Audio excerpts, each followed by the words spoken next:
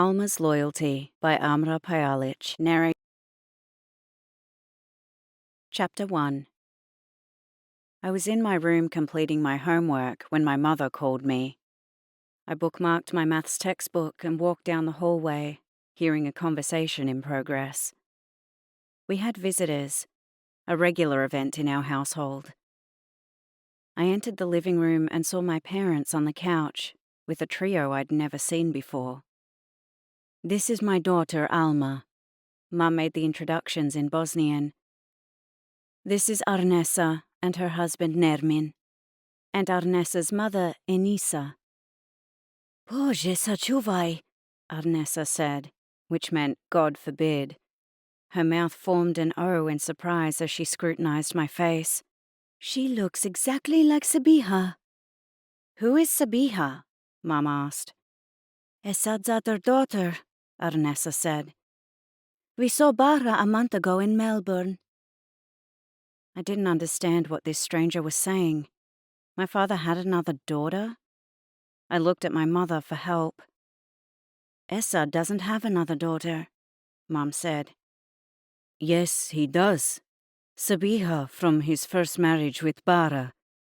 She's the spitting image of her father and sister," Nermin nodded to me. My legs felt weak. My father was married before? I turned to my father, hoping to get confirmation this was all a lie. His face was white. "Alma, return to your room," Mum commanded. I walked down the hall, hiding in the alcove so I could eavesdrop. "How could you not know?" Arnesa demanded. "Bara was 4 months pregnant when you moved to Hobart." There was an awkward silence before Mum jumped in. "Bara told him the child wasn't his." "Aren't there tests to find out?" Arnesa said. "After all, you both know that she wasn't of sound mind." "Do you have Bara's phone number?" my father asked. "Of course," Nermin said. I heard the ping of an SMS. Nermin must have sent my father the phone number in an SMS. My father passed in front of the hallway and went to his study, closing the door behind him with finality. "My apologies. Maybe we should reschedule this visit," Mum said, walking our guests to the front door. I inched down the hallway and closer to the study. Mum closed the front door after our guests and walked to stand in front of the study door to eavesdrop with her back to me.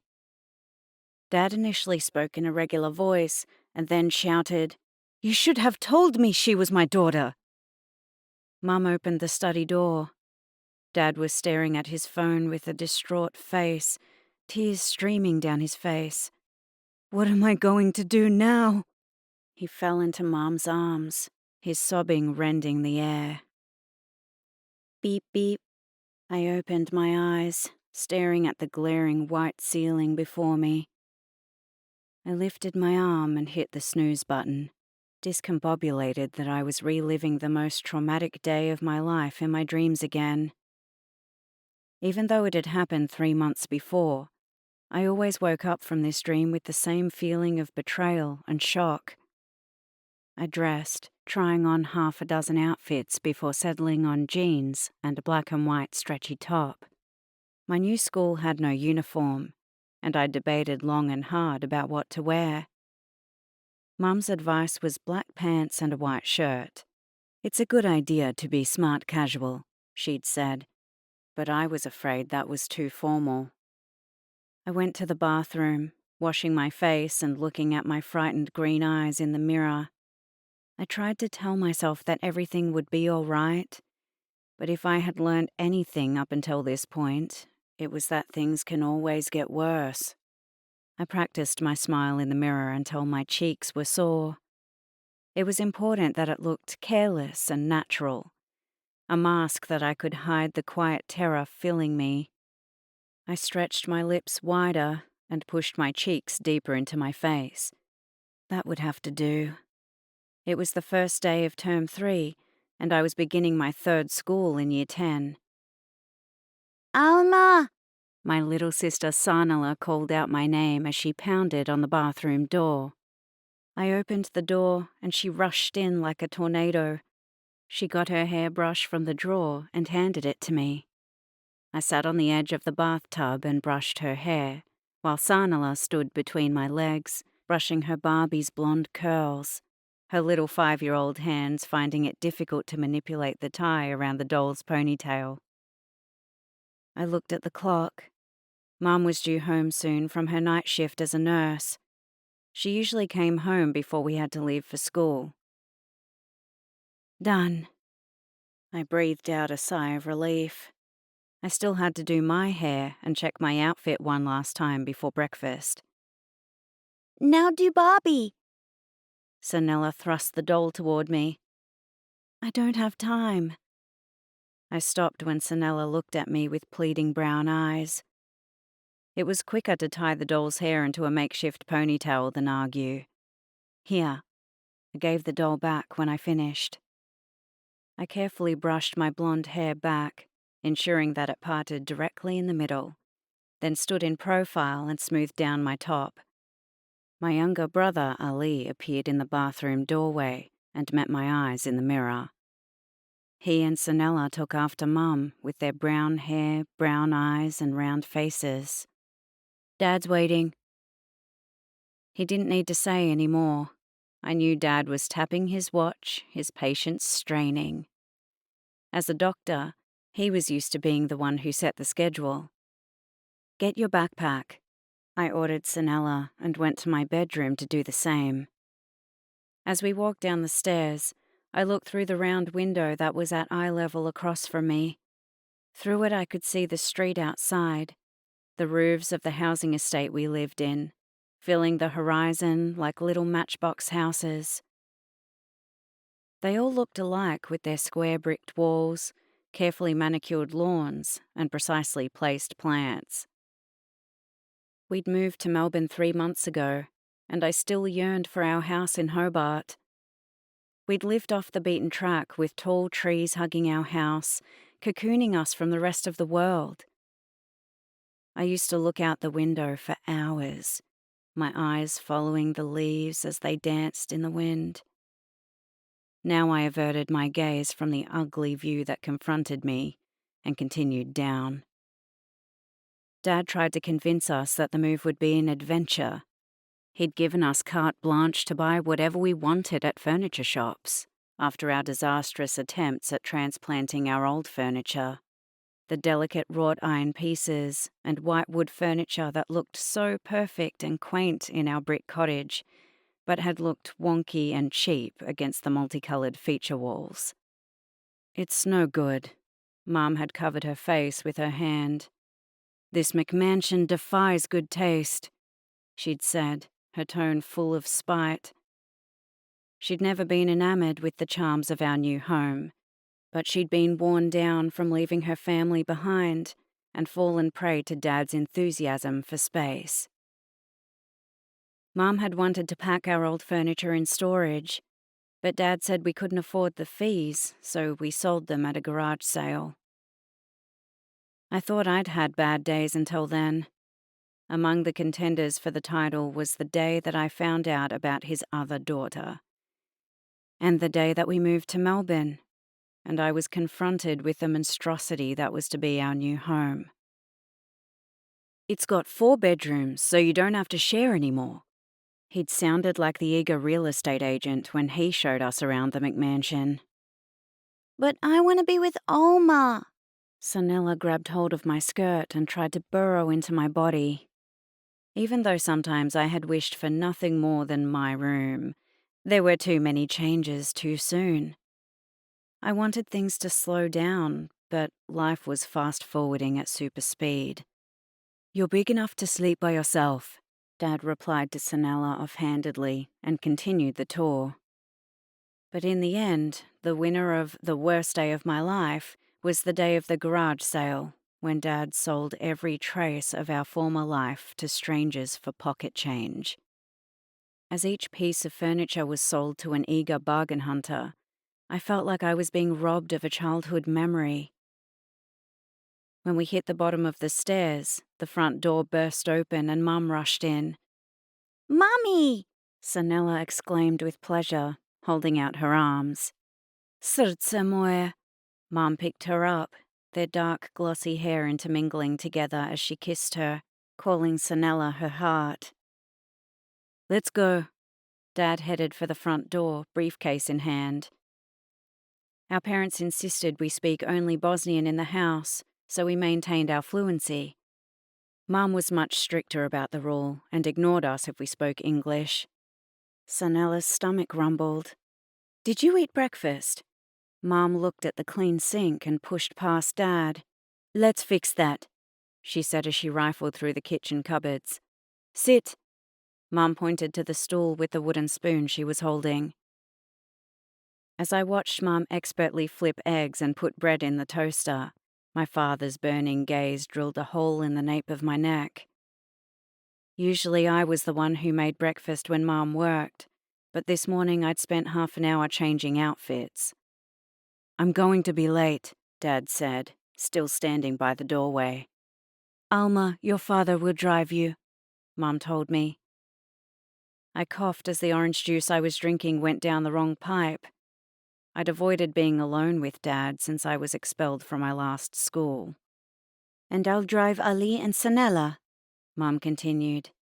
My new high school was in St. Albans near Dad's medical centre, while Ali and Sanella's schools were closer to home in Sydenham. When Mum served breakfast, I gulped the eggs down without chewing, only to stop abruptly and cover my mouth as the gooey texture of the scrambled eggs triggered my gag reflex. Don't rush. Mum shot an annoyed look at Dad. He retreated to the living room. When we finished breakfast, Mum pulled out our lunch bags from the fridge and handed them out. We walked out of the front door and I followed my siblings to Mum's four-wheel drive. Ali got in the back seat and rolled down the window. Come on, Alma! Sanella tugged me toward the back seat. Alma isn't coming with us, Mum said gently. Daddy will drive her to school today. But who's going to wait with me until school starts? Sanella was on the verge of tears. Sanella was in prep and was anxious by herself. I used to stay with her at her primary school until her friends arrived, then undertook the 15-minute walk to my previous school, a private all-girls school. You'll be all right. I knelt in front of her and cupped her cheek. Your new friend Heidi will wait for you at school. Sanella hugged me, her little arms clinging to my neck. She was born when I was 10, and I reckon I'd nearly changed almost as many of her nappies as Mum had. Let go of your sister now. Mum grabbed hold of Sanella's arms and gently tugged her away. No! Sanella shouted, holding tighter. I took a deep breath and blinked back my own tears. You won't be alone. I'll stay with you, Ali said. See? I made my voice upbeat. Ali will stay with you. Sanella looked uncertainly between Ali and I. Promise, she demanded from our brother. I promise. He took Sanella's other hand. You'll be fine, Mum said to me with a fake smile stretching her lips, while Ali strapped Sanella into the booster seat. You'll make lots of friends. As Mum hugged me, I hid my face in her hair, wanting to be a little girl once again and believe in every platitude. But I knew she was just as nervous as I was. I was embarking on a whole new adventure at my first co-ed public high school. Either of those would have terrified me. The two together, and I was paralyzed. Don't forget I'll pick you up after school at Dad's work. Mum pecked me on the cheek and briskly got in the driver's seat. I waved as the car reversed out of the driveway. The four-wheel drive was parallel to the house, and Sanella pressed her face against the glass window when Dad turned on the ignition to his car. I aborted my waving and jumped into the passenger seat. We reached the end of the cul-de-sac, and Mum's four-wheel drive turned left, while Dad turned right. I watched through the back window until Mum's car wasn't visible anymore. I looked ahead again, suddenly aware of the silence in the car. The last time I'd been alone with Dad was when I got expelled 3 days ago, and he drove me home, his body taut with seething silence. Dad took a right turn and cleared his throat.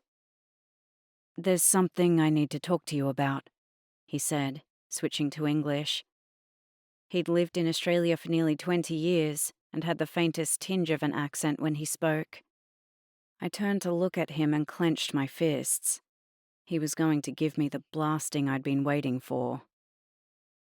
It was almost a relief after the silent treatment of the past 3 days. I grabbed hold of the car door handle and fantasized about pulling it open, throwing myself out of the moving car and sliding across the asphalt, my skin peeling like a banana. Surely it couldn't be more painful than what was about to take place in the car. "It's about your new school." Dad paused. I took a deep breath, realizing I hadn't exhaled since he first spoke. "I'm really excited," I lied. I was full of trepidation about what it would be like to go to a public school. The kids in public schools were rough, and I was told that public schools had less discipline. "It's got a fantastic academic record." I recited the facts and figures I'd memorized from repeatedly staring at the school enrollment information. "It's not that." Dad waved for me to stop. "You'll know someone at your new school." "Mum told me," I interrupted again. Mum worked the phones after they enrolled me, calling around the Bosnian community until she tracked down a student who went to the same school. Dina Hasanagic. "Could you please let me finish?" he snapped. I hunched into the passenger seat, his words like a slap to the face. My fingers jumped to my mouth, my teeth connecting with enamel before I remembered myself and sat on my hands. "I'm sorry." Dad put his hand through his hair, messing his carefully combed hair. He was nervous. My stomach clenched harder.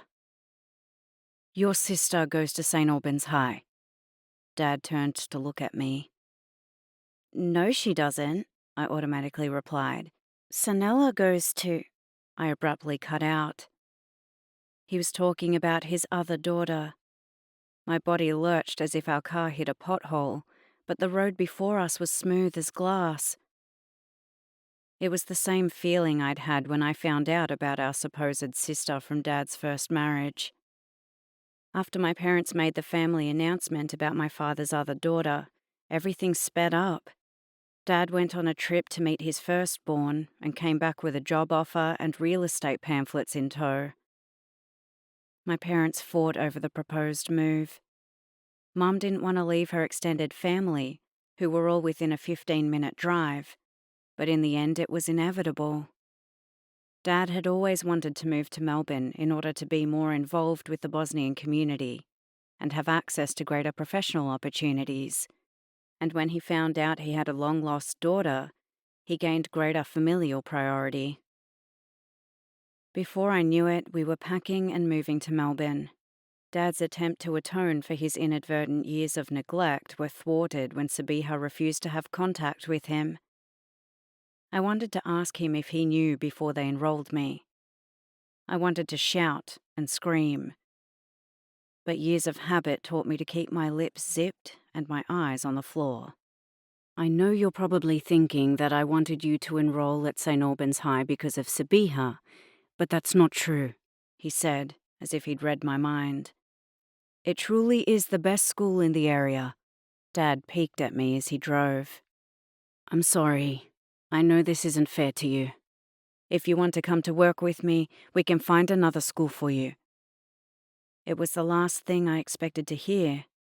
"Do you mean it?" "Of course," Dad said. "It's completely your decision." He was tense, his whole body on edge as he waited for my answer. For the first time since we found out about the other daughter, I had his full attention, and it was intoxicating. Maybe I shouldn't throw this gift away? Going to St. Albans High might be my chance to bring back the dad I knew, but who'd been missing in action for the past 3 months. "What about Mum?" I asked.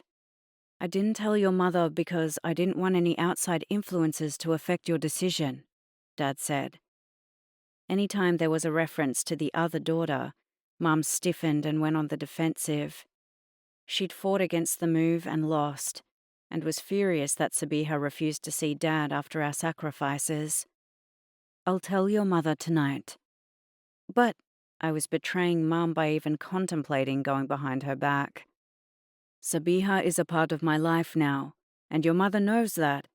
She'll see that this is the best decision for all of us," Dad smiled. I felt compelled to smile back, even though I didn't agree. There would be hell to pay when Mum found out. Dad stopped the car in front of the school, and I looked with concern at the empty schoolyard.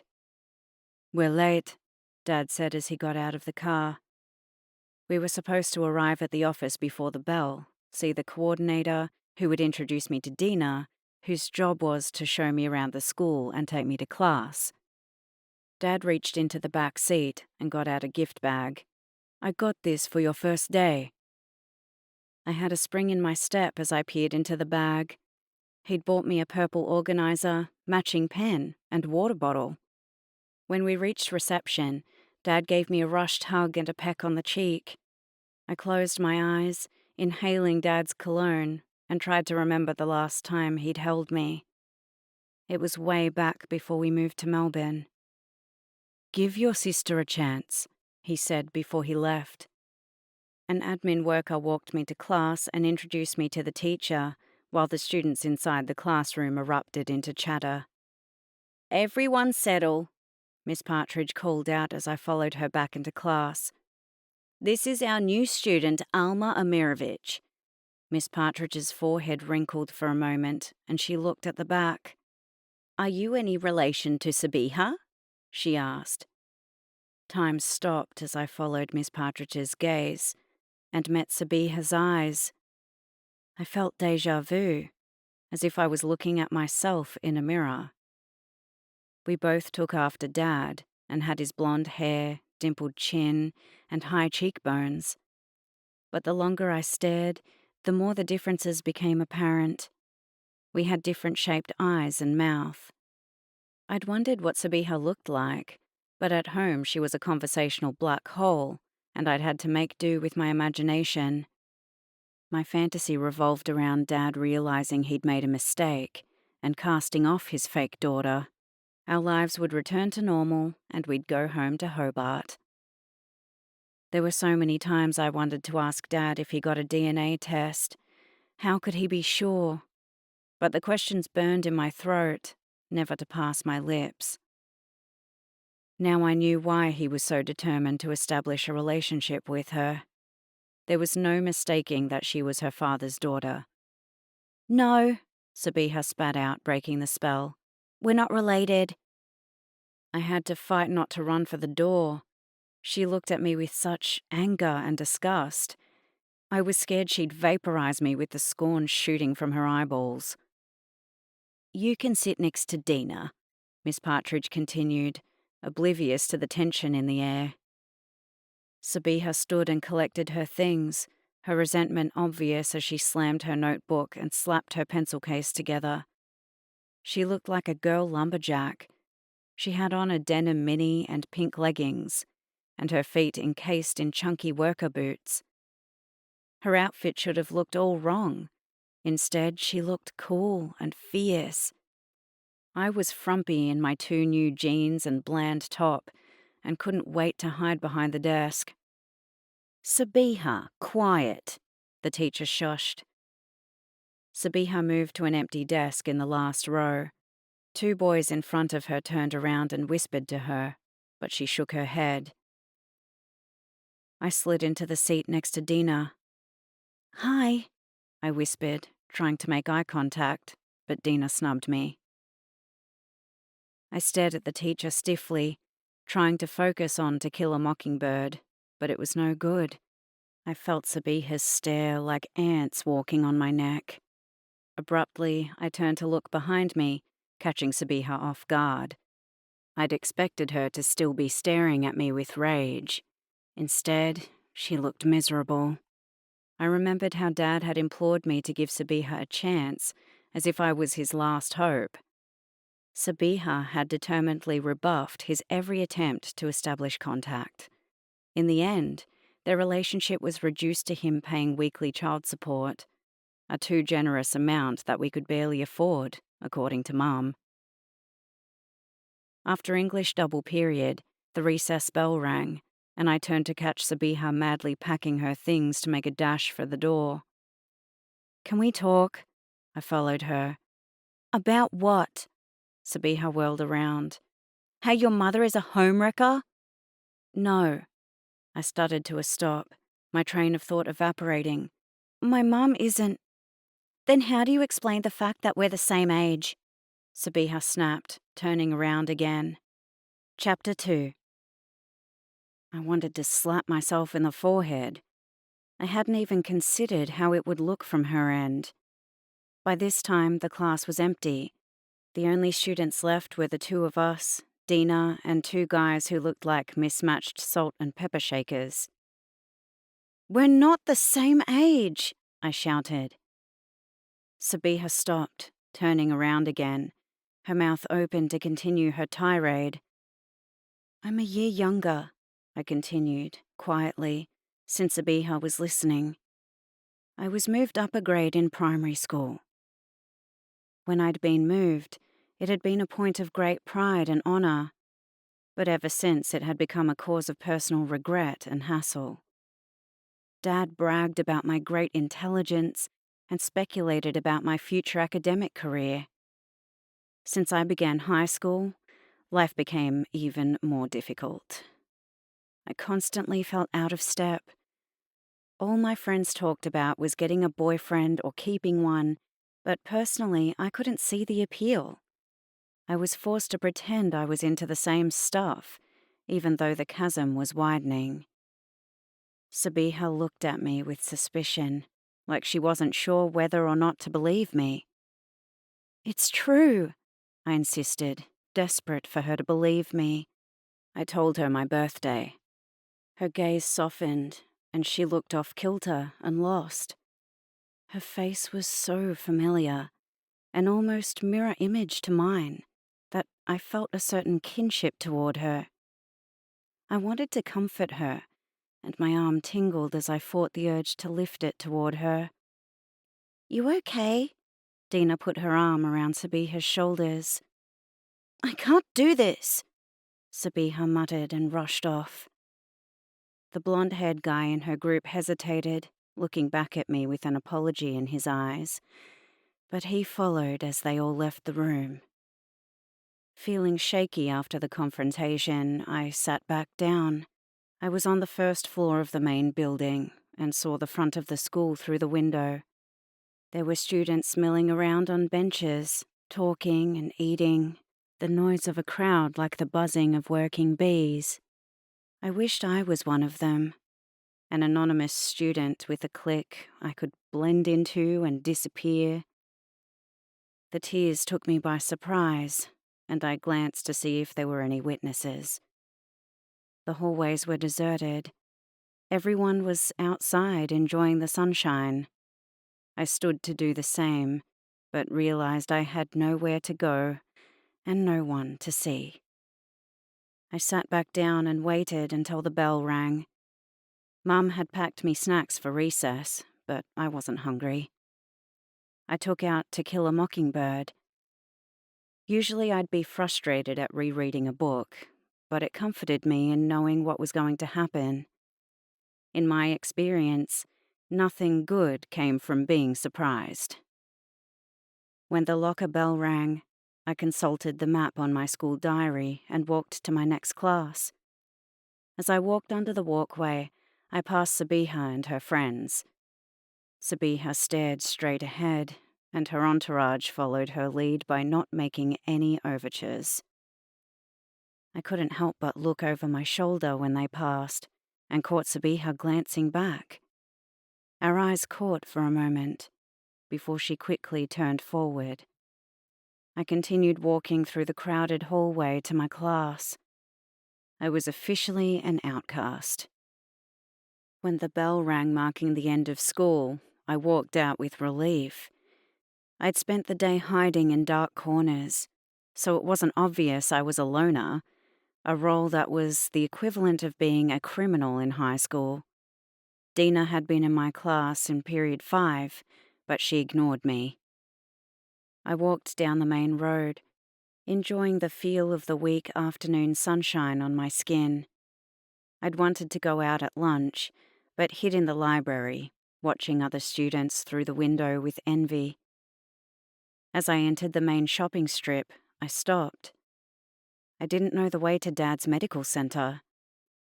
I tried to unscramble my brain and think, but I couldn't even remember the street name.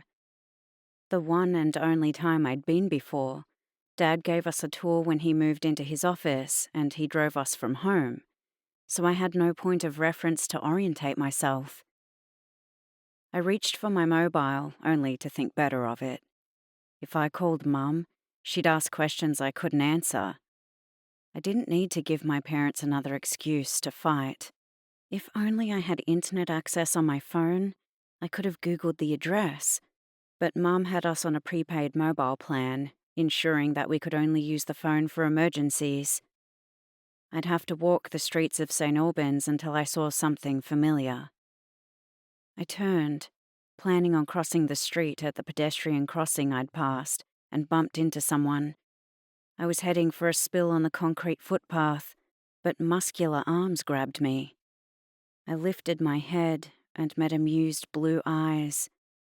He had slicked brown hair, light stubble on his face showing he was older, and a cigarette dangled between his lips. I was stunned mute. I'd never been this close to a hot guy, and something strange was happening. My mouth was dry, and my stomach was doing weird somersaults as if a furry critter had invaded my intestines. "You okay?"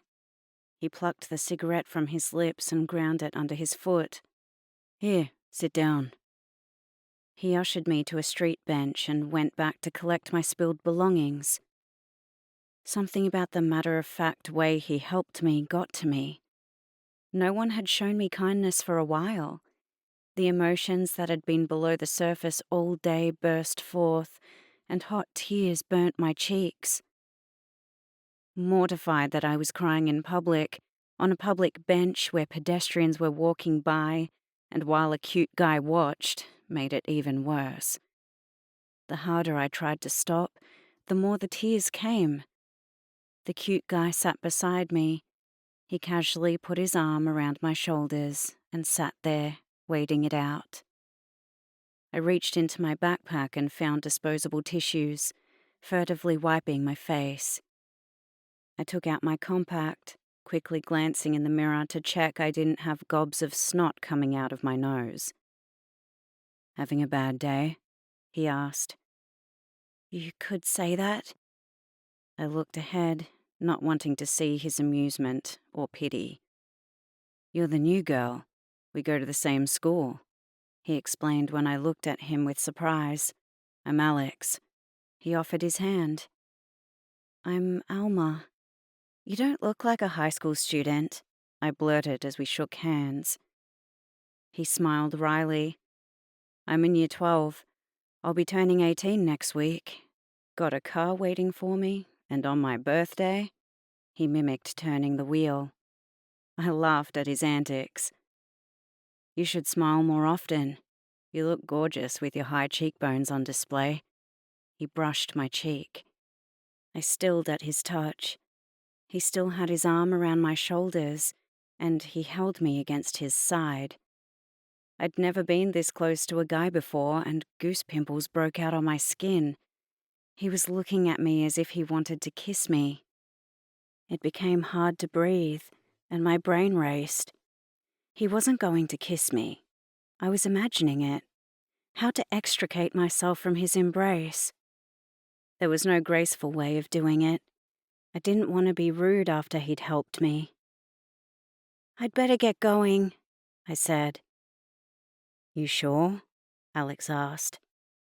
It looks like there was something bothering you, and I'm a good listener. He waggled his eyebrows playfully, wrenching a smile from me again. My dad is waiting for me. I looked away, feeling self-conscious under his intent gaze. I can't remember which street his work is in. I'm guessing you're new to the area, Alex said. I nodded. He got out his mobile and pressed a few digits. It's actually piss easy to find your way around St. Albans. They built the whole place like a grid. He leaned in and held his mobile in front of me.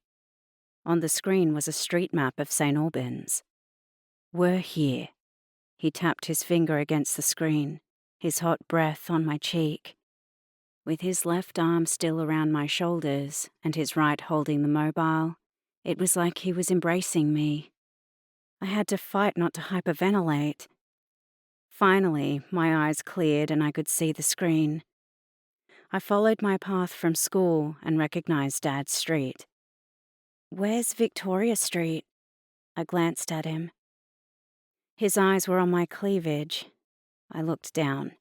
As I'd hunched over, my top gaped, allowing Alex to see my bra. I covered my breasts, shifting away from him. When I gave him a horrified stare, he smiled. You can't blame a guy for looking. He removed his arm from my shoulders and pointed to his left, giving me directions to Victoria Street. You okay now? I nodded, feeling like a gauche schoolgirl who'd overreacted. I lowered my hands from my chest and bent away from him to pick up my backpack. Thanks for your help. I'm always happy to help a damsel in distress, Alex said. I braved looking at him. He was sitting cockily on the bench, wearing a big smile. I don't suppose you need some more comforting? He winked at me suggestively. I hear that touch is the best way of healing someone. He caressed my arm. No, thank you, I said primly and stood. He stood up, and I had to lean my head back to look at him. Until next time, my lady. He pressed a kiss against my hand. With a quick bow, he turned and walked away. I watched the way the black t-shirt clung to his wide shoulders, while the skinny black jeans highlighted his thin waist and hips, cupping his cute butt. Realizing I was ogling, I looked away. As I walked to Dad's work, I scanned the crowd, looking for Alex's brown hair. I'd never had such a charged conversation with a boy. The last time I'd been in a co-ed school was when I was in primary school, and that was one thing I'd been most nervous about. My previous interactions with a boy were at school mixers, as we exchanged awkward small talk. But Alex was a man. He was confident and cocky. He radiated masculinity. I'd had guys crack onto me before, and it had been vaguely unpleasant and sordid, with lots of damp hand-holding and nervous eye-shifting. But with Alex, it had all been smooth and light. He'd made me feel good, and he'd given me something else to think about. I was sorry to arrive at Dad's medical center and have to stop thinking about him. When I walked inside, it was like coming home. Mom used to work with Dad in Hobart, and I'd spent countless hours in the staff room, watching television and doing homework after school. The waiting room was full of patients who chatted to each other in Bosnian. As Dad was one of the few doctors in the community, they travelled from all over the city to see him, and his waiting room became a de facto community centre where they exchanged information about all matters Bosnian. St. Albans had a large population from former Yugoslavia that swelled even more after the Balkan War. As a result, Dad had no trouble getting a job and had his pick of medical centres vying for him because of his language skills. The receptionist answered the constantly ringing phone, "Victoria Street Medical Clinic," only to continue speaking in Bosnian. An elderly woman who was waiting for the receptionist saw me heading behind the desk to the staff room and hailed me. Chia si ti? She asked. Esadomirovich mi je babo. I told her who my father was, bemused that the Bosnian way of eliciting parentage translated to, "Whose child are you?" The woman nodded, her curiosity satisfied, and I continued on my way. I was doing my homework when Dad interrupted. "Hello, Pumpkin." He sat on the chair opposite. "How was your first day?" As I told him about my teachers and classes, I was in heaven. This is what I'd dreamed about. Dad listening to me as if I mattered. But soon his attention waned. "Did you see Sabiha?" he asked eagerly. "We had some classes together," I said. He nodded, waiting to hear more. Seeing the hope in his eyes, I couldn't bear to disappoint him. "But Sabiha was in the book club at lunchtime, so we didn't have time to talk," I lied. "She likes to read?" Dad asked. I nodded. "Of course she does. She's her father's daughter." He kissed me on the cheek. "Maybe you should join the book club too," he urged. I murmured non-committally, not wanting to raise his suspicions about our less than enthusiastic reunion. "I'd better get going." Dad looked at his watch. "Thank you," he whispered, smoothing a hand through my hair. I used to push him away, annoyed that he'd ruined my carefully prepared hairstyle. But now I put my hand on my scalp, trying to imprint the sensation of his touch on my skin. I tried to persist with my homework after he left, but I couldn't think. I practiced what I'd tell Mum. She'd want to know all about my first day, and it was impossible to talk about it without mentioning Sabiha. The receptionist came to the door. "Your mum is here. There's no parking spots, so she's waiting for you at the front." I collected my belongings and shoved them into my backpack, carrying it against my chest, the top unzipped and contents about to spill out. Mum was double parked. The esplanade was narrow, and there was no way for the drivers behind to pass, so they were honking their horn.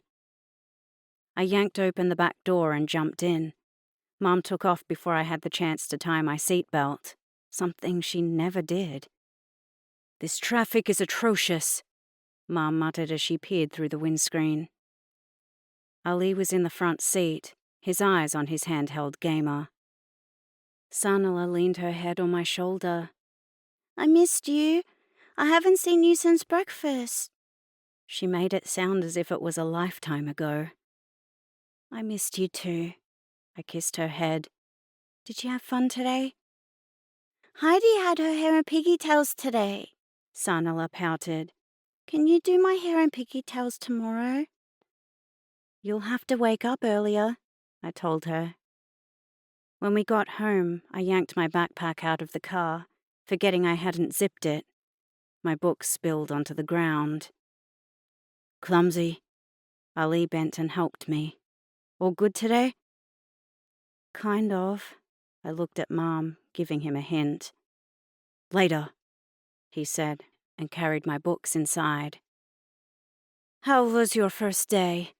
Mom threw out the question as an afterthought while we carried groceries from the car. "Great." I dumped the grocery bag and rifled through for refrigerated items to put in the fridge. "I made some friends and had someone to hang with."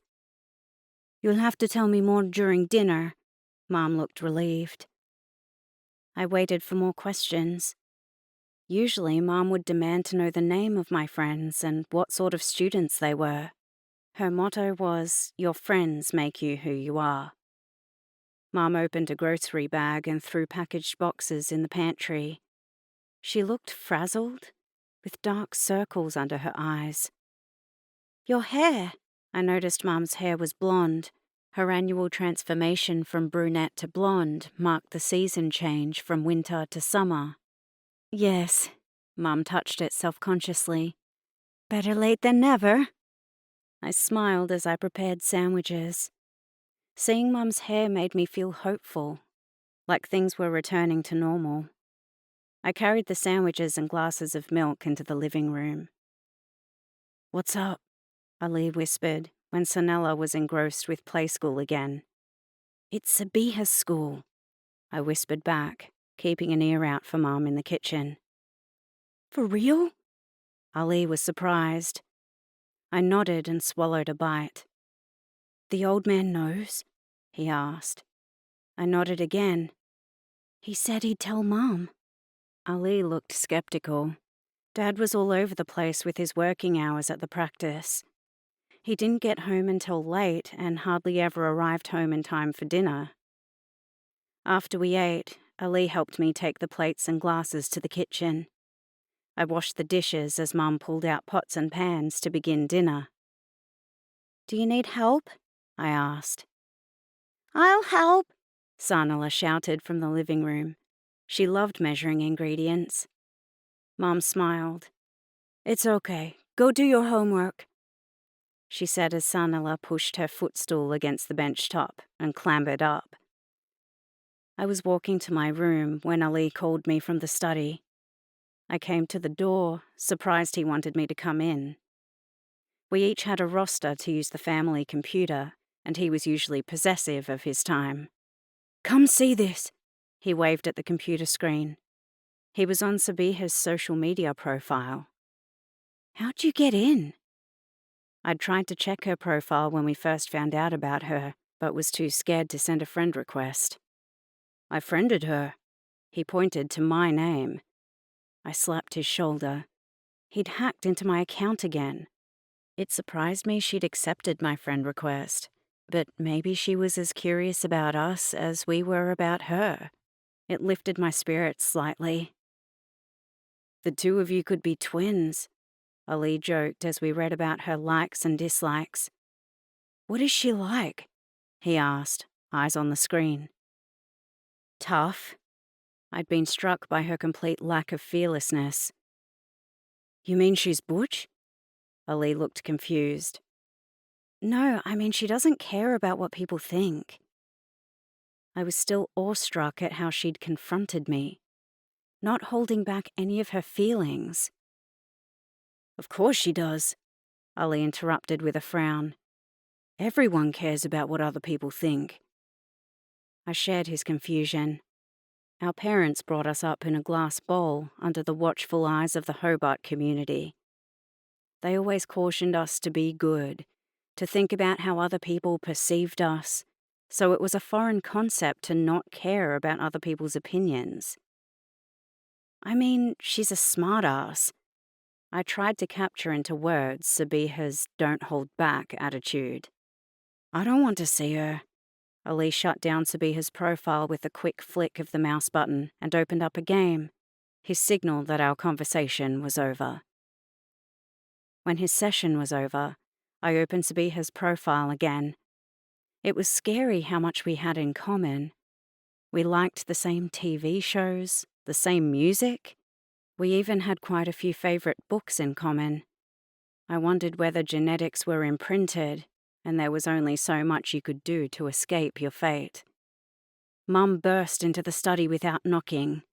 I hit the close icon on the computer screen, but I wasn't quick enough. Her gaze sharpened. Let me see, she demanded. Mum's rule was that we could use the family computer as long as she had our email password, and she randomly checked our browser history. I went to my browser history and opened Sabiha's profile, my breathing shallow, as I waited to see if her sharp eyes would catch on those 4 words that would ruin my night. Mum looked confused as she read it. Why are you looking at this? I was curious. I clicked the mouse to close the browser. Wait a minute. Mum covered my hand. She zeroed in on the info section of the profile where Sabiha's school was listed. She goes to St. Albans High School, Mum demanded. Shit. I was done for when Dad came home.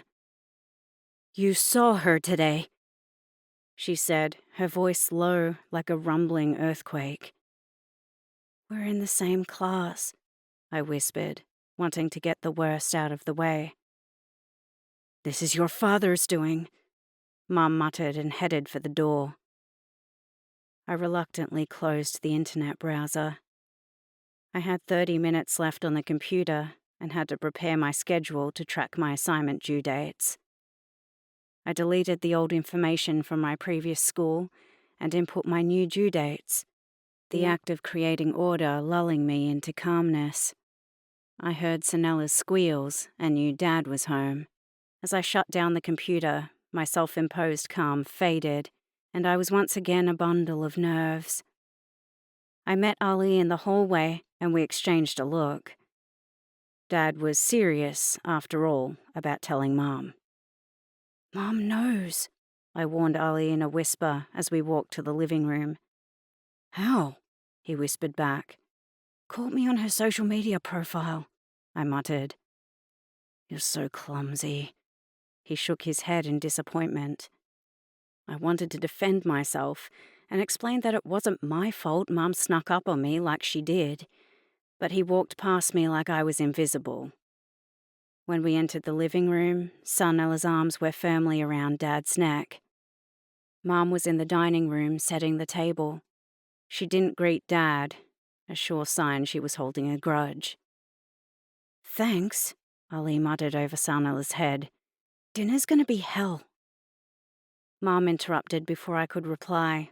"Hands clean," she said briskly. "Let's go wash up." I led Sanella to the bathroom. I'm sitting next to Daddy. Sanella insisted as she washed her hands. "All right," I agreed. And I want Mom next to me. Sanella quickly claimed. I nodded, relieved. Sitting between our parents tonight would be like being stuck between two sumo wrestlers who were jostling for space. We sat at the table, and Mom began serving. Are we going to wait for Daddy? Sanella asked. The usual protocol was we didn't begin serving dinner until everyone was seated. "He's coming." Mom passed the serving dish to Ali. Dad came in and saw the lay of the land with a glance. He glared at me. Embarrassed, I looked away. "What did you do today, Sanella?" he asked. Ali passed the dish to Dad without serving himself. Sanella took that as her invitation to monopolize the conversation and talk all about her fairy painting that was drying at school. The rest of dinner passed in silence, with only Sanella chattering as she ate. Eventually, the tension wore her down too, and, by the end, she was playing with her food, pushing her fork into her mashed potatoes and smearing them on the plate. "Stop playing with your food," Mom snapped. I'm not hungry, Sanella wailed, dropping the fork with a clank on the table. Chapter 3. "Yes, you are. You won't be getting any food if you wake up tonight hungry." "Leave her alone," Dad said quietly. Mum's lips tightened in displeasure, and she didn't speak again. As soon as dinner finished, we pushed our chairs away from the table with relief. Mom retreated to the kitchen, clattering and banging emanating as she washed the dishes and cleaned every surface and cupboard. Her coping mechanism when she was angry. Dad retreated to his home office and did his paperwork, a nightly ritual that meant that we hardly saw him, whether he was home or not. Ali went to his bedroom, and I did the same. When I returned to Sanella's bedroom to say goodnight, Mom was reading her a story. When Ali and I were small, it was Dad who read to us, putting all his energy into performing the unique characters and sound effects, making us shriek with laughter. Most nights Mom used to come up too, and she'd sit on the edge of the bed and smile indulgently as she watched us, until eventually she had to call it quits because we kept asking for more books. I used to fall asleep with a smile, my stomach aching from laughter, and a feeling of comfort I could barely remember now. I returned to my bedroom and read for a little while before turning off my lamp and going to sleep. I was woken by loud voices. They were fighting again. I crept to my bedroom door and opened it a crack. My parents' bedroom was at the end of the hall, and even though their door was closed, their loud voices boomed through the thin plywood and plaster walls. Sarnella's bedroom was right next to theirs. It was convenient for Mom when Sarnella was having an unsettled night, but on nights like these, when the house shook with their anger, she was the first one to be disturbed. As I crept through the hallway to Sarnella's room, I heard my parents clearly. "None of this would have happened if we didn't move here," Mom shouted. "Let it go," Dad said. "We're here now, and we have to make the best of it." "That's easy for you to say when you've got the best of it," Mom said. When I walked into Sarnella's bedroom, she was already stirring. I picked her up and shushed her. "Who's yelling?" Sarnella murmured sleepily. "It's the neighbors," I lied, and carried her into the hallway. Ali was standing in his doorway. I followed him into his bedroom. It was at the opposite end of the hall, and the furthest from our parents' bedroom. He'd already pulled out the trundle bed and put bedding on it. I lay down with Sarnella in my arms, carefully tucking the doona around us. Ali turned on his iPod, leaving the music low so it muted the shouting. "This is all her fault," he said in a vicious whisper. "Before we found out about her, they never fought." It's not her fault that she exists. I used to feel the same way before I met Sabiha. But now when I remembered her shell-shocked expression, I felt like I was looking at a mirror.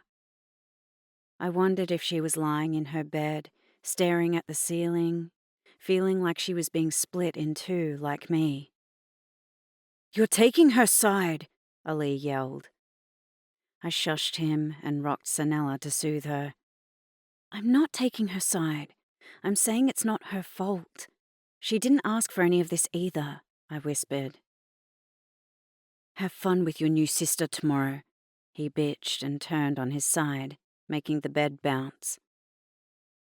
As I listened to my parents arguing, I wanted to run into their bedroom and shout, "Stop, please, Mummy and Daddy," the way I used to when I was little. I thought I had a magic touch because they'd instantly stop, hug and kiss each other to prove they were okay, before picking me up and squashing me between them. I'd tried it once with Sarnella while we were still living in Hobart. Ali and I'd hid in the hallway and waited for Sarnella to jump out and yell out for them to please stop fighting. Our parents became quiet, and I'd thought that it worked, but then Mum called out my name. "Take your sister to her room and play with her, please," Mum said, holding Sarnella's hand. Mum wouldn't meet my eyes. That was when I realized that the problems between them weren't something that would go away with a kiss and a cuddle. These were mammoth arguments, the sort of arguments that tore a family apart. The house was quiet. They had stopped arguing. I stood and collected Sarnella.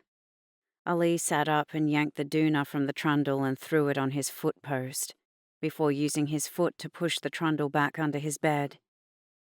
By the time I reached the door, he'd turned on his side and was asleep again. After I returned Sarnella back to her bed, I was wide awake and feeling peckish.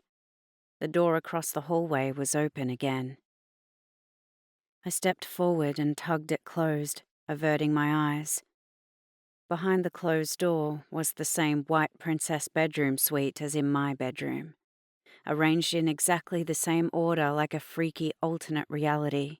The empty bedroom remained pristine, perfect, and untouched as it waited for its princess to come and claim it.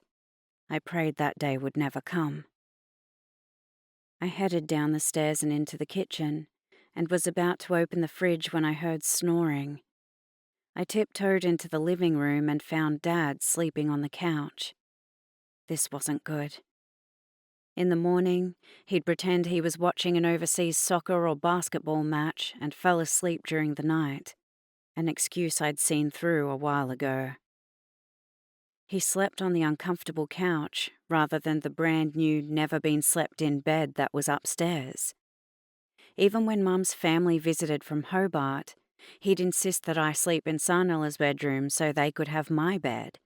It was like he was keeping it preserved for the night that Sabiha would decide to sleep over and didn't want to sully this possibility by repurposing the bedroom. I returned up the stairs. It had infuriated me every time I found the bedroom door opened, thinking Sanala was playing inside, until the day I found Dad standing in the open doorway. As I returned to bed, I wondered what he was thinking about as he viewed the empty room. Was he imagining Sabiha sitting there with him? The conversations they would have as they bridged the years they'd missed out on each other's lives? I wiped a tear and stared at the ceiling, trying to fall asleep again. The next morning, I was at the kitchen table when Dad walked in with his briefcase in hand. "Let's go," Dad commanded as I ate my toast for breakfast. "But I have to say goodbye to Sanala," I said, still feeling hungry. Dad left the kitchen without replying. I looked at Mum, who shrugged her shoulders helplessly. "You'd better go," Mum said with a sigh. There were dark circles under her eyes again, witness to a sleepless night. We were all subdued this morning after last night's big fight. Even Sanala sensed the tension and retreated to her bedroom before school, giving up watching her morning cartoons on television. Mum handed me my lunch. "Have a good day." She kissed me on the cheek, barely touching her lips to my skin, before turning back to the dishes in the sink. I followed Dad to the car. As he reversed from the driveway, Sanala ran out. I forced a smile and waved through the windshield. Sanala's hands were formed into fists, her little body stiff as she cried. As we drove, I glanced at Dad and saw he was holding back his anger. "I made one simple request," Dad said when we stopped at a traffic light. "I didn't—" He put his finger up, showing he wanted me to be quiet. "All I asked from you was that you let me be the one to tell your mother about Sabiha." "She saw on—" He put his finger back up, and I bit back the words trying to escape my throat. "I should know better than to get between mother and daughter." My appetite faded, and I looked out the window to hide my leaking eyes. Dad pulled up into the medical center car park. "You can walk from here." He walked to the door without a backward glance. I walked to school feeling off kilter. The whole day turned to shit before I had a chance to greet it. I looked at my wrist and realized I'd forgotten my watch. The main street in St. Albans was deserted and all the shops closed. It was like I was the last person on Earth. Everything looked innocuous, with strips of sunshine decorating the footpath. If this was a horror movie, zombies would come out and start nibbling on my flesh. The first 2 periods I was with Sabiha and her friends, but sat at the back of class and remained on the down low. I spent the day like the invisible girl. When I saw Sabiha in class or in the corridors, she pretended like I wasn't there, and her friends followed her lead, except for the blonde boy. He always looked at me with regret, even mustering a smile once or twice. I told Mum I had to do research at the library and avoided seeing Dad at the medical center after school. I didn't want to face his questioning eyes and have to tell him the truth, that Sabiha was shutting me out just as she did him. Over the next 2 days, I hung out at the library during lunchtime and began making friends with the chess team. Who knows how long the standoff would have continued if it wasn't for Alex Payne and his sparkling smile. It was lunchtime on Friday, and I was swapping my books at my locker when I saw Alex walking toward me. His blue eyes lit up with pleasure. "How's my favorite new girl?" he asked with a grin. "I'm good," I grinned back, glad that there were students around watching me having a conversation with a cute guy. "What you doing now?" He put his arm on the wall above my head. I leaned my back against the wall, butterflies jumping in my stomach at his proximity. "Going to the library." I held up my book bag. "What you gonna do that for?" He took the bag and tossed it in my open locker. "Let's enjoy some sunshine." My new friends were waiting for me, but my feet had a mind of their own and followed Alex. He put his arm around my shoulders and led me outside. I saw Dina nudging Sabiha.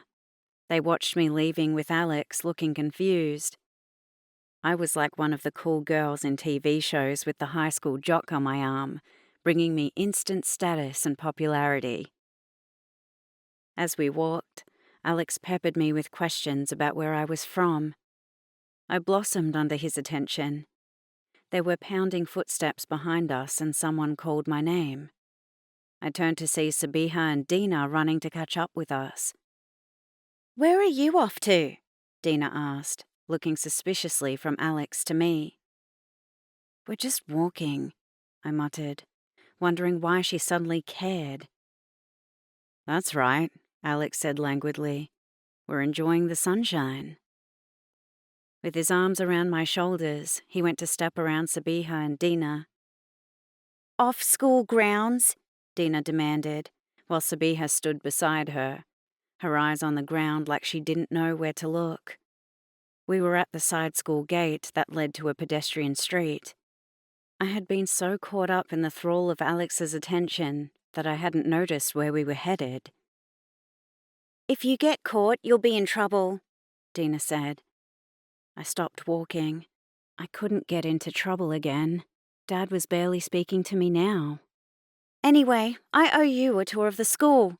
Dina stepped forward and took my hand, tugging me away from Alex. "What's with the intervention?" Alex demanded. "You jealous?" "As if," Dina shot off. "She's Sabiha's." "She's my relative." Sabiha cut in before she finished the sentence, finally looking up and joining in. Alex looked at me with surprise. "Relative?" he asked. I said nothing. "We'll finish our walk another time." He grinned again and kissed my hand before he sauntered off. "What were you doing with him?" Dina demanded. "He's the biggest sleazebag in school." "He helped me on Monday," I muttered, thick-headed with confusion. "What do you care?" I asked. "He was probably taking you to Blowjob Lane," Dina said. "What is Blowjob Lane?"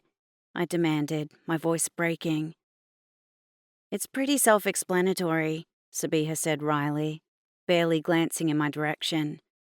"And Alex is the one who coined the term." I looked at Alex as he walked off. Was it true? Did he really have such bad intentions? I couldn't wrap my head around the fact that the guy who was so sweet to me yesterday could be such a sleazebag. I turned to Dina to ask more questions when her next words stopped me in my tracks. "Shit, that was a close call," Dina said, wiping her forehead. "If you got involved with him, Mum would kill me." The penny dropped. They didn't really care about me at all. Dina was just covering her ass. I was about to leave when Sabiha's other friends joined us. "So we're welcoming the prodigal sister into the fold," the brown-haired boy said. "Introductions are in order. I'm Brian." He offered his hand. He looked like he was impersonating a hobo. His hair hadn't seen a comb in a week, and his clothes were creased like he wore them to bed. I automatically shook hands with him. "This is Jesse." He jerked his head to the blonde-haired guy wearing daggy jeans and a worn-out t-shirt. "And I believe you know Dina."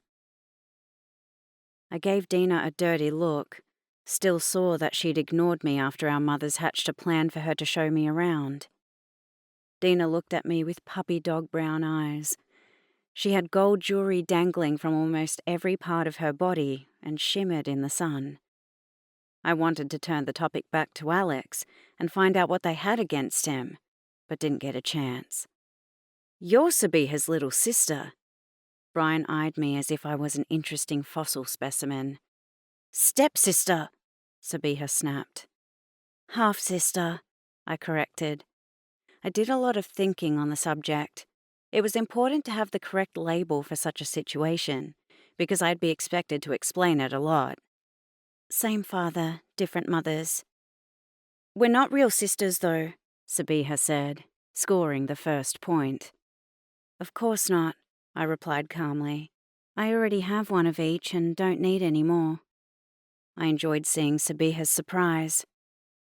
Burn! Brian interrupted before Sabiha rallied. I see the bitchy gene is hereditary. Shut up! Sabiha pushed him. Brian dropped his diary, and I automatically bent to pick it up. I paused with an outreached hand when I saw the collage of male movie stars on his cover, most of them bare-chested with their pecs glistening. I slowly handed the diary to Brian. As you can see, I'm partial to blondes. Brian hammed it up, lisping slightly, confirming my half-formed suspicion. I forced a smile. I'd never known anyone who was gay. A squirmy, uncomfortable feeling squatted in my stomach, like I'd witnessed someone picking their nose and didn't know whether I should acknowledge what I saw or pretend it never happened. Sabiha and her friends began walking. Are you coming? Brian asked. Sabiha slowed her steps, waiting for my answer. I've got things to do, I said. Nonsense, Jessie spoke for the first time. We'd be delighted for you to join us. I waited to see if Sabiha would protest. Hurry up, I'm starving, she snapped over her shoulder. I guess that was as good an invitation as I would get. I hesitated, unsure whether I wanted to be a charity case, but in the end my curiosity cinched it. I had to know more about my other sister. We'll give you a tour of the school, Dina said. We walked through the school grounds and they pointed out buildings. There was an awkward silence between Dina's commentary, as if no one could think of what to say.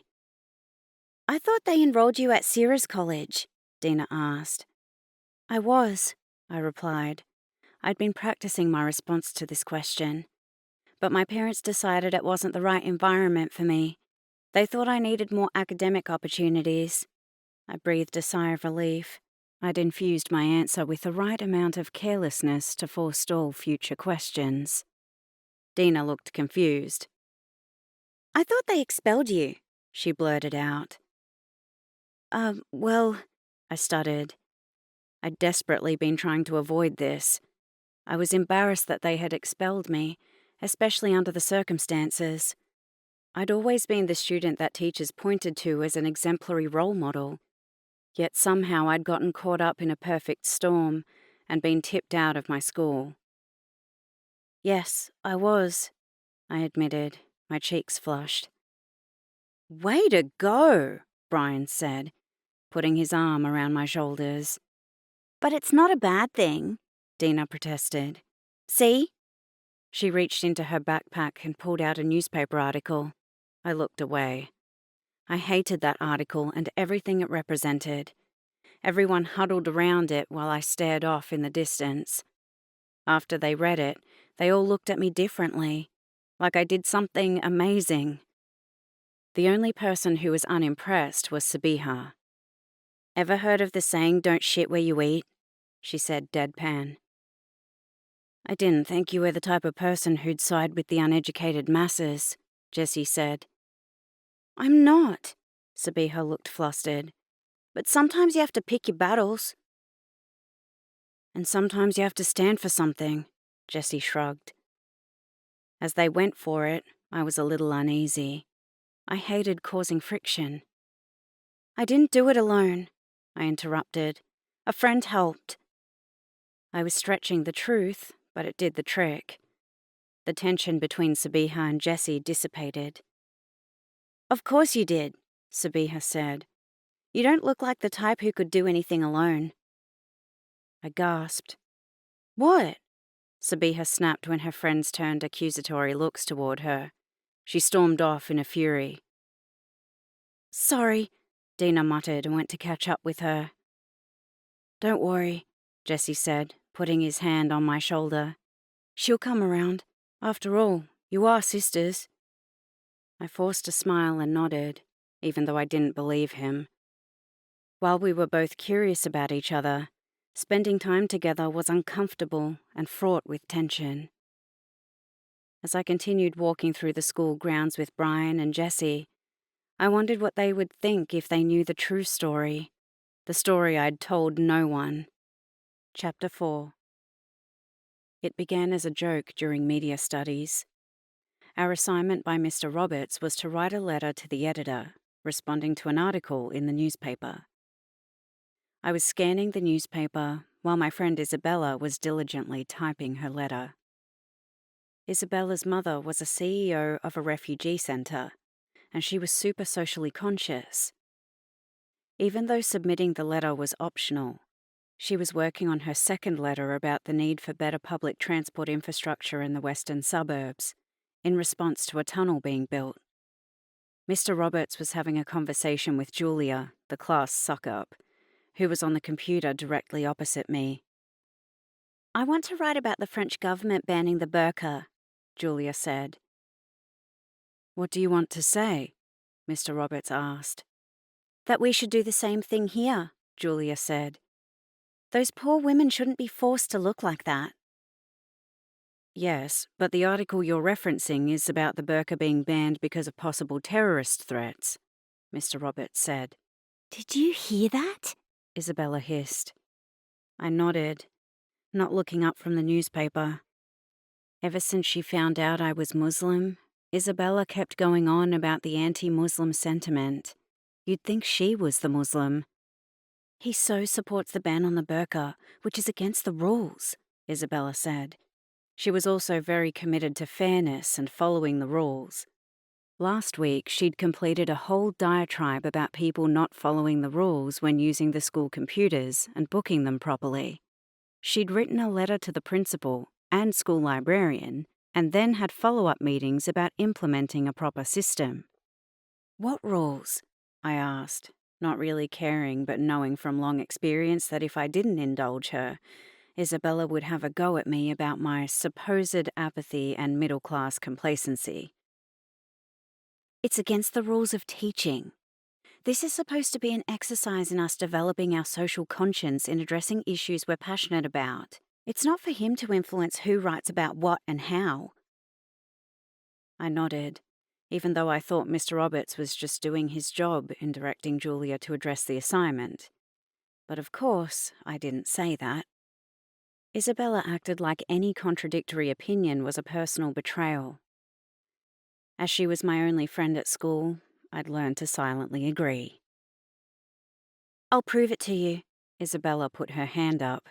I want to write about the burqa issue and that it's wrong that they discriminate against Muslim women. Isn't it like against human rights or something? Which article are you referencing? Mr. Roberts asked. He scanned the article Isabella was pointing.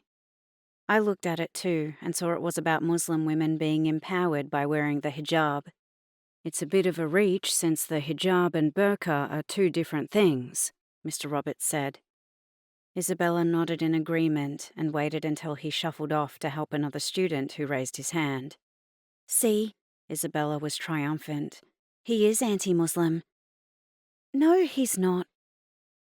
I was going to tell her the difference between the hijab, the head covering that Muslim women wore, and the burqa, which covered a woman's face, but Isabella interrupted me. Are you deaf? Isabella was outraged. He wants letters written that support the anti-Muslim sentiment. I think you of all people should care. After all, it's your people that are being attacked, but if you can't be bothered... Isabella turned back to her computer monitor. I wanted to tell her to take a chill pill and get her facts straight before she launched into conspiracy theories. But if I did, I'd get the silent treatment. I think I will write that letter. I had no intention of submitting the letter as my assignment as I typed it, parroting Isabella's sentences about schools needing to be places for students to develop their social conscience and not be indoctrinated into racism by teachers. Good girl, Isabella patronized. Make sure that you include a line about Australia supposedly supporting religious freedom. Here's the newspaper email address. Isabella flicked open her sent email after she read my letter. I'm not going to send it. I saved my document and removed the memory stick from the computer. Why not? I thought you'd want to stand up for your sisterhood. Isabella narrowed her gaze. I want to proofread it again, I evaded as I put the memory stick in my pencil case. I put my hand up and asked to use the toilet. When I finished in the toilet, I dawdled as I looked at my watch. I vowed that tomorrow I'd try to make more friends, but it was hard. Everyone in the new school knew each other from primary school. Cliques were firmly entrenched and hard to penetrate. The only reason Isabella took me on as a friend was because she prided herself on her tolerance, and the diversity in her friendship clique proved her open-mindedness. I returned to class 30 seconds before the bell went. I was packing up when I noticed my pencil case was missing. "Sorry, I had to borrow a pen." Isabella smiled sweetly and passed it to me. It wasn't until I was called into the principal's office the following week I found out Isabella hacked into my email account and sent the letter without my permission, after editing it to include Mr. Roberts' name as the racist teacher. Naively, I kept Isabella's role a secret, thinking I needed to maintain the friendship. The school didn't expel me immediately. First, they suspended me as punishment, and only after I'd left, they sent a letter advising my parents that Sierra's college wasn't the right environment for me.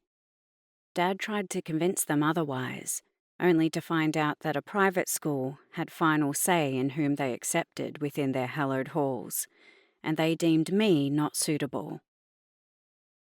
Now, as the St. Albans High School bell rang, heralding the end of the day, I ran to the toilets and remained there for 10 minutes, ensuring that enough time passed for Sabiha and her friends to leave the school grounds. I'd had enough of the weird vibes that came with being around her, and was relieved it was the weekend, so I'd have a reprieve. I vowed that on Monday I'd return to the library and renew my friendship with the chess nerds. I was at home on the internet when I received a pop-up message. Intrigued, I opened it. Dina's face popped up on my screen, live and smiley. "Hi," she called out. "Hi," I said, feeling ambushed. I hadn't really thought through the implications of opening her message and was regretting my impulsive click of the mouse. "I'm just checking in to see how you're doing," Dina said. "I'm good. Everything's good," I repeated, rushing to fill in the awkward pause and then feeling gauche. "Oh, good," Dina said, her face becoming red when she realized she was repeating the same word as me. "So how are you going with your English essay?" She launched into a monologue about her struggle with the topic while I half listened, trying to find a graceful way to end the conversation. "Great," I said when she paused for breath. "Listen." "I'll be seeing you soon," Dina jumped in before I could end our conversation. "My parents are planning to visit you tomorrow." "Oh," I said, "and I'm guessing you want me to tell your mum that you've been helping me out at school," realizing that was the only reason she called me. Dina's face took on a look of consternation. The study door behind me opened. "Who are you talking to?" Mum demanded, walking in with a tea towel in her hands. "It's Dina," I said, pushing my chair away from the desk so she could see the screen. Dina waved at Mum. Mum leaned over me, her hands on my shoulders so she was visible. "Thank you for helping Alma settle into her new school," she spoke in Bosnian. "No problems," Dina said, shifting uncomfortably in her chair. "As you know, she's had a lot to deal with these past few months, and it's such a relief that she has one good friend in you." Dina smiled queasily. "Anyway, I'll leave you girls to it." Mom squeezed my shoulders. There was a pause after Mom left as we waited for the other to speak. "Anyway, I'd better get going," I said. "Okay," Dina sighed with relief. "See you later." I flicked the screen closed and glared at my computer monitor. I was so angry that she'd called and brought back all the crap feelings from today. As I brooded, I heard voices coming from my headphones. I closed my browser, thinking that a clip was playing from the website I'd been looking at, but I still heard the voices. A shiver went through me when I realized it was Dina and Brian speaking. I must have turned off the camera so she couldn't see me, but our line was still open and I had audio from her computer. I went to shut down the conference call browser, but when I heard my name, my index finger froze in midair on the mouse. I was just talking to Alma, Dina said. So, did you neutralize her? Brian asked. Don't be a bitch, she snapped. Anyway, that's not why I called. I have something to tell you. His voice muted. Oh, Brian, what did you do? Dina sighed. I didn't think it would be a big deal, Brian said. I was just going to go stand on the sidelines and watch him play. I knew I should click my mouse button and stop eavesdropping, but the itch of curiosity overwhelmed me, and my hand moved off the mouse as I listened to Brian's story. You should have seen him, Dina, Brian said. He looked like David Beckham, with his torso bare and his washboard stomach glistening from sweat as he effortlessly swatted the ball. I'd missed his ex-boyfriend's name and kept picturing David Beckham's face in the role. Brian's voice was full of painful yearning as he described the way the Beckham lookalike played soccer, as if he were the transistor radio and everyone else was on his frequency, feeling his commands like little bursts of energy. As Brian watched the object of his affection, his whole body twitched as he fought to control himself from running out onto the field. Brian soon realized that Beckham was just as aware of him. Every time he looked at his phone and sent a text message, Beckham performed tricks and made himself the center of attention. Beckham began sneaking glances at Brian. It became like a macabre play of stolen longing glances being played out where Brian looked at Beckham. Beckham turned away. Beckham looked at Brian, and Brian looked at his mobile. It became inevitable that there would come a moment when they both looked at each other, a moment when their eyes would meet, and Brian began feeling a sense of anticipation.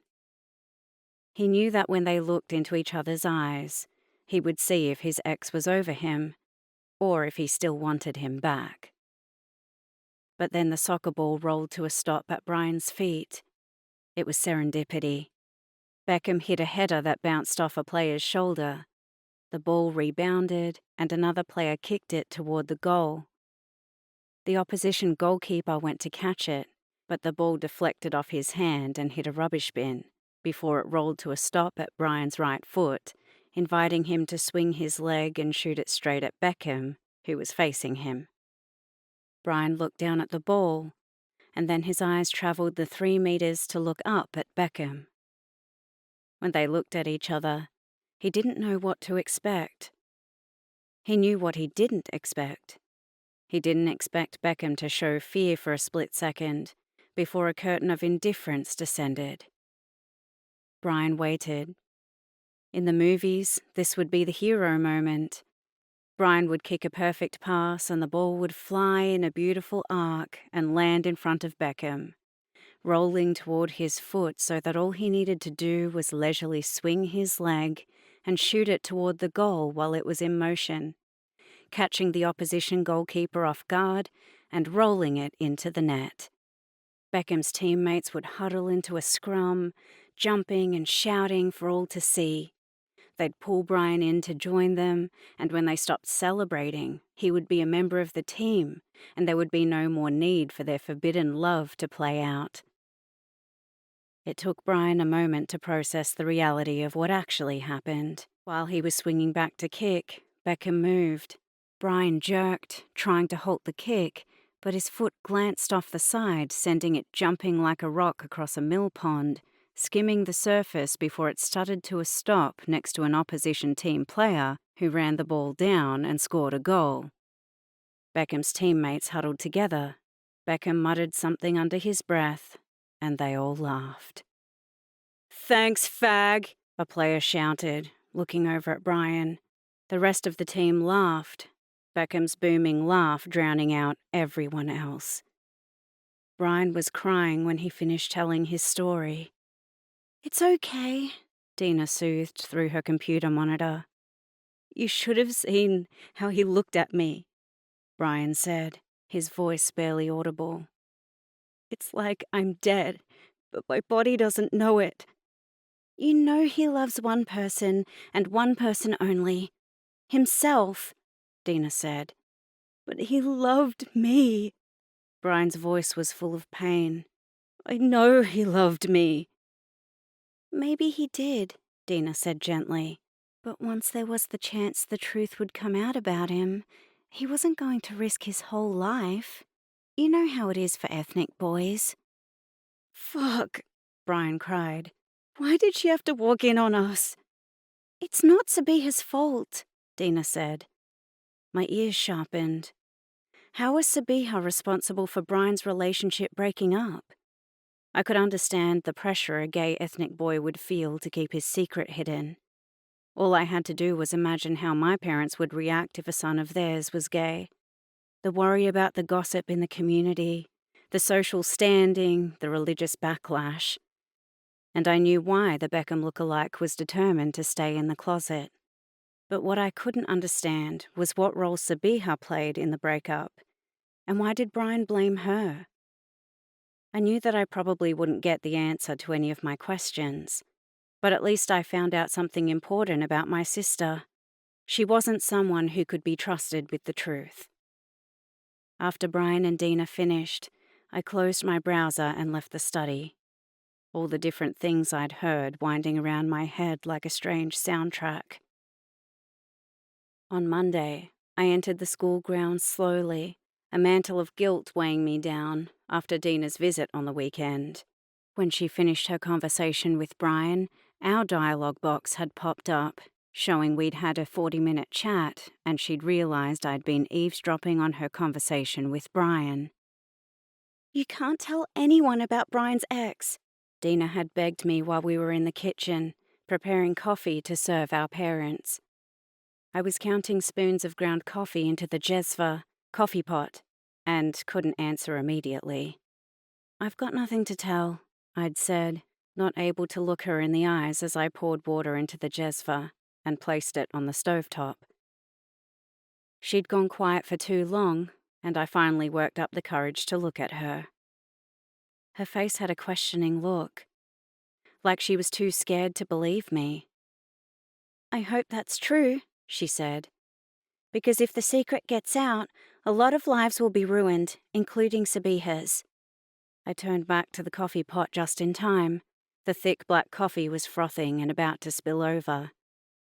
I have no interest in ruining anyone, and that includes Sabiha, I snapped between gritted teeth. Dina placed the small jezva of boiled milk and a glass bowl of square sugar cubes on the large metal tray. As Dina walked to the cabinet to collect filzani, the small demi-tasse cups to serve coffee in, I cursed my curiosity in not ending the video call. I carried the tray into the living room and placed it on the coffee table. You and Dina can go to your room, Mom said as she began pouring coffee. It was the last thing I wanted, but Mom wouldn't be able to understand my reluctance. Usually, I was desperate and eager to spend time alone with my girlfriends. By the time Dina collected her handbag, her mother had finished drinking her first filjan of coffee. Do a reading for me, she asked my mother in Bosnian. Mum was known as kind of a psychic because of the accuracy of her readings, something she'd learned from her mother in the village that she came from in Bosnia. Mum eagerly picked it up and grimaced as she looked at the sludge at the bottom of the cup. Ruin awaits your family, she said. Dina looked at me with eyes white with fear, while a feeling of dread settled in my stomach. Can I come? Sanala asked as we began walking up the stairs. Of course, I called out, eager to have a buffer between Dina and I. After Dina left, I'd spent the weekend feeling a heavy weight pressing down on my chest. Dina's fervent pleas had filled me with fear that I could somehow cause a catastrophic chain of events if I was indiscreet. And now, as I walked to school to see Brian and Dina in real life, I wanted to be anywhere but here. My plan was to avoid the lot of them, and renew my friendships with the chess club in the library. But as soon as I began walking across the front lawn of the school, Dina waved me down. "You're here early," I said, shuffling my feet nervously as I looked behind her. "Don't worry, I'm alone," she said wryly. "I just wanted to tell you that no one else knows what happened, and I want it to stay that way. Everyone would just freak out if they knew." "Like I said, I know nothing," I repeated. Dina nodded, but didn't reply. "Anyway, I'll see you later." I began walking away. "Where are you going?" she asked. She patted the bench beside her, the look on her face not inviting any arguments. Chapter 5. I looked longingly at the library. All I had to do was keep walking. Keep as far away from her and Brian and Sabiha. Try to forget they existed, but I couldn't. I felt shaken up after the weekend, and it was just easier to go with the flow. I slid across the bench and sat beside Dina. "What about Sabiha?" I asked, remembering her tantrum from Friday. I didn't think she would be too eager to welcome me into the fold. "I've already spoken to her, and she's okay with you joining us," Dina said, not looking at me. I opened my mouth to ask what changed her mind when I saw Sabiha walking toward us. As she approached, I tensed my muscles to prepare for a confrontation. "Hello," Sabiha muttered sullenly as she clambered up on the bench beside me. I looked at Dina in surprise, but she just gave me a blank look. "Hi," I replied, my voice barely clearing my throat. The two of them talked while I stood on the sidelines, feeling like a third wheel. I saw Brian and Jessie appear at the school gates, and as they approached, I examined Jessie closer. He looked nothing like the guy I saw last week. Dina and Sabiha noticed them too, and their conversation sputtered to an abrupt halt. "Jessie?" Sabiha said questioningly when he was near us. Jessie looked like a catalogue model, with hair product glistening in his hair, brand new jeans, and a white t-shirt that skimmed over his defined pecs. I didn't realize how toned he was until he was wearing fitted clothes, and by Sabiha's awestruck look, I wasn't the only one. "What's going on?" Sabiha asked. "Do you like?" Brian almost danced on tiptoes. "I did a makeover," he screeched. Jessie looked bashful, his cheeks pink with all the attention. "Tell them!" Brian slapped his shoulder. Jessie took a deep breath. "My book is getting published." His announcement dropped to the ground like a lead balloon. "Wow, congratulations!" I jumped into the silence after it stretched out too long. "What book?" Sabiha demanded. "I've been writing a graphic novel with my friend, Charlie. You know, the artist. Anyway, we met a publisher at a Writer Center event, and he requested we submit, and..." He held his hands up. "I didn't know you were writing a book," Sabiha snapped. "We weren't exactly on speaking terms," Jessie replied softly. Sabiha looked away, blinking rapidly. "That's amazing news!" Dina pushed past Sabiha to hug Jessie. "That's my boy!" Brian slapped him on the arm. "Tell them the plot." Jessie told us about the comic book plot, and Sabiha oohed and ahed at the appropriate moments, her waspishness gone. Brian and Dina separated and began talking to each other about their favourite music and exchanging the CDs they'd burnt. Jessie, Sabiha and I stood awkwardly for a moment, not knowing what to say to each other. "I didn't have time to talk to you about your article the other day," Jessie said. "You're a talented writer. Maybe we can exchange work. Do you write fiction?" No, not really." I flashed to my diary where I wrote about my life like it was a novel. "You're obviously talented. Isn't she, Sabiha?" I guess, Sabiha said grudgingly. Writing talent runs in the family, Jessie said. Sabiha and I looked at each other with identical looks of scorn. Sabiha turned away and looked at Jessie with yearning in her eyes. So, when can I read your masterpiece? I'll email it to you, Jessie said. Great! Sabiha's smile lit up St. Albans like a second sun. I'll email you a copy too, Alma, Jessie said. Sabiha's smile curdled on her face. Have you always wanted to write? I asked Jessie, eager to change the subject. He nodded. Ever since I can remember. What about you? What do you want to be when you grow up? A lawyer, I gave my rote answer. I don't know if it was my dream or the ones my parents picked for me, but it was what I'd been groomed for since I could remember. Really? Jessie frowned. Surprising. What's your passion? I paused. If I was to answer honestly, I had none, apart from maintaining my perfect academic record. I guess reading? I finally answered. I knew it, Jessie smiled. A love of reading is the first symptom of being a writer. Sabiha looked sour. The locker bell rang and gave me a lucky escape. What have you got next? Jessie asked when he saw me examining the timetable at my locker. Home ec. I looked at the map in my diary. I'm going that way. Jessie gestured for me to go ahead through the crowd. Sabiha can come across strong, but she has a soft side, Jessie continued when we got out onto the walkway. I hope you're right. School was my oasis from everything that was going on at home. I couldn't deal with another battlefront. I am. It's been hard on her for the past few months. Suddenly having a father and finding out about this whole other family. My eyes stung and I blinked rapidly. But I'm sure it hasn't been easy on you either. I'm sorry. His voice was full of horror. It's okay.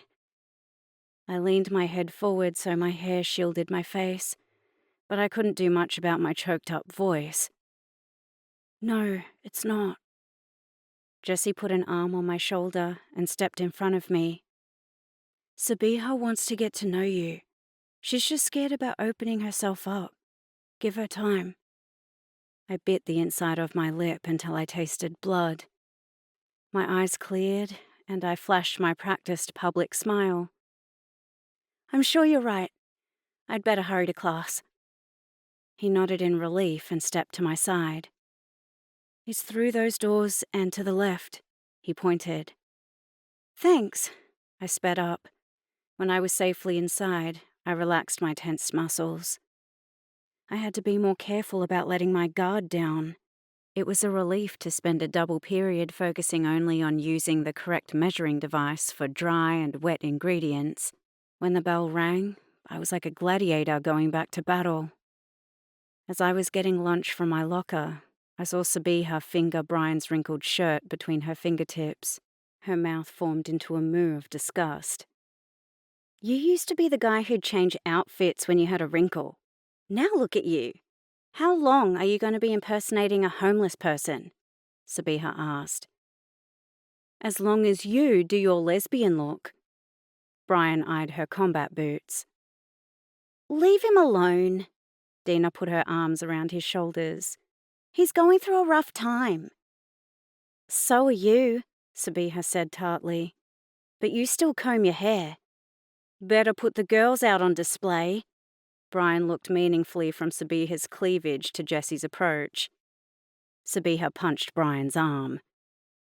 Jessie smiled when he reached us, and Sabiha developed a sudden interest in searching through her locker.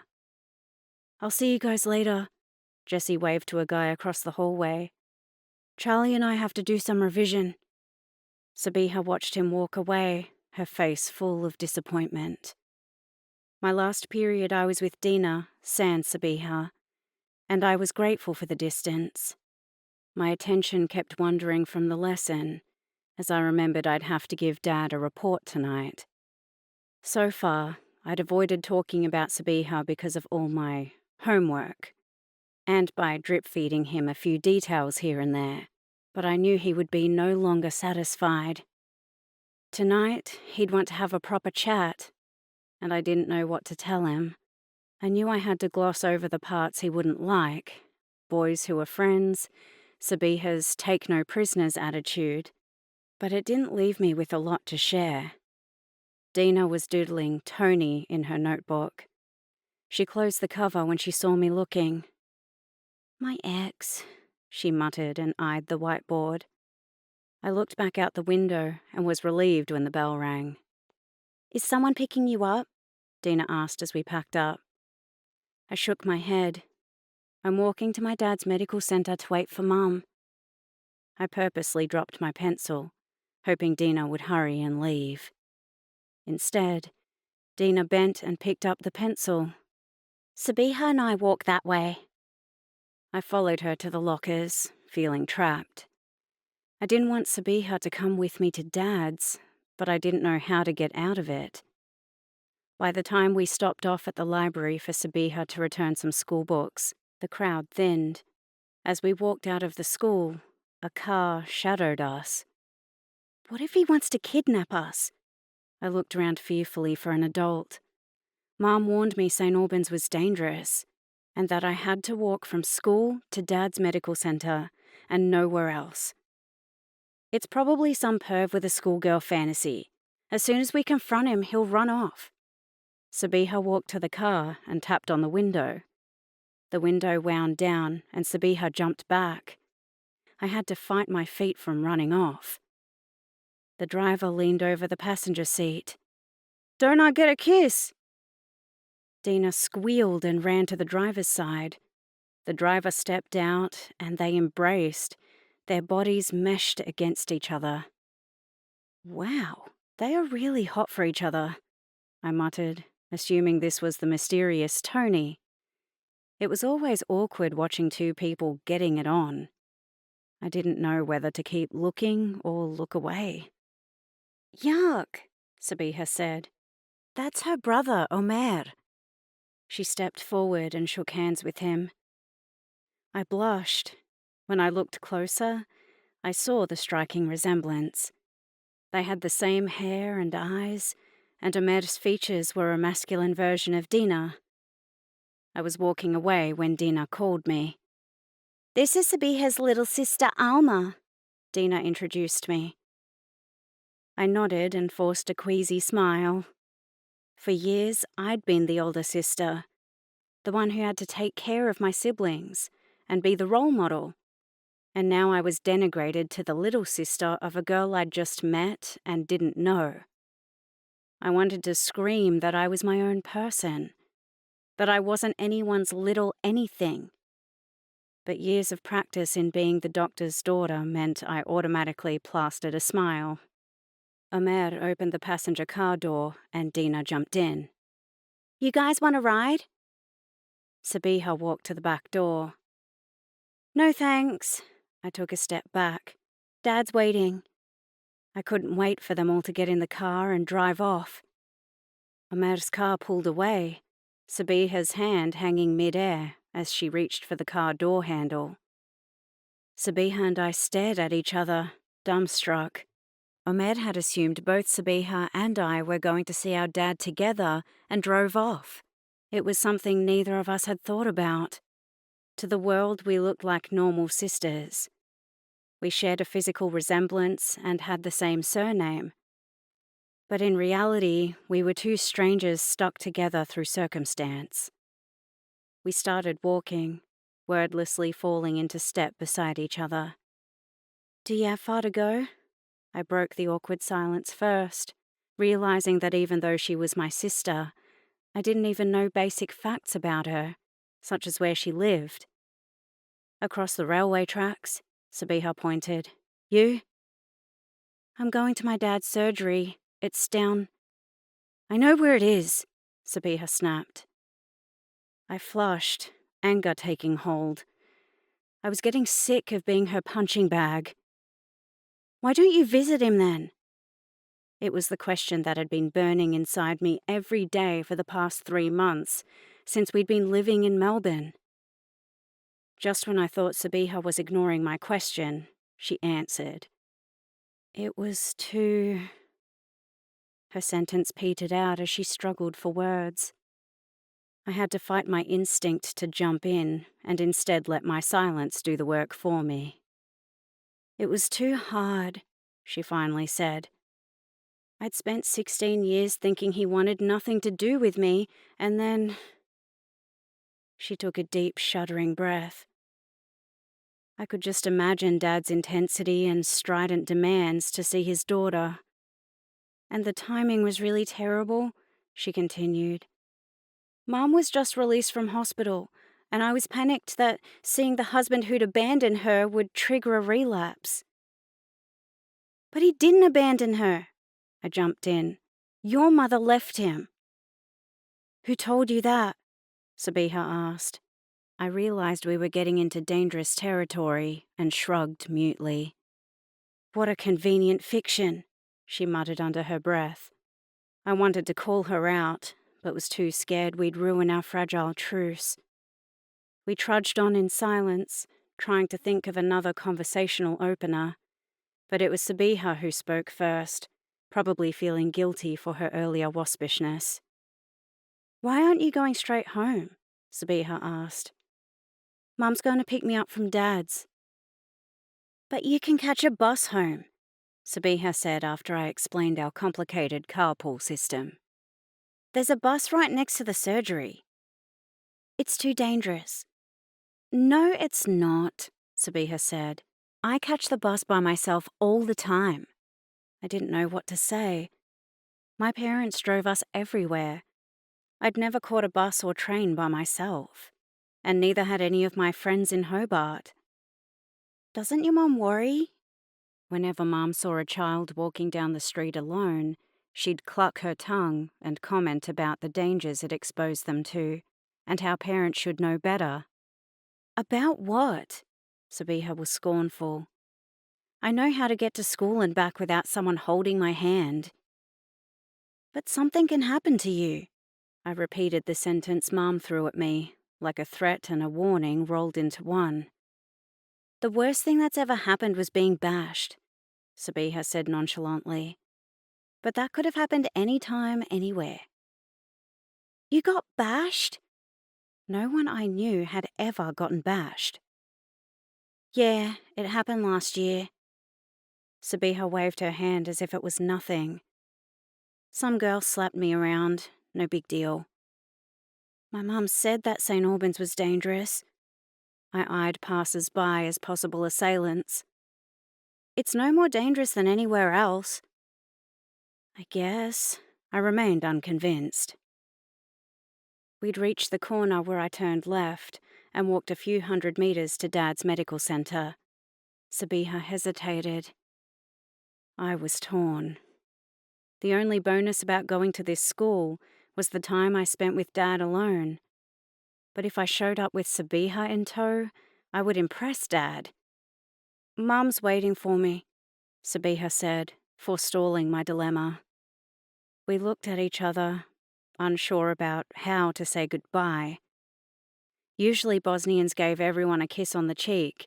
It was the Anglo equivalent of a handshake. But I hesitated. The situation was weird enough without engaging in some further pseudo-intimacy. Sabiha must have agreed because she gave me a sharp nod and continued walking.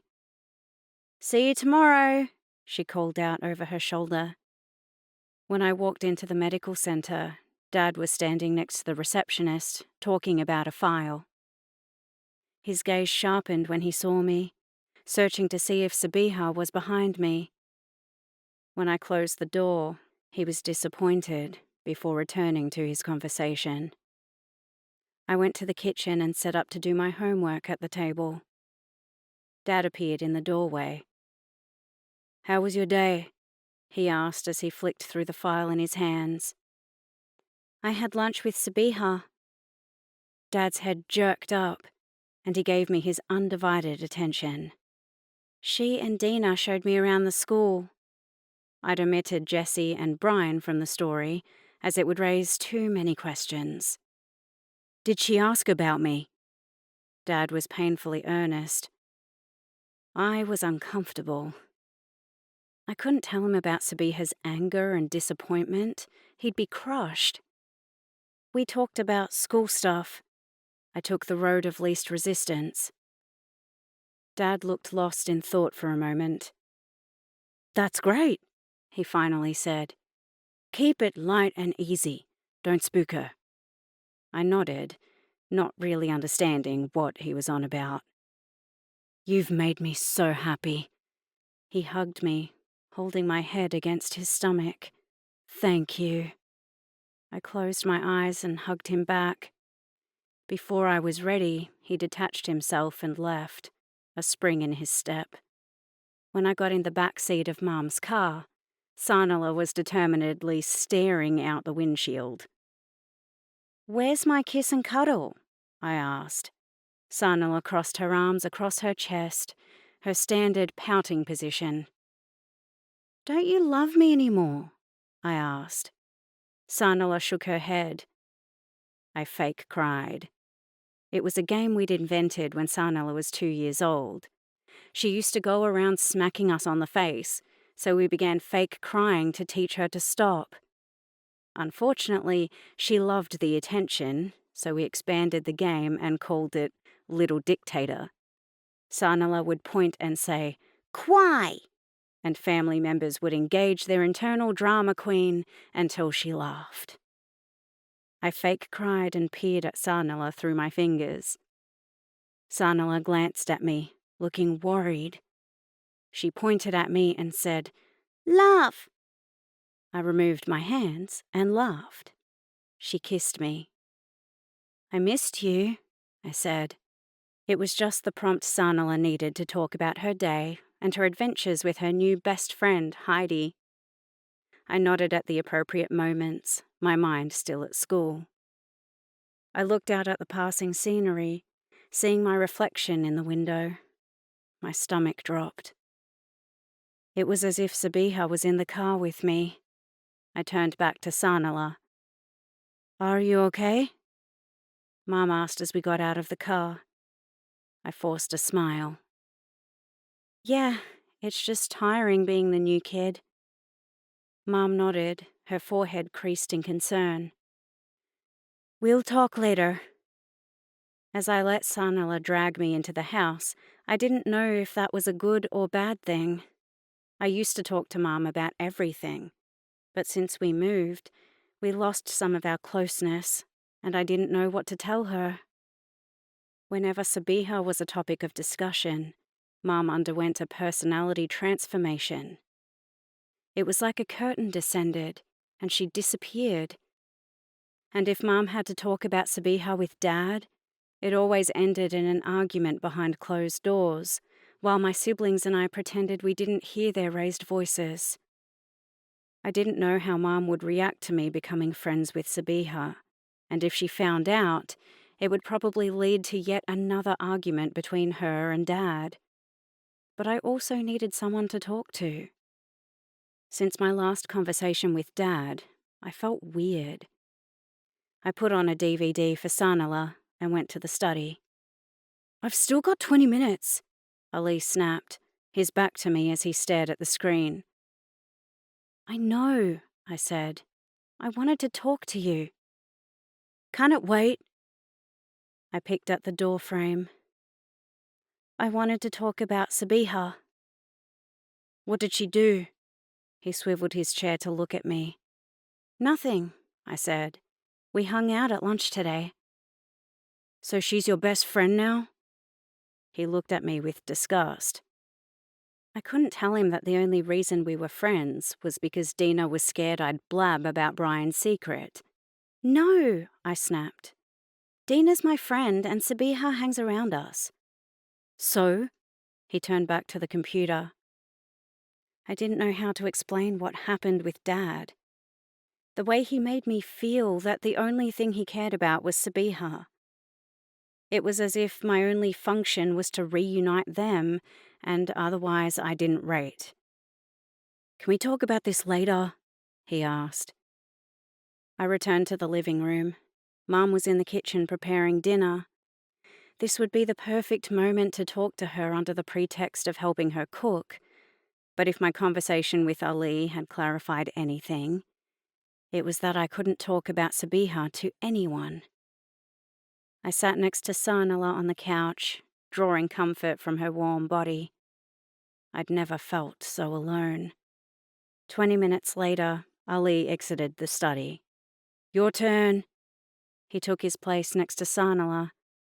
Do you want to play Guitar Hero? Sanala nodded eagerly and put the game on. I closed the study door behind me. Usually I couldn't wait to get on the computer to send messages to my friends. But the only person I talked to these days was Hunka, my best friend from Hobart, and she was taking dancing lessons. I logged in and saw I'd received a friend request from Alex Payne. My heart sped up as I clicked accept. He was online. Alex P. Hello, gorgeous. I heard his deep voice as if he were in the room speaking to me. Alma O. Hello yourself. As I flirted online with Alex, I could relax. It was nice to have one person where I didn't have to worry about what I said or how I acted. Dina told me you were taking me to Blowjob Lane. I would never do that to you. You're a good girl. Where were you taking me? I wanted privacy because I had naughty ideas about ravishing your lips. I covered my mouth and giggled. He was so full on. Who says I would have given you my permission? I have my ways of persuasion. Want to find out tomorrow? I was about to agree when reason won over. Even though Alex was cute, I was still the doctor's daughter. I'd barely repaired my relationship with Dad after getting expelled, and couldn't risk another setback. Maybe another time. Have plans with my sister.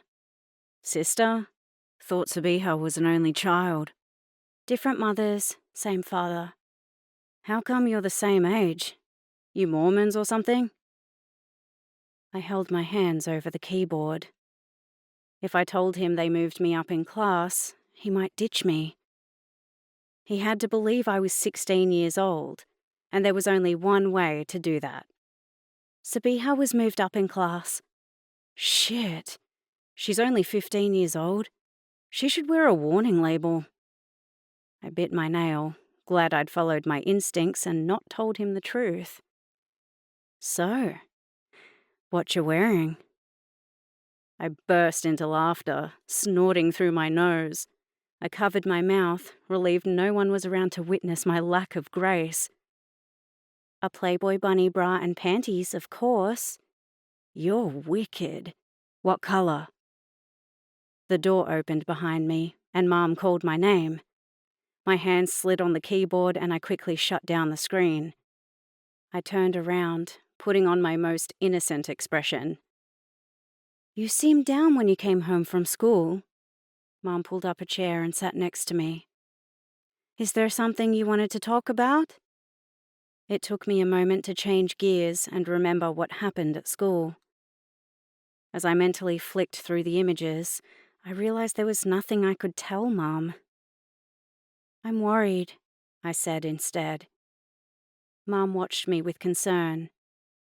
About you and Dad, I continued, thinking as I went along.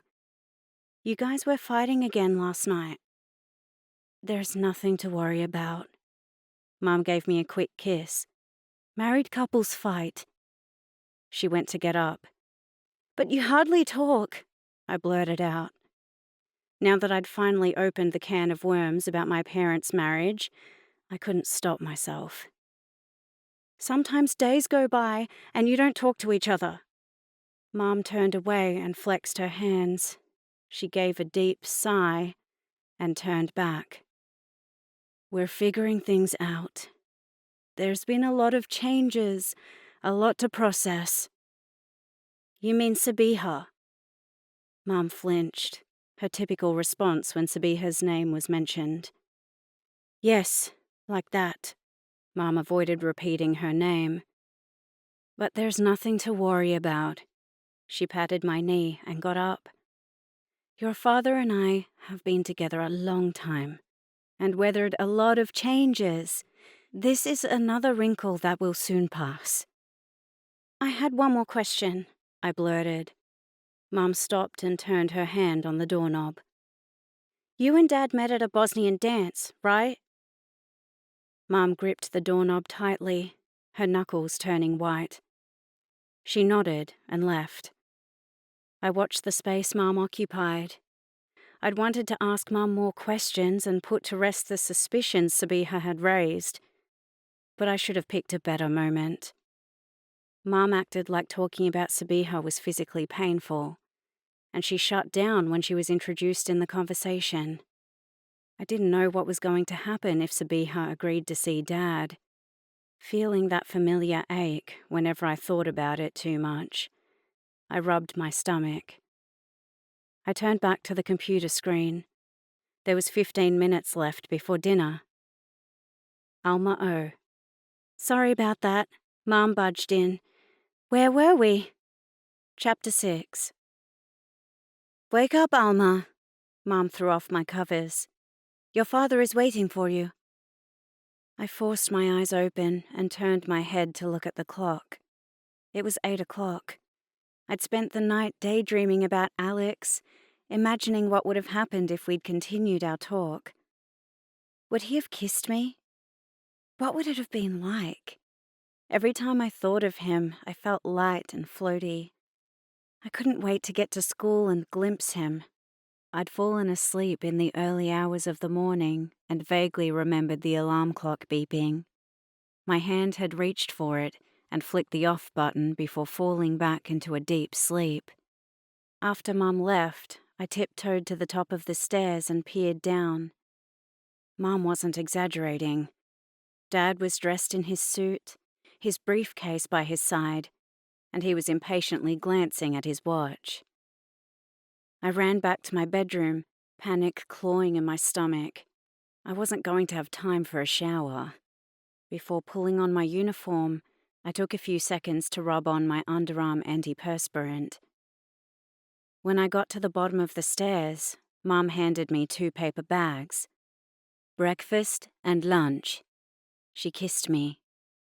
I'd forgotten my jacket, and the cool morning wind raised goose pimples on my arms. It was only when I walked into the school library and the librarian gave me a strange look that I looked down and realized I was wearing my old school uniform. Time slowed, and I felt like I was trapped in one of those naked dreams where my limbs were like blocks of cement and I couldn't run for my life. I looked around to see who else was watching me. The library was still empty. I ran to the bathroom, my mind frozen as I tried to decide what to do. My instinct was to run, but there was nowhere to go. The thought of facing the entire school in my uniform made me nauseous.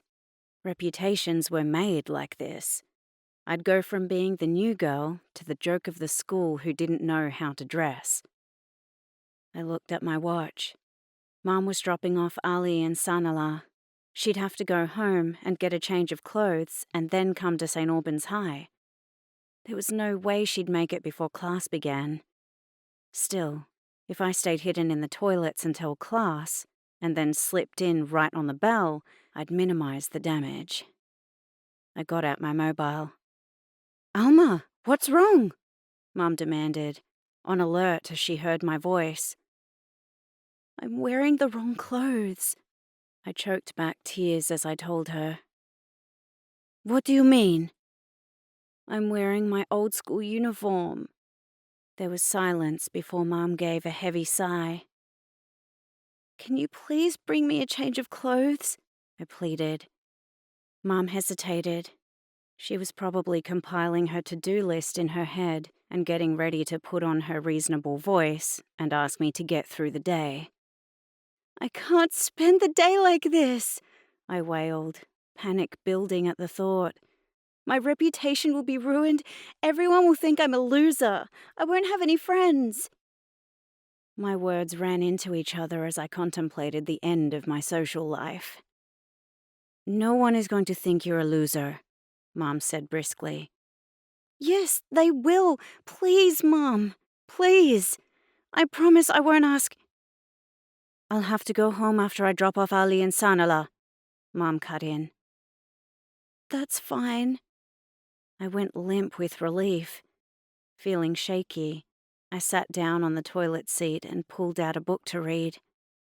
My phone rang, and I answered without checking caller ID, expecting it to be Mum asking about what outfit she wanted me to bring. Where are you? A female voice demanded. I looked at the phone and saw it was Dina. Around, I said, annoyed that she was pushing this fake friendship on me when I wanted to be left alone. Come to the front, Dina demanded. I can't. Why is there an echo? Dina asked me. Are you in the toilets? Yes, I'm waiting for Mum. Do you need a tampon? Dina moved the phone away from her ear and asked if anyone had a tampon at the top of her voice. I covered my face. And to think I was worried about being humiliated. Which toilets are you in? Dina asked.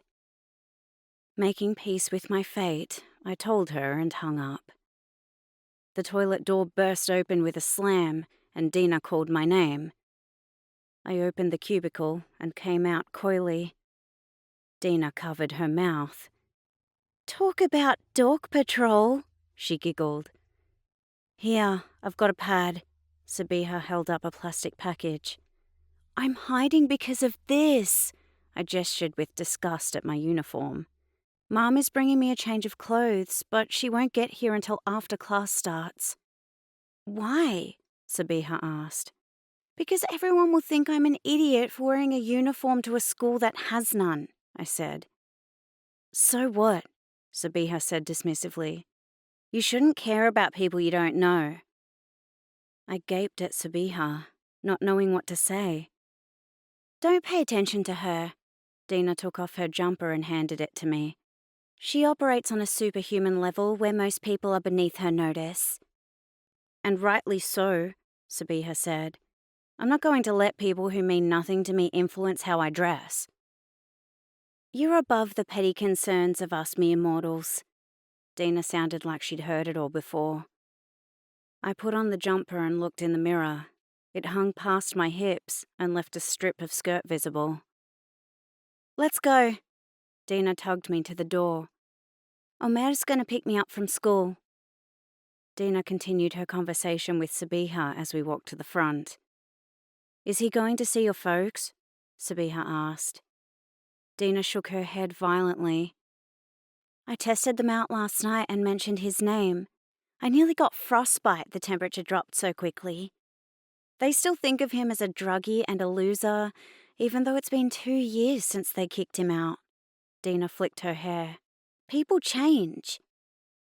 I followed behind, tugging Dina's jumper down as I suspiciously eyed everyone we passed. I kept expecting someone to point at me and begin laughing, but no one was paying any attention. Where's he working? Sabiha asked. He's between jobs at the moment. He's got a friend who might have something for him, but in the meantime, I'm lending him some money. Do you think that's a good idea? Sabiha asked. He's my brother, Dina snapped. Okay. Sabiha held her hands up in surrender. I'm just saying. I know what you're saying, Dina said, and I want you to stop. Sabiha gave her a sharp look and kept quiet. The uncomfortable moment snapped me out of my funk. Dina and Sabiha walked the rest of the way in deadlocked silence, and I was relieved to see Jessie waiting for us at the front. Where's Brian? Sabiha asked him. He didn't come to the door when I knocked, Jessie said. I thought he was already here. Dina and Sabiha shook their heads. I'll call him, Jessie said, taking out his mobile. Hey, Bri, where are you? There was a pause. What do you mean? He pulled the phone away from his ear. He told me to jump in my bunker because he's going nuclear. What does that mean? Sabiha demanded. Give me the phone, I'll call him. No need, I said, catching sight of Brian's approach. They followed my gaze. The young man from yesterday with the unbrushed hair and unkempt appearance was gone. Brian was wearing skin-tight leather pants, a mesh see-through top, and chunky bikie boots. But it was his face that was the genuine shock. He was wearing foundation. His skin was shiny and blemish-free, and his lips were a matte color. He had outlined his eyes with eyeliner, dark eyeshadow, and mascara, making them look like topaz jewels. He looked beautiful.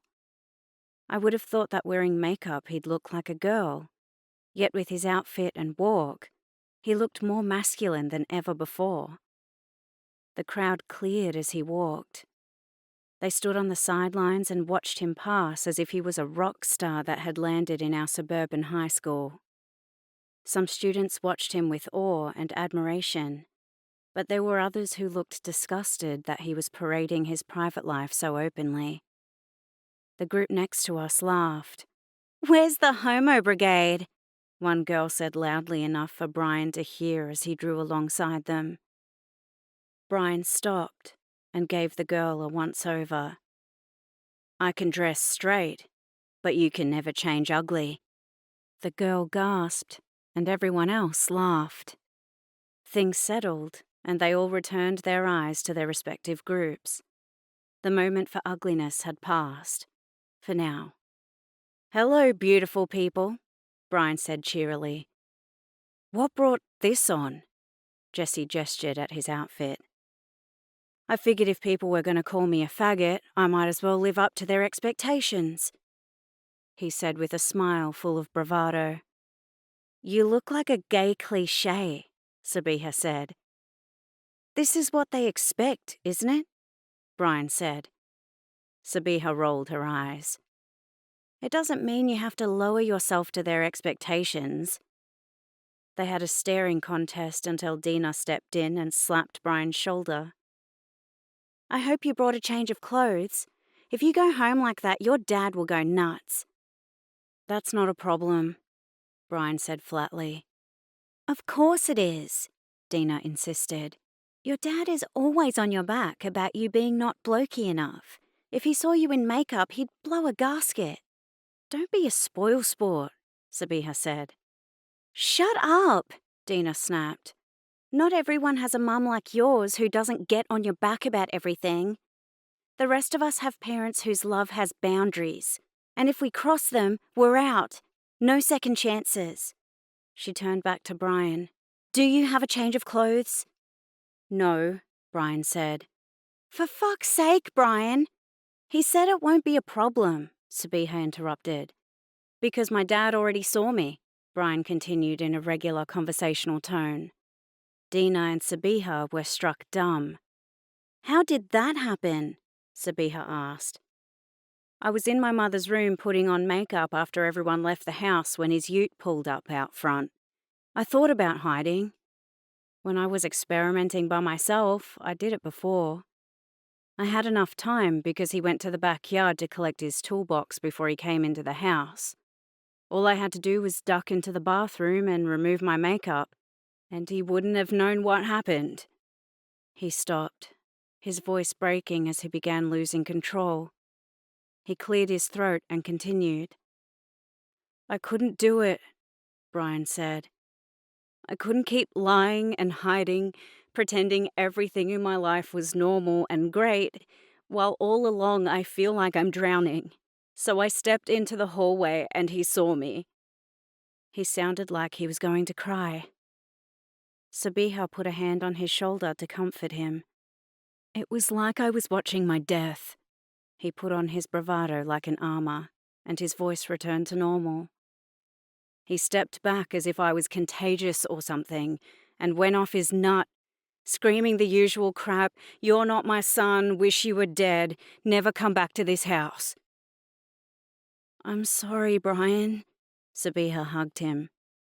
He accepted her hug for a millisecond before detaching himself. Them's the breaks. What are you going to do now? Dina asked, on the verge of hysteria. Where are you going to live? Brian looked dazed, as if he'd only realised he was homeless. He'll be fine. Jessie put a calming hand on Dina's shoulders. He'll stay at my house. Dina took a deep, gulping breath. Brian's face cleared. Thanks. I'll talk to my brother Greg tomorrow and sort something out. Jessie nodded. However long you need. There was a pause as everyone processed. Brian's gaze caught mine. What do you think, Alma? All eyes turned to me. It was like I was facing an initiation ceremony where I was thrust naked into a wintry landscape to either freeze to death or find suitable shelter. I looked at Brian, and the words were easy. Even though he was puffed up with bravado, his eyes were full of yearning. I knew the feeling of being torn between two impossible choices. Sometimes you had to burn your bridges in order to move forward. I think you're very brave, I said. Coming out at high school isn't easy, but lying about who you are isn't either. Let's hope he did it for the right reason, Jessie added archly. Brian gave him a dark look but said nothing else. It was times like these that I was confronted with the fact that I was the outsider. They were old friends, and I was the newbie excluded from their secret world. Remembering what was happening at home, I realized my good fortune. They didn't know my secrets either, and that's how I wanted it to remain. What have we here? Brian demanded as he saw me tug Dina's jumper down, trying to cover my uniform. Is this a fashion faux pas? I flushed. All I wanted was to blend in. Instead, all I did was stand out. Who you gonna call? He sang the Ghostbusters theme. Fagbusters! He yelled, taking hold of my arm. Where are we going? I tried to hold back, but he was dragging me along in his wake. I'm going to transform you, he said dreamily. You will be my masterpiece. I looked over my shoulder and mouthed help to Dina for rescue. What are you jabbering about? Dina demanded. Just wait and see. He got to the female toilets and yanked it open. Queer Eye Rescue coming through.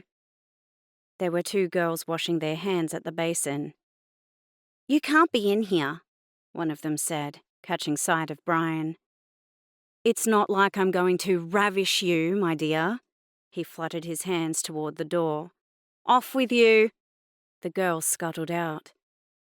What if they dob you to the teacher? Dina demanded. Stop them if you're worried. Brian rifled through his backpack. Let's go. Sabiha grabbed Dina's arm. You get the girls. I'll make sure no one else comes in. It's good they're gone, Brian said. Now I can get my groove on. They're worried about you, I said, as he did something to the back of my uniform. You don't need this anymore, do you?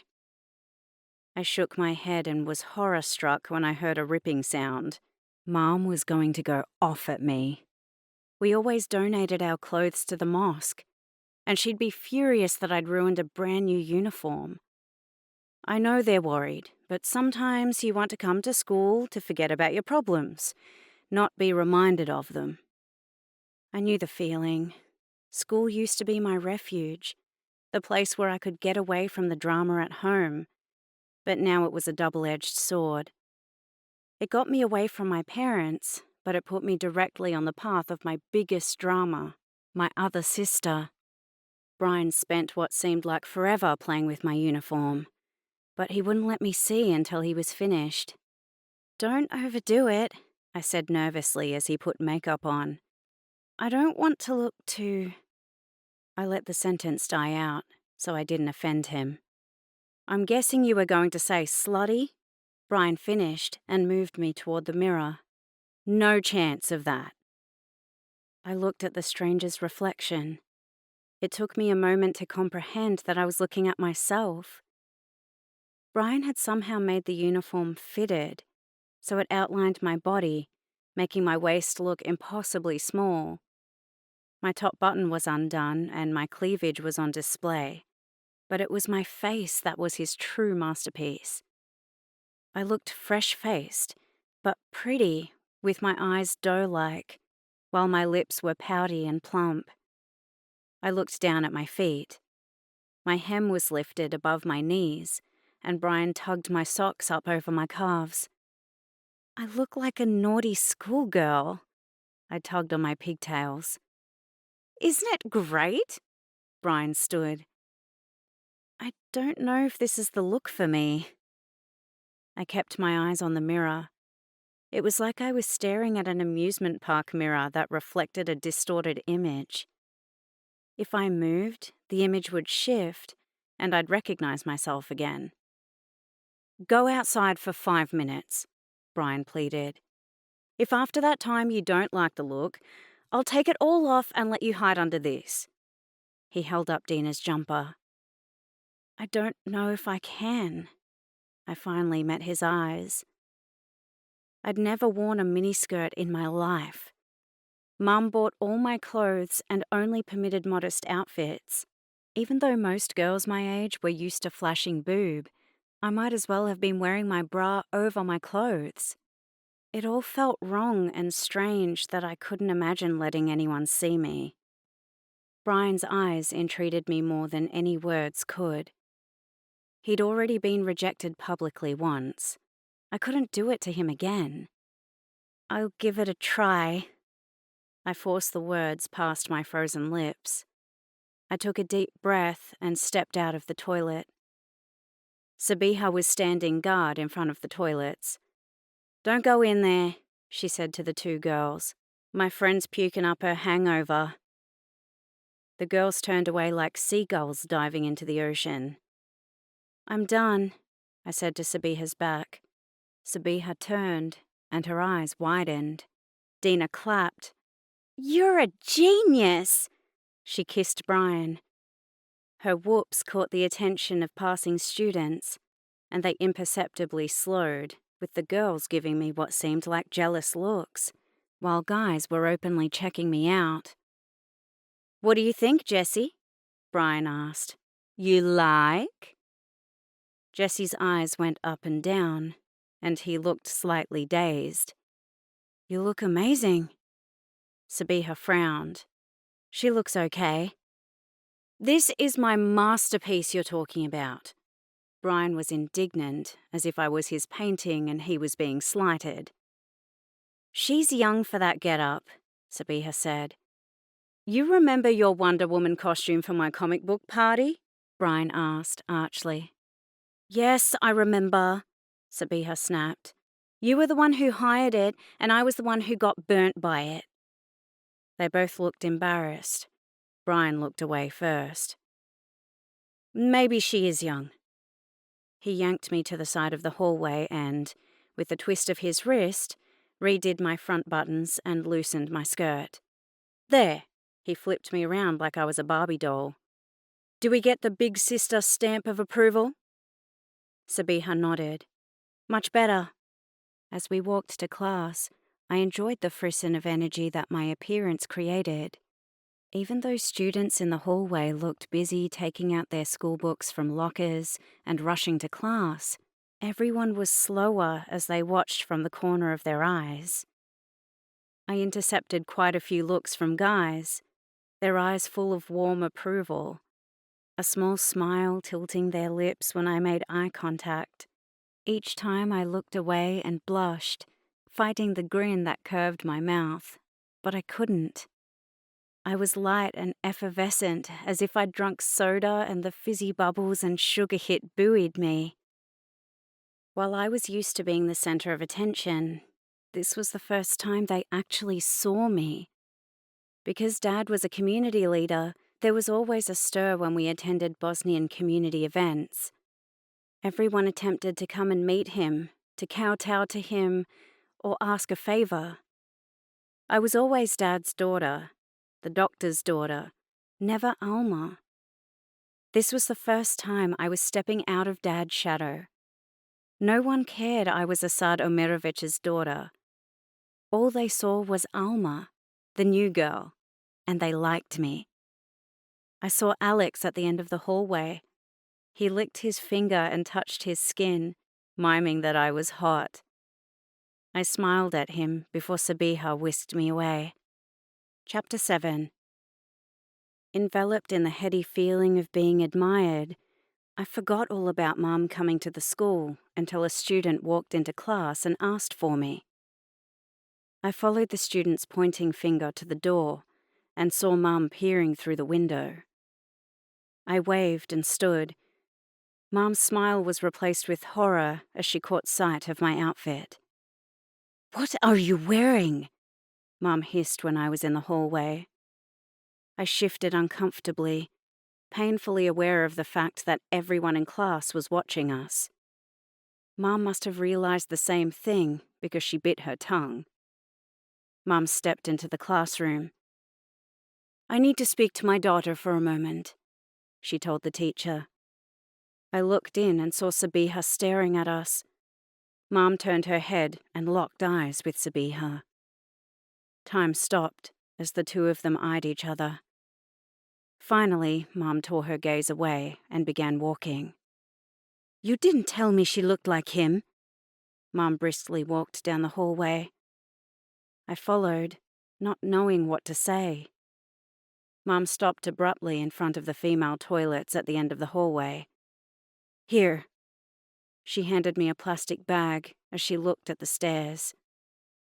I took the bag and peered inside at the black pants and a white shirt. "I'll see you tonight." Mum walked down the stairs.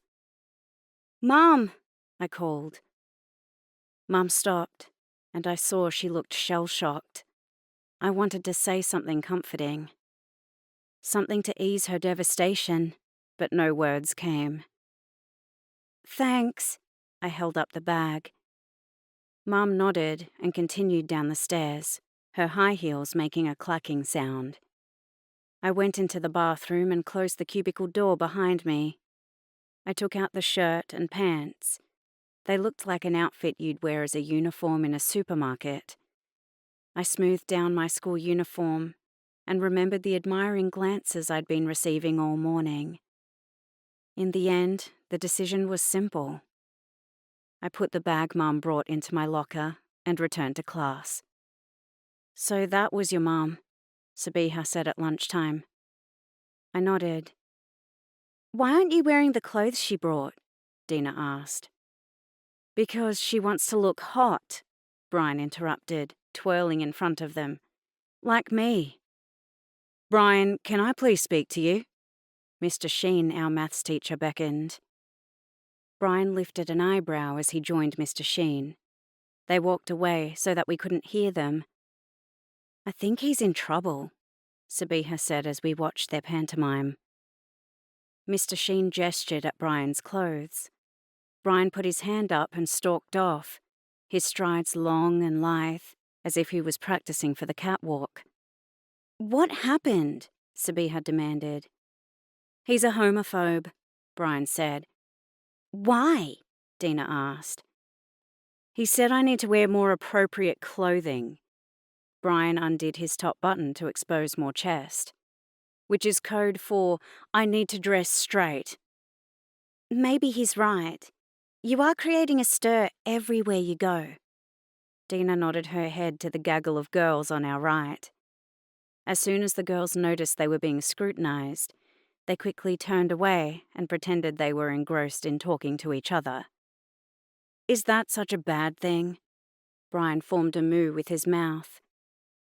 "Yes, it is," Dina snapped. "This isn't a game, Brian. You're playing with your life." "You're right, Dina," he snapped back.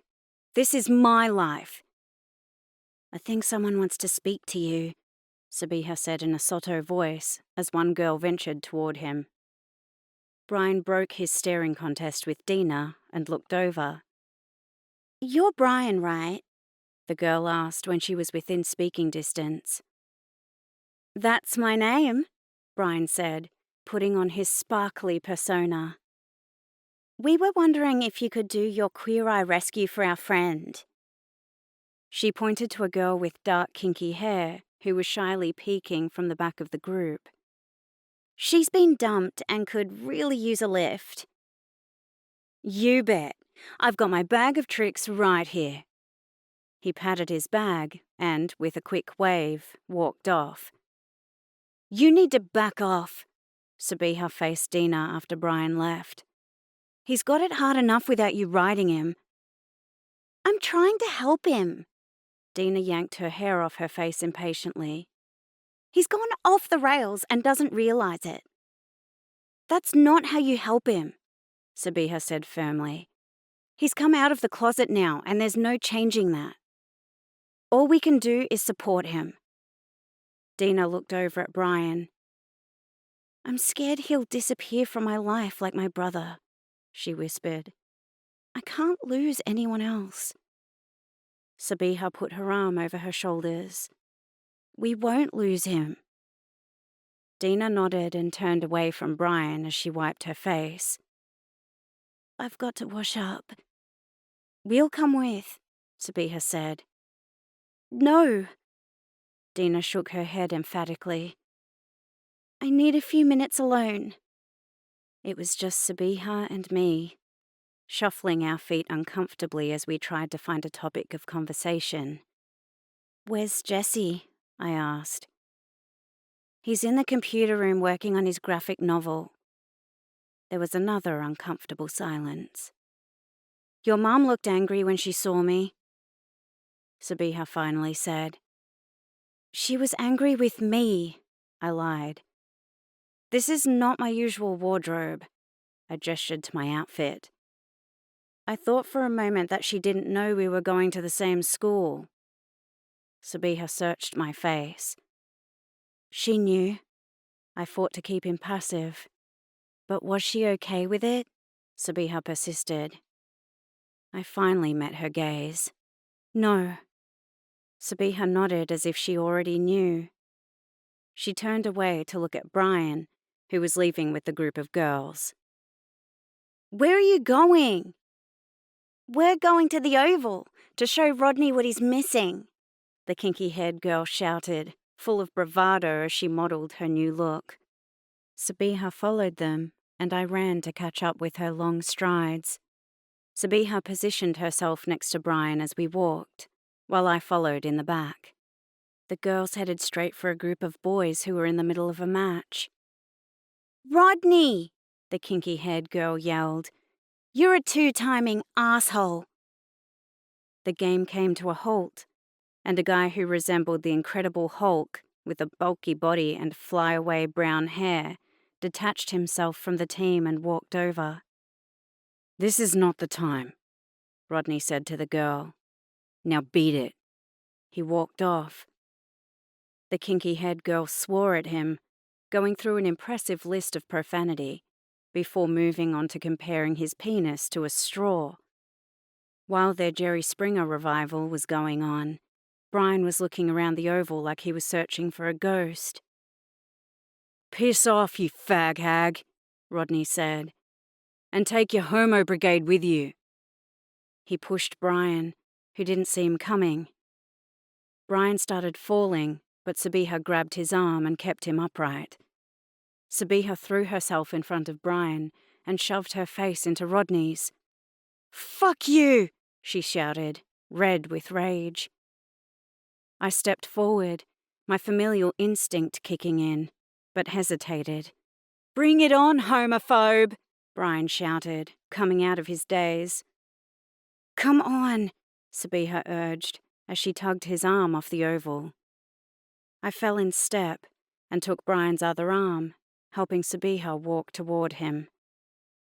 Let go, Brian shook us off. Sabiha glanced behind, and I followed her gaze. Rodney was back in the middle of his soccer fray. His girlfriend and her posse were sullenly walking behind us. You need to stop letting these bitches involve you in their bullshit games, Sabiha said loudly enough so the girls behind us could hear. The kinky-haired girl looked wounded. while her gal pal hugged her shoulders and gave Sabiha a dirty look.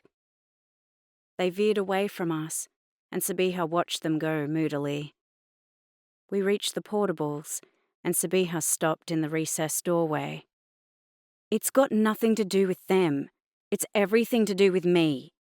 Brian gestured at himself, his look of frustration saying it all. "Tone it down, then." Sabiha sipped from her water bottle. "So even my best friend is blaming me for a homophobe attack," Brian snapped. As they shouted at each other, their bodies moving in jerky spasms as anger raged through them, my hands clenched as if I were fighting off an attack. School was my one haven, and now even that was falling apart. "That's not what I'm saying," Sabiha argued back. "I'm just saying you don't need to be in their face about who you are." "Really?" Brian demanded. "And if you were me, what would you be doing?" Sabiha paused in consternation, the water bottle halfway to her mouth. "I'd add fake eyelashes to make my outfit pop," she finally said nonchalantly. Brian's face went blank for a moment as he processed what she said. "You're right," he finally replied, peering into the window glass. "I'll have to buy some tonight. Dina's probably freaking out about us abandoning her." Sabiha walked to the front of the school. I followed, bemused. 5 minutes ago, they were acting like they'd kill each other, but now they were back to being best friends. I didn't know what to make of Sabiha's unrestrained emotion, and her volatility made me slightly uncomfortable.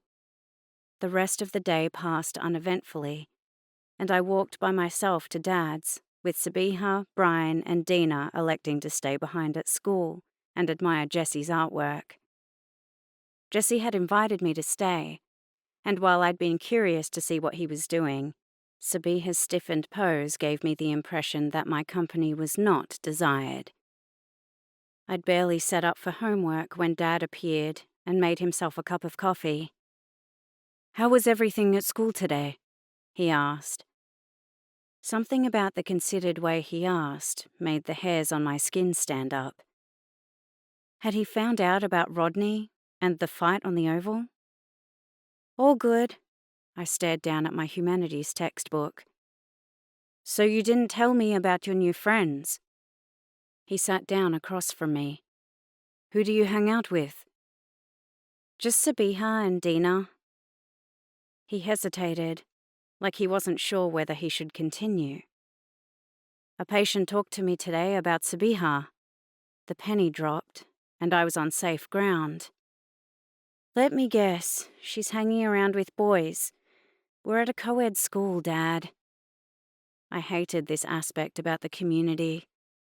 Everyone was always gossiping and sticky-beaking into other people's business. "Yes, but this patient saw her kissing a brown-haired boy."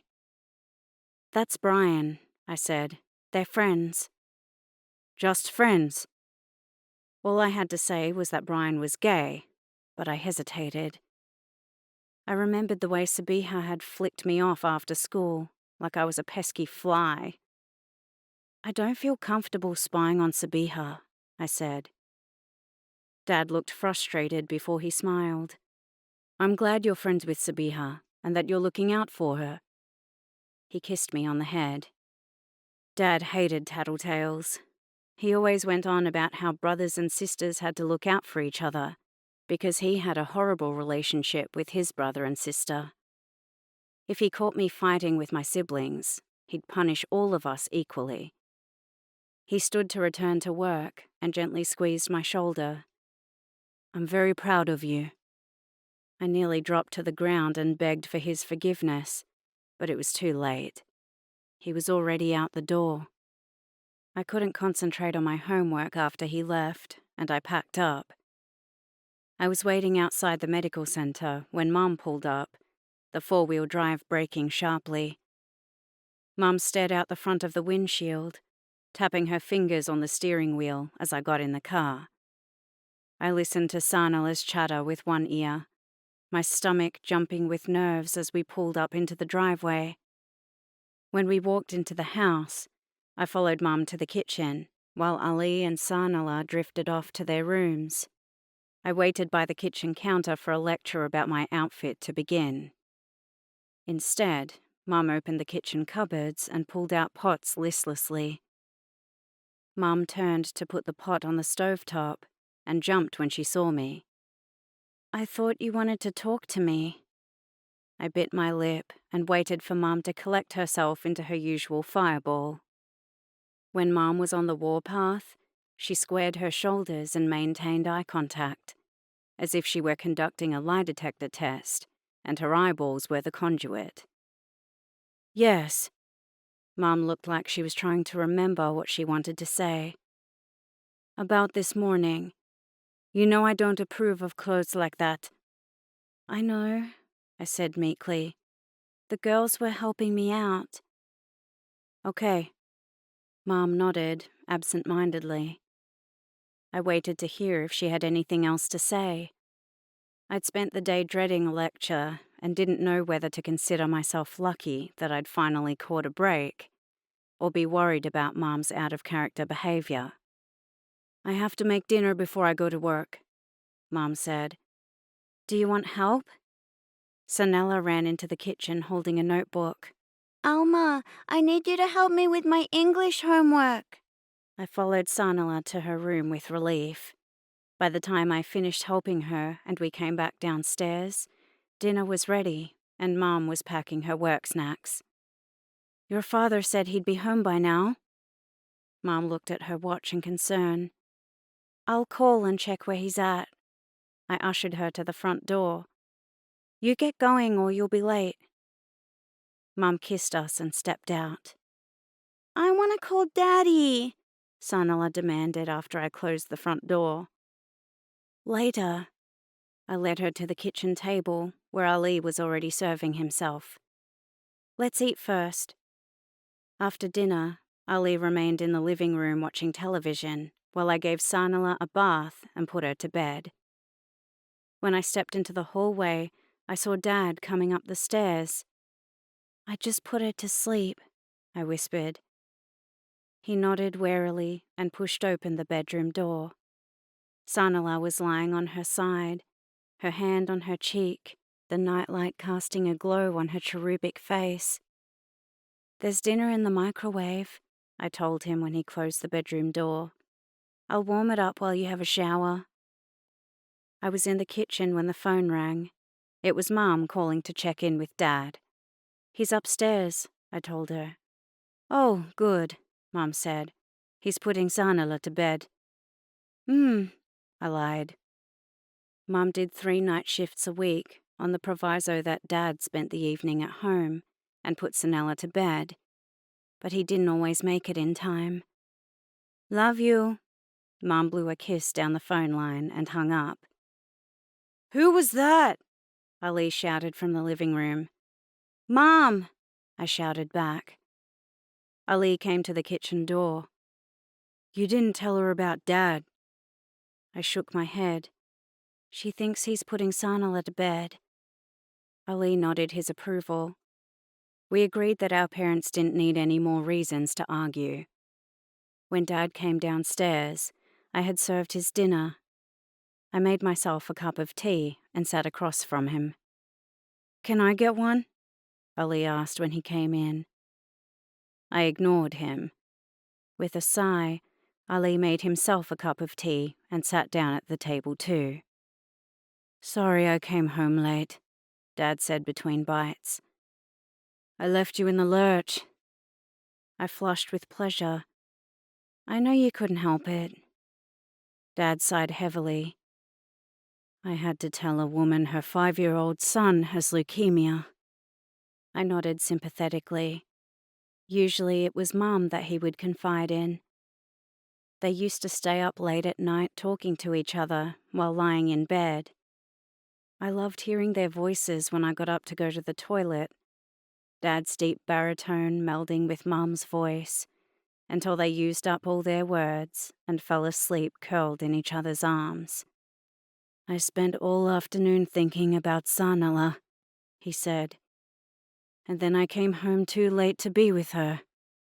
These were the toughest days for Dad, when he had to deal with a sick child. He always sought the comfort of his children, as if he needed our touch to reassure himself that we were still present, still breathing, and would stay that way. I looked over at Ali, and we both got up.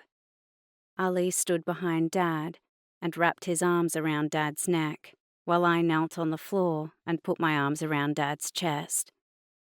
As Dad rubbed Ali's hands and kissed my head, we were once again a whole family. Sabiha didn't exist in this world, and as I closed my eyes and gave myself up to Dad's embrace, I wished it would stay that way permanently. We spent the evening watching a reality TV show. Dad sat in the middle, his arms on the back of the couch as Ali and I snuggled on each side. I felt hopeful that the Dad I knew would return to us. For a few hours, I erased Sabiha from my mind and enjoyed the family moment. When Dad turned off the television and I had to go to bed, I was too tired to stand up and wanted to curl up and fall asleep where I was. "Come on," Dad tugged me by the arm off the couch. In the end, Dad and Ali half carried me between them to bed, where Dad tucked the covers around me before kissing me on the forehead. I fell asleep floating on a cloud of contentment and bliss. Chapter 8. I woke up holding the happy feeling inside me, like a secret I was hiding from everyone, not knowing that the bubble would burst within a few hours. It all fell apart during lunch. We were waiting in the canteen line. Brian was wearing yet another provocative outfit. It was like he didn't want anyone to forget, for even a minute, that he was gay. Today he was wearing a see-through mesh top and skin-tight leather pants, with the zipper area diamante-studded. He'd already received 2 warnings and detention. The school tried calling home, but his parents didn't care. The teachers were at a loss. They didn't know what to do with a kid who didn't fear consequences. Being in Brian's presence meant being the center of attention, and we'd all taken care with our appearance. Dina and I brought our outfits to school and changed in the female toilets, with Brian doing our makeup. Sabiha was the only one who had the freedom to leave the house as she pleased, and instead of taking advantage, her only concession was beautifying herself with a slash of lip gloss and mascara. I wore black lycra figure-hugging tights. I'd wanted to wear a skirt over them, but Brian demanded I take it off. I'd given in without a murmur, feeling trepidation and excitement as I walked out of the safety of the girls' toilets. Soon enough, my trepidation faded when I was bathed in the warm approval of guys checking me out as I passed. Alex walked past me and slipped a note in my hand. "I was waiting online for you yesterday." I glanced over my shoulder and caught him checking me out. He'd included his mobile number. I sent him an SMS message that I'd be online tonight, feeling a delicious thrill as I pressed send. "Aren't you supposed to be in detention?" Dina asked Brian. "That's right," Brian giggled, "but I have plans." "Pimping yourself out to bitches who will make fun of you tomorrow," Dina said. Brian spent recess continuing his queer eye makeovers, and Dina was getting progressively more pissed off as each girl emerged with her new look. "I'm guessing you're feeling neglected," Brian hugged her.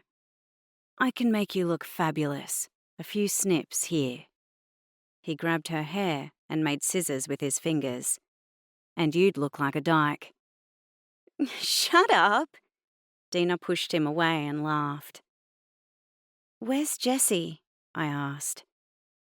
Sabiha looked at me with suspicion. "He's doing his comic book thing with Charlie," Brian said. "I don't know what I'm going to do." He sighed heavily.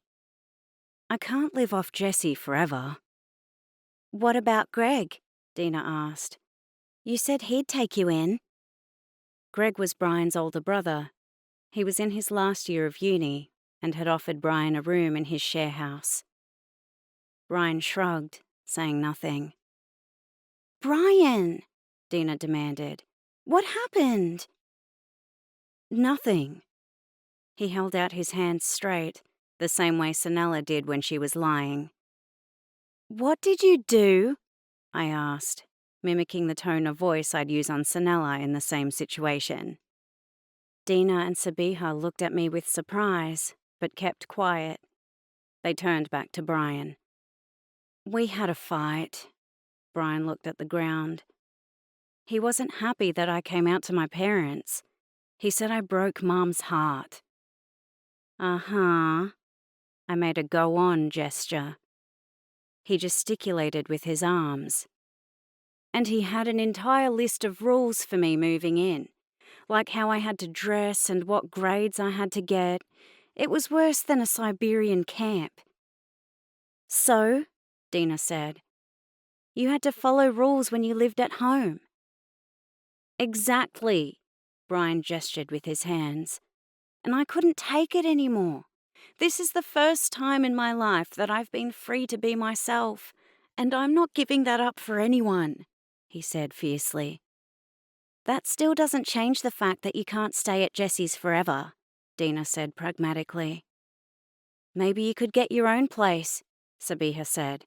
He'd have to pay the first month's rent and a deposit. It's at least $2,000. My brother is looking for a house to rent, Dina elaborated when she saw our questioning looks. That's not a problem, Brian said. I was saving for a car. The issue is, I'd have to get a job so I can pay the rent. You should work as a hairdresser, I said. I'd have to do an apprenticeship, Brian said. Then you'd have to leave school. Dina was horrified at the possibility. So, Brian shrugged, it's not as if there's anything holding me there. What about us? Dina argued. We'd still see each other, Brian said. Yeah, right. Dina looked dejected and shuffled her feet as she moved in line before she halted. Her face cleared and she smiled. I have to make a phone call. She thrust her money into Sabiha's hand and told her what to order before breaking out of the line. Who are you calling? Brian shouted as she ran off, but she lifted her hand to wave without stopping.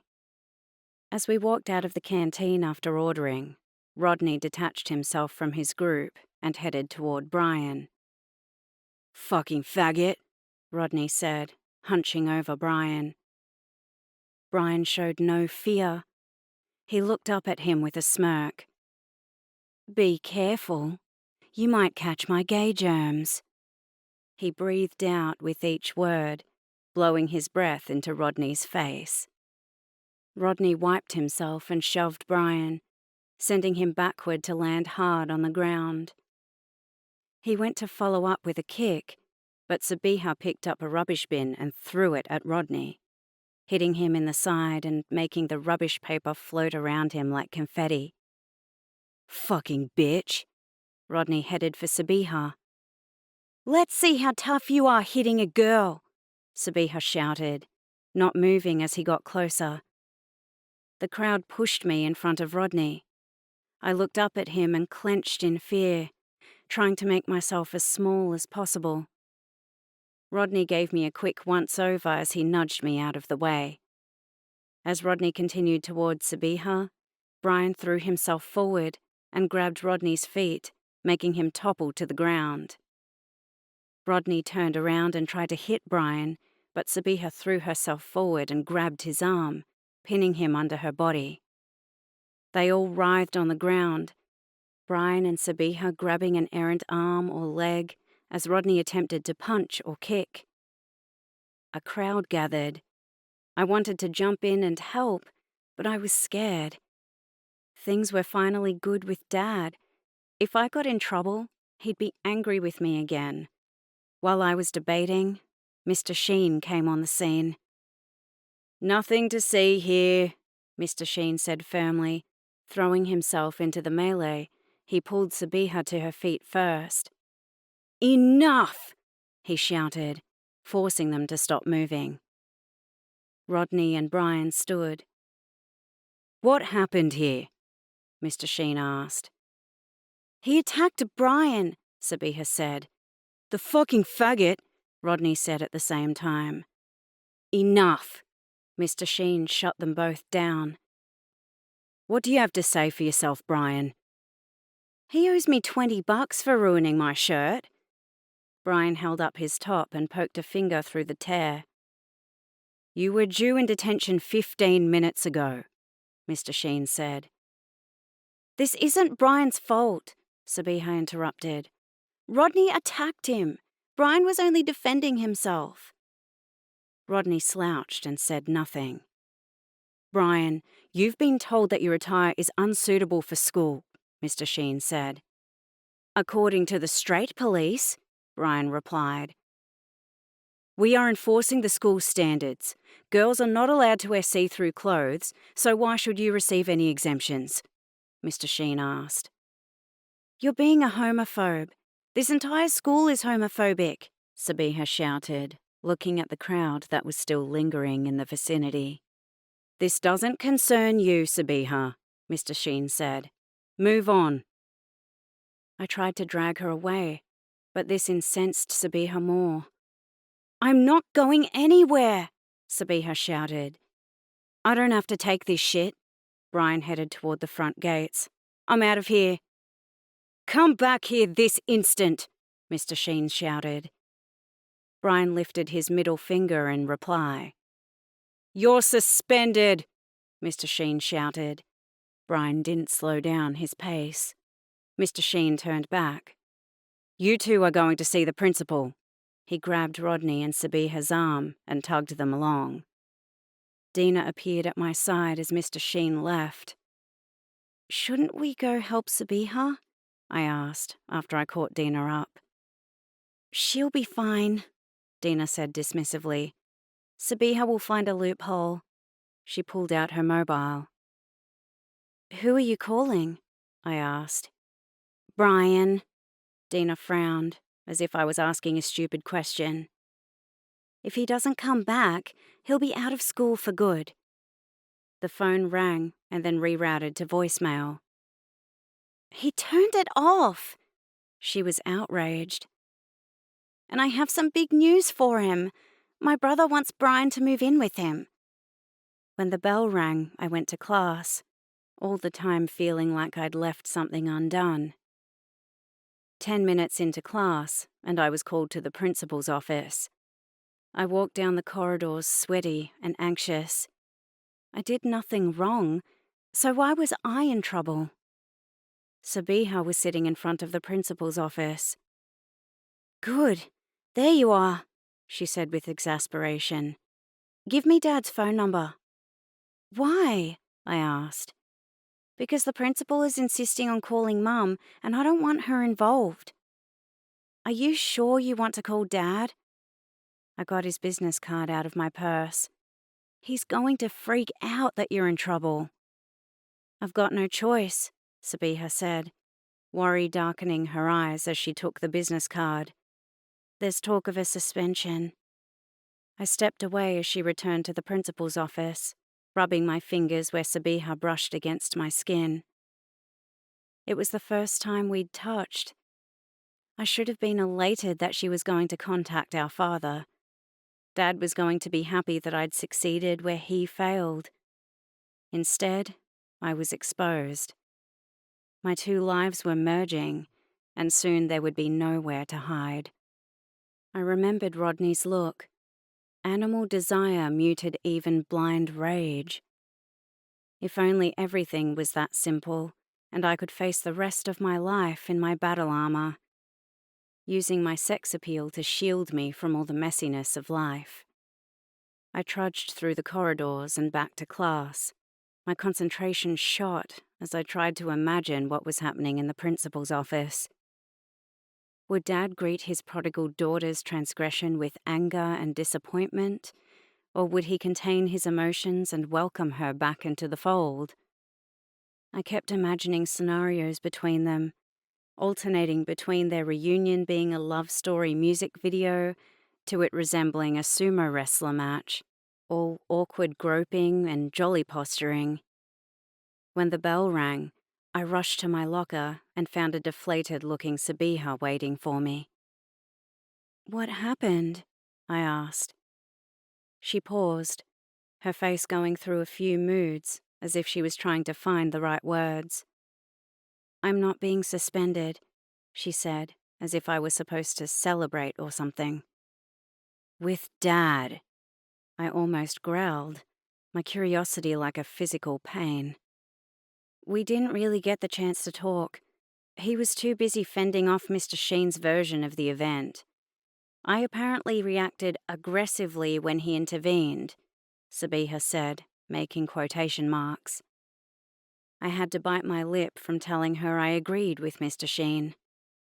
"So now I have to go to the medical center so Dad and I can talk," Sabiha said. I felt let down by her matter-of-fact synopsis of the events, but her face was preoccupied and didn't invite further questions. I exchanged my books, and we walked side by side out of the school gates. Sabiha kept clenching and unclenching her fists. "There's nothing to be nervous about," I said, the words escaping even though I'd vowed to let her suffer in silence. Sabiha let out a harsh laugh. "Easy for you to say. You're not meeting your father for the first time." "You met him." My brow furrowed in confusion. "He came from Tasmania to see you as soon as he found out." Sabiha stared ahead. "He came into the house and talked with my grandfather, but I stayed hidden in my room, eavesdropping through a crack in the door." She looked at me from the corner of her eye. "I know you think I'm a bitch, but I couldn't do anything else." "Why?" I burst out in frustration. I'd spent so long thinking that he'd ditched me, that he purposely ignored my existence. It was hard to suddenly shut off all that anger and rage. Sabiha shrugged. "Weren't you curious?" I'd been dying of curiosity ever since I'd found out about Sabiha, and only the fact that my parents were in such discord over the topic had prevented me from asking questions. "Of course," Sabiha said, "but I had to protect my mum. If I spoke to him, it was like I was choosing him over my mum, and I couldn't risk her feeling rejected like that. She might have had a relapse and ended up back in hospital." I nodded, shying away from the admission about her mum. I'd heard the hushed whispers about her mother being mentally disturbed. The story about her public breakdown in a shopping centre and being taken into custody by police had made the rounds. Whenever Dad spoke about his other daughter, he always focused on the disadvantage she'd had, to not only miss out on having a father, but also to be raised by a mentally unstable mother. Since I'd met Sabiha, I didn't see that this was any great liability. She seemed to be fine. "Why did you change your mind?" I asked. "The first time he came to see me, I thought it wasn't real, that he was putting on a show, but now—" She looked at me from the corner of her eye. "But now he's proved his sincerity by jumping the minute you called." I finished her sentence in my head. "Won't your mum be upset?" I asked snidely. Sabiha looked at me with surprise. "She's been okay lately. Plus, she's been telling me I need to see him. That it's no good to let all these emotions fester inside." I bit my lip and swallowed my angry tirade. I wished I had the luxury of being able to act on my emotions and do what I wanted. Instead, I was always fighting to keep the peace and make everyone else happy. When we walked into the medical center, the receptionist looked at us, mentally comparing our physical similarities. As I led Sabiha to the kitchen area, I wondered if this was going to be my future from now on. "Dad will be here when he finishes with his patient." I sat at the table. The staff room was half full with dirty boxes. and Sabiha nervously paced, her boots scuffing the cardboard as she twirled in the small space. The door opened, and Dad walked in. I stood. Chapter 9. Dad's eyes glanced past me and searched out Sabiha, who was leaning against the kitchen bench, her slouching posture belying her earlier nervousness. Sabiha, he said her name like a prayer. Dad? Sabiha said it with a question mark. He reached for her, but she shied away. I saw his pain as he watched Sabiha like he was trying to imprint her image on his brain. There was an awkward silence as they tried to think of what to say. Sabiha was avoiding looking at him. She looked like she regretted coming. I've got something for you. Dad quickly left. You okay? I asked. Sabiha nodded. It's stupid. She ran her hands through her hair. I didn't expect to feel. Her hands flailed as if she couldn't describe the overwhelming emotion. Dad came back holding a gift bag. Alma told me you like to read. Sabiha took the bag gingerly, as if she expected it to be full of squirming snakes. She took out the books and stacked them on the kitchen bench, her face transforming into one of transcendent joy. Wow, she cleared her throat. This is too much. She looked like she was contemplating returning it. You're my daughter. Dad covered her hand with his. I wish I'd been there while you were growing up. Sabiha closed her eyes and breathed through her mouth. Dad reached for her again. It seemed like she would bolt, her body stiff and on the verge of moving away. But then she squared her shoulders and stood her ground. Dad hugged her, his hand cupping the back of her head as he held her tightly against him.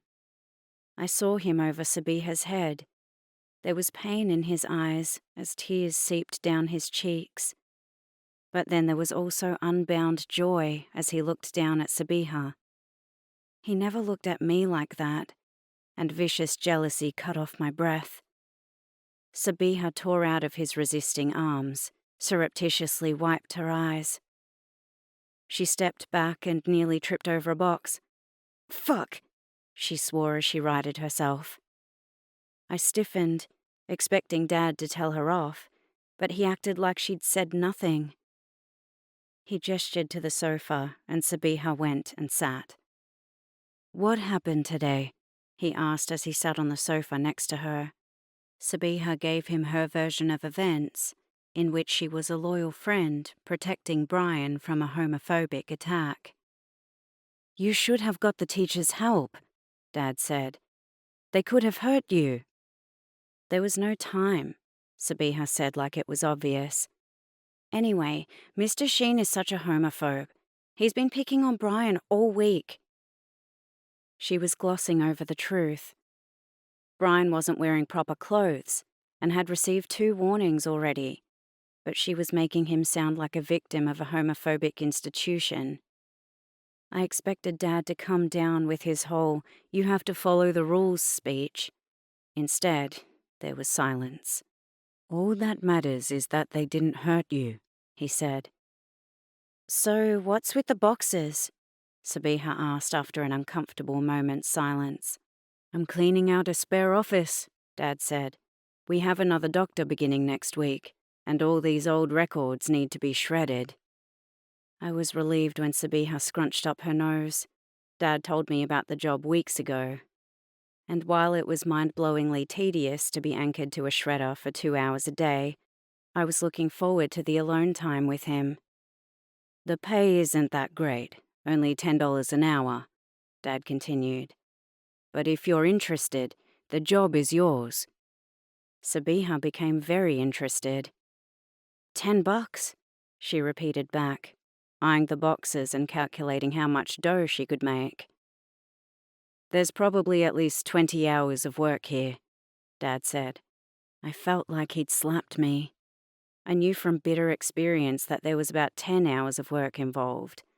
He was adding on extra hours to entice Sabiha. "I'll do it," Sabiha smiled. "That's great," he said. "When do I start?" Sabiha asked, her voice cheery. I zoned out as they worked out the details and pretended to be doing my homework, but I couldn't look away from them. They looked like a flirtatious couple, eyeing each other when the other one looked away, and I was the third wheel. After she left, he looked dazed, his eyes out of focus as he stared out the door that Sabiha walked out of. I'd almost given up that this day would come. I didn't know what I was supposed to say, so I kept silent. "You don't mind Sabiha doing the shredding work?" He finally met my eyes.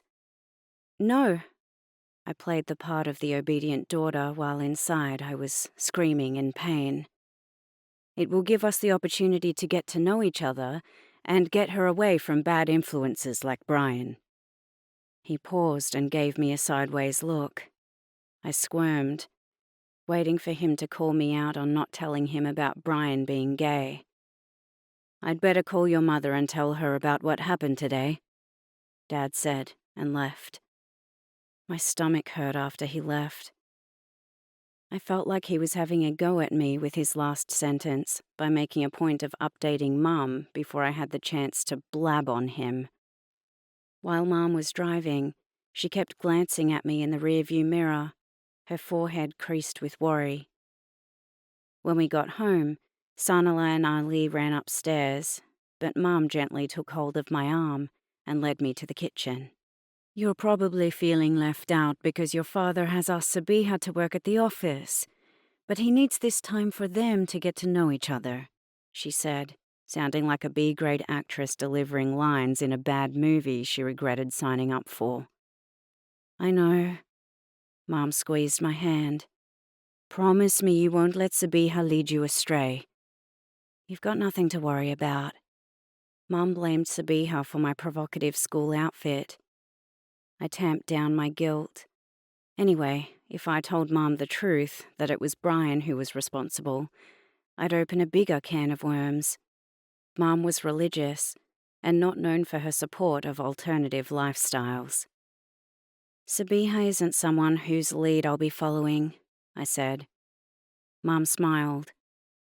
I reviewed my last comment and realized she thought I was siding with her against Sabiha when I was commenting on Sabiha's dress sense.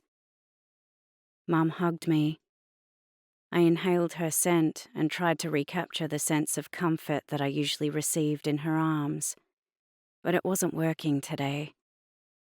I was like a spinning top, twirling round and round, hoping I could keep up the pace. I forced a smile for Mum, pretending she'd soothed me. She let me go with a fake smile of her own. I could barely wait to get to the computer and message Alex. Whenever the bad feelings overwhelmed me, I thought of him and felt a thrill of anticipation. His flattery and smooth charms were the balm that I needed to soothe the sting from Dad's displeasure. I logged into my computer, feeling butterflies dancing in my stomach. "Alex P. I've been waiting for you, gorgeous." I felt a thrilling, squirming sensation in my stomach, knowing that as I was thinking about him, he was thinking about me. "Sorry, home drama I had to sort out." "Sister trouble?" "Yeah, Dad's given her the job at his office he promised me." "Bummer. On the plus side, maybe we can see each other now?" As I thought about my reply, I bit my fingernail. I'd been stalling, meeting with him, using homework and my part-time job as an excuse. But now I couldn't think why I'd been so hesitant. I'd feared my father's reaction if he found out, but after seeing him today with Sabiha, all my fear had muted, and it didn't seem life and death anymore. "Okay," I typed, holding my breath as I took my fate in my hands. "I'll sort something out." "Can't wait. By the way, Did I tell you how hot you were today? I couldn't take my eyes off you. I made a little squeal under my breath. Thank you. Can't wait to see what outfit you're going to model for me tomorrow. I'll keep that a surprise. As we flirted online, I felt like time stopped and I was enveloped in a safe cocoon. All my worries tipped out of my head and floated away. When it was time to end our online chat and return to the real world, I felt a wrench near my heart. I wanted to remain in this moment forever. I sat on the chair staring at the blank screen as I worked up the motivation to get up. Mum called my name, finally breaking my inertia. When I exited the study, I walked past Dad's office and saw him working at his computer. I went to the kitchen to help Mum with dinner. Mum made sarme, minced meat and vegetables folded into boiled cabbage leaf like a parcel. Dad's home early, I said as I set the table. Mum said noncommittally. I frowned. This was a sign of bad things to come. They proved me right during dinner. She was on the train for 2 hours.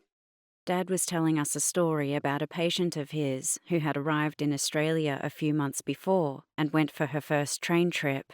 She began walking up and down the carriage, attracting the attention of passengers by calling them Maimune, as if it was their name. I frowned, wondering why this woman would call the passengers monkey. She did this for about half an hour, and finally she reached a male passenger and called him Maimune. He stood, completely offended. "How dare you call me a monkey?" he demanded of her. Dad looked at us to check we were paying attention. "Oh, good, you speak my language," the woman said. "I'm lost and need you to help me." We exploded into laughter as we realized her clever ploy to get help in a tricky predicament. "Well, I've got one for you," Mom said. "It's a changeover at my workplace." In Mom's job as a nurse, she had to spend 15 minutes with the nurse on the previous shift to receive information about the patients. Anna calls me over to read the notes from her changeover, and they say, "John was hungry and ate the stuff. He was still hungry and ate his family." We broke into laughter. Why did John eat his family? Sanila was perplexed. "He didn't, sweetheart," Mom said between bursts of laughter. She wanted to write, "John ate with his family." "Well, there's a perfect example of why a preposition is important," Dad said wryly.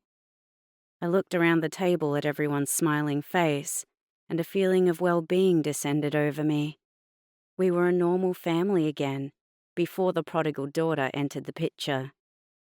When we lived in Hobart, we used to eat dinner together every weekday, the room echoing with laughter and conversation as we shared stories about our day.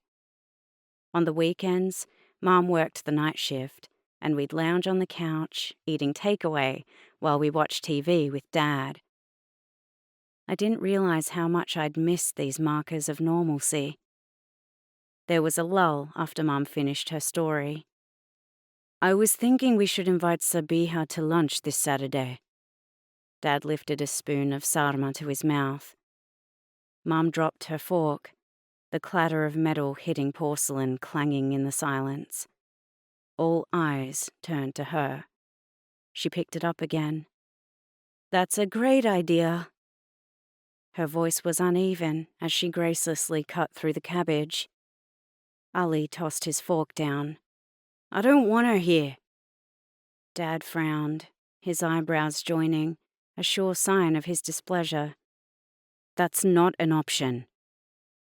Ali's hands tightened on his cutlery. He looked between our parents, deciding whether to protest further. Mom shook her head. Ali returned his attention to his plate, tossing his food around.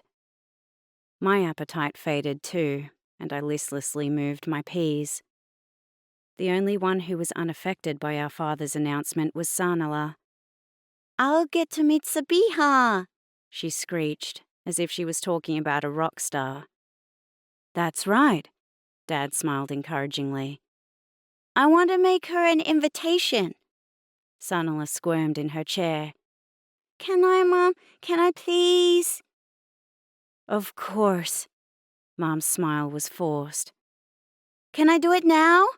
Sanala was already halfway off her chair. Finish your dinner first, Mom said. Okay. Sanala shoveled food in her mouth. The next few minutes were excruciating in their awkwardness. I wanted to be anywhere but here. My thoughts drifted to Alex again, and I spent the rest of dinner mentally planning my outfit for tomorrow. Finished!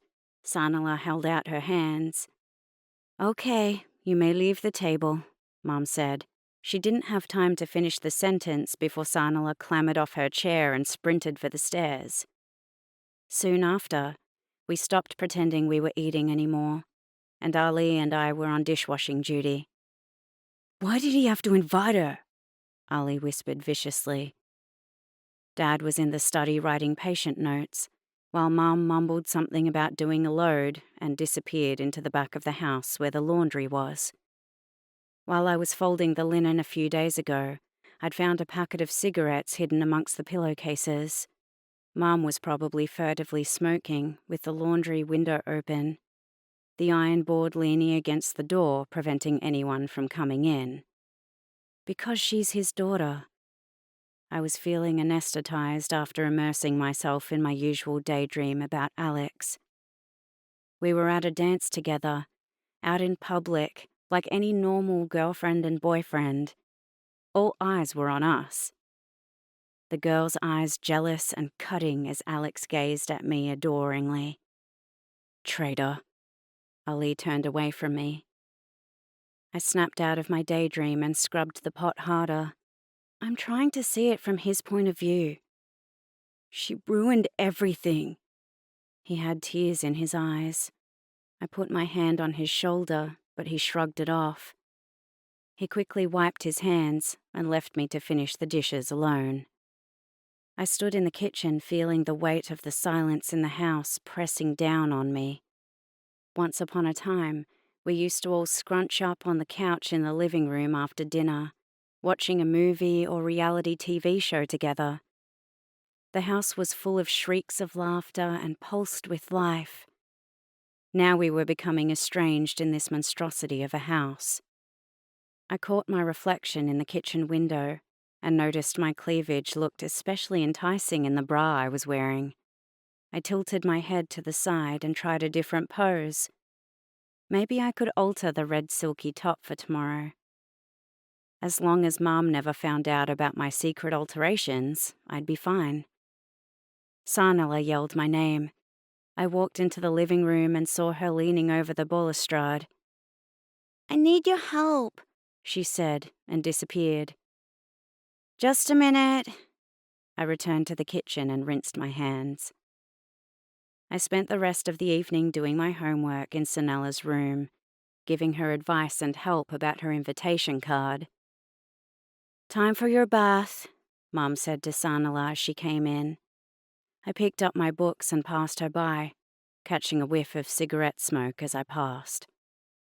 After reading in bed for a while, I turned off the lights, but I couldn't fall asleep. A heavy weight of expectation hung in the air. The feeling of the other shoe dropping. Sure enough, I heard raised voices echoing through the halls. I leaned over the bed and saw it was 10 o'clock. As usual, my parents waited until they thought we were asleep before tearing into each other. I covered my head with the pillow, trying to drown out their shouting. The pressure built behind my ears as I fought to breathe through the foam. I threw the pillow off and gasped in oxygen. The screaming stopped when I was about to go to Sanella's bedroom. I heard Dad's footsteps heading down the stairs. The silence was even more oppressive than the shouting was. I thought about Alex and the need to contact him built. I couldn't go downstairs and message him on the computer because Dad was sleeping on the couch or watching television until he cooled off and returned to the bedroom. But there was another way. I got my mobile and after debating various messages, I typed, "You awake?" My thumb hovered over the send button. Was I being desperate to send Alex a message? We'd only chatted on the computer a few hours ago, and here I was chasing him again. In the end, my need was too strong, and my thumb hit the send button. Within 30 seconds, my phone beeped a reply. With shaking fingers, I opened the message. "I was dreaming about you. In my dreams, I got to caress every part of your body. I hope my dream comes true soon." I lay on the bed and replied, "I dreamt about you too." I wanted to write more. I wanted to tell him about the swirling dreams I had about him, full of bright colors and soft sounds. How my body was alive in anticipation of his touch, as if I was Sleeping Beauty and he had awoken me. But I was too shy and embarrassed. He sent a photo of himself. He was lying bare-chested in bed, his hair tousled and shadows highlighting the pecs on his chest. "I'm lying in bed, imagining you with me." My breath caught in my chest. I hugged my pillow and imagined that it was Alex who was lying next to me. I could hear his deep voice as he spoke. "I want to see you. I want to imagine that we're lying side by side." I turned on my lamp and checked myself in the mirror above my vanity. I was wearing a daggy nightie I'd had for years. It was so thin from washing it was almost see-through. I took it off and rummaged through my wardrobe until I found my spaghetti-strap summer nightie that hugged my body. I arranged my hair to flip over my shoulder and frame my cleavage. I quickly smeared lip gloss on my lips and lifted the phone toward the mirror, snapping a full body shot. "You are so beautiful that you make me ache." I swept away my reservations under a wave of happiness. "I wish you were here with me. I want your arms around me." Time became suspended as we sent messages back and forth. He wanted to call me, but I told him he couldn't. It was too risky that the sound would travel, alerting my parents. My phone beeped. "I have no credit left. We'll have to talk tomorrow." I lay down in bed, but I couldn't sleep.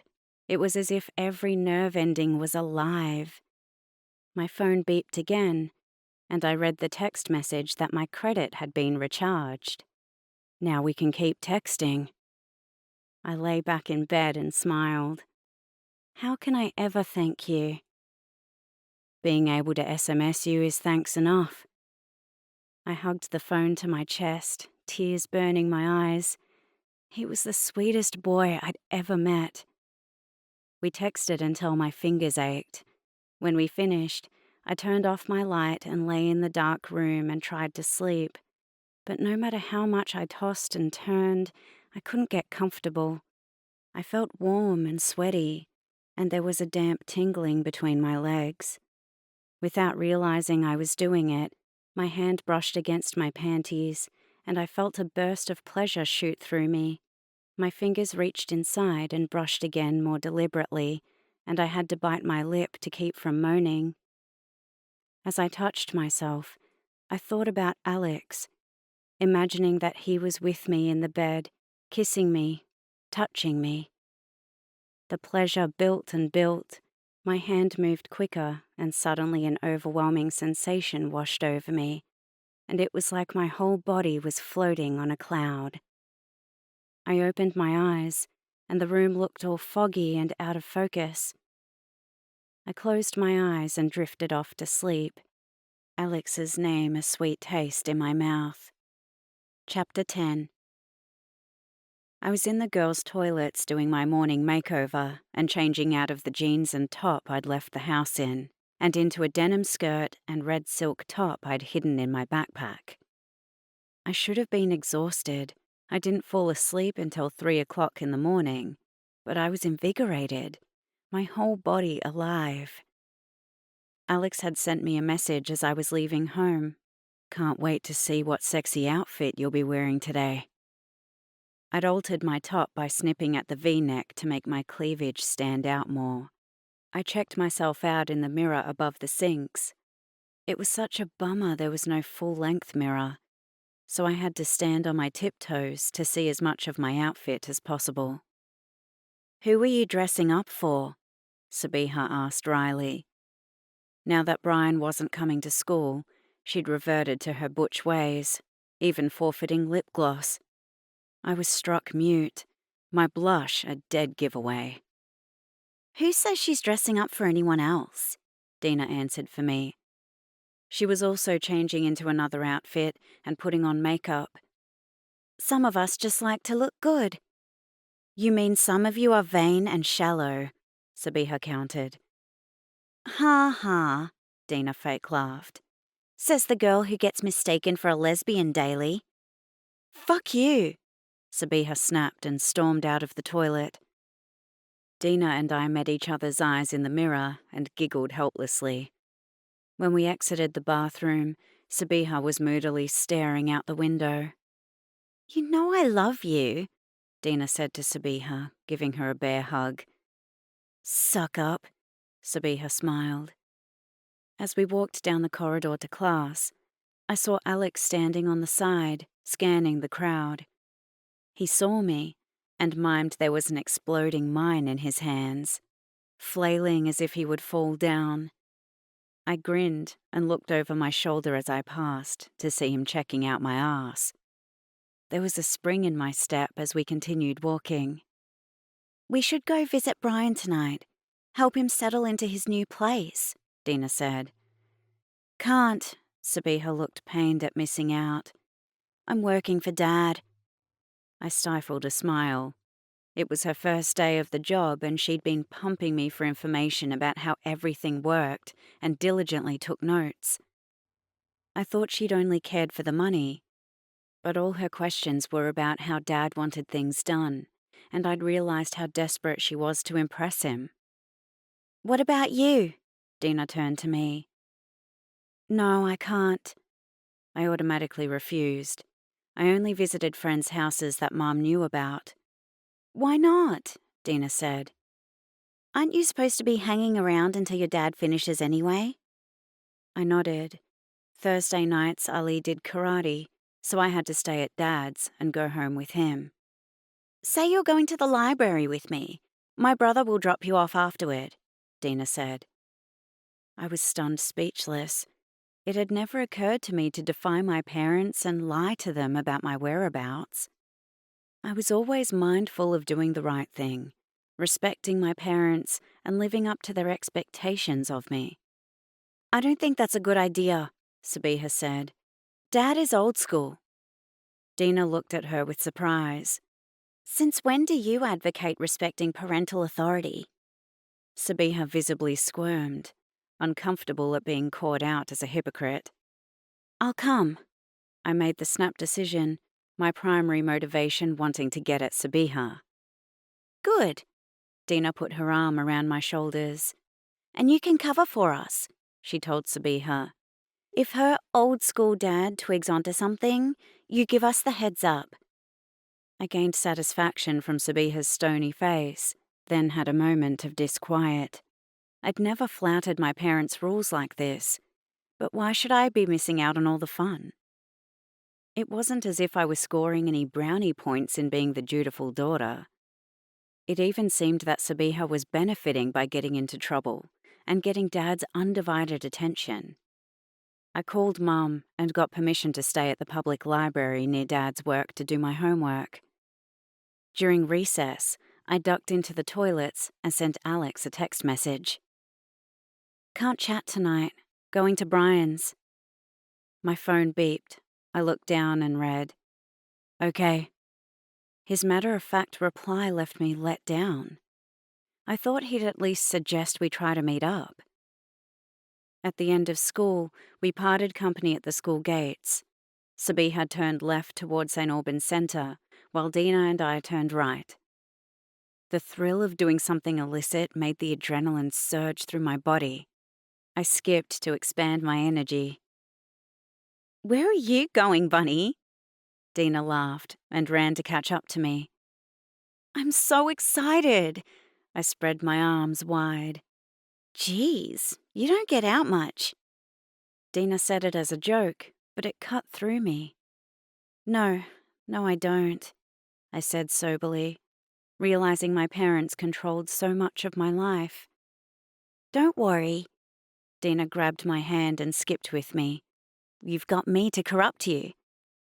We got to Brian's house out of breath and laughing maniacally.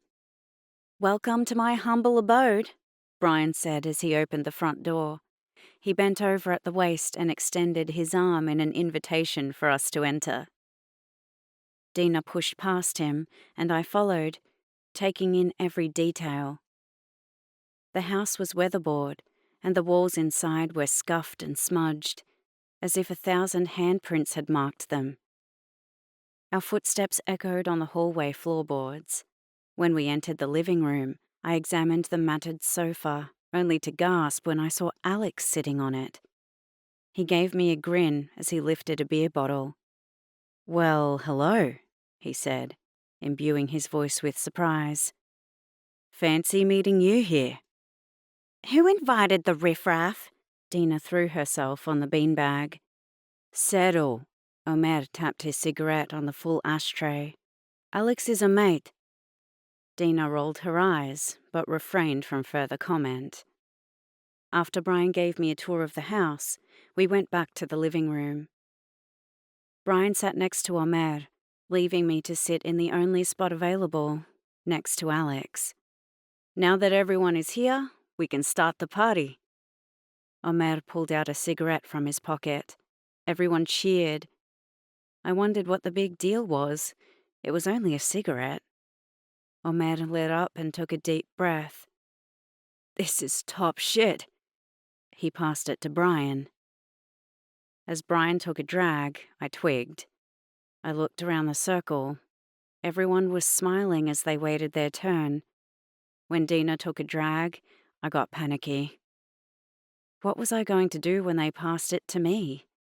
I wanted to be cool and blend in with everyone, but Mom was a nurse and Dad a doctor.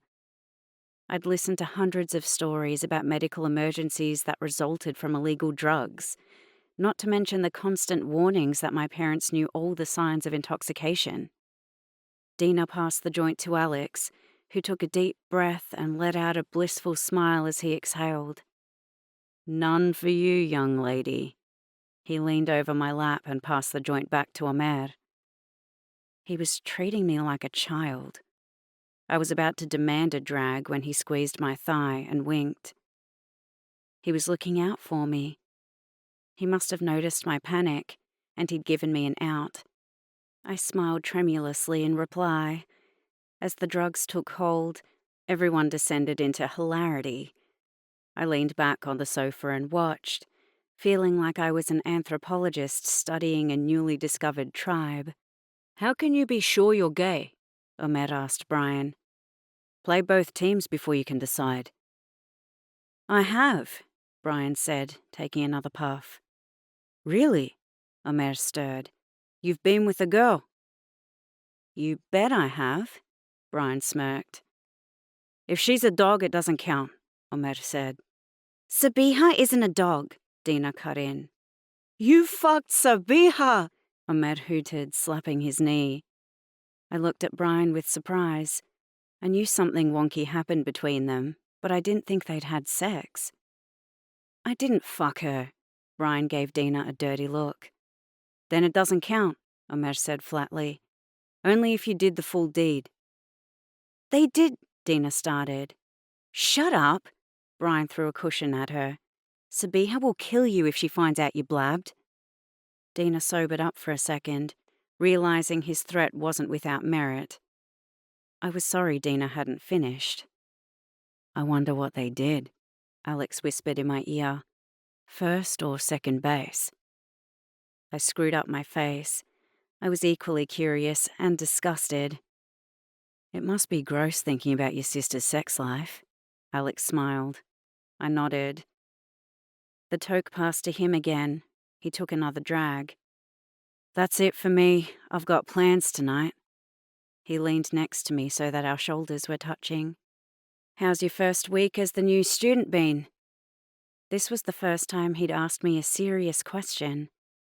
Usually we flirted madly online, keeping it light and fun. He'd become my soft place to fall. I wondered if he was really interested or if he was making small talk. I was going to give him the usual response about being glad that I had new friends, but something about the way he was intently watching me, like he was interested in every word, made me stop. Weird, I ended up saying instead. It's not every day you found out you've got a long-lost sister, Alex said. He got it. He really understood what it was like. My words cascaded like a dam that burst its banks.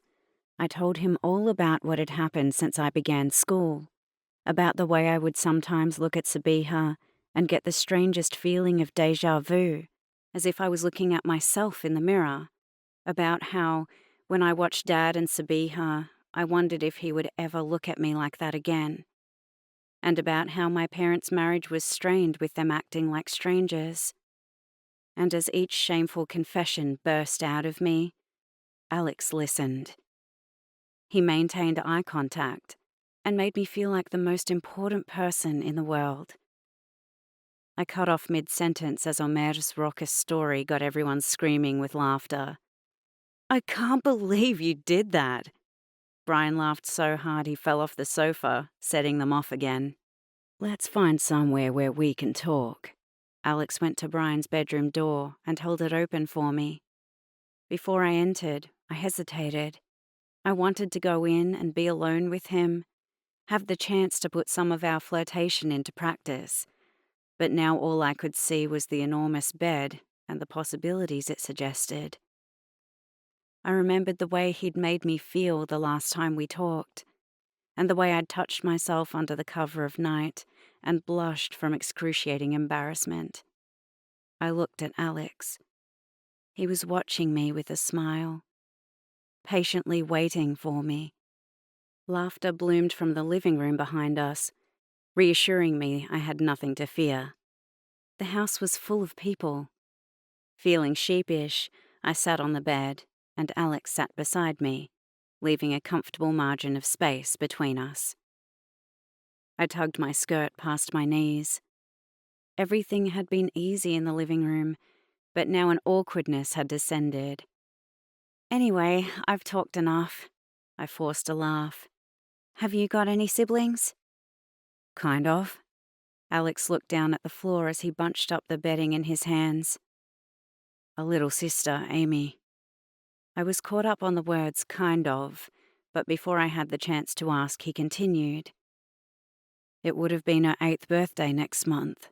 He gulped. She had leukemia. I'm sorry. I grabbed hold of his hand and rubbed his back with my other hand. Thanks. I get what you're going through. His lips formed into an imitation of a smile. I've been going through a hard time, too. What was she like? I leaned on his shoulder and half hugged him. She was like most little sisters, a pest. He laughed. She was a great kid, though. Anyway, things have been tough at home since it happened. My parents aren't doing well. He wiped his face with his hands and tenderness filled me. She was Daddy's little girl, and since she's been gone, he's checked out. He's either at the pub or, if he's at home, he's drinking in his man shed. He stared blankly at the wall in front of us. We used to be like mates, going to the footy every week to watch the doggies, but now he's missing in action. I'm sure he'll come back to you. I rubbed his back. He put his arm around my shoulders and we hugged. It was a while before I noticed the hug had changed from mere comfort to something more. I realized I was in a bedroom alone with a boy. That I was sitting on a bed alone with a boy. That I was hugging a boy while sitting alone on a bed with him. What if he'd assumed that by coming into the bedroom, I was agreeing to something? Anyway, you probably want to leave now. He turned away from me and rubbed his eyes. My stomach sank. He was crying. I'd underestimated him. Damn, why did I overthink things? Of course he wasn't making underhanded plans. My hands cupped his shoulders. It's going to be all right. He didn't turn toward me. I'd ruined it. I'd had a nice guy, someone who got me and I could talk to, and I let suspicion get between us. Thank you. Alex covered my hand with his. I've got no one else to talk about this stuff. My mates aren't the sensitive type, and my ex ran off when things got too heavy with Amy. I'm not going anywhere. I squeezed his hand and waited. He turned around after a few moments. I'm sorry about that. It's okay. Our eyes caught, and the moment softened, changed into something else. He nudged his head forward, slowly, looking from my lips and back to my eyes again. I knew he was going to kiss me. I had time to process his intent as his head slowly descended. By the time his lips touched mine, I was breathless with anticipation. At first I was stiff and nervous, wondering if I was doing it right. I kept wondering if my mouth was open too much, did I use too much tongue? The boys I'd kissed before were my age. But Alex was older, sophisticated, and I was being measured against all the girls that came before. He knew what he was doing, and soon enough, the sensation of our mouths melding together set off delightful explosions in my body. As we kissed, he kept his hands on the bed beside me, our lips the only things touching. He was letting me set the pace. When my body was too weak to hold myself, I put my hands on his shoulder and leaned into him. I was awash with sensation, my lips tingling, my skin super sensitive as he put his hands on my waist. I lost time, and the next thing I knew, his hand was under my top, cupping my breast. I broke the kiss. Are you okay? His lips moved to my neck. Trying to work through an answer to his question, I stared up at the ceiling. I'd never gone to second base with a boy. I didn't know if I wanted to stay or go. Alex stopped kissing me and looked at me. His face tightened at whatever he saw there, and he removed his hand. I tugged my top down, feeling self-conscious. You can go, he said tonelessly. I looked at the door. All I had to do was stand up and take 2 steps. 2 steps, and I'd be out of this excruciatingly embarrassing situation. 2 steps, and Alex would go from my future to my past. I realized I had the answer to his question. I'm okay. I leaned over and kissed him. Really? His arms wrapped around me. Really? I whispered against his lips. His hand went under my top, and he caressed my bare back. Tingles followed. He took control of the kiss and went back on top. His hand moved to my breast again, and I stopped thinking. My vision became blurry, and I wanted to be closer, to merge my body with his. He flipped me on top of him and cupped my bottom. Then he put his hand between my legs.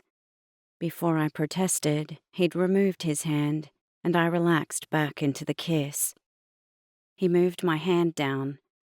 It took me a moment to process that he'd placed it on his penis. I froze and came out of my trance. I hesitated, surprised at the softness of his skin, before turning my head. I think we need to stop. Come back. Alex lifted his head and tried to kiss me, but I moved away. No, I lifted myself off him. I thought we were having a good time. Alex followed me to the edge of the bed and brushed my hair away from my face before leaning in. I moved away. We were. I buttoned my shirt. But things are going too fast.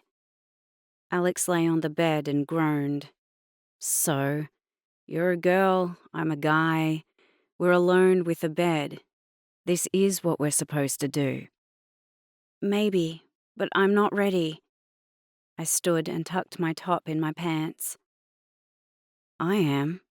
Alex took a condom out of his pocket. I looked away, my cheeks flushing with embarrassment. Are you blushing? Alex peered at me. Most 16-year-old girls have seen a condom before. I jerked my head to look at him. He didn't know that I had just turned 15, and I had to keep it that way. Shit, are you a virgin? He whispered the last word like it was a disease. I stared at him like a deer in headlights. You are, he laughed. My eyes filled with tears, and I grabbed the door handle. Don't! Alex stood and put his hands on my shoulders. When I kept tugging the door handle, he hugged me, pulling me against him. I'm sorry, I didn't mean to laugh. I'm just surprised. He turned my reluctant body until I was facing him. Of course you want things to be special. We'll take it easy. He put his hand under my chin. I kept my eyes on the wall beside us as he lifted my head. And when the time is right, we'll take that step. I'm falling for you. He tucked my hair behind my ear. My eyes snapped to his. I want you to be my girlfriend. I gaped in shock. Don't you want that? His voice hurt when the silence stretched out too long. Of course I do. Good. He smiled gently and kissed me. I kissed him back, but I wasn't able to let go. My brain was in overdrive as I tried to process what had happened. I now had a boyfriend. We can't tell anyone, I said when he broke the kiss. No one can know that we're together. If it gets back to my dad, of course. He rubbed my shoulders. We'll keep it on the down low. We can't be together at school. But we can be together after school, he smiled. I fake smiled, not knowing how to let him know that this event, me coming to Brian's house instead of being at Dad's surgery, was an aberration. A one-off event that would be impossible to replicate. I usually get to school really early, I said hopefully. How early? 8 o'clock. He winced. I'd better get going. I lifted my hand awkwardly toward the door. When can I see you? Alex asked as I headed toward the door. Omer lent me his spare keys. I don't know, I stalled. Please. He bent and kissed my cheek before returning to my lips. Don't keep me hanging. I'll text you. I opened the door. You go first, Alex said. I'll be out in a minute. I ducked into the bathroom to put on the jeans and t-shirt I'd left home in this morning. As I packed my trampy clothes in my bag, I caught a whiff of cigarettes. I'd have to put them straight in the washing machine so Mum didn't touch them. When I got out, Jessie was in the hallway. I didn't know you were coming, I said with surprise. I had a few things to do after school, Jessie said. Dina entered the hallway. I was wondering where you disappeared to. She looked at me. I'm right here, I said. Oh, Dina looked confused. Oh, she said again suggestively when she saw Jessie. Omer called her and she returned to the living room, a concerned look passing over her face as she left. So, Jessie said. I'm leaving, I gestured to the front door. Me too, Jessie said. You just arrived. The interesting people are leaving. And anyway, this isn't my kind of party, Jessie said ruefully, peering into the living room. See you tomorrow. He closed the door behind himself. I entered the living room. I have to go. When Dina didn't respond, I kicked the beanbag. Already? Dina threw herself backward and looked at me upside down from bloodshot eyes. Shit. Dina fought her way out of the beanbag. She walked to Omer, who was dozing on the couch. "Come on," she slapped his arm. "Drive us." "Is that a good idea?" I asked. "We could get into a car accident." "Nah," Dina waved her hand. "he's used to it." I didn't find her statement reassuring, but I didn't have a choice. If I walked, I'd be late and raise Dad's suspicions. Dina made Omer a coffee. "We'll leave in a minute," Dina said as I nervously paced. I looked at the time on my mobile and bit my nails. I glanced at Brian's bedroom door and wondered if Alex had already left without saying goodbye. Omer slugged back the last of the coffee and grimaced. He picked up his keys and we went to the hallway. Alex exited Brian's room, looking relaxed. "Did you rub one out in there?" Brian demanded. Alex shrugged ruefully. "Tell me you didn't stain my bedspread." Brian pushed past him and examined the room. "Pain!" he yelled with outrage. "And that's my cue to leave." Alex ran through the front door. I blushed with embarrassment, feeling like what we did together was a steamy postscript. As I got into the back seat of Omer's car, Alex was halfway down the block. Omer drove fast. I kept seeing images of his car wrapped around an electricity pylon featured in news footage. Either way, I'd be dead. If the accident didn't kill me, my parents would. Omer stopped with screeching tires a few shops up from Dad's medical centre. I went to get out, but thought better of it. "Listen," I put my hand on Dina's shoulder. "There's no need to tell Sabiha about me talking to Alex, or all the other stuff that happened." Dina turned a blank face toward me. I mimed smoking. "Oh," Dina nodded. "so you don't want me to mention Jessie either?" I nodded, realizing Dina didn't know I'd been alone with Alex. Dina nodded and turned to the front. I entered the medical centre and headed straight for the kitchen. I was pouring myself a glass of water when Sabiha walked in and closed the door. "You're cutting it fine," she said. I gulped the whole glass before answering. "Does he suspect anything?" "No. He asked me to go see how you were doing half an hour back, and I pretended to check on you. By the way, you were having trouble with the photocopier." Sabiha sat on the kitchen counter. "Thanks." I wiped my mouth with my hand, then stopped, horror-stricken when I remembered I'd touched a penis. I poured hand wash lotion and scrubbed it under the tap. "He's a really dedicated dad." "What do you mean?" I dried my hand with a paper towel.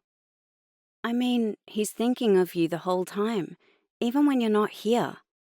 Sabiha sounded confused, as if this was a strange phenomenon she hadn't encountered before.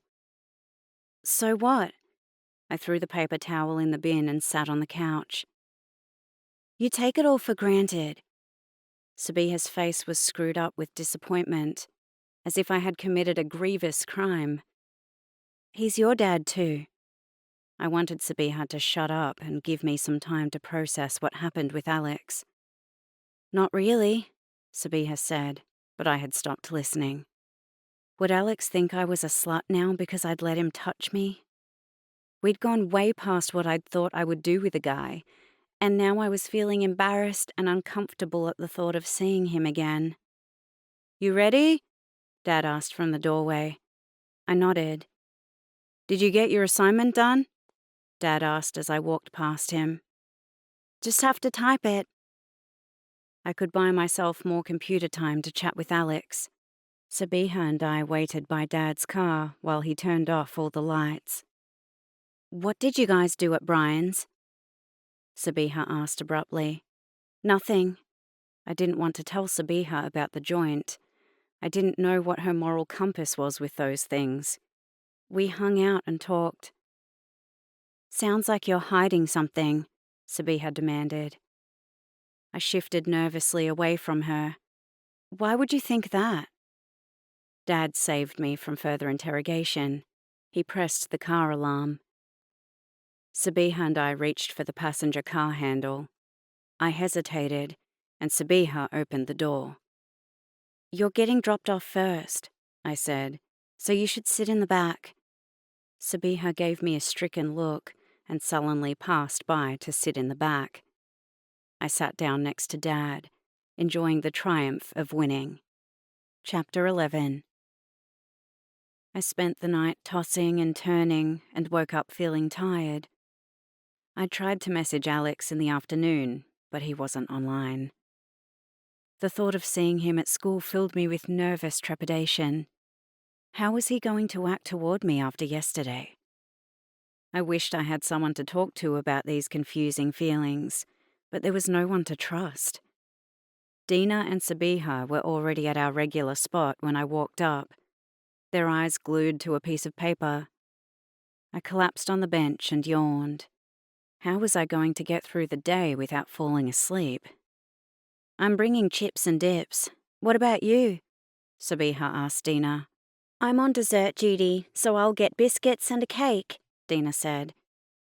"What's going on?" I asked, the cobwebs clearing as my curiosity piqued. "We're coordinating food for Brian and Omer's housewarming." Sabiha's attention was on the list in her hand. "Did you tell Jesse that he's doing drinks?" Dina shook her head. "I'll track him down at recess." "When did this happen?" I asked. "After you left the living room," Dina said. "Where were you?" Sabiha asked.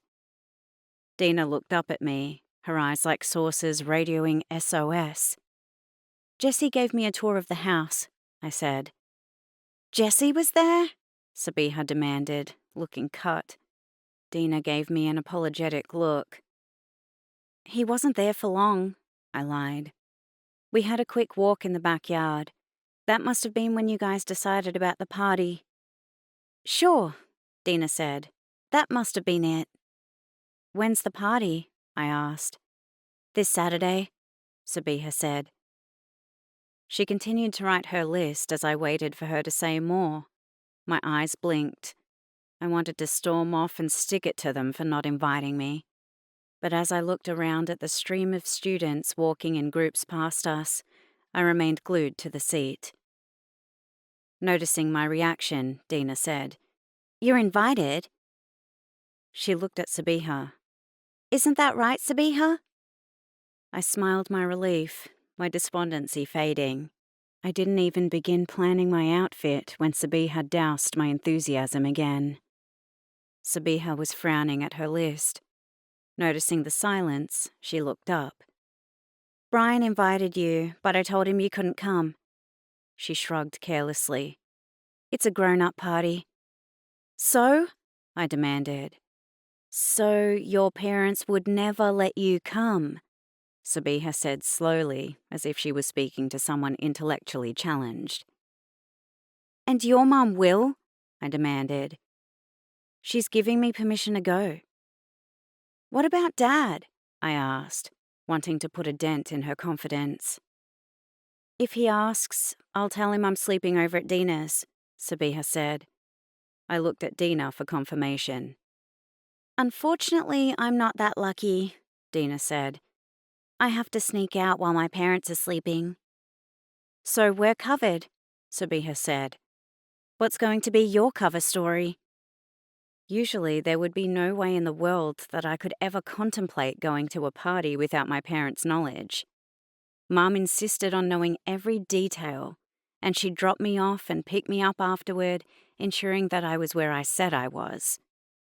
But since Mom started working night shift, she'd slowly been increasing her work hours. At first she was only working twice a week, but now she was doing on average 3 shifts, and she was rostered on this Saturday. Mom took on the shift, assuming Dad would be home, but he had a conference and was delivering a talk. After a long discussion with Ali and I about responsibility, they made the decision that we could stay by ourselves for the night. I was filled with disquiet at the thought of betraying my parents' trust, but Sabiha's superior attitude goaded me into continuing with my story. "I don't need one." As I explained why, I felt a frisson of joy as Sabiha's superior look faded. Aren't you supposed to babysit your little sister or something? Sabiha asked. Not a problem. I snapped my fingers. My little brother will take care of her. Sabiha and Dina exchanged a look. Are you sure it's a good idea to go? Sabiha looked at me with concern. This is going to be a full-on adult party, and you're young. I lost the power of speech, but my furious look spoke for me. She's mature for her age. Dina gave Sabiha a warning look. As soon as I sat down in first period, my adrenaline faded, and I regretted saying I would go to the party. I'd never flouted my parents' authority. They always knew my friends, and I'd only been to outings that they approved. There were so many logistical aspects to attending the party, I didn't even know how to address them. How was I going to leave the house? And even though I'd boasted that Ali would take care of my little sister, that was a big stretch. While he helped me on the nights that we were home alone, I was the one that did all the heavy lifting with Sanala. Then there was ensuring Sanala didn't know what was going on. She didn't understand the concept of a secret, and anything she heard was passed around to all and sundry. Not to mention transport. I imagined myself catching a taxi to the party and back, but now that I actually thought about it, I was reminded of every single headline I'd read that featured a young girl alone in a taxi being taken advantage of by an unscrupulous driver. Maybe I should ditch the whole idea. All I had to do was report back on Monday and tell Sabiha that my little sister was sick. No harm, no foul, but the thought of eating crow and having Sabiha establish her superiority even more made me sick to my stomach. Plus, there was the fact that once again I'd be marked as the outsider. Dina, Jessie, and Sabiha would return to school on Monday full of stories about their night of sin and debauchery, and once again I'd be the dorky fifth wheel, the one who had no stories to share, apart from how many times I'd watched the Gruffalo in a weekend with my little sister. Still, was it worth risking everything to get back at Sabiha?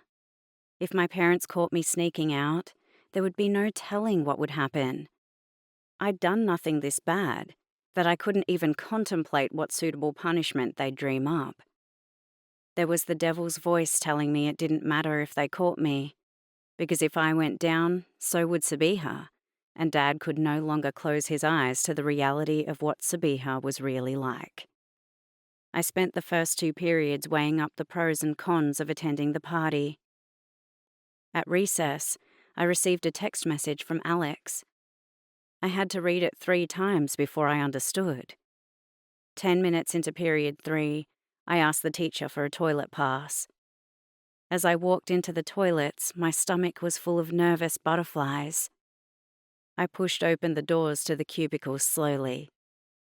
"Alex," I whispered. I reached the end of the cubicles and was pulling out my mobile to text him when the toilet door next to me opened and arms dragged me in. A hand covered my mouth as I tried to scream. I struggled as I was pressed up against the cubicle wall, my hands gripped. "It's me." Alex let me go. "You bastard!" I put my hand on my chest as I fought for breath.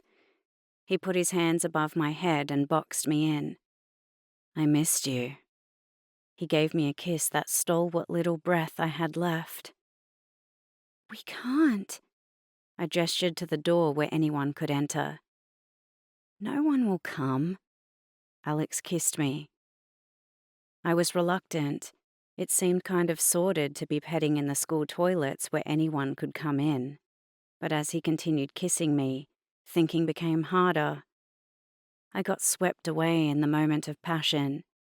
He picked me up, my legs automatically wrapping around his waist to hold myself up. He pressed my back against the wall. As he kissed my neck, I cupped his head, feeling a thrill that he could hold me with such ease. It was like every romantic fantasy I'd imagined. The strong, hunky guy and the feminine, dainty heroine.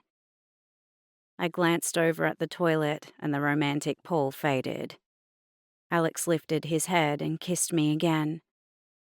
I broke the kiss and turned my head away. I have to get back to class. Shit. He set me down and held me, his breath puffing against my forehead. My legs were wobbly, and I had to clutch the wall until I regained my balance. Are you going to Brian's party tomorrow night? He adjusted his jeans. I don't know, I said. Sabiha said I shouldn't go. He peered over the toilet cubicle. What's it to Sabiha? Do you want to go or not? I want to, but... But what? Alex urged.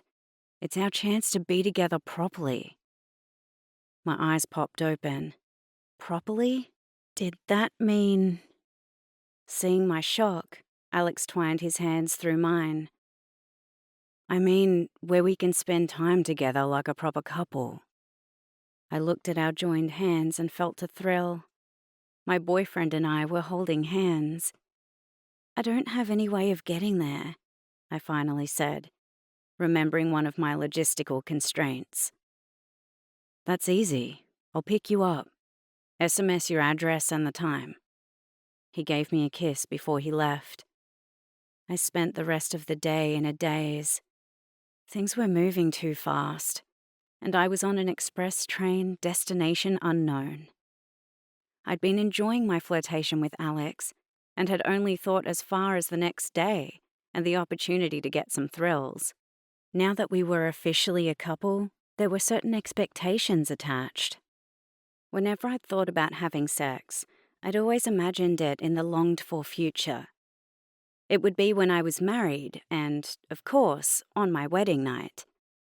My husband would slip off my satin wedding dress, and we'd gaze at each other adoringly as we entwined our hands, our matching gold wedding bands sparkling under the hotel chandelier.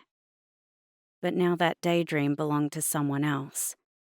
Some girl I once knew who didn't understand the reality of desire and need. Who didn't know about the urgency that gripped you when you were caught up in the moment's passion and nothing else mattered but satisfaction. A girl who didn't understand the thrill that went through your body when a guy gave you that look. The one that said, I want you. I need you. I can't be without you. I left behind the girl who believed in happily ever after in Hobart. That girl had parents that made her dream in a fairy tale. But now, as I watched my parents battling through the darkness of a marriage gone wrong, that fairy tale dream seemed like a novelty joke. It was time for me to bury that girl forever. I had to take Dad's lead in wiping the slate clean and letting go of my old life and become the new me. I was a girl with a boyfriend. A boyfriend who had expectations. And I was going to fulfill those expectations properly. I got through the rest of the school day in a daze. I was consumed with one thing and one thing only: how to get to the party. When I went to meet Sabiha after school, there was a crowd gathered in the corridor. I pushed through the crowd and saw Sabiha standing in front of her open locker, Dina beside her. There were condoms spilling from it. Sabiha slammed the locker door shut. There was a crude graffiti drawing of a penis on the front with a mouth on the tip. "What the hell are you staring at?" she demanded at the rubberneckers. "What happened?" I asked as the crowd dispersed. "What do you think?" Sabiha said. "It's someone's idea of a joke." I bent and picked up a note. "I hear you're very talented. Meet me in BJ Lane after school."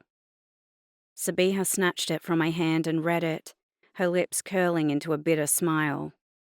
"Someone's been talking." Dina took the note. "Don't be paranoid." "It happened last year, but I'm copping flack now," Sabiha said.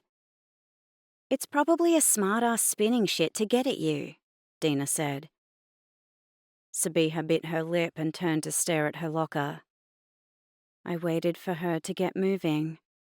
Seconds passed, but Sabiha still stood, as if frozen. Dina and I looked at each other helplessly. We should get going, I said. I can't, Sabiha replied. I can't leave my locker like this. Dina put her hand around Sabiha. I expected Sabiha to push her away, but she listlessly leaned her head on her shoulder. Of course, I wanted to smack myself. I'll go find some stuff to clean it. The only way to contain this rumor was to remove the evidence. When I returned 10 minutes later with a bottle of graffiti cleaner, the condoms were gone, and Dina and Sabiha were sitting on the floor.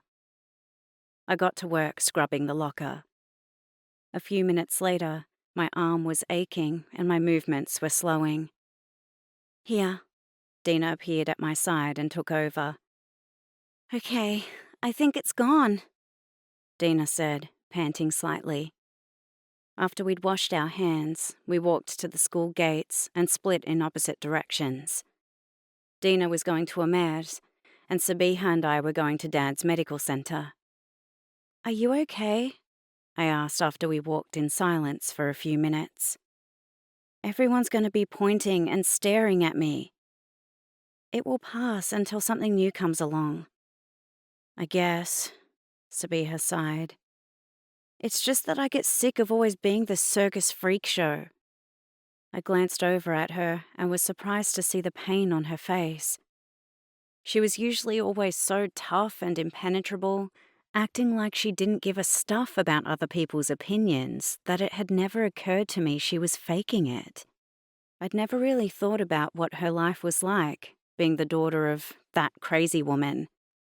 When Mum and Dad told us about her mother, their voices had been full of pity, and the Bosnians acted like anyone with a mental illness was destined for a fate worse than death. I couldn't even imagine the gossiping and backstabbing that we have subjected them to. I wanted to say something comforting, something that would get across my newfound understanding, but before I could find the words, Sabiha increased her pace as if she regretted showing her vulnerability and was attempting to run from it. When we got to Dad's medical centre, Sabiha told him we were late because we were borrowing books for a school assignment. Sabiha sorted boxes while I did my homework, the sound of the shredder filling the small kitchen. Dad came into the kitchen and helped Sabiha sort the papers, even though it was obvious there wasn't much help needed. Sabiha took his help in stride, and soon enough they were laughing and talking as the pace of shredding slowed significantly. Don't you have to be with a patient? I asked after 15 minutes passed, and he made no sign of moving. I've cleared my schedule for the next 2 hours. Dad opened another file. I looked back at my homework, dry-eyed. The blows kept coming. When he'd proposed that I take the job, I'd hoped to have some alone time with him, but accepted that the most I could hope for was snatches of minutes between his appointments. Yet now that it was Sabiha doing the dull and ridiculously simple job, he had no problems clearing his schedule for her. I have something for you. Dad returned to the kitchen holding a plastic bag that he handed to Sabiha. I know your birthday isn't until next month, but you need this now. I watched curiously as Sabiha took out a box from the bag. A new mobile phone! Sabiha squealed and gave him a hug. I frowned. Our birthdays were 3 months apart. How did that happen? Dad hugged her back, breaking into a smile. I've put you on the same plan as the rest of the family, and you can call any of us for free. Sabiha opened the box and took out a mobile phone that was identical to the ones Dad bought for Ali and I. It's even got internet, Sabiha said with a hushed whisper as she pressed buttons. No, it doesn't, I jumped in. When I'd received my mobile, Mum and Dad purposely disabled the internet. Yes, it does. Look. Sabiha brought it over and showed me the website she'd opened. I felt like I was sucker punched in the gut. Dad was watching Sabiha with an indulgent smile. Why does she get internet and we don't? I demanded abruptly. Sabiha looked at me with surprise. You don't have internet? We both waited for Dad to respond. He tugged at his shirt cuff, his tell that he was uncomfortable. Because your mother has very strong ideas about what young people should and shouldn't have access to. I packed up with shaking hands. He was such a liar. He and Mum made that decision together, and now he was sandbagging Mum to look good in front of Sabiha. "Where are you going?" he asked. "I'll wait for Mum outside." He called my name, but I didn't stop. When Mum picked me up, I had to fight the urge to tell her about Sabiha's mobile, but in the end, I swallowed my words. If I did, I'd be responsible for my parents having another fight. Instead, I stared out the window and daydreamed about Brian's party. In my fantasies, Alex and I spent the night dancing. I was wearing a sexy red dress, and he was in tight black pants, his shirt unbuttoned to flash his six-pack. Everyone watched us with envy while we danced. All the girls perved on Alex, but he had eyes only for me. "I'm lucky to be with you," he said as he dipped me. I smiled as Mum turned into the driveway, all my anger fading. I couldn't wait to speak to him again. Chapter 12. I didn't have time to sleep in on Saturday morning. Mum woke me by barging into my bedroom and ripping the curtains open. I sat up in bed, blinking in the bright sunshine. Mum bent over and picked up clothes from the floor. "Do you have any more washing?" I shook my head. "Change your bedding before you come down." Mum left. Sanala rushed in, still wearing her nightie, and threw herself on my bed. "Mummy's cross." She covered us with the doona. "It's a big day." I lay back on the bed for a few minutes. "Sabiha is coming for lunch." "What's she like?" Sanala asked. "Is she nice?" I was surprised. Out of all the adjectives that could apply to Sabiha, nice wasn't anywhere in the top 10. Well, I stuttered to a stop. I didn't know how to finish the sentence. The first words that sprung to mind were selfish, superior, harsh, bitchy, underhanded. Yes, she's nice. Mum shouted my name from the hallway. Sanala jumped out of bed with a gasp and ran to her room to get dressed. Mum was in a frenzy of cleaning, demanding that each nook and cranny was spotless. Dad and Ali spent the day outside, mowing the lawn and trimming the bushes, while Mum and I cleaned the house, with Sanala trying to help. After we cleaned, Mum and I prepared food for the barbecue. I sliced eggplant and zucchini for the charcoal on the grill and prepared the salads. We were having a regular garden salad with oil and vinegar dressing, and a Shopska salad with tomato, cucumber, roasted peppers, onion, topped with grated white brine cheese, and parsley sprinkled on top. Mum prepared the meat. She'd already marinated a whole chicken in olive and sunflower oil and rubbed it with garlic.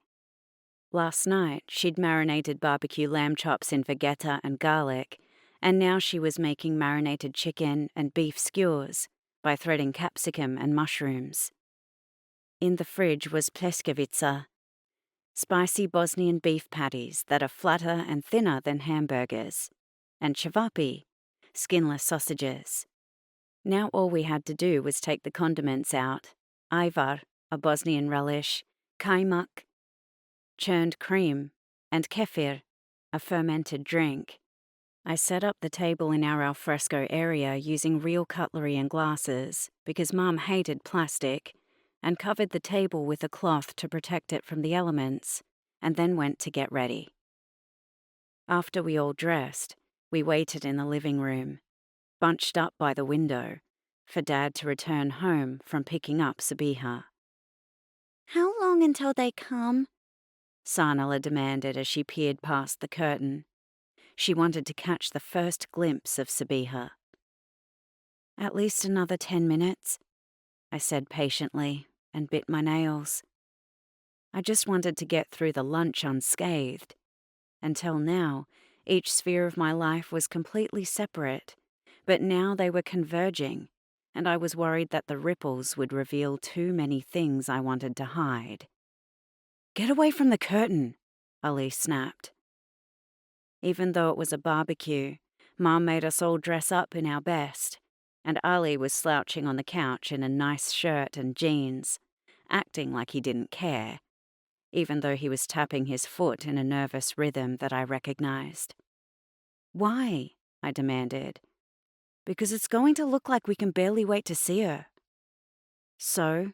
I crossed my arms. "We can barely wait." "I don't want her to know that." Ali stood and tried to lead Sanala away. "No!" Sanala stomped her foot. "I'm waiting here." "Come here!" Ali tugged her sharply, but Sanala grabbed hold of the curtain in her hands and gripped for dear life. "Let go!" He lifted her fingers one by one. "You're hurting me," Sanala whimpered. "Let her go." I threw myself between them and dug my nails into the soft skin on top of his hands. "Ow!" Ali snatched his hands back and let Sanala go. Sanala fell to the ground. "Bitch." Ali pinched me on the side, making my flesh burn. "Ow!" I screamed, lifting Sanala with one hand while I rubbed my side with the other. "Bastard!" I slapped him on every part of the body I could reach. "Meanie!" Sanala shouted and slapped him too, her hands mostly hitting his legs and knees. "Stop it!" Mum's scream echoed round the room. We broke away from each other and saw Mum standing at the top of the stairs, her body stiff with rage. She'd been on edge all day as she demanded perfection from everyone, considering Sabiha's first visit. She was like a volcano on the verge of eruption. There was the sound of a car pulling up, and Mum looked through the round window on the stairs landing, facing the front of the house. "They're here." She rushed downstairs. We frantically tried to repair our clothes and hair. "Here we are," Dad said in English as he held the door open for Sabiha to enter. Sabiha followed him. She looked fresh-faced and somehow vulnerable.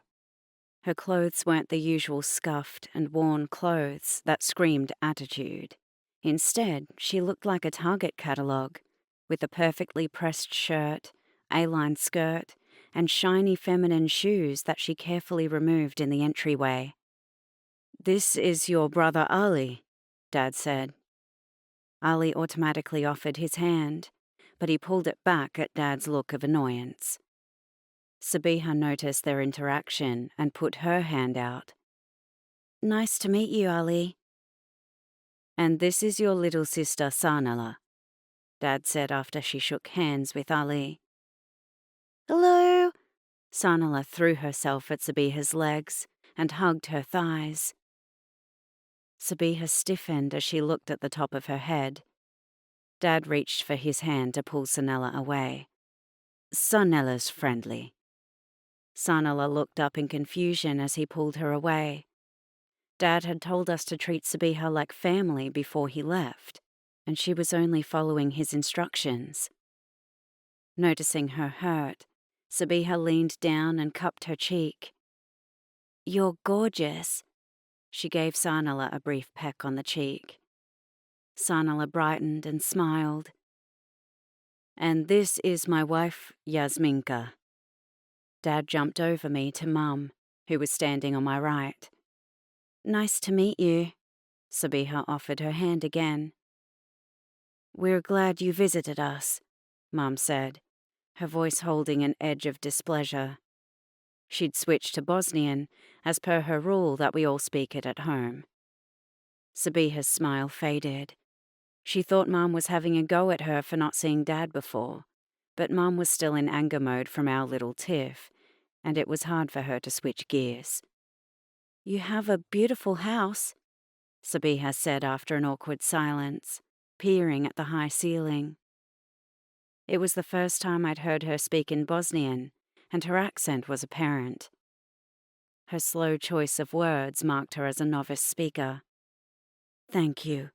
Lunch will be ready in 15 minutes," Mum said in English, and briskly gestured for me to help her.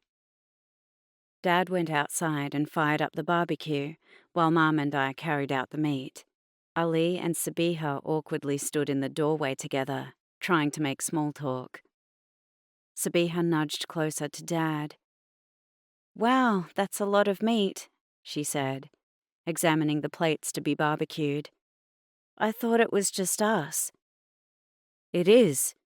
Dad squinted as he flipped the pljeskavica. "Why don't you give Sabiha a tour of the house?" Dad said when he caught Sabiha curiously peering through the sliding door. "I'll come." Sanala clasped Sabiha's hand. "Why don't you go too?" Dad nodded at Ali. "Let's go upstairs." Sanala tugged Sabiha. "I want to show you my dollhouse." We couldn't all fit on the stairs. Sanala led Sabiha up, while I walked next to Ali, who watched Sabiha's back moodily. I nudged his side and mimicked he put a smile on. He nodded and eased his frown lines. "See, this is where she lives." Sanala was hogging the conversation, going into the life of her dolls. "My turn." I led Sabiha to my bedroom. "It's so tidy." Sabiha said it like it was a bad thing. "You told me you had a poster of Ian's Somerhalder on your wall." "I do." I opened my walk-in wardrobe. Taped on the inside of the doors were my posters and photos in a colourful mosaic. "Oh," Sabiha peered at the photos. "My poster is above my bed so I can see him first thing in the morning." "Mom doesn't let us mark the walls," Ali said. "She's a neat freak," Sabiha said. "No, she's house-proud," Ali retorted, as if Sabiha was having a go. "What's your room like?" Sanala asked. Ali and I perked up. "It's smaller. My entire house is much smaller than this," Sabiha said wryly. "And I don't have a built-in wardrobe, just a regular wooden one that I have to fit everything into. I have a big bookshelf with all of my books, and I covered every wall with something that has meaning to me." She brushed the clean walls. Her lips formed into a moo of disgust. "Do you want to see your room?" Sanala asked. "My room is in my house," Sabiha said. "It's across the hall." Sanala took her hand and dragged her across. "See, this is your room for when you sleep over." Sabiha looked around the room with wonder. She gingerly stepped across the threshold and gently touched the white princess furniture with her fingertips. "Dad bought it as soon as we moved in. He wouldn't let anyone sleep in it," Ali said accusingly. Sabiha turned around. She looked awestruck, with tears seeping out of her eyes. "Lunch is ready," Dad called out. I turned around and saw his head peering over the stairs. "Sabiha is crying," Sanala said to Dad. He ran the rest of the way. "What happened? Did someone say something?" He brushed past Ali and I in the doorway and collected Sabiha in his arms. "Nothing's wrong," Sabiha wiped her face. "They were showing me my room." "Do you like it?" Dad asked quietly. "I love it." Sabiha hugged him and they clung to each other. "Why don't you all go downstairs?" Dad ordered. I shuffled down the stairs, feeling deflated. "What was that about?" Ali asked. I shrugged. "That's how it's been since they started speaking." Mum came out of the kitchen, wiping her hands on a tea towel. "Where's your father?" she asked as we walked out to the alfresco room. "He's hugging Sabiha because she was crying." Sanala sat at the table. "Is she all right? Should I go upstairs?" Mum asked, looking up the stairs with concern. "I think they want to be alone," Ali said, his tone caustic. Mum stopped, undecided. We trooped out and sat at the table to wait. We sat for 5 minutes in silence, the tantalizing smell of cooked meat wafting in our nostrils from under the foil-covered trays. Mum kept waving away the flies, aiming for the salad. My stomach growled, and my irritation rose. Ali tapped his fingers on the table. "Stop that!" I snapped. He tapped harder, giving me an arch look. I slapped his hand. He elbowed me. "Stop it! I've had enough of you," Mum hissed. "Mommy, I'm hungry." Sanala tugged on her arm. "I know," Mum said. "Dad and Sabiha won't be much longer." "I want some chicken." Sanala nudged the foil. "Don't," Mum said. "We have to wait." "How much longer?" Sanala whinged. "I'm sure they won't be long." Mum's face was losing its calm facade and was getting creased with irritation. We waited a few more minutes. "Go get them." When I walked up the stairs, I heard the quiet murmur of their voices. My footsteps softened, and I crept down the hallway. "She kept me from you all these years," Sabiha cried. They were talking about Bara, Sabiha's mum. It seemed she finally believed Dad's version of events between her parents. "Don't blame your mother completely. We were both at fault. We weren't happy in our marriage and she wanted out. She was scared that if I knew about you, then I wouldn't have wanted to get divorced." "Really?" Sabiha asked. There was a silence. I held my breath. "Yes, I would have done everything in my power to be in your life," Dad said. My eyes burnt and my legs were shaky. I leaned against the wall and breathed through my nose.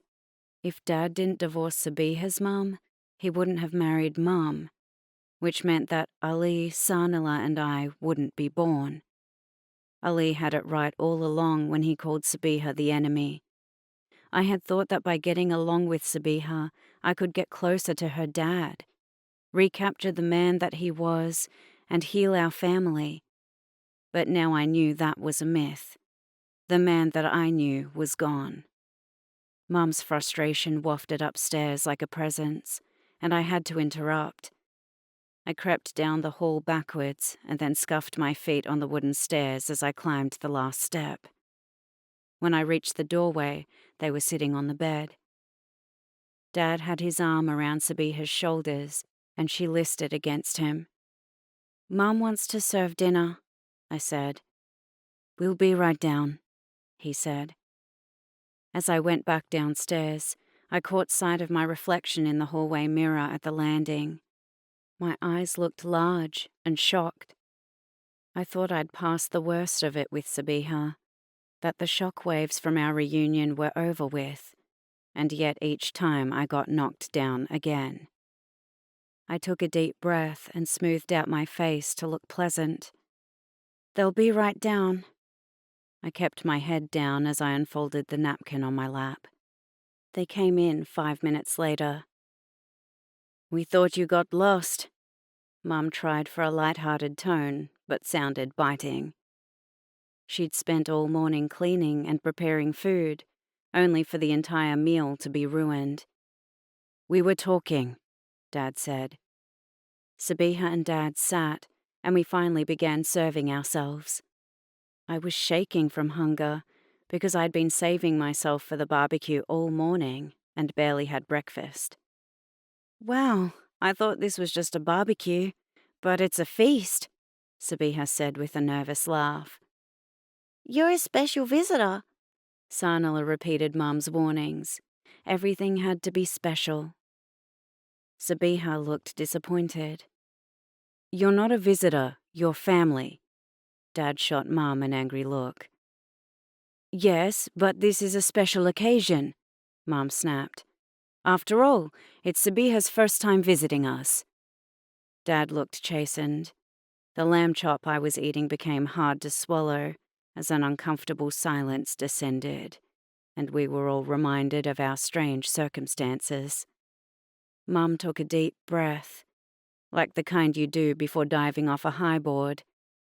"Sabiha, what sort of things do you like to do?" Mum asked her softball question she used as an icebreaker on all of our friends. "Sabiha loves writing," Dad answered for her. Sabiha nodded. "What sort of things do you write?" Mum passed the salad around. "Articles, in fact." Dad used his fork as a pointer. "She's going to be a journalist." This was the first I heard of Sabiha's ambition. I looked at Sabiha and saw she was frowning at Dad. "Actually, I write short stories," Sabiha said tentatively, as if she feared contradicting him. "Of course. She's developing a portfolio of different samples," Dad said with approval. "No." Sabiha dropped the salad bowl on the table, and it landed with a bang. She looked embarrassed as she attempted cleaning vegetables off the tablecloth. "I enjoy writing short stories." "Of course you do," Dad said. "But you have to think about a proper job." Sabiha looked down at the table, her fork beside her plate.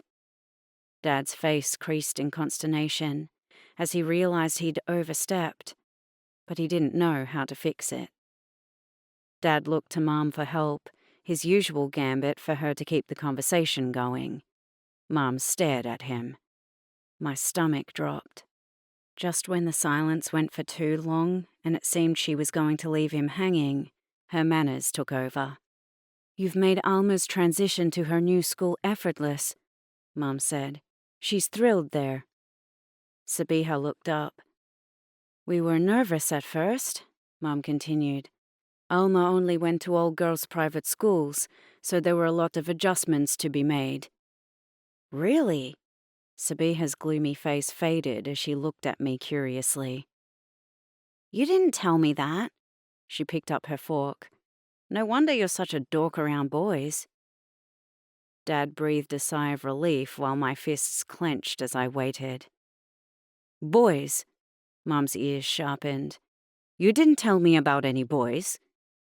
I wanted to close my eyes the way you do when a speeding car comes at you. This is exactly what I'd feared would happen, and now that my worst fears were coming true, I was a hapless bystander. "They're just some guys we hang around with," Sabiha said offhandedly. "I hope you girls know you're too young for boyfriends." Mum had been lecturing me about waiting because my schooling was the most important thing for my future. Guilt squatted in my stomach like an unwelcome visitor when I thought of Alex. "We're friends," Sabiha was annoyed. "It's Brian and his best friend Jessie." She turned to Dad. "And you know we have nothing to worry about with Brian." "Why?" Mum was puzzled. I closed my eyes momentarily, wishing myself away. "Brian is gay," she said. "Gay," Mom repeated, as if she'd announced he was an alien, and to her, he might as well be. "You didn't tell me that." She looked as if I had stabbed her.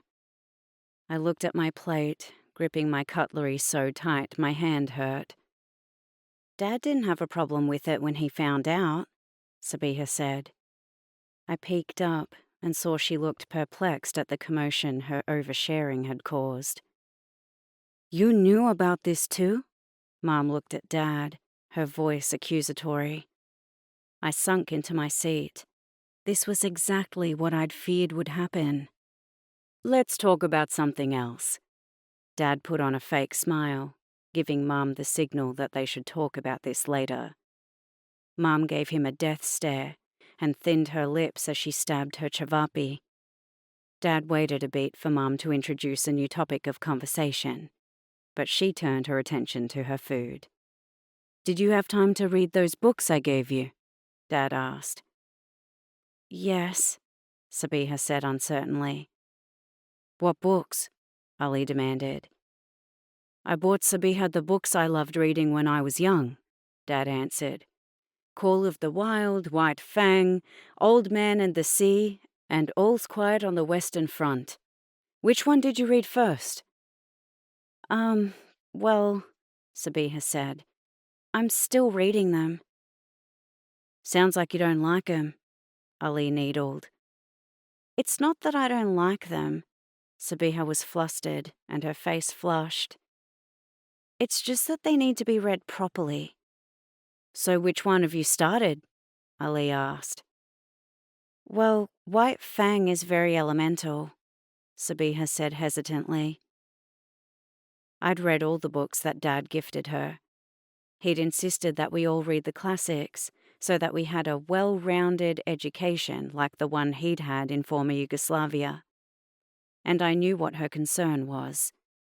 They were all boy books with dark themes and made for heavy reading.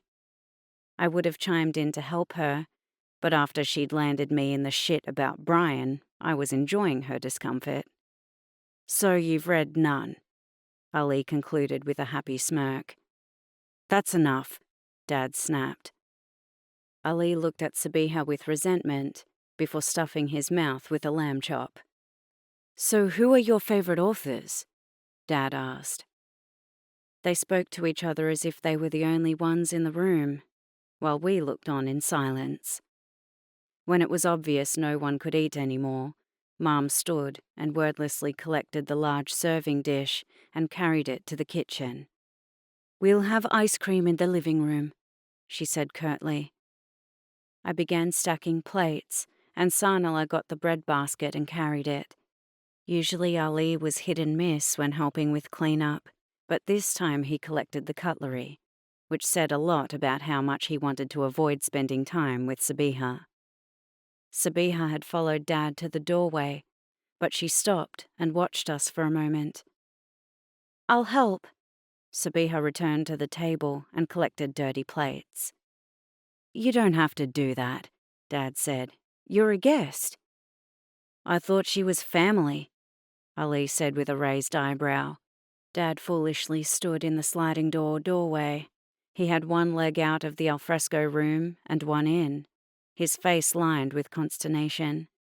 He didn't know what to do. You're right, Sabiha. The sooner we finish, the sooner we can all sit down.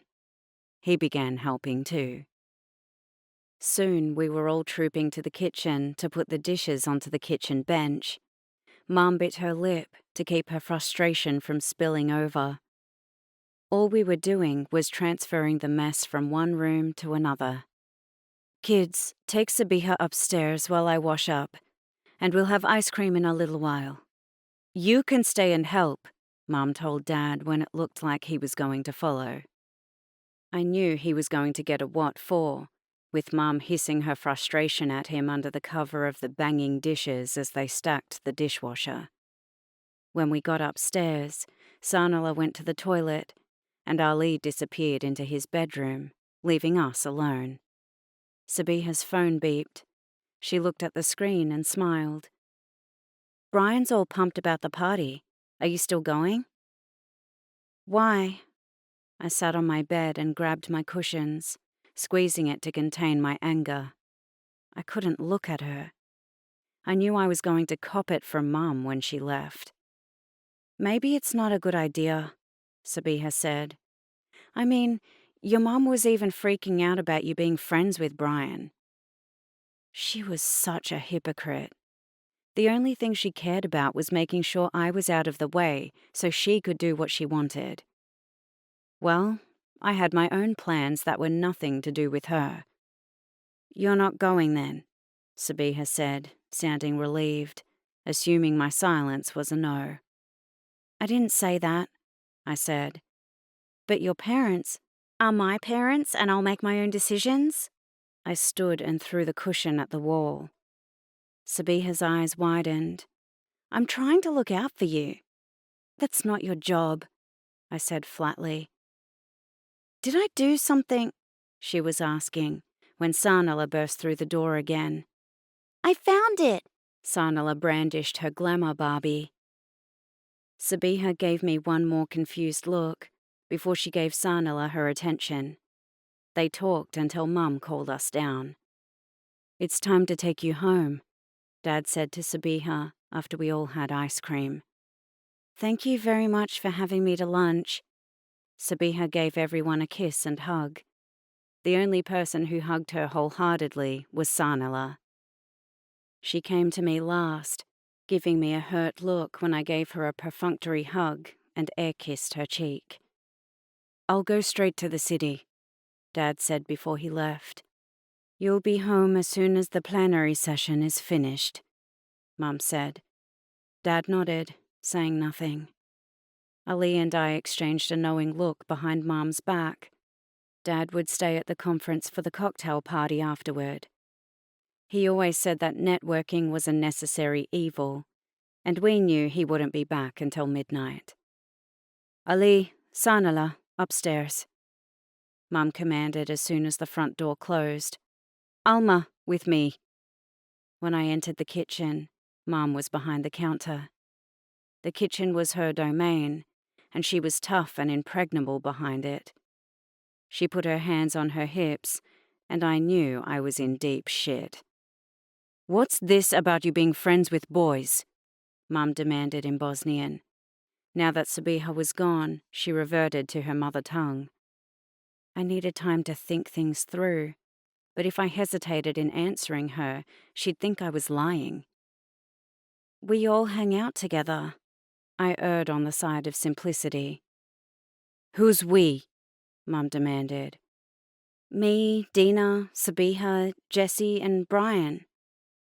"And Brian is the gay one?" Mum raised her eyebrow. "Is Jessie his boyfriend?" "No." I nearly exploded with laughter. "Brian and Jessie are best friends." "Why don't the three girls just hang out together?" Mum used air quotations. Bosnians thought that boys and girls were friends for one reason and one reason only. In her words, because they were interested in hanky-panky. "We do since Brian left school." I stretched the truth. Jessie still met with us every morning, but lately he was spending lunchtimes with Charlie, preparing his graphic book for publication. "He isn't going to graduate?" In Mum's world, an education was all you could depend on. It was your chance to rise above and guarantee a better life. Anyone who didn't was a loser, destined for menial jobs and a life of misery. He had to get a job when his parents kicked him out. I hoped his hard luck story would soften her up. "Bloody Australians," Mum muttered under her breath. She pulled up a stool and sat, indicating I should do the same. I didn't know whether to be relieved. Mum was over her anger stage, but now she wanted to know everything about what happened at school, and I hadn't thought about what I should and shouldn't tell her. "Did they kick him out because of drugs?" Mum narrowed her eyes. Of course, that was what she'd think. To her, gay people and drugs went hand in hand. "No, it's because he told them he was gay. You'd have to be a pretty rotten parent to do that to your kid." "Oh." Mum looked away guiltily. Mum was religious, and she didn't approve of gay people because she thought they were deviants. "Why did he tell them?" she asked, as if it was Brian's fault for rubbing his parents' noses in it. "Because he got sick of lying." I was annoyed. Anyway, his father always suspected. He kept making all these little digs about him not being a real man, and Brian said he wasn't really losing much anyway. Mum looked at the tiled kitchen floor. "I used to know who all your friends were and what you were up to, but now I've lost touch." Mum sighed. I felt her despondence. I wanted to go back to a simpler time when I could share every part of myself and not keep it all compartmentalized. "At least I don't have to worry about any of you being gay," she said, as if this was a great bonus in her life. "What does that mean?" I demanded. "It's a blessing. I can't imagine what Brian's parents are going through." "What about what Brian is going through?" "He brought it on himself." Would you kick one of us out if we were gay? I demanded. Mum's eyes shifted to the side, as if she was looking for a way out. That's something we don't have to worry about. She stood and wiped the already clean countertop. Mum refused to lift her gaze.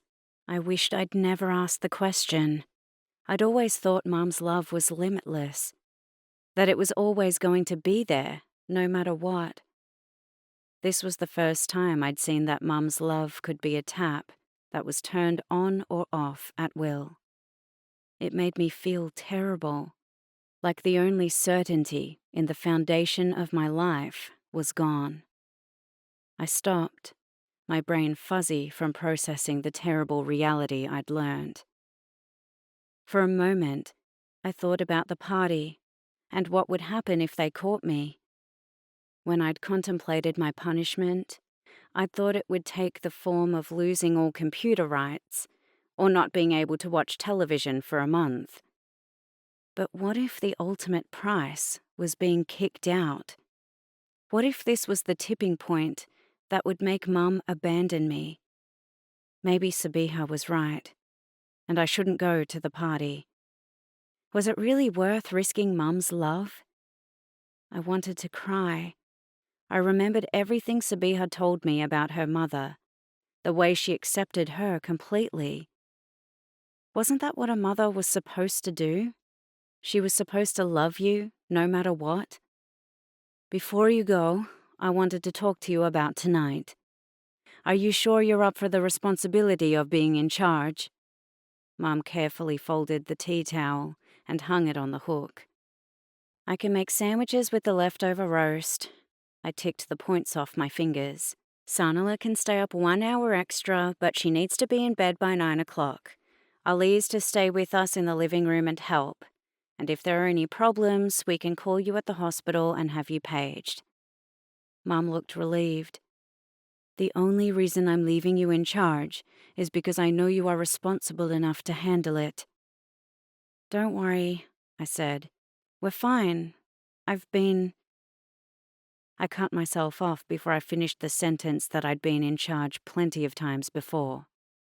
Mum wasn't supposed to know about all the nights that Dad didn't come home until after we were all in bed. As far as Mum knew, this was the first time we were on our own, when in reality it was the first time we were alone on a weekend when we didn't have the schedule of school to keep us on track. You know I'm responsible, I said bitterly. I was responsible enough to be in charge of my siblings, but not to pick my own friends. The hypocrisy of the adults in my life made me burn. Did you know it was Sabiha's birthday next week? Mum dropped the aluminium bowl she was cleaning. It hit the tiles and made a deep clanging sound. It is? Mum picked up the bowl and returned to the sink to rinse. I didn't realize there was only 1 year's age difference between us. Mum was hunched over the sink, her hands gripping the edge as she waited for me to ask the next logical question. I saw Mum's reflection in the window, fear on her face, and I knew I did not want the answer. I should probably buy her a present. Mum relaxed. You buy one from yourself, and I'll buy one on behalf of the family. I ran up the stairs to my bedroom, the question poised on my tongue, ready to tumble out. Mum, how is it you fell pregnant 3 months after Sabiha's mum did? Chapter 13. Mum called me downstairs to say goodbye before she left for work. I spent a few hours playing a board game with Sanala, while Ali was in the study. Usually I would have chased him off the computer and forced him to help me take care of Sanala, but knowing what was awaiting him, I gave him a few hours' grace. I rolled the dice and moved my figurine into the requisite number of squares. Ow! I rubbed my temple. I'm getting a headache, I said, setting in motion the first part of my plan. I went to the kitchen and prepared sandwiches. Ali took his plate to the study. As I ate, I was aware of the ticking clock. I'd arranged to meet with Alex at 8 and had over an hour to go. I did a quick checklist in my head. Sanala's usual routine was bath, brush, pajamas, bed, book, and lights out. Sanala had a bath earlier in the day, so that was taken care of. All Ali had to do was put her in pajamas, read her a book, and leave her to sleep. I placed the dirty dishes in the kitchen sink and sat on the couch. On cue, at 7 o'clock, I moaned gently. What's wrong? Sanala stood beside me. I'm hurting a little.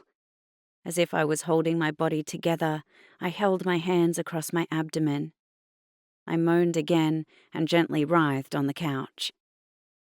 Maybe we should call Mommy. Sanala gently patted my hand. Mummy has to work tonight, and we don't want to bother her. I writhed harder. Sanala ran out of the living room, yelling Ali's name. She returned, dragging him by hand. What's wrong? He demanded. That time of the month, I whimpered. Shit! He stomped his foot. I had to fight from smiling. Payback was a bitch. He was long overdue a turn babysitting. I'm going to lie down. I sat up. You and Ali can watch dinosaurs together. Sanala tugged Ali onto the couch and eagerly curled up against him. I hobbled up the stairs, holding my stomach. I heard Ali asking Sanala if she could watch dinosaurs by herself. As I heard Sanala say no, I smiled. As soon as I was out of their sight, I stood straight. I'd spent the afternoon in my room agonizing over what to wear and pulled on the miniskirt and V-neck top that wouldn't wrinkle while I lay in bed. I put my lipstick, eyeliner, and mascara in my handbag and tucked it under the pillow. I had just enough time to jump into bed when there was a knock on my bedroom door, and Sanala walked in carrying her care tray that was a special treat for any sick family member. It was always a surprise what would be on it. Today it was orange juice and a chocolate that she'd pulled apart, eating a few bars herself and smearing the rest on the plate. This is just what I needed. I took a bite of the chocolate. Sanala beamed a big smile as I polished the tray. Can we stay here and play Monopoly? I need to have a little nap. I curled up and let out a little moan. Oh, Sanala was disappointed. But maybe you can watch Barbie Cinderella with Ali. I had to fight from smiling when Ali winced. After they left, I waited 15 minutes. As I tiptoed across the hall and to the window opposite, the sound of the television downstairs reassured me. I psyched myself as I looked out the window. This was the hardest part of my plan. Our house was split level, and the window overlooked the roof of the living area downstairs. I had to get out through the window, walk across the roof, and then slide down the trellis until I reached the ground. In the light of day, it had seemed like a reasonable plan. But now that I was facing the reality of walking on a roof at night and then hanging 2 meters off the ground, my overwhelming instinct was to return to my bedroom and burrow under the covers. I looked at my mobile. Alex was due in 10 minutes. I took a deep breath and clambered out the window, holding onto the ledge as I gained my balance on the tiles. I tried to gently slide the window closed, but my hand jerked and it latched. I breathed in and out, attempting to control my panic. How was I going to get back inside? I leaned my forehead on the cool glass and looked at my mobile. I'd worry about it later. Taking a shuddering breath, I turned around and slid down onto my backside, wincing as the cold tiles connected with my skin. There was no light in the backyard, and the edge of the roof looked like it ended in a black void of nothingness. I turned onto my stomach and hung my feet over the edge, moaning as the roof tiles cut into my stomach. Holding onto the gutter, I climbed down. As the wind blew, piercing my skin through my clothes, I looked longingly at the back door, fantasizing about sneaking back into the house. Too late now. I turned and limped to the locked gate dividing the front and back yards and double-checked my keys. Dad hadn't cut a spare key to the gate on my keychain. I wanted to cry, but in the end, there was only one way I was getting across. As I climbed down the other side, my hand slid on the cold aluminium gate and I fell to the ground. Rubbing my bruised bum, I limped along the side of the house and down the footpath. This party had better be worth all the bruises I was collecting. I'd told Alex to meet me in the side street so I wasn't seen by anyone in the house. The streets were dark. There were only streetlights on one side, and they barely penetrated the gloominess. I paced to keep warm. It seemed as if I was waiting forever. I checked the time on my mobile. Alex was late. When 10 minutes passed, I tried calling him, but he didn't answer. I didn't know what to do. Should I keep waiting or try a taxi? As I paced with indecision, trying to keep the cold away, I remembered Sabiha's face as she tried to warn me away and Mum's confession. I wanted to go to the party to get at them, show them they couldn't control my fate. But as the cold seeped into my bones, it became harder to sustain my burning rage, and I began desiring my bed. Another 2 minutes passed, and the goose pimples on my skin decided for me. I was walking home, writing an SMS to Alex, telling him I couldn't get out, when a car turned into the street and stopped beside me. I didn't know what Alex's car looked like and hesitated before approaching it. How was I going to tell him I was bailing from going to the party? I stepped toward the passenger door and peered in. It wasn't Alex. The driver wound down his window. "Hey, sexy lady, you want to make some money?" He leered at me. I backed away, shaking my head. The guy leaned over and opened the door. "Get in." I looked around wildly. Would anybody hear me scream? I thought I'd faint from fear when I heard an explosion of laughter and Alex's head popped up in the back seat. "Got you." He slapped his thigh and looked at the driver. "She looks like she's about to shit herself," he shouted, and they both laughed. I blinked back tears, feeling stupid and small. "Get in." Alex threw open the back door. I walked past the car and headed home. Alex shouted my name, but I did not turn around. I heard his footsteps on the footpath behind me, and he pushed in front of me. I went to go around him, but he grabbed hold of my arms. "Let go of me!" I pulled away. I'm sorry," Alex said, tugging on my arm. I pushed him away and continued walking.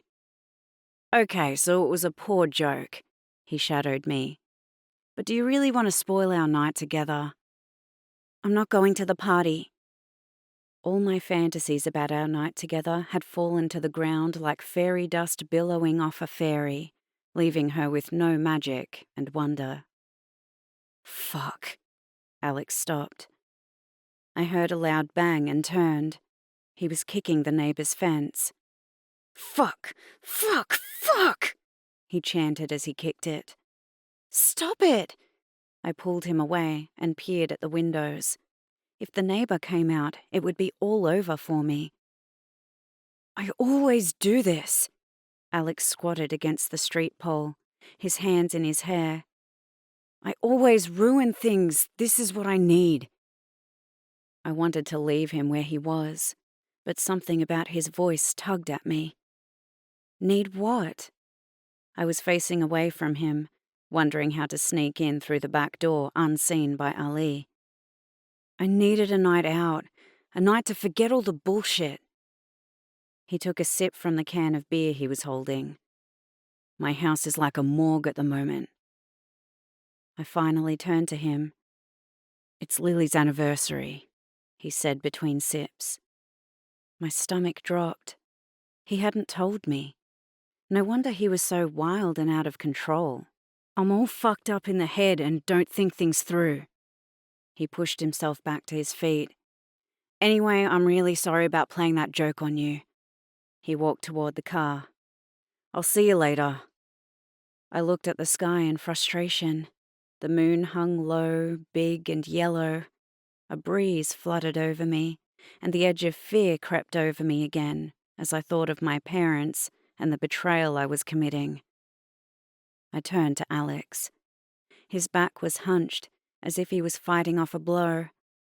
He needed me. I couldn't even imagine the pain he was in tonight. Pity drowned my anger out. "Wait up!" I called. He waited for me to join him and put his arm around my shoulders. When we got to the car, he opened the passenger door for me. "Get in the back, Tim." "You sure?" Tim didn't move. "You've put away a few." Alex threw his beer can on the nature strip. "I'm fine." Tim got into the back seat while Alex walked around the front of the car. I watched Alex with concern as he drove, but he seemed fine. He was driving fast, but he wasn't swerving or anything. When we got to Brian's, I put my hand on the door handle, but Alex restrained me from getting out. "I haven't given you a proper kiss hello," he said after Tim got out of the car. I was still off kilter as we kissed. He lifted his head. "I have a surprise. I've arranged for us to have Amer's bedroom all to ourselves." I was still angry about earlier and wasn't sure I wanted to be alone with him. "Sabiha's expecting me," I said. "You're right," he smiled ruefully. "You deserve a night for yourself. You don't want to be dragged down by my cloud of grief." I felt like a total bitch. What sort of a girlfriend held a grudge in these circumstances? He got out of the car and I rushed out too. "Sabiha can wait," I said. "I want to be with you." He smiled, his whole face lighting up with joy. "Great. We'll sneak in through the window and no one will see us."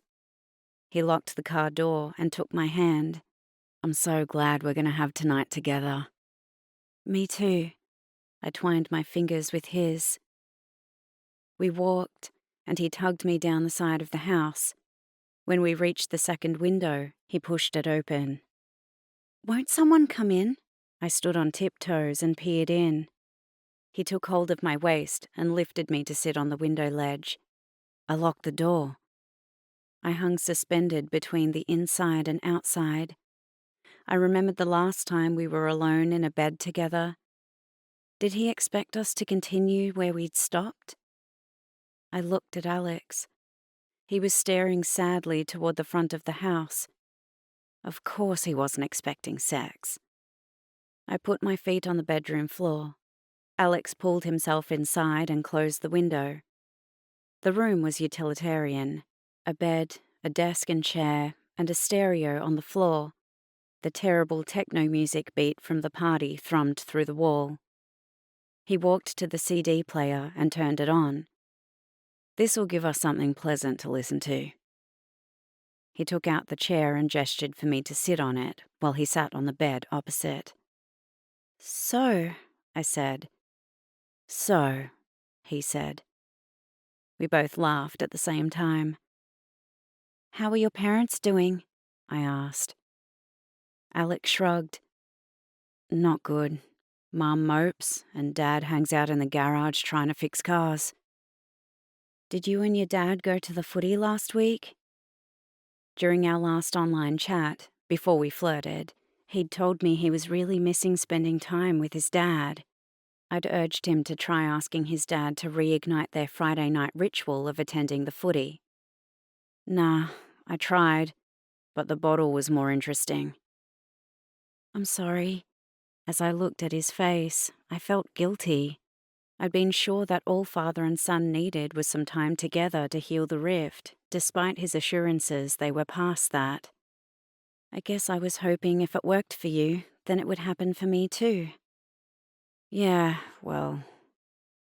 He let the sentence peter out, and a pregnant pause descended. He lifted my hand to his lips. My skin broke out into goose pimples, and I shivered as he worked his way up my arm.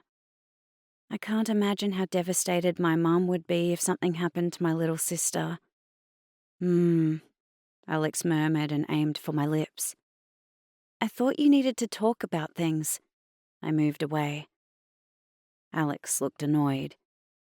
I said I needed a night out to forget things. The CD flipped to a new track. He turned up the volume. I love this song. Dance with me. I remained seated, off kilter at his change in mood. He began dancing with abandon. His smile was infectious, and I laughed. I stood and moved. Soon we were dancing together, and Alex pulled me to him. As we swayed together, butterflies fluttered in my stomach. It was my fantasy come true. He became serious and leaned down. I don't know how long we kissed for before we toppled onto the bed and he ended up on top of me. We kissed until my lips ached and I tingled between my legs with urgency. He inserted himself between my thighs and rubbed against me, causing delicious friction. Alex leaned on his arms and groaned as he shifted his jeans. "What's wrong?" I asked, scared I'd hurt him. I need a break or I'm going to explode. Is there anything I can do? You're a good girl, he grinned at me. Good girls don't do the things I want you to do. I'm not that good. I wanted to be his match, not a little girl he dismissed. Really?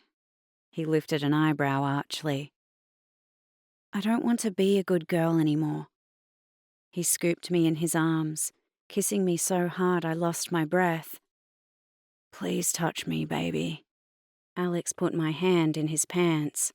It again surprised me how soft it was. Alex groaned, dropping his head back. He put his hand over mine and instructed me how to stroke him. I gasped, feeling squeamish, and pulled my hand away. His eyes were closed, his face etched with pleasure as he attempted tugging my hand back. No, I yelped. He moved away and went to sit on the edge of the bed. Maybe you should go. You're obviously not ready for a boyfriend. I am. Alex stared moodily at the door. When he said nothing, I rubbed my eyes as I headed for the door. My hand was on the doorknob when a sob broke through.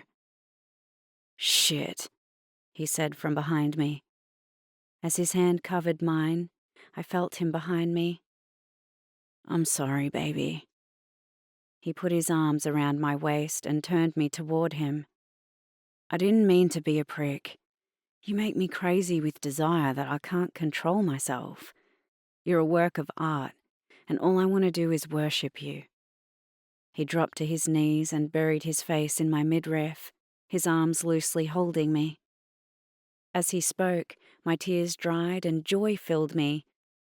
I was filled with tenderness.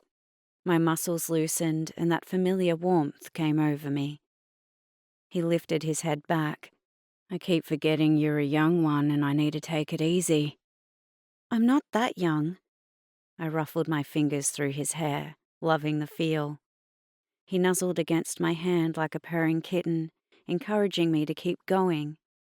While I played with his hair, he nuzzled my breasts, taking my t-shirt between his teeth.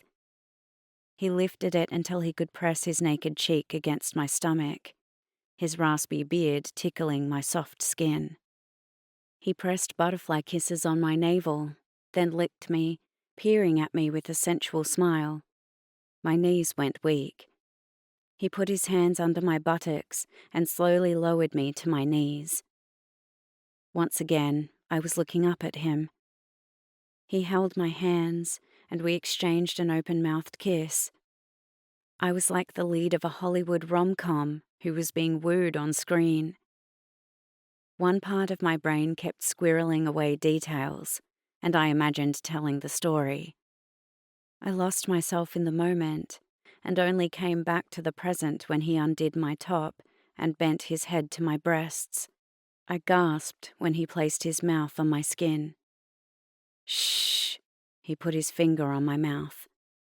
He bent his head back to my breasts and undid my pants, stroking me between the legs. I tried to recapture the feeling of desire, but all I felt was squeamish embarrassment.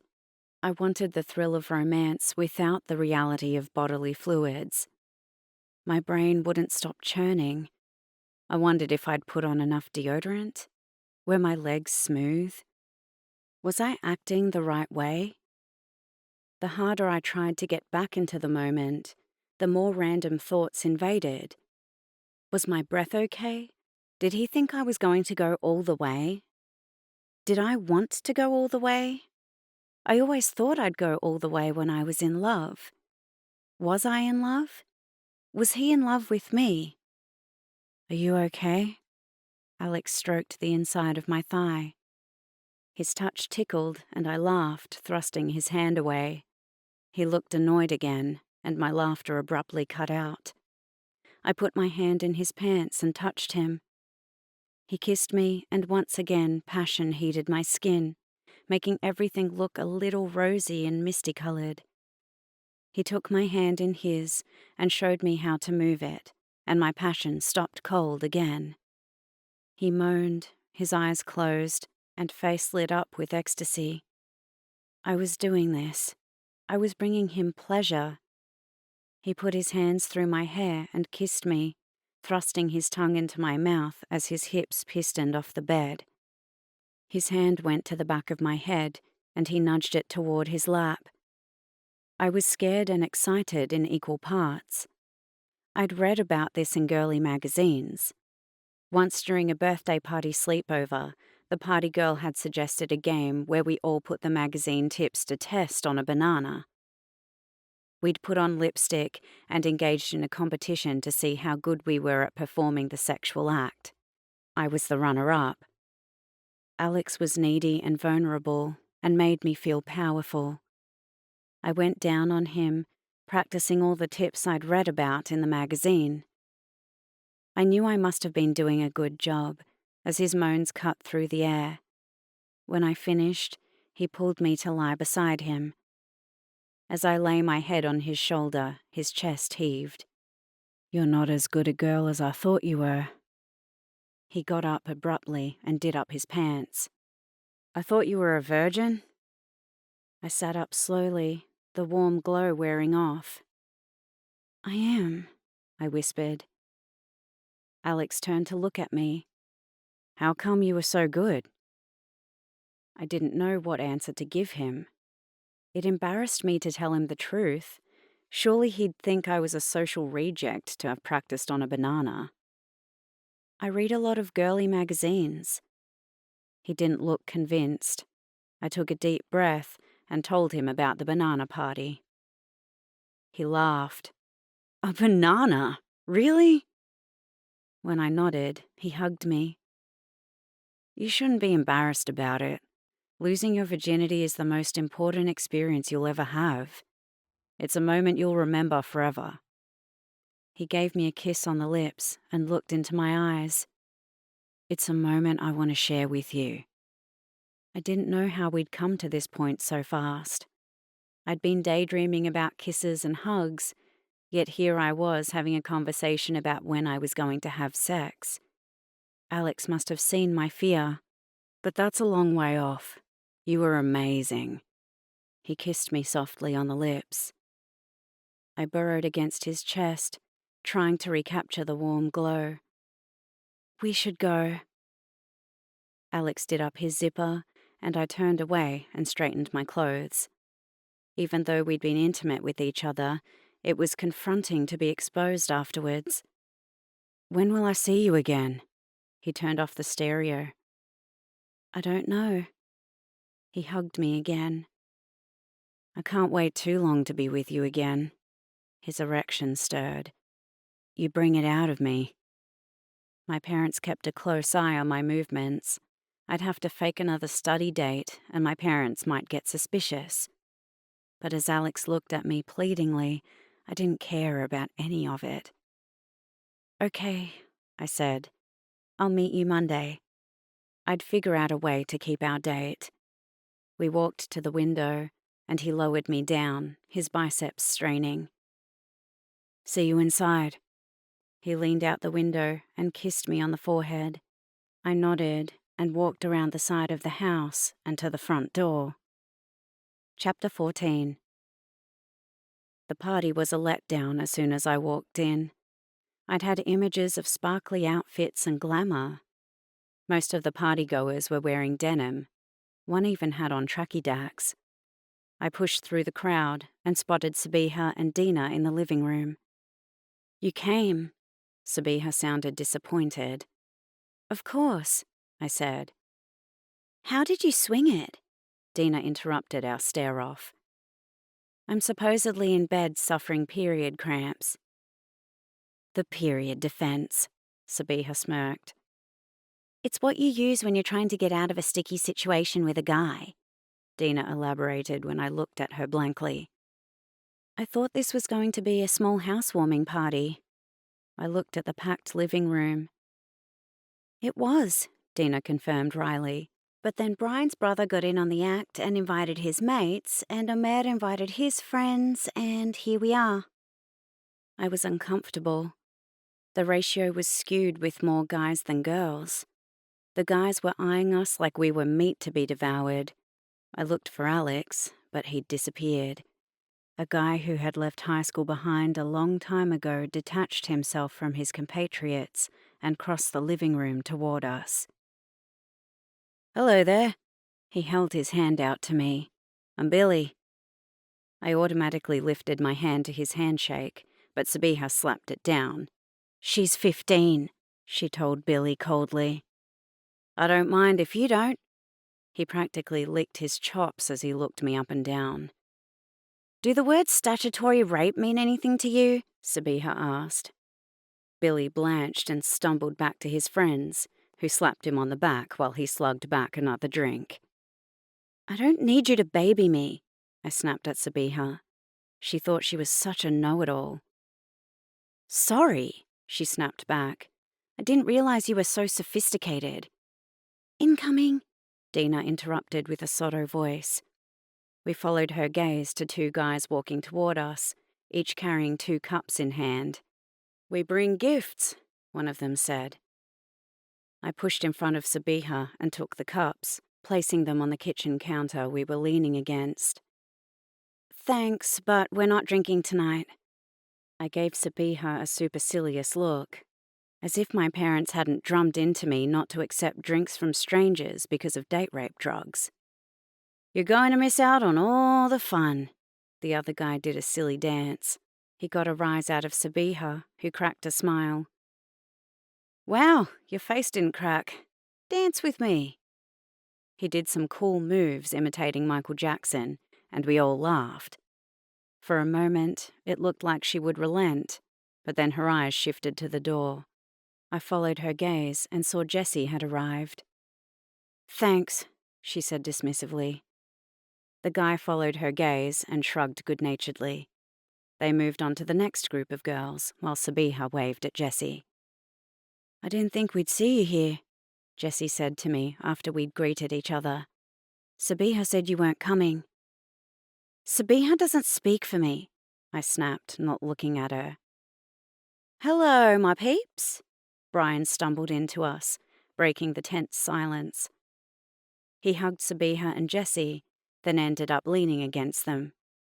"Are you enjoying my little soiree?" "That's right, it's not a little soiree, it's a fucking frat party," he spat out as he looked around.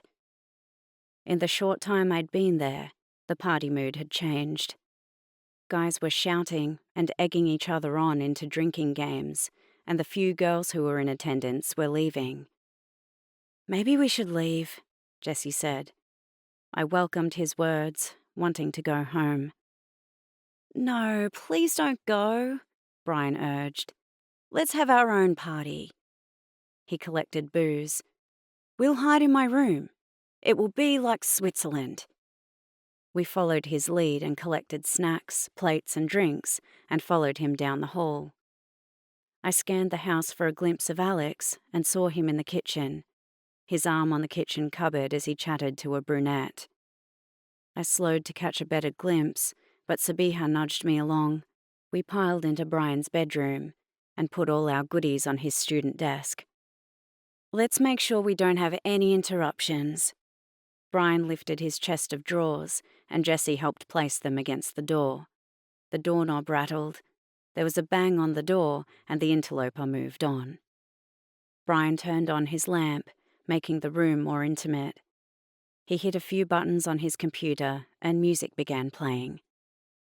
I prepared my own party mix, but the powers that be told me it was too gay for them. Who wants a hit? Brian did an imitation of a bartender in a loud club who couldn't hear the drinks orders. I was sitting on the bed, and Jessie sat next to me. How have you been settling into the new school? He asked. It's been really great, I lied. The truth was, I'd never had a longer month. Every day was like walking underwater and fighting to get to the surface for a breath. There were currents and undertows, and I constantly wished that I'd been able to stay in my old school and avoid the drama. I've seen little of you lately. Sabiha sat next to Jessie and interjected herself in the conversation. I've been busy, Jessie said. I'm revising my graphic novel. Sabiha nodded awkwardly and took a sip of her drink. Are you making a lot of changes? Just smoothing out the structure so it reads better. If you ever need another pair of eyes, Sabiha said. I thought you didn't like graphic novels. I needled her, still cut at her high-handedness earlier. She'd made the admission at the family barbecue when she and Dad were talking about books. This is different. Sabiha fumbled and her cheeks flushed. This is Jessie's comic book, and I want to help in any way I can. Who's your publisher? I asked, to fill in the dead silence. Gordonio, Jessie said. They published the Mikado Chronicles. I named a popular graphic novel series that was in its 10th volume. My brother loves graphic novels, and I read some of them, I explained at Jessie's surprised look. It's an amazing coup you got a mainstream publisher. Most people have to self-publish. That was Plan B, Jessie said wryly. But it would have taken a lot longer to save the money. We spent the next few minutes talking about our favourite graphic novels. My brother Ali would love to meet you, I said. It's his dream to write a graphic novel. Let me know when and I'll be there. Jessie took a swig of his drink and our eyes caught. Sabiha shifted on the bed, and I saw her past Jessie's profile. She shot me a glance, and I quickly broke eye contact with Jessie and looked the other way. I took a back seat as Sabiha monopolized the conversation with Jessie, talking about people they knew to purposely exclude me. Jessie acted like she was just a friend, while she nudged so close to him she was practically sitting on his lap. I couldn't figure out if Jessie knew about Sabiha's crush and was purposely being cruel in ignoring her, or if he was honestly innocent in picking up her brazen signals. Brian sat on the floor and leaned on the bed next to me. How's the job hunt going? I asked him. It's not, he said wryly. I'm going to be an entrepreneur. What does that mean? Dina asked. She was sitting on the floor across from Brian. You're going to entrap people and yell "ner ner" in their face? Dina laughed wildly and toppled onto her side. I'm cutting you off. Brian took the bottle of beer that was in her hand, spilling a few drops on the floor as he placed it on the table behind her. Amra and I are going into business, he said when he'd returned to his spot. What sort of business? I asked. Brian put his finger over his lips. Very lucrative business. He opened a box on the bottom of the bookshelf he was sitting next to. It's my stash of cash, Brian smiled proudly. He returned the lid. You should put that in the bank, I said, amazed at the thick stash of cash. It's not safe to have cash lying around. No one knows it's there, he said dismissively. I frowned, wondering how many other people he'd showed it off to. How'd you get all that cash? My curiosity piqued at his entrepreneurial acumen. It's top secret. Can't talk about it. Brian laughed to himself. But if you ever need a movie to watch, I'm your guy. I shifted on the bed. I'd been drinking orange juice, and after 3 drinks, my bladder was getting full. But I didn't know how to broach the topic. Time to drain the lizard, Brian stood. I was relieved. I expected that he'd move the furniture from in front of the door. Instead, he walked around Dina and opened his curtains. What are you doing? Sabiha asked. He pointed out the window. I'm going to water the roses. Why don't you open the door? Sabiha exclaimed. He threw a foot over the window ledge. We have to keep the hordes out. Once we open that door, they'll descend on us like bloodthirsty vampires and won't leave until they've drained our bar. He disappeared from view. In the silence, there was a loud crash and raucous laughter. Sounds like they're pulling apart the house, Sabiha said. Brian returned and weaved as he jumped back through the window. He fell to the ground and reached for Dina to help himself up. Don't touch me with your pea hands, she screeched and moved away from him. I washed them with the garden tap, Brian said wryly as he stood. I need to go too, Sabiha stood. I'll come. I was going to bust. Once out of the house, I headed for the bushes while Sabiha went to the back door. Where are you going? I'm not pissing behind the bushes like an animal. I finished in the toilet and found Sabiha in the bathroom. You and Jessie were looking cozy, Sabiha said, staring me down. We're just friends, I said, wondering where her jealousy was coming from. Don't read anything into it. He's just nice like that. I'm not, I snapped. I don't need to chase boys who are unavailable. Sabiha narrowed her eyes and made a big show of looking at her mobile. Isn't it your curfew? I still have over an hour. I looked at the time. Yes, but you have to get a taxi and they take ages. It wasn't hard to read between the lines. She wanted me gone. I wanted to stay to needle her, but she was right. It was better I left earlier, and anyway, Alex was giving me a lift home, and this way we'd have extra time together. I'll call. I looked at the towel as I carefully wiped my hands. I'll come with, Sabiha made to follow. That's not necessary, I said. Sabiha flounced as she left. I walked through the house, but couldn't find Alex. When I tried calling, his phone rang out. Where was he? I kept remembering him and the brunette in the kitchen, but told myself not to be paranoid. Sabiha showed me that jealousy wasn't a good look. I picked up the house phone. Should I wait for Alex or call a taxi? I had 45 minutes until I had to be home.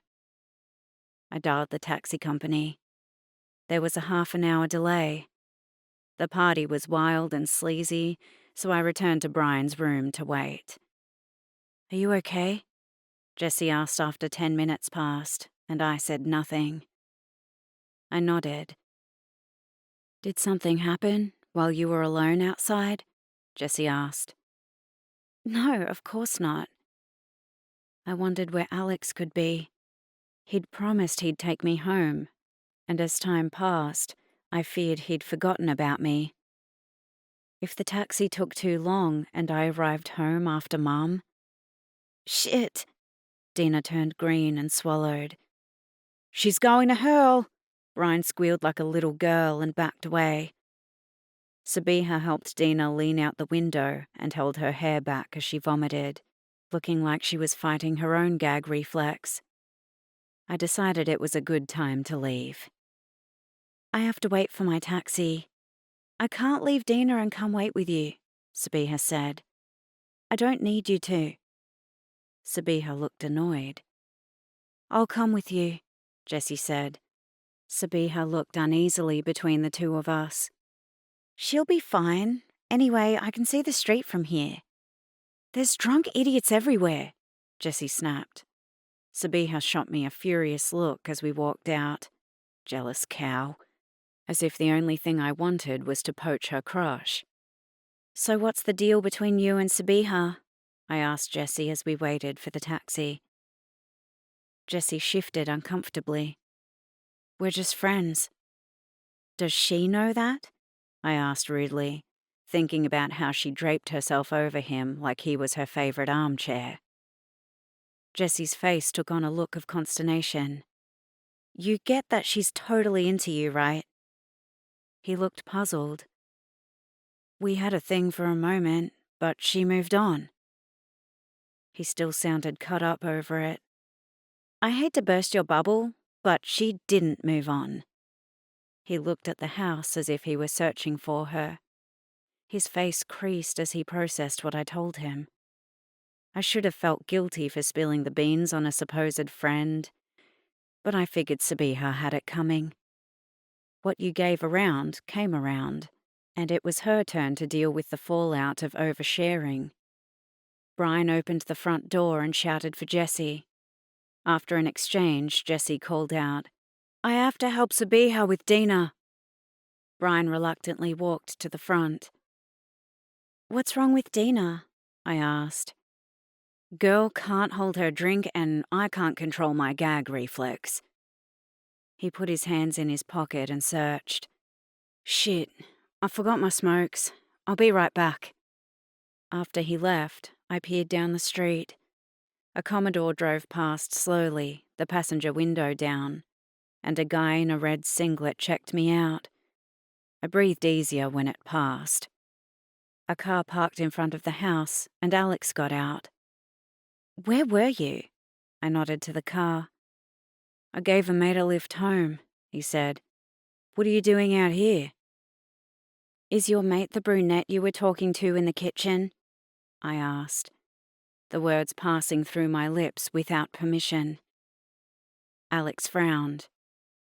Are you out here trying to catch me out? Why? Have you got something to hide? No, he said after a beat. No, I belatedly answered his question. We looked at each other and laughed. I think we had our first fight. He hugged me. He went to kiss me, but I pushed him away and looked at the front door. Someone could see us. As he moved away and stood under the streetlight, I saw he was wearing a fresh shirt. I was about to ask him about it when the Commodore passed by again. This time, the driver did a burnout on the street as it chucked a U-turn. Is this Omer's house? Red Singlet guy asked. He's inside, Alex said. The driver parked the car and the trio trooped inside. Alex and I reached the car when the music cut out behind us and a scream pierced the air. Partygoers streamed out the front door, rushing into their cars or running down the street, all eager to put distance between themselves and whatever was happening. Get in the car and lock the doors. Alex handed me his keys and ran into the house. I unlocked the car with shaking hands. As I cowered in the passenger seat and peered out the window, shame descended. My friends were all inside while I was hiding. I looked at my mobile and thought about calling for help, but I didn't know what was happening. There were bushes scattered on the front lawn. Before I had time to think about it, I ran across the street in a crouched position. I stealthily waded through the bushes and positioned myself in front of the living room window. As I'd guessed, the bushes provided the perfect cover from the street, and I could hide from anyone leaving the house. I took a deep breath and bobbed up, peering through the window.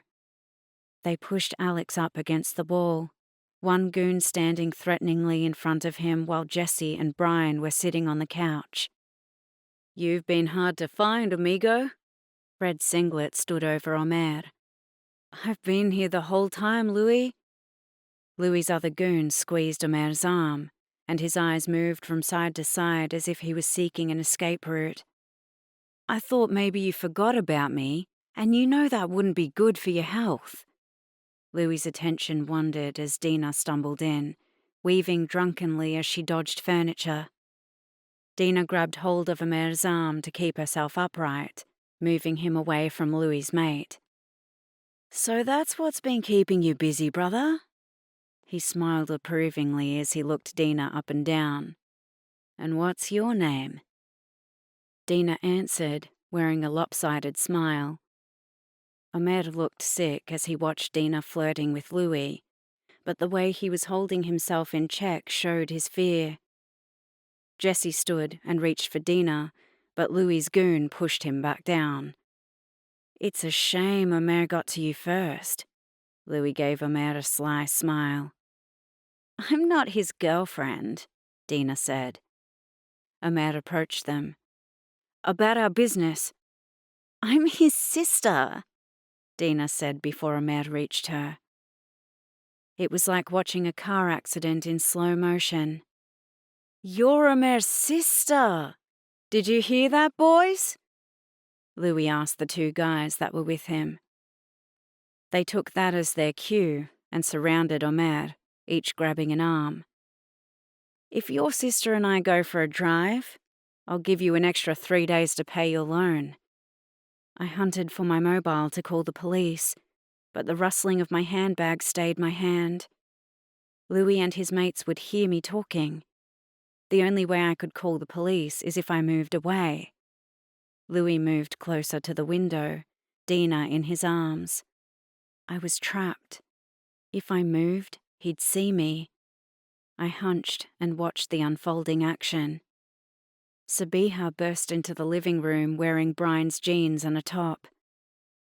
Dina, you owe me a new pair of shoes. Her gaze sharpened when she saw Louis and his mates. What's going on here? We're settling a debt owed by Amer, Louis said. Dina leaned limply against him. She looked like she'd fall down, but he held her up effortlessly, his biceps bunching up. He carelessly ran his hands through her hair, petting her like a dog. Dina leaned against Louis's shoulder, drunkenly smiling, oblivious to the danger. How much? Sabiha demanded. 10 large, Louis said. Are your sister and I going for a drive? Louis squeezed Dina's breast and hips. She struggled, but was helpless in his arms. Amer threw himself forward and aimed a punch at Louis's face. Louis dodged his punch and dropped Dina, who landed on the floor with a thud. The goon grabbed Amer and held him while Louis punched him in the torso. Sabiha ran forward and pulled Dina toward the front door. Dina screamed and tried to return to her brother, but Sabiha relentlessly yanked her away. Jessie and Brian grabbed Dina's arms and they ran. Amer's mate cut them off. Alex waded into the melee and bear-hugged the goon, wrestling him to the ground. The back door! Sabiha shouted. I was frozen. I knew I should do something to help, but I was too scared to move. Alex clambered on top of the goon and punched him. He lifted his head and looked at me. Run! I broke through my paralysis and ran down the driveway and joined my friends in the backyard. I looked around in a panic. There was nowhere to go. Chapter 15. Sabiha reached the back fence. Jump over! Sabiha lifted Dina's leg and put it on the beam. Hurry! We have to get help for Amer. Dina finally cooperated. Brian lithely jumped over while Jessie perched on top of the fence and helped the girls. We landed in someone else's backyard and ran down the side of the house. Who's got a phone? Sabiha demanded when we hit the footpath. Me. I rifled through my handbag and looked up in panic. I dropped it. What are we going to do? Dina sounded like a wounded animal. I'm thinking. Sabiha looked up and down the street. I'll run to my house, Jessie said. It will only take 10 minutes. Too long. Sabiha's gaze zeroed in on a house across the street. I'll ask to use their phone. You can't go alone. Jessie grabbed her arm. Sabiha waited. Let's go. He followed her. Brian comforted Dina, who was sobbing. She'd lost all control and looked like a drowned raccoon as her eye makeup ran. Jessie and Sabiha knocked on the door, and the owners allowed them to enter. Within a few minutes, they reappeared through the front door. The police are on their way, Sabiha said when they rejoined us. They should be there by the time we walk around the block. We have to jump over the back fence and help Amra, Dina said. There's nothing else we can do. Sabiha yanked Dina's arm and pushed her down the footpath. Walk. Bitch! Dina spat as she walked ahead, her gait still wobbly. You're acting like it's Amra's fault that this happened. The rest of us pretended we didn't hear her. Dina tried to tear ahead, but Sabiha carelessly grabbed her into a bear hug and covered her mouth when she protested. I think they're gone, Jessie said, when we were a few houses up from Brian's house. He peered through the darkness, trying to see if Louis's car was gone. We should wait until the police arrive, Sabiha said. Dina violently protested, shaking her head as she tried to shake off Sabiha's bear hold. I bit my nails and wondered if Alex was all right. Jessie met Dina's panicked gaze. I'll see if it's all clear. He began walking. You all wait here. I'm coming. Brian ran a few paces and joined him. This is bullshit, Sabiha said with disgust, letting go of Dina. We're not waiting like some pathetic Victorian maidens that need to be saved. A police car drove past. They're here, Dina ran. When we got to Brian's house, I quickly ducked among the bushes and found my mobile. In the living room, Omer was on the couch, his face bruised and his eyeball red. They were Asian, he told the police officers, giving a wrong description. They crashed the party and lay into me. Dina sat next to him and cried hysterically. She tried to hug him, but stopped when he winced. I looked around in vain for Alex. Did you see anything? The police officer turned to where we were standing by the living room door. We were in the backyard, Brian said smoothly. We jumped the fence when we heard screaming and called the cops. He looked at Sabiha, who eyeballed him for a moment. I'll get some ice. She left the room. What about the rest of you? Jessie and I shook our head. We've had reports of a group of gate crashers in the area. The police officer gave Omer his card. Call us if you think of anything else.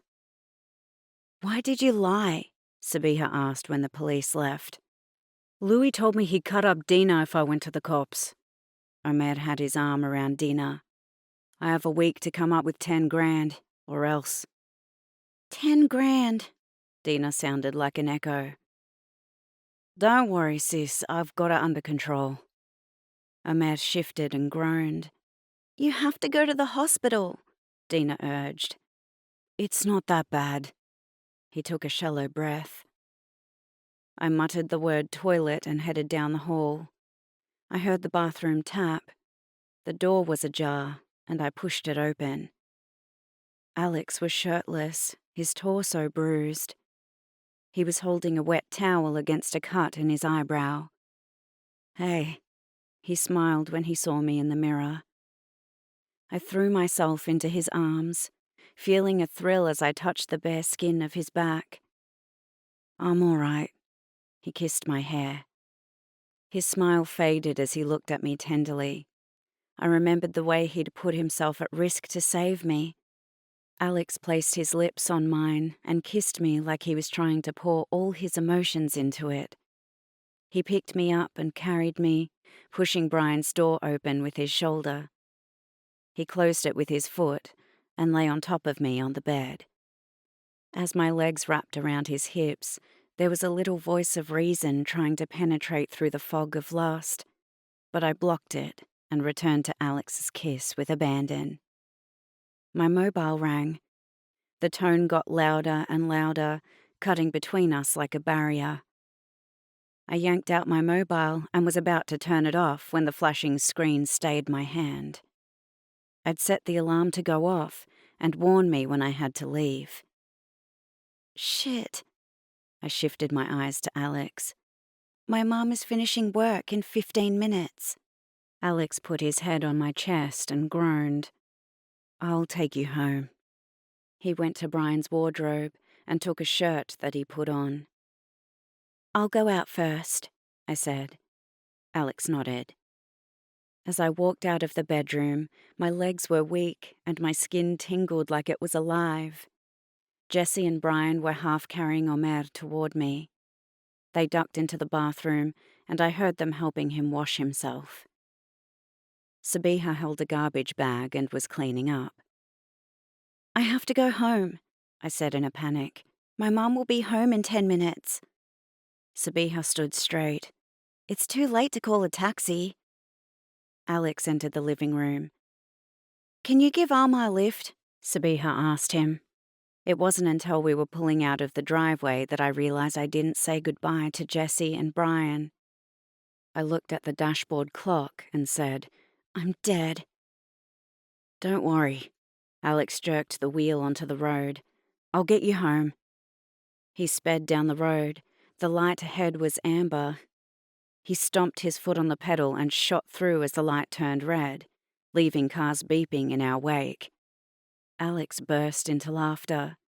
I held onto the roof handle. Alex turned into a street without using an indicator, rubber wheels squealing. The wheels lost traction, and I screamed as the car slid out from under us.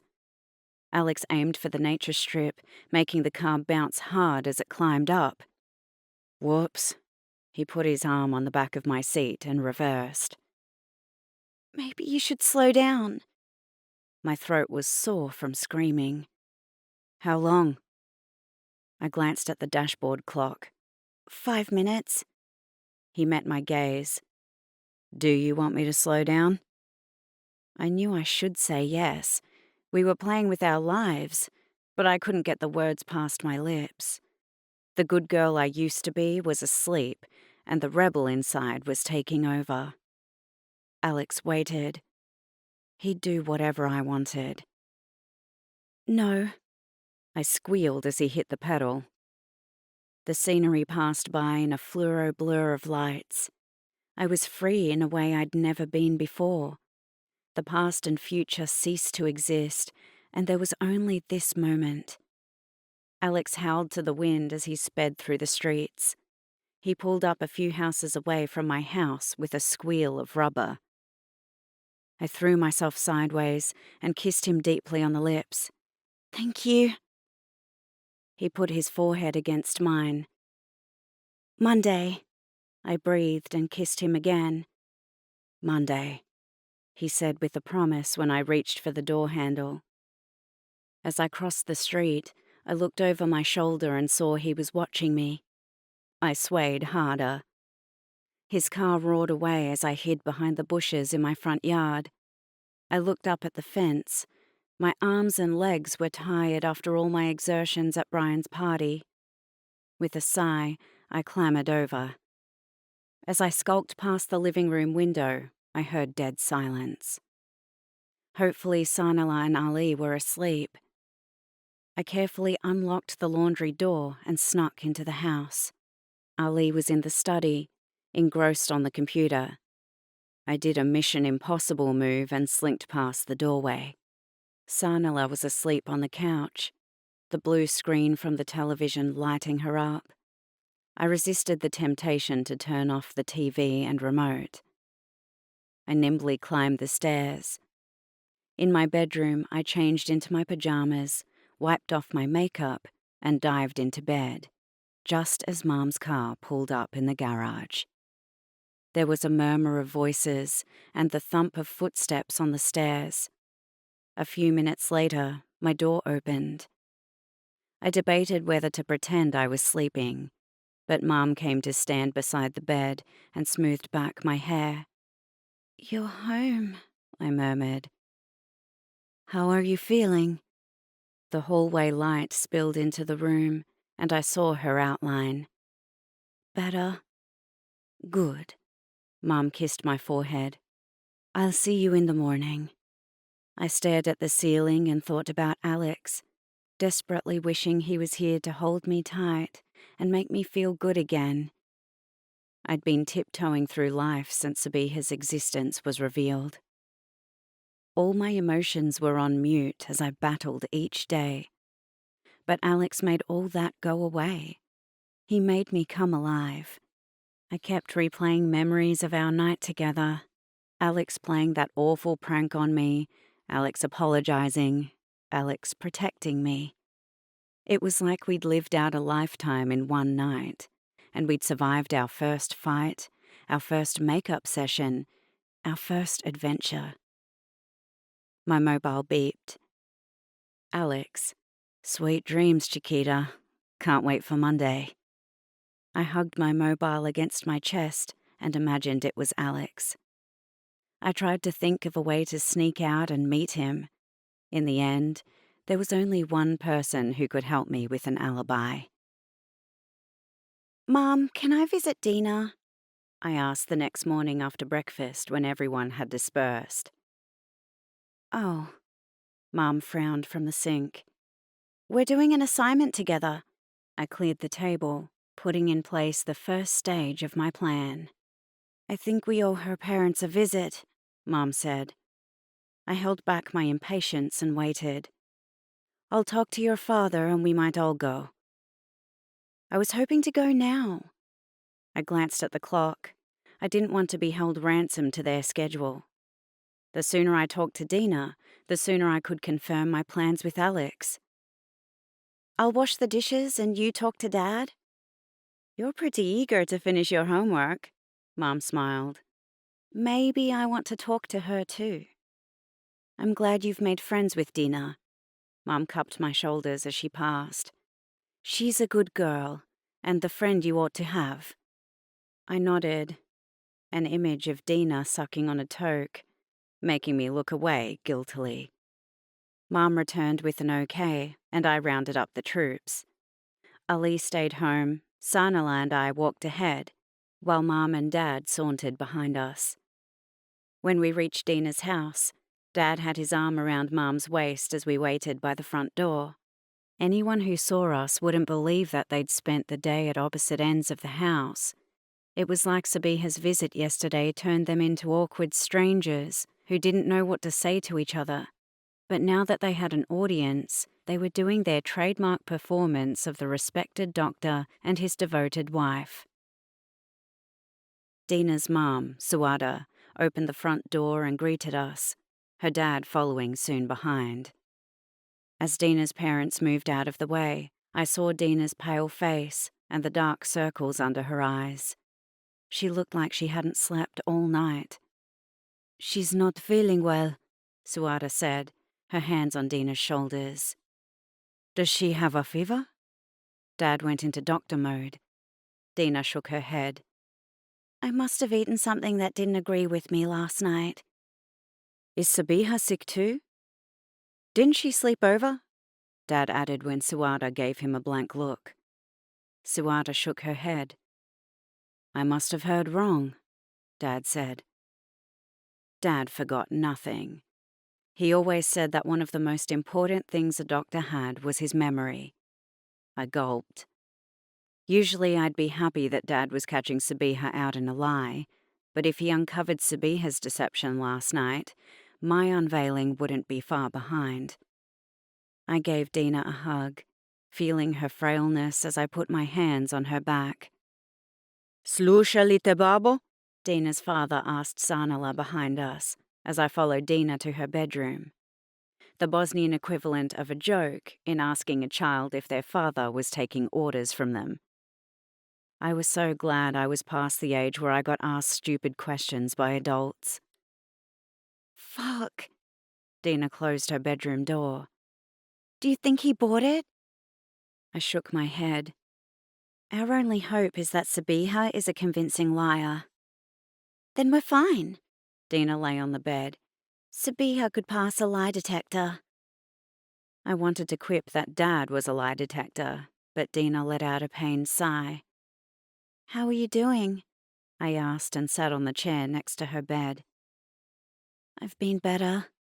Dina stared at the ceiling. I can't get it out of my head. She banged her hand on her forehead.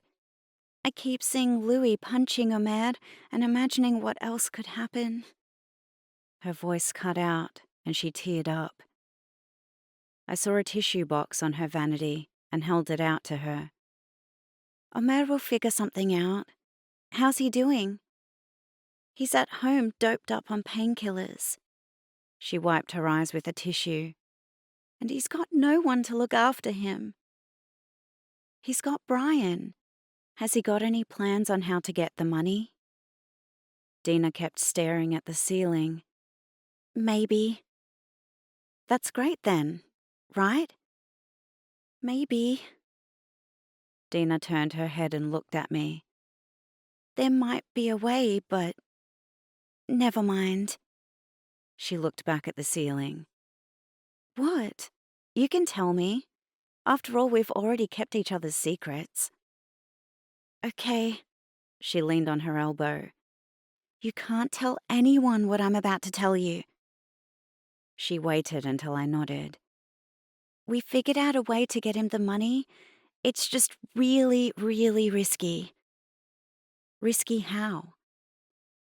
My parents set up a bank account for both of us when we were babies. They put in our birthday money and extra a few times a year. When they kicked Omer out, they closed his account and put the money in my bank account. Some time back, they began using internet banking to stop paying the bank fees, and I ended up helping them set stuff up, so... So you know their password and can steal the money? I was shocked. I'd expected some outlandish proposition about stealing from the bank, not from her own parents. It's not really stealing, Dina said. The money is technically mine. Why don't you ask them for it? Dina dropped back onto the bed. Because they'd say no.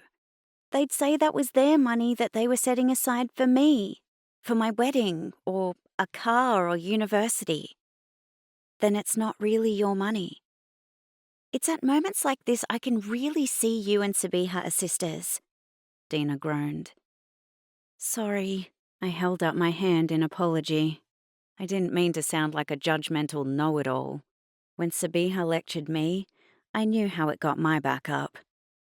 I can see why it's risky. Your parents aren't exactly the forgiving type.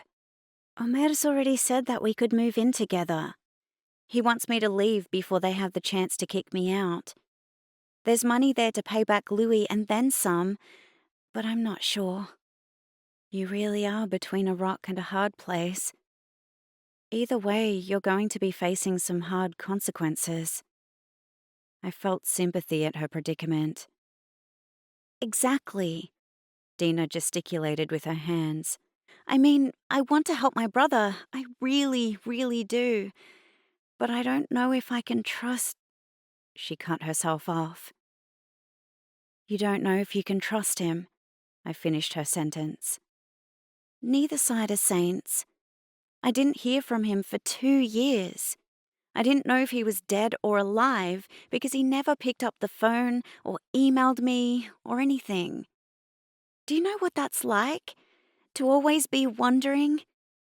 Dina was full on losing it and was crying in big gulping sobs.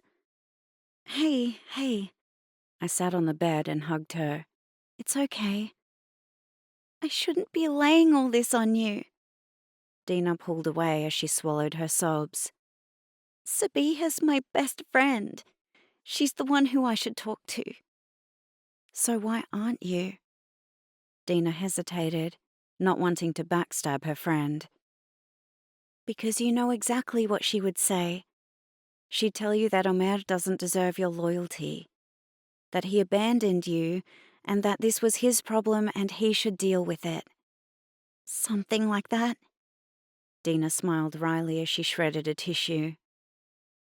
You're forgetting one thing, I continued. Sabiha was raised with no siblings. As I imagined how I'd feel if Ali were in the same position, I shivered like someone had walked over my grave. Sabiha doesn't understand that all those years of living together under the same roof, having that person in your life from birth, creates an unbreakable bond. At the end of the day, he's your brother. And of course you want to help him, but they're your parents and you love them too. I sighed. You know this riddle has no solution. It's a matter of what you can bear.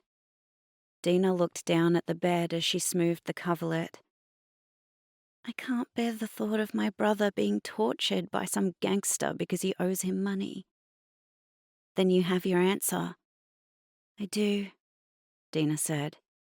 But that doesn't mean that you shouldn't ask them first. If they say no, you're still in the same boat. That's true. Dina's face lightened. She noticed the confetti scattered on the bed and picked it up. Thanks for talking to me. It helps to have a sympathetic ear. I know. I understood the need all too well, as I wasn't able to discuss what was happening with Alex to anyone, and it was killing me inside. If there's anything you ever need, let me know. Actually, I intoned, there kind of is something. Shoot. Dina took the tissue shreds to the bin under her desk. I have a boyfriend. I felt a thrill as I made my admission. You're shitting me! Dina slapped me on the arm as she sat down again. Who is he? He's someone you know. Go on, Dina gestured. It's only been a few weeks. It surprised me how short a time I'd known Alex for. It felt much longer. I was hoping you'd cover for me tomorrow so I can see him. I'll tell Dad that you and I are studying at the library. Of course! Dina waved her hand in exasperation. Tell me about him. He's really cute and gentle. He makes me feel good. Dina interrupted. What does he look like? What's his name? You can't tell Sabiha what I'm about to tell you. Why? Dina frowned. I don't want her to know. I stopped when Dina shook her head. Sabiha's my best friend. I can't lie to her. I'm not asking you to lie. I'm asking you not to share my personal business. Why are you hiding him from Sabiha? Oh my God. Dina put her hands on her chest. You're seeing Jessie. It's not Jessie. It has to be Jessie. Who else do you know? Sabiha's going to be devastated. She looked at me like I was scum. It's not Jessie, I shouted. I stilled, realizing how loud I was. It's Alex. Alex? Dina repeated like she was saying a foreign word. Alex Payne. Alex? Really? Yes, Alex Payne is my boyfriend. Dina was acting like it was out of the realm of possibility that Alex would ever be with someone like me. But Alex, well, Dina cut out under my furious stare. He's cute. What's your problem with Alex? He's Alex Payne, Dina said, like it was obvious. He has a terrible reputation. He's not like that. He's sweet and nice. Nice, Dina repeated, looking at me like I was a mental patient. Yes, nice. That answers my question, Dina said coyly. I gestured with my hands for her to continue. You haven't had sex with him yet. Once you do, well, nice won't be the operative word. I gasped. He's not like that. I told her how he'd saved me at the party. Dina looked confused when I finished. I don't know. That's not what I heard. Well, you're hearing it from me. Alex is a good guy. Okay. She lifted her hands in surrender. Don't tell Sabiha about him. Why not? If he's a good guy, then you've got nothing to hide. But my parents can't find out. She's not going to tell on you, Dina said. The thought of telling Sabiha freaked me out. Even though I kept telling myself Sabiha's opinion didn't matter, there was something inside me that shrieked, "Danger, danger!" like Sabiha was going to take Alex away from me, the way she took away my father. And once again, I'd be left lonely and invisible. She'll want to know when we got together, and I'll tell her it was at Omer's house. Thinking of a way to get Dina to back off. You know, when Omer was passing around a joint and you got baked? You're going to have to tell her eventually, Dina muttered, realizing my admission would do her no favors. Sabiha was already harping on about Omer's bad influence. She needed no more ammunition. Maybe.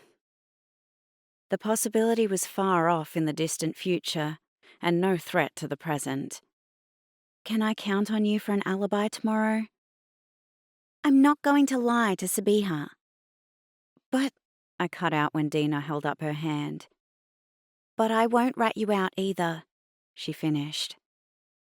Dina was leaving me some wiggle room in the grey area that was a lie of omission. I can live with that. There was the sound of familiar running footsteps in the hallway. I opened the door to Sonella's grinning face. I found you, she said, as if we'd been playing hide and seek. Yes, you did. What are you doing? Sanala peered into the bedroom. Talking. Go be with Mum. I took her shoulders and tried to point her toward the stairs. No! Sanala shrieked. I want to play hairdresser. Dina, can I tie your hair? She evaded my grasp and burst into the bedroom. Okay, Dina smiled. I watched Sanala brush Dina's hair with a smile. I'd have to do some fancy footwork tomorrow to pull off seeing Alex, but it was all going to be worth it. Just to be alone with him, with no interruptions and distractions. I hugged myself with glee. Later, at home, I was watching television with Sanala in the living room when Mum asked me to get Dad for dinner. I'll get Ali, Sanala said and ran up the stairs. I walked to the study where Dad was doing paperwork. I'd just reached the doorway when his phone rang. Sabiha, I was getting worried about you. I ducked beside the door. I called hours ago. I wanted to touch base after yesterday's lunch, he said. I put my nails in my mouth. As I suspected, he was following up on Sabiha, supposedly sleeping over at Dina's.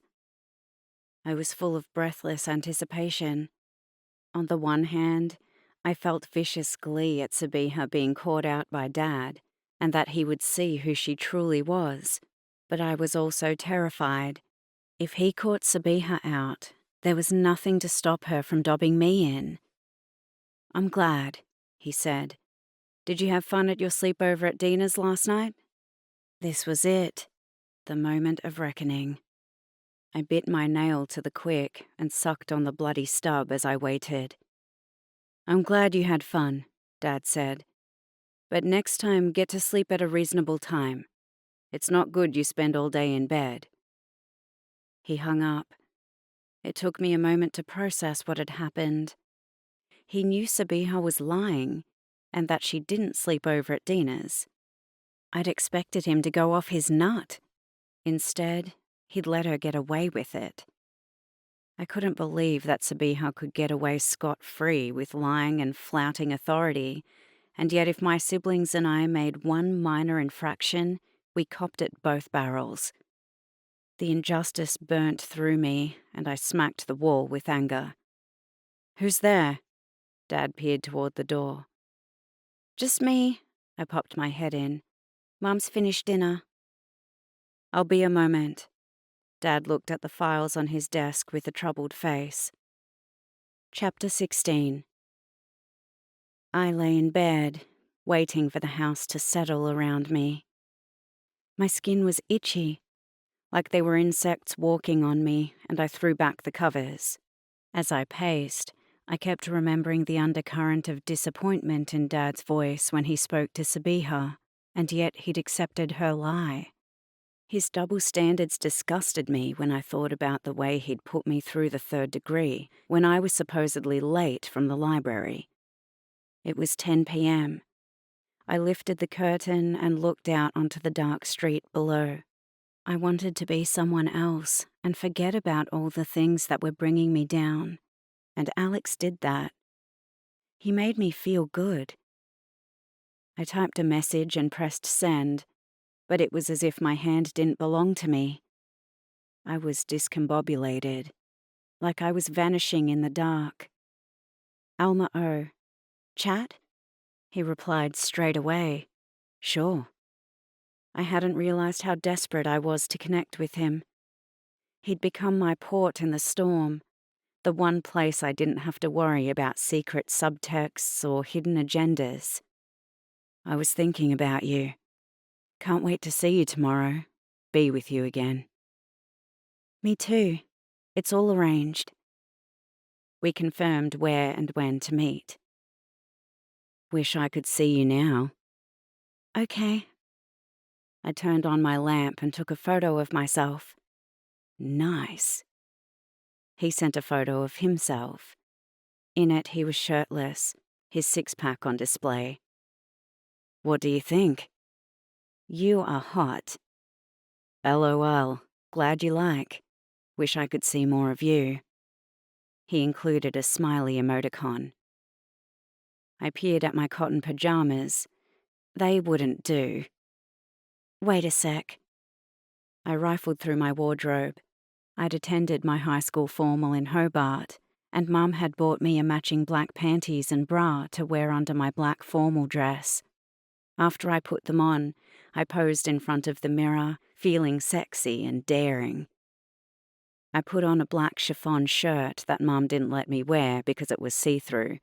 Pleased to see I looked sexy, but still modest. After I brushed my hair and rubbed on lip gloss, I took another full body shot of myself. Wow, I'm so hard I can barely control myself. Do a striptease for me, sexy lady.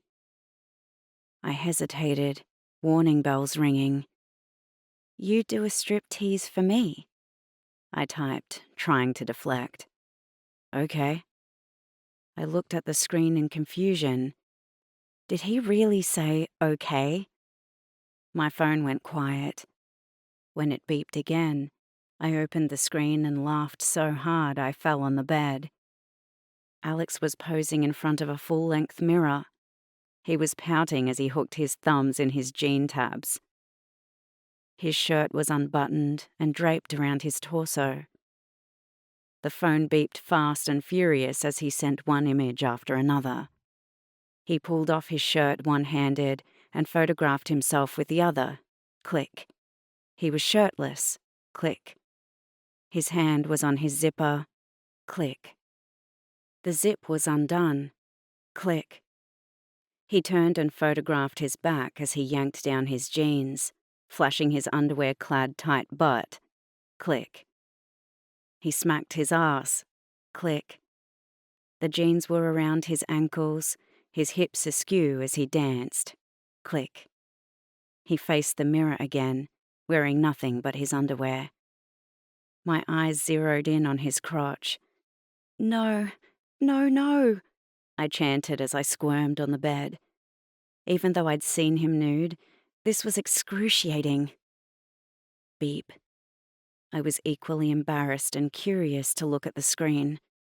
In the end, curiosity won. I laughed with delight when I saw the photo. He was completely naked, his hands cupping his genitals. Your turn. I hesitated as I stood up. Was I really going to do this? I remembered my dad letting Sabiha's lie slide, and a ball of rage hit my stomach. Hell yes. I stood in front of the mirror and undid my shirt, letting it drape open so it revealed my bra and underwear. Click. I pushed the shirt off. Click. I blew a kiss, wearing my underwear and bra. Click. I turned my hands on my bra clasp. Click. I undid the clasp. Click. I pushed the straps down my arms. Click. I threw the bra on the floor and turned to the mirror again, one arm covering my breasts. Click. I imagined Alex was lying on the bed, watching me perform a striptease. More, more, he demanded. The phone beeped, and I picked it up again. I want to see all of you. The lamp was behind me, and shadows played peekaboo with my body. Half my face disappeared into the darkness, and I looked like someone else. A sexy, vampy supermodel who had nothing to hide. I put down my hand and looked at my bare breasts.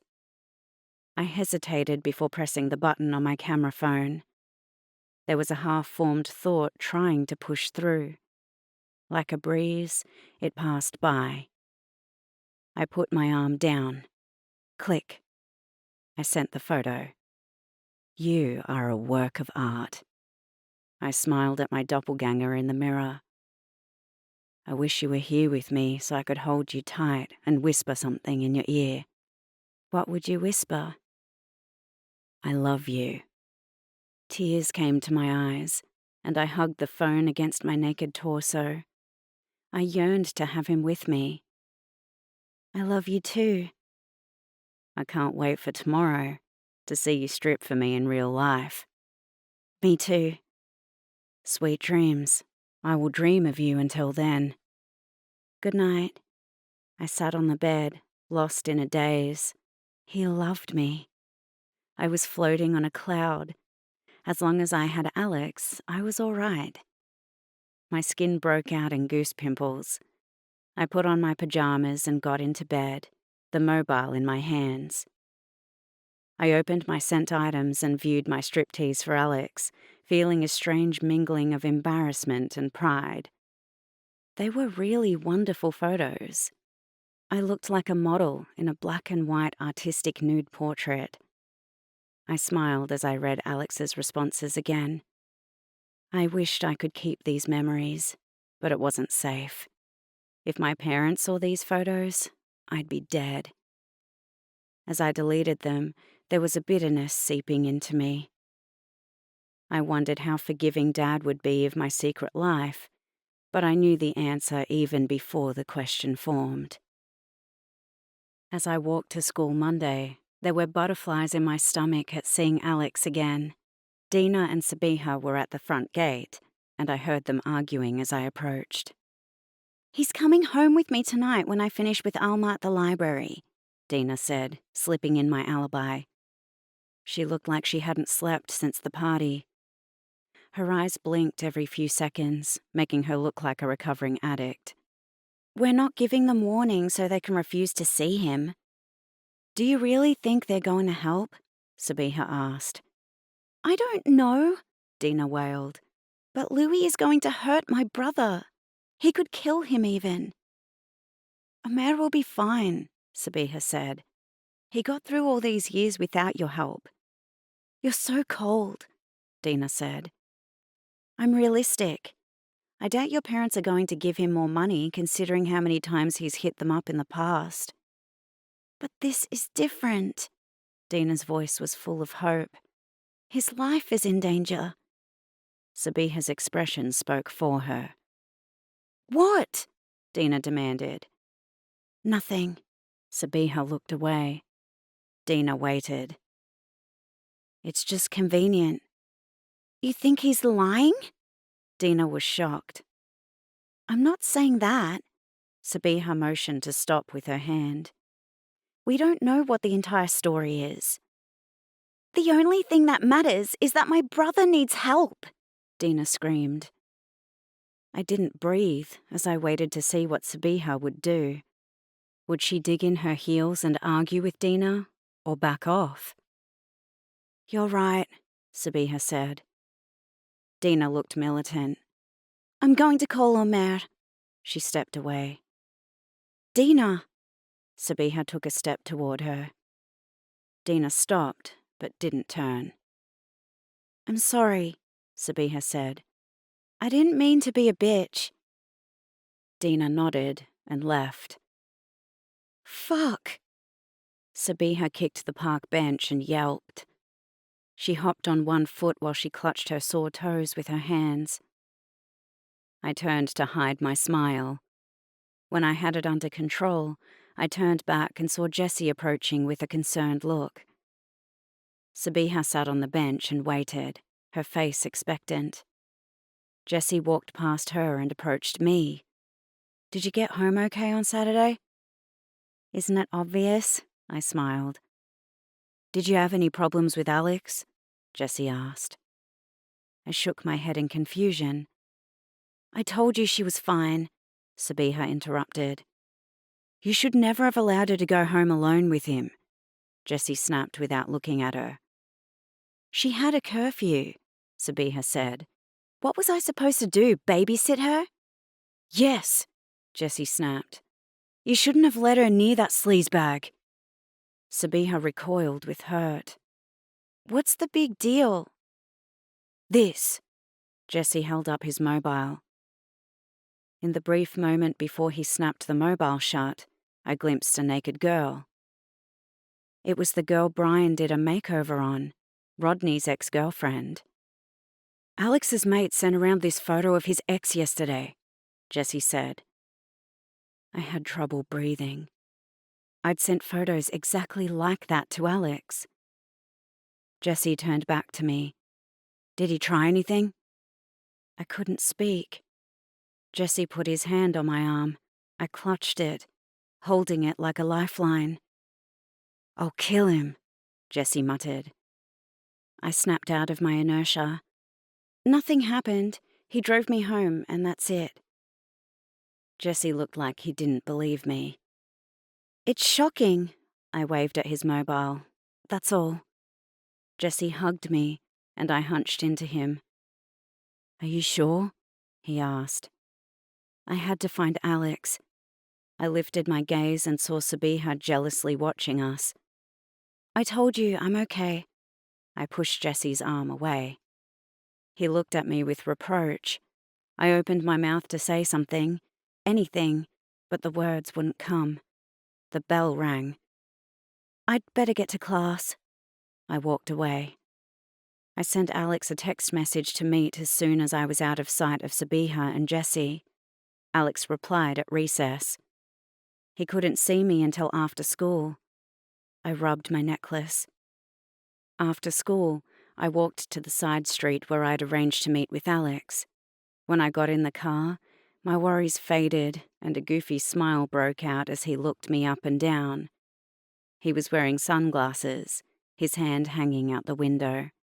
He looked cool and dangerous. "Hello, gorgeous." He leaned in and kissed me, making my toes curl. He turned the car ignition and drove before I regained my senses. "We need to talk." "Talk?" Alex pushed his sunglasses down his nose. "Because once the car stops, that's the last thing we'll be doing." He playfully leered. "Your friend sent a photo of his ex around." "So?" Alex stopped at the red light and reached over to squeeze my boob. I slapped his hand away. "Would you do something like that to me?" "Of course not. I wouldn't ever send photos of my girlfriend around." He kissed me during a red light. A car beeped behind us. The light was green. He stomped on the gas. "Could you delete the photos from last night?" I asked when I got my breath back. "Sure," Alex said. I breathed a sigh of relief, reassured by his quick acquiescence. "Where are we going?" I thought we'd park the car somewhere and be together, but Alex was driving through the suburbs. A few more twists of the wheel, and we were turning into Brian's street. He told me he'd arranged for us to use Omer's house. "What about Brian?" "He's not home." He opened my car door. "I've got a surprise for you." "I can't stay long." Reluctantly, I followed him into the house. "I have to be back before Dad finishes work." Alex grinned. "He probably won't even notice you're gone." He said it to comfort me, but they were like a dagger through my heart. Was it true? He pushed me up against the wall and kissed me again. My phone rang, piercing through the fog of my raging hormones. I went to answer it, but Alex snatched it out of my hand and turned it off. I need your exclusive attention for 15 minutes only. After that, you can deal with the real world again. He slipped my mobile back in my pocket. As we passed by Brian's open door, I recognized the smell of marijuana seeping from it. Close your eyes, he said. Standing in the darkness, I noticed his smell and the feel of his palm against mine. I wanted to remain in this moment with this feeling of anticipation fluttering in my stomach. Open your eyes, Alex breathed in my ear, and my skin broke out in goose pimples. He'd closed the curtains and made Amer's bedroom dark. There were candles on the chest of drawers, the golden flickering of the flame glowing in the mirror. Rose petals covered the white sheets on Amer's bed. Alex left my side and turned on the CD player. Soft romantic music filled the room. May I have this dance? He held out his hand. I drifted into his arms. This looks beautiful. He nuzzled my neck. I want everything to be special for you. His mouth worked its way up my jaw and to my lips. He kissed me deeply, tongue and all, holding me tightly against him. His leg was between my thighs, and I was almost riding him. There was a delicious friction of his jeans against my panties, and I rubbed myself against him. You're a passionate one. Alex pushed me onto the bed and took off his shirt. As I looked at him ungracefully taking off his clothes, the passion faded, and I realized what I was getting myself into. We don't have time for this. I tried to stand, but Alex nuzzled me down. Sure we do, Alex soothed as he took off his jeans. It's not ideal that we have to rush your first time, but it'll still be special. My first time? I repeated. Alex kicked his jeans off. You don't have to worry about anything. Alex took off his underwear and was naked in front of me. I'll take care of you. He lay on top of me and touched my breasts. I love you, he whispered in a rush against my ear and kissed me again. I stilled in his arms. After we'd texted each other last night, I kept imagining what it would be like when we said our I love yous face to face for the first time. I'd imagined staring into each other's eyes, breathless with anticipation, and that in that moment we would realize we belonged together forever. In all my fantasies, I'd never imagined that I would feel this sense of wrongness. His declaration was so matter-of-fact, as if he'd said it many times before, and it was now devoid of all meaning. This was the first time he'd said it to me, so why did it sound so rehearsed? Alex, wait. I moved my head. Why? You love me too, don't you? He looked at me impatiently, waiting for a response. I didn't know what to say. When I texted him, I was sure that I loved him, that what we had was special, but now I was confused. He was in such a hurry, as if he was fearful I'd change my mind. You love me, right? He said harshly. Right. I felt I had no choice but to answer the affirmative. How could I suddenly tell him I'd changed my mind? He covered me with his body, squashing me under his weight. Something was wrong. Until this moment, it seemed I was in a romantic movie where the two star-crossed lovers were about to make love. Now I was in a frat house movie with the sweaty, horny guy who wanted to get laid. As I turned my head, I saw beside the bed where Alex had piled Amer's mess. It made me wonder if everything he did was like that. A big gesture that actually hid the seamy reality of life. I desperately wanted to be at Dad's medical center, waiting for Mum, not here in this room with a naked guy grinding himself against me. "No, don't," I said when his lips moved to my breasts. "What's wrong, baby?" He lifted his head and looked at me. "Don't you want to be with me?" I didn't know what to say. I wanted to be with him, but he'd tricked me. There had been no conversation about this. He'd presented it as a fait accompli. "I thought you liked everything we did until this point." "I did. I do." "What's the problem? We're in a relationship. This is what boyfriend and girlfriend do." His voice was full of exasperation. "I know." "Good." Alex smiled and nuzzled my chest again.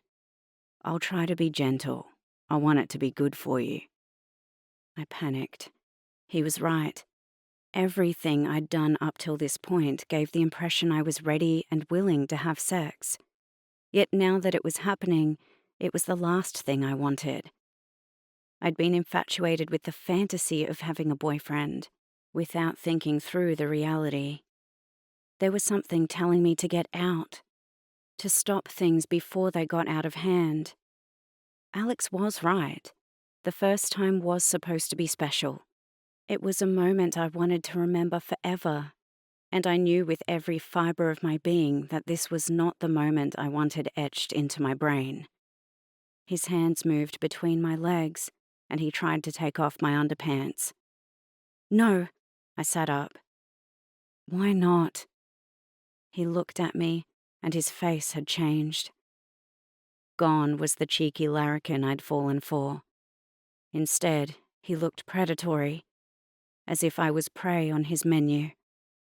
I'd remembered Dina's warning, and my blood ran cold. This was the guy she'd been warning me about. "Are you being a tease?" He was angry. His hands formed into fists as he watched me moodily. I realized how vulnerable I was. We were all alone in the house. I was completely at his mercy. "Of course not." My survival instinct kicked in. "I have my period." Alex's face turned to disgust before he quickly rallied. "That's okay, baby." He reached for me again. "I don't mind." "I do." I dragged myself away from him.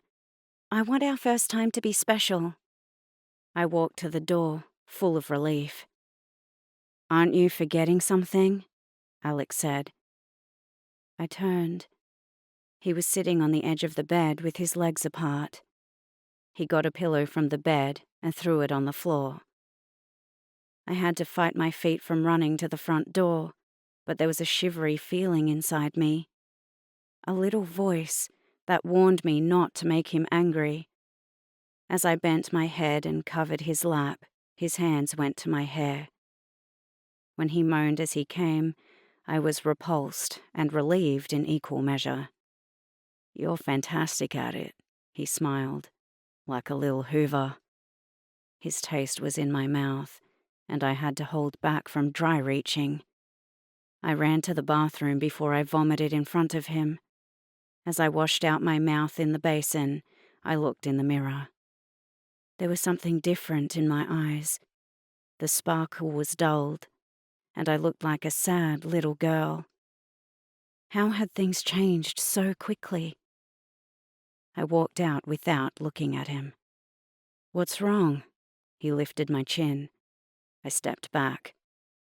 "Don't be sensitive. I was joking about you being a Hoover."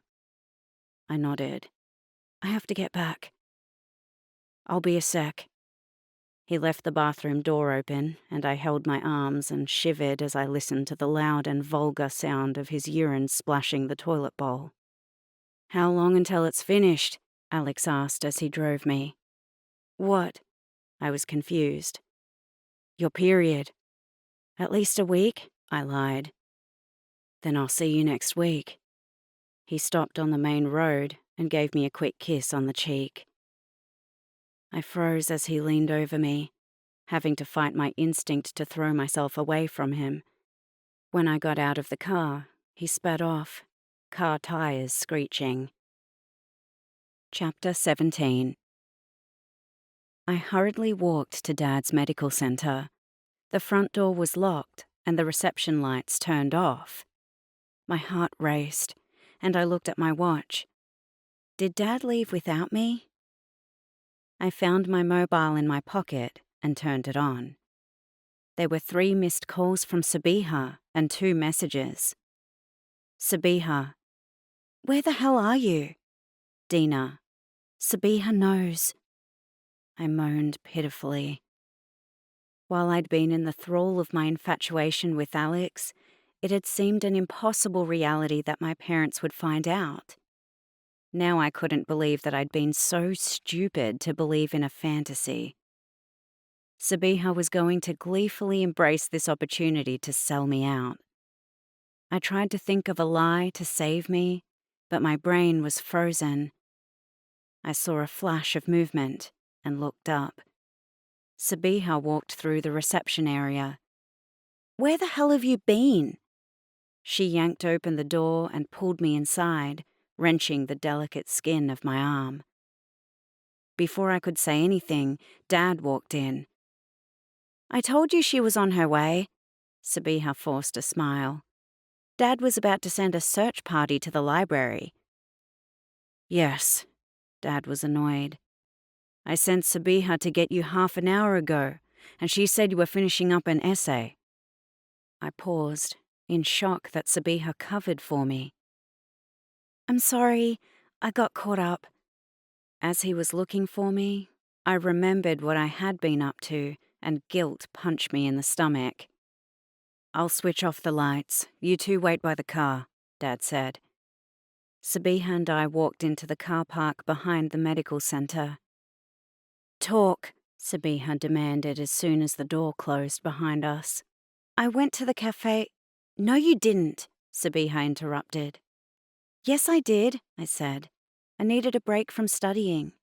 "How did you get the hickey on your neck?" I held my hand to my neck. Dad exited the building. While he had his back to us locking the building door, Sabiha flicked my hair forward.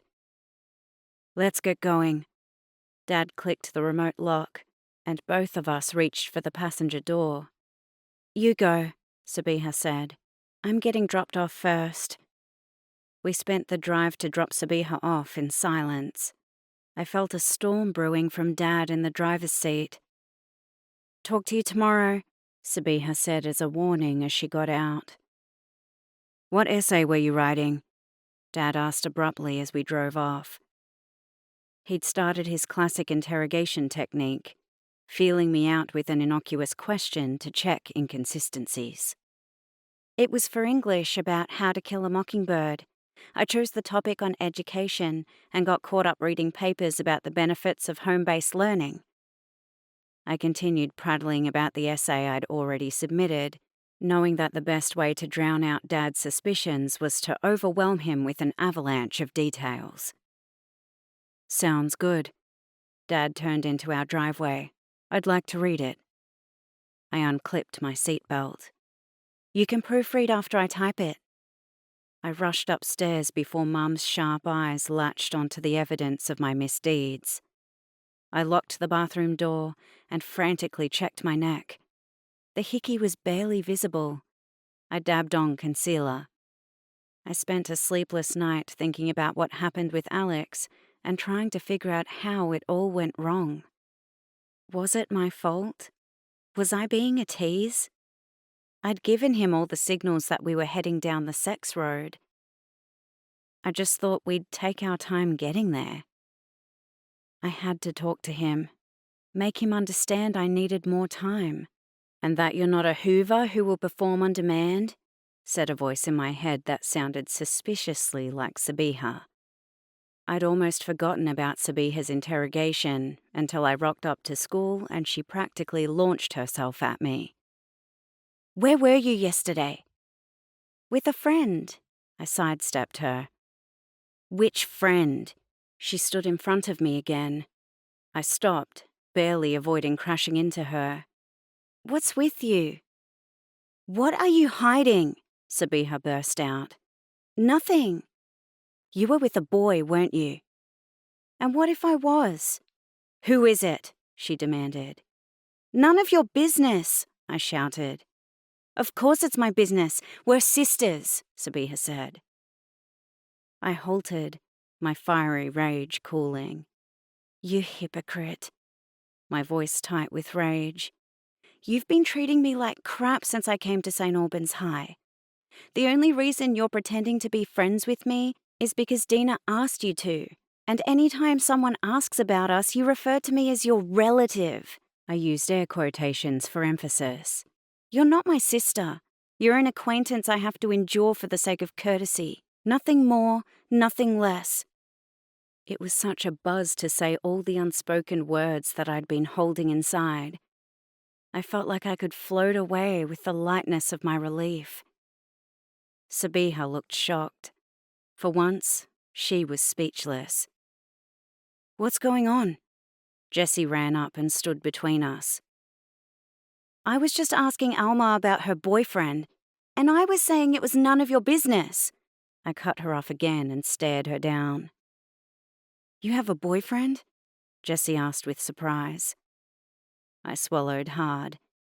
Once he found out who it was, he'd lose all respect for me, and the thought bothered me. He was the only one who made genuine overtures of friendship, and I felt bad that I'd messed that up. Yes, I cleared my throat. But it's my private business and not something I want to discuss. I heard Sabiha shouting my name, but didn't turn around. Footsteps sounded, and Sabiha reached me again. I'm sorry. I thought it was Jessie. When I looked at her blankly, she repeated, I thought you were seeing Jessie. I'm not. Please come to the front so we can talk. I have nothing more to say. I walked away. I spent the day avoiding Sabiha's overtures. Dina didn't show up at school, and Sabiha was on her own too. We both ended up at the library during lunch, but I kept my head down in my book, ignoring Sabiha's circling around me as she pretended to search for books. While I was pretending to read, I heard the rumors about Rodney's ex-girlfriend. Her parents were pressing charges against Rodney for sending the photos around, and she'd stopped coming to school. My hands crumpled the cover as I remembered the photos I'd sent to Alex. But he's deleted them, I reassured myself. I kept sending Alex messages, desperate to clear things up. I was trying to convince myself that Dina's warnings were all a lie, but a chill of warning seeped in my bones. During 5th period English, I got a toilet pass. I hesitated in front of the 3rd floor toilets, rubbing my sweaty hands on my skirt as I gathered my courage to enter. I finally pushed the door open and walked through the sink area and to the cubicles. Alex, I said his name and waited. I heard him breathing. Finally, he threw open the cubicle door, his face wreathed in a Cheshire grin. Come on. He gestured for me to join him inside. I shook my head. We need to talk. His grin faded. Don't say that. He slammed the door shut and stepped out. Nothing good ever comes from that sentence. I cleared my throat, trying to remember the speech I'd rehearsed all day. I might have given you the wrong impression about us having sex. I don't think so. Alex leaned against the cubicle door. We're boyfriend and girlfriend, and there are certain expectations that come with that. I think we're rushing into things. What things? He approached and took my hands in his and gazed at me with his beautiful blue eyes. I love you, you love me. Having sex is a natural thing that you do when you're in love. He sounded so sincere. He didn't break eye contact as he delicately kissed my wrist. The butterfly soft touch of his lips made me shiver. I pulled away. When we were together last time, I hesitated. You made me feel dirty. I'm sorry. He hugged me and spoke into my hair.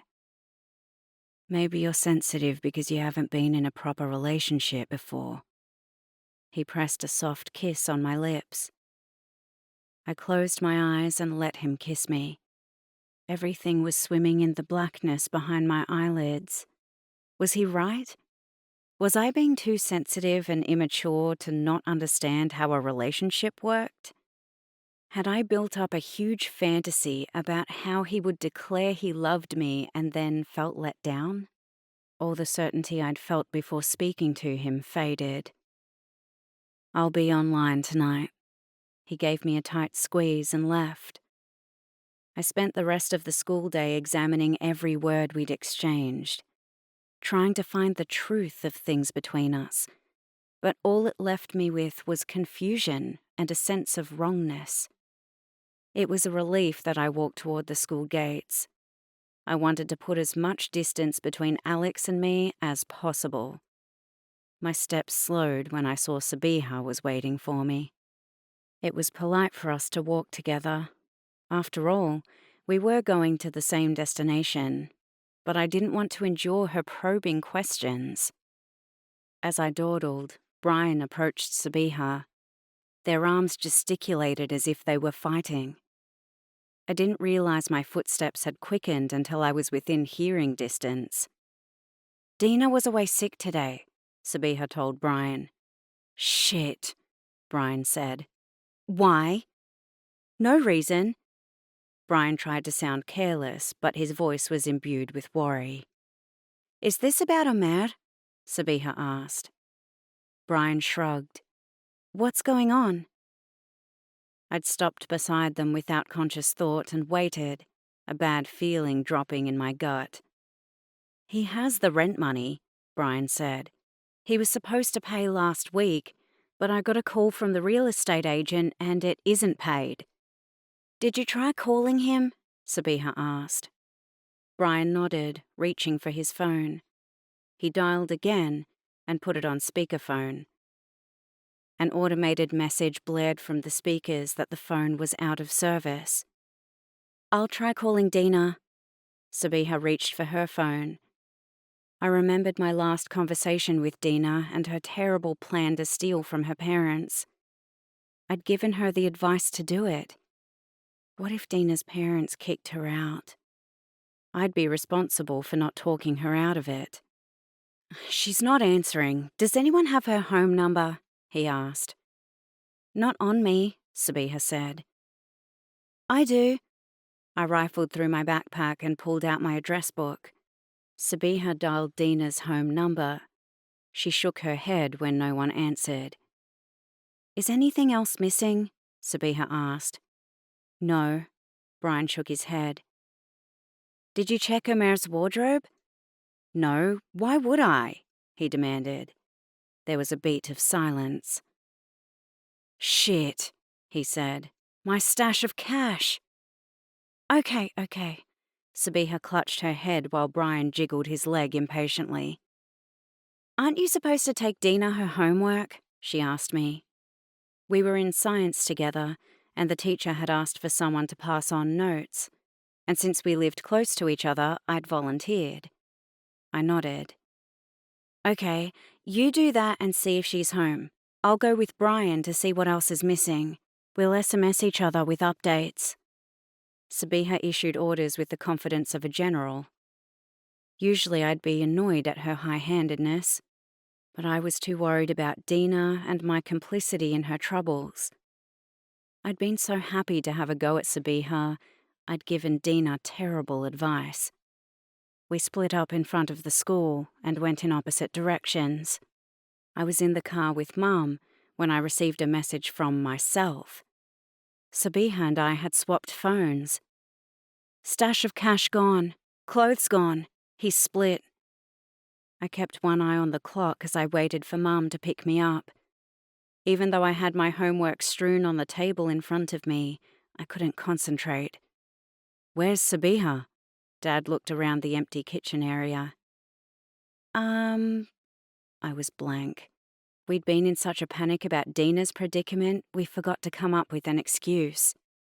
Panic gripped me as Dad's gaze narrowed in suspicion. In the end, There was only one thing to do. Brian's having a crisis and she's helping him out. What crisis? I shrugged. Give me your phone. Dad scrolled through the address book with a look of consternation. Sabiha and I swapped phones, I said. Dad nodded and called my number. Where are you? He asked Sabiha when she answered. I waited in tense silence. What's wrong with Brian? Dad asked. I let out a breath of relief. Good, our stories matched up. You should have called if you weren't coming to work. When you have a job, you can't not show up whenever a friend has a crisis. He put extra emphasis on the word crisis. Dad listened for another minute and hung up. His face was stony, as if he hadn't liked what he heard.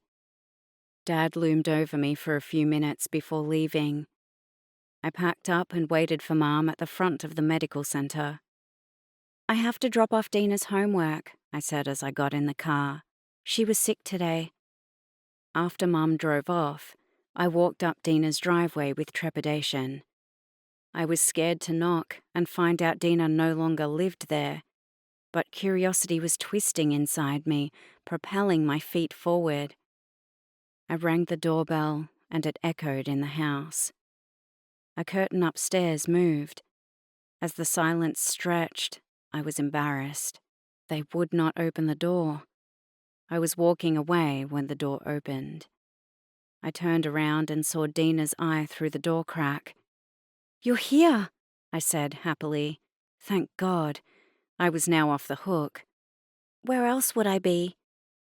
Well, I wasn't sure if your parents..." I gulped and stopped my rambling. It was probably best I didn't share my suspicions. "I brought your homework." Dina put her hand out. I began rifling through my backpack, but my contents were a mess. Dina sighed and opened the door for me to come in. She had dark circles under her eyes, and her hair was unwashed. I followed her to the kitchen. As Dina served herself orange juice from the fridge, pouring me a glass that she pushed across the countertop, I found her homework. "Are you feeling better?" I handed it to her. Dina shrugged. My mobile phone beeped. It was another message from Sabiha. I gasped as I read it. They'd found an out-of-service phone in Omer's room and had found text messages between him and Louis organising the fight at the party. "You know he's gone," Dina said matter-of-factly. I hesitated, not knowing how much of the truth she knew. "Brian said he's taken all his clothes. I'm guessing he took more than that," Dina said wryly. I sat up straight. "You know he's a thief?" "He's much more than that. He's a drug fiend impersonating my brother." She said it matter-of-factly, with no inflection in her voice, and it scared me. It was such a change from the last time we spoke about her brother, where she was terrified for his life. "What happened? When we spoke at school yesterday, you and Omer were going to try talking to your parents together, and now..." I didn't know how to finish the sentence and let it peter out.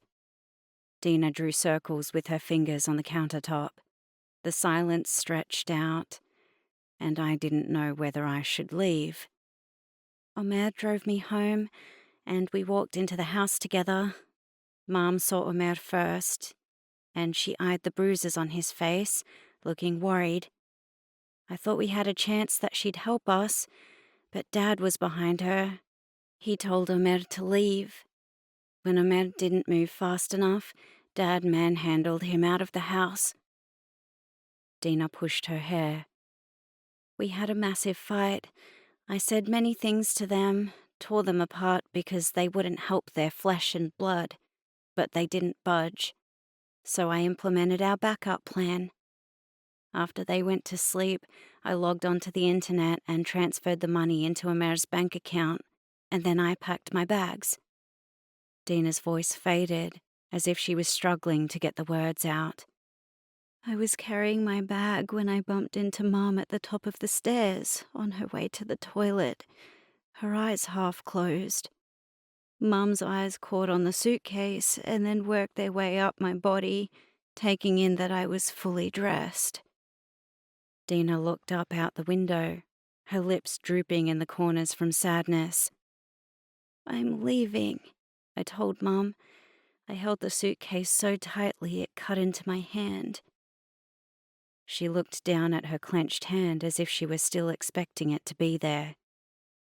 "I'm going to live with Omer." Mum said nothing, and I thought she was giving me the silent treatment. I went to walk past her, but she grabbed me. Dina splayed her hand on the countertop, covering the top with her palm as if she was recreating her mother's touch. "Did you give him the money?" Mum asked. "If you did, then he's already gone." I'd just completed the internet transfer, and there was no way she could have known. She took another deep breath, and a tear seeped out of her eye.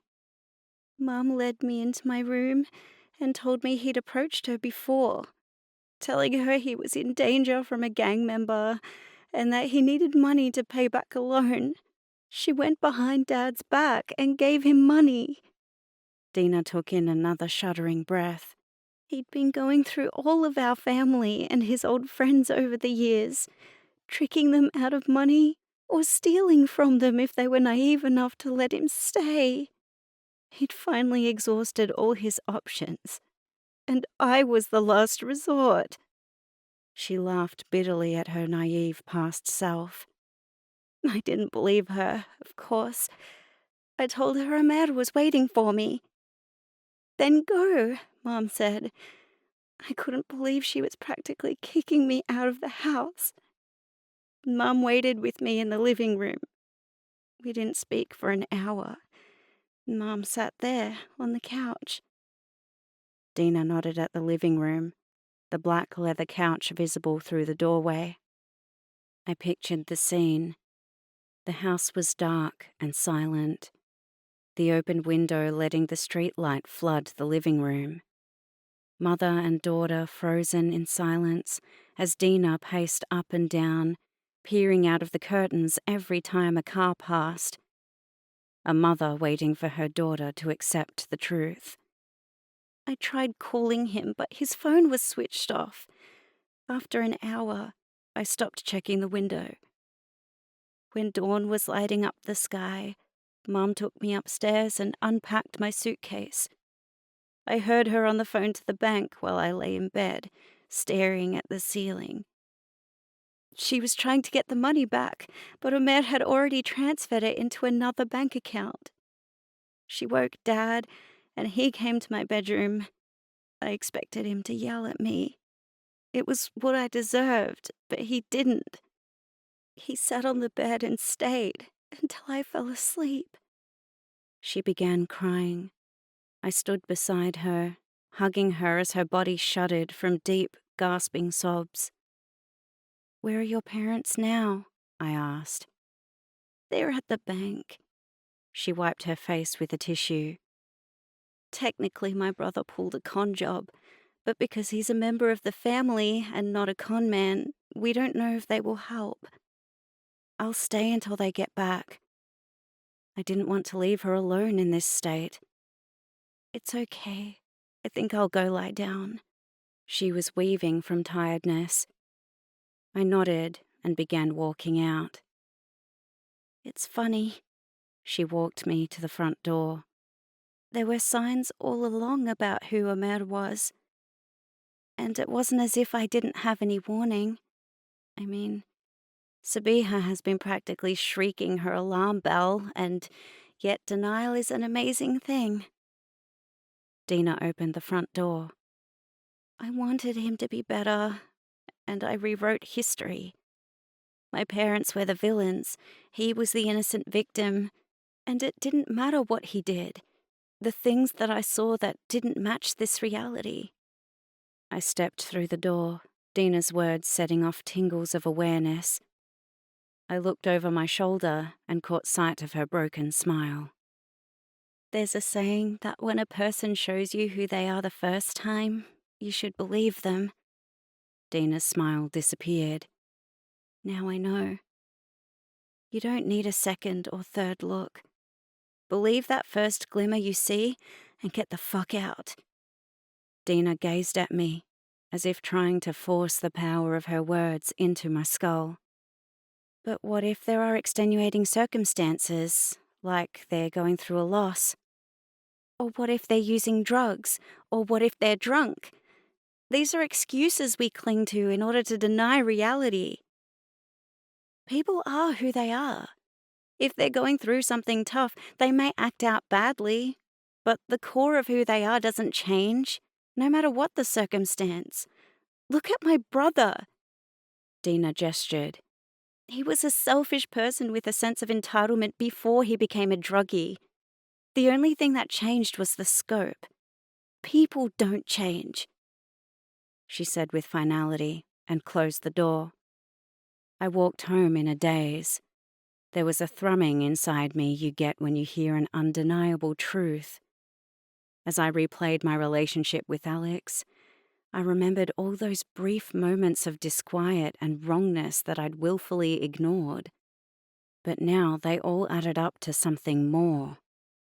While I could make excuses for Alex about his vulgar jokes, the way he ambushed me for sex yesterday, and expected me to pleasure him with no concern about my feelings, that couldn't be chalked up to grief. That's who he was. A selfish guy who only wanted sex. I had to get out, break it off with him. The only question was how. I'd never had to break up with anyone before. In the high school etiquette book, I'd dispatch my bestie to do the deed, but I didn't have anyone to take on the role. Dina was the only one who knew about him, and I couldn't ask her now. When I thought about doing it face to face, my skin shrunk on itself. There was only one way. I'd have to do it online. My phone rang, and I saw my name. "Did you see her?" Sabiha demanded. "Yeah," I said. "It's not good. I'll put you on speakerphone so Brian can hear." I told them what happened with Dina. "Fuck, fuck, fuck," Brian chanted. "Okay, thanks for helping. Listen, about before," she said, trying to talk about this morning. "Don't worry about it." I cut her off and ended the call. The only thing I cared about now was getting away from Alex. I practiced my breakup speech as I walked home. Chapter 18. I heard Mum shouting when I opened the front door and hesitated in the doorway to listen. Mum was ripping Ali a new asshole. What could he have possibly done to get such a reaming? Ali was the goody-goody two-shoes who hardly ever got into trouble. I quietly shut the front door and stepped in. They were fighting in the kitchen. Sanala was at the top of the stairs, and she put her finger over her lips and waved for me to come up. "What's going on?" I asked. "Ali failed his science exam," Sanala whispered. I was shocked. Ali was a prodigy. He aced all his exams, and my parents decided early in his childhood that he would follow in Dad's footsteps and be a doctor. "Tell me the truth, Ali," Mom shouted. "Why did this happen?" "I don't know." Ali sounded defeated. This was obviously a question Mom had lobbed at him numerous times. She was a terrier like that. "There must be a reason that you've suddenly changed. That you have failed for the first time in your life. Is it your new friends?" "You'd think that," Ali snapped. "Maybe it's you and Dad not being home." "What are you talking about?" Mom was exasperated. "I've picked up a few extra shifts, but your dad or I are always home." "You're right," Ali backtracked. "I wasn't applying myself." Ali had nearly blurted out the truth and was now trying to skirt away from the abyss. If Mom found out about how lax Dad really was in his duty as a father lately, World War III would begin. "Your dad has been home during the weeknights supervising your homework." Mom's voice was full of suspicion. Of course. There was a telltale squeak in his voice. I could just imagine how flushed his cheeks were. There was dead silence. You can tell me the truth. Mom played the good guy to catch him off guard. Does your dad come home late? No. He didn't fall for her alternative approach. I gripped the banister, mentally urging him to hold out. Can I go now? He asked too eagerly. Of course. Mom sounded distracted. I hit my forehead onto the hard wood. The game was up. Ali climbed up the stairs, his eyes full of panic. Sanal and I followed him to his bedroom, where he threw himself across the bed and screamed into his pillow, "Fuck!" Sanala patted his back. It's okay. She mimicked how we comforted her when she hurt herself. Ali shrugged her off. No, it's not. Don't take it out on her. I hugged Sanala. Sorry, he muttered. How did this happen? I asked after I'd sent Sanala to her room to get her dollhouse ready for us to play. How does anything happen? You make a series of small decisions that lead you to certain consequences. But you're a straight-A student, and now I'm not. You're acting like this isn't a big deal. I was confused. Ali once got a B, and he cried, and never again scored a grade below A. He shrugged. But you failed, I exclaimed again, not understanding his blasé attitude. While I was conscientious and concerned with my grades, Ali was obsessed. He put everything on the line to achieve his dream of being a doctor. So what? Ali threw his pillow. Lots of people fail, and the world doesn't end. But that's not who you are. I was confused at his turnabout. And who are you? The girl who fakes period cramps and then sneaks out of the house. I gaped at him. Did you really think I wouldn't come into your room? I stood still, afraid if I blinked, I'd be admitting the truth. Ali sat back on the bed. The truth is, we're all being someone else. We're living different lives. I'd been feeling the same way, but still, he was missing the point. I felt a shiver of fear as I thought about what would happen when Mom realized the truth about Dad. Don't you care they're going to fight again? It's not as if they need an excuse to fight anyway, and maybe he deserves it.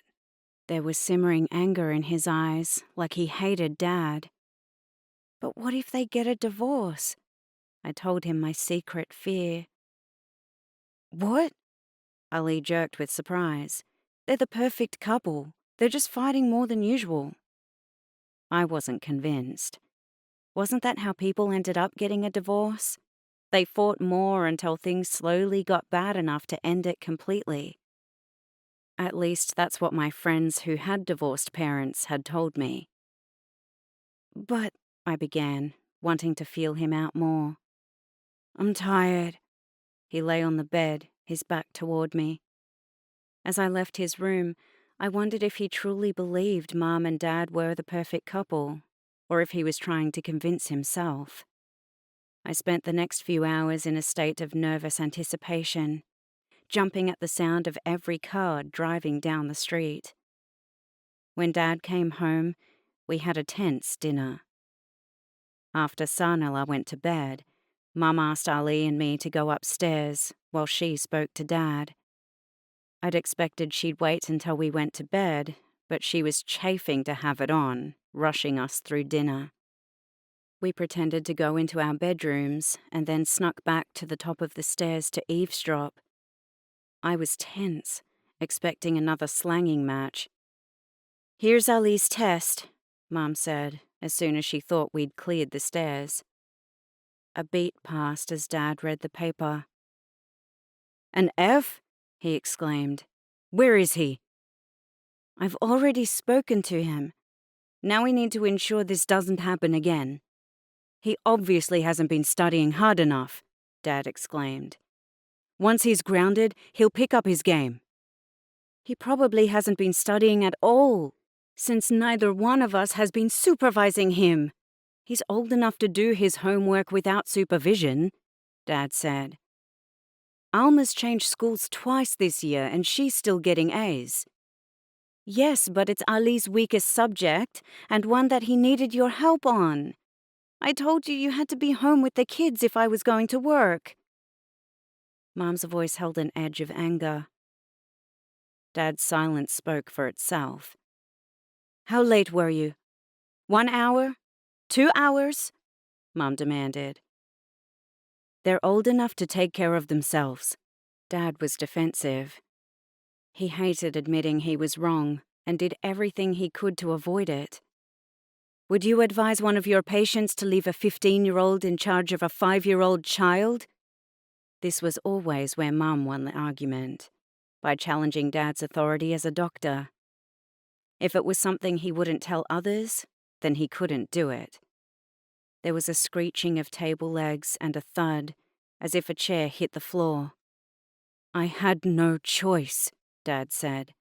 "I opened a new practice. You know better than anyone how much work is involved."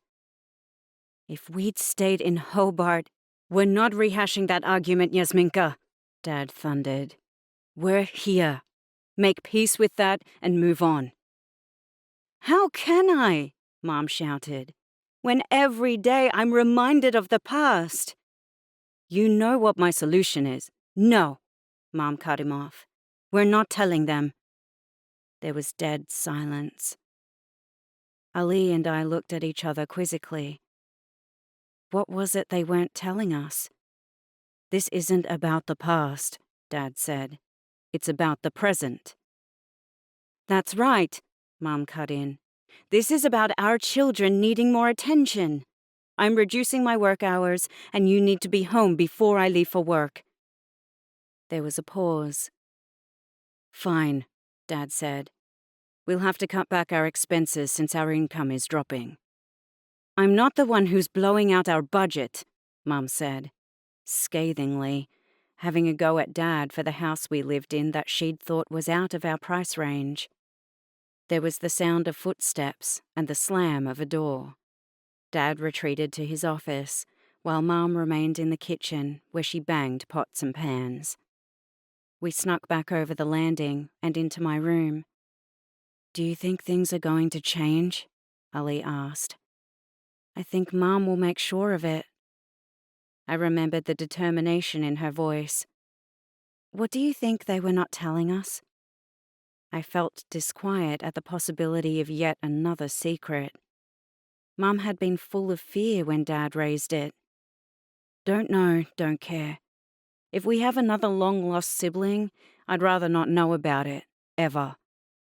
Ali left my room.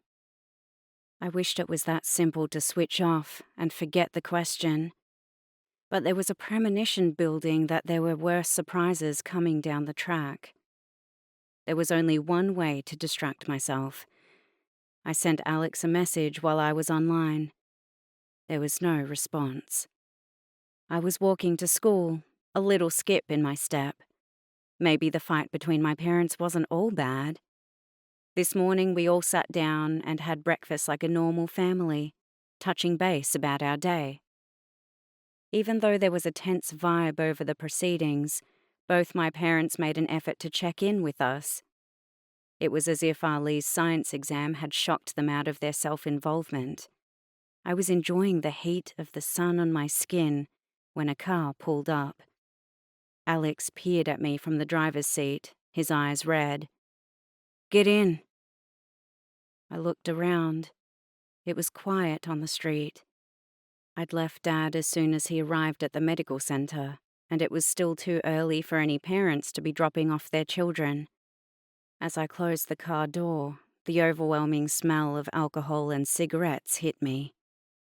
"I thought this was too early for you," I said, buying myself time to remember the breakup speech I'd practiced for 2 days.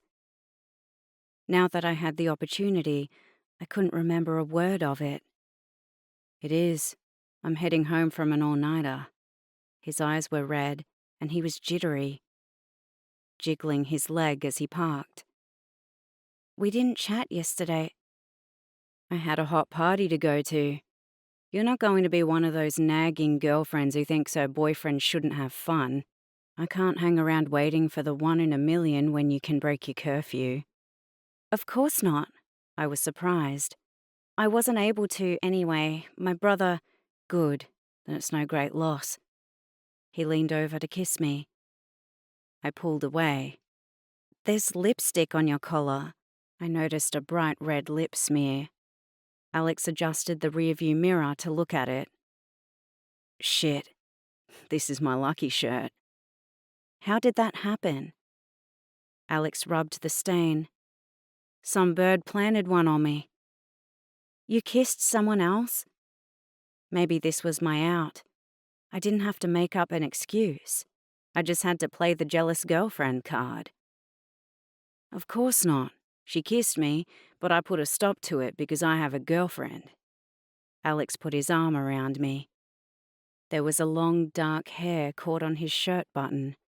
It was obviously a girl's hair, and there was only one way it could have gotten wrapped around his button. Why is there hair all over you? I moved back in my seat. Seriously? Alex snapped. Stop giving me the 3rd degree. I told you, nothing happened. He stared me down, his hands splayed open. He'd given me the same look after Brian's party, when he'd given his mate, the brunette, a lift home. Clarity descended, and the little moments of disquiet culminated in this one moment of truth. He'd slept with someone else last night, just like he'd slept with the girl at the party. I turned to look out the windshield, feeling shell-shocked. While I'd decided to use his indiscretion as an excuse to break up, now that I knew it was the truth, I felt sick. The night of Brian's party, we'd been a couple. It was the best night of my life. But now I knew it was all a lie. He'd been having sex with someone else a few minutes after we were together. Alex tried to turn me toward him, but I resisted. You slept with her, I muttered. Alex tapped his fingers on the steering wheel. Didn't you? I needed him to admit it. I already told you no. He sounded bored, as if he'd been through such arguments before. I opened the car door, but he yanked it shut. Don't be like that. I think we should take a break. Are you trying to dump me? Alex's easygoing expression faded, because no one dumps me. I wanted to burn my bridges and get away from him, put him in my rear view and forget about him. But the menace in his voice gave me pause. Even though we were parked on Suburban Street, we were in front of a park with no one nearby. I think we should take a step back, I backtracked. Get to know each other better. Alex leaned his back against the door and watched me moodily. What's there to know? What you see is what you get. I realized the truth of those words. I looked out the window, feeling like I was trapped. My brain was thick, and I couldn't form a coherent thought. I knew that I should have the upper hand. After all, I was the wronged girlfriend. But once again, he'd shaken me up and eroded all my certainty. Silence filled the car, thick with my despair and his frustration. He yanked my head toward him. I gasped, scared at the rough touch of his fingers on my skin. He stared into my eyes instead of kissing me. I had to force myself not to look away. Whatever he saw in my eyes made his face tighten with disgust. I should have known better than to get involved with a young'un. Alex pushed me away. It's much easier to go with someone who's already broken in. No need for the romantic bullshit. A few drinks and you're in. I began sobbing, the build-up of fear exploding into a mass of hysteria at his cruel words. Alex was exasperated. Cry to your mama. He reached over, and I flinched, thinking he was going to hit me. "Get out." He opened the door. I stumbled out, forgetting my backpack. He threw it after me and swerved away erratically.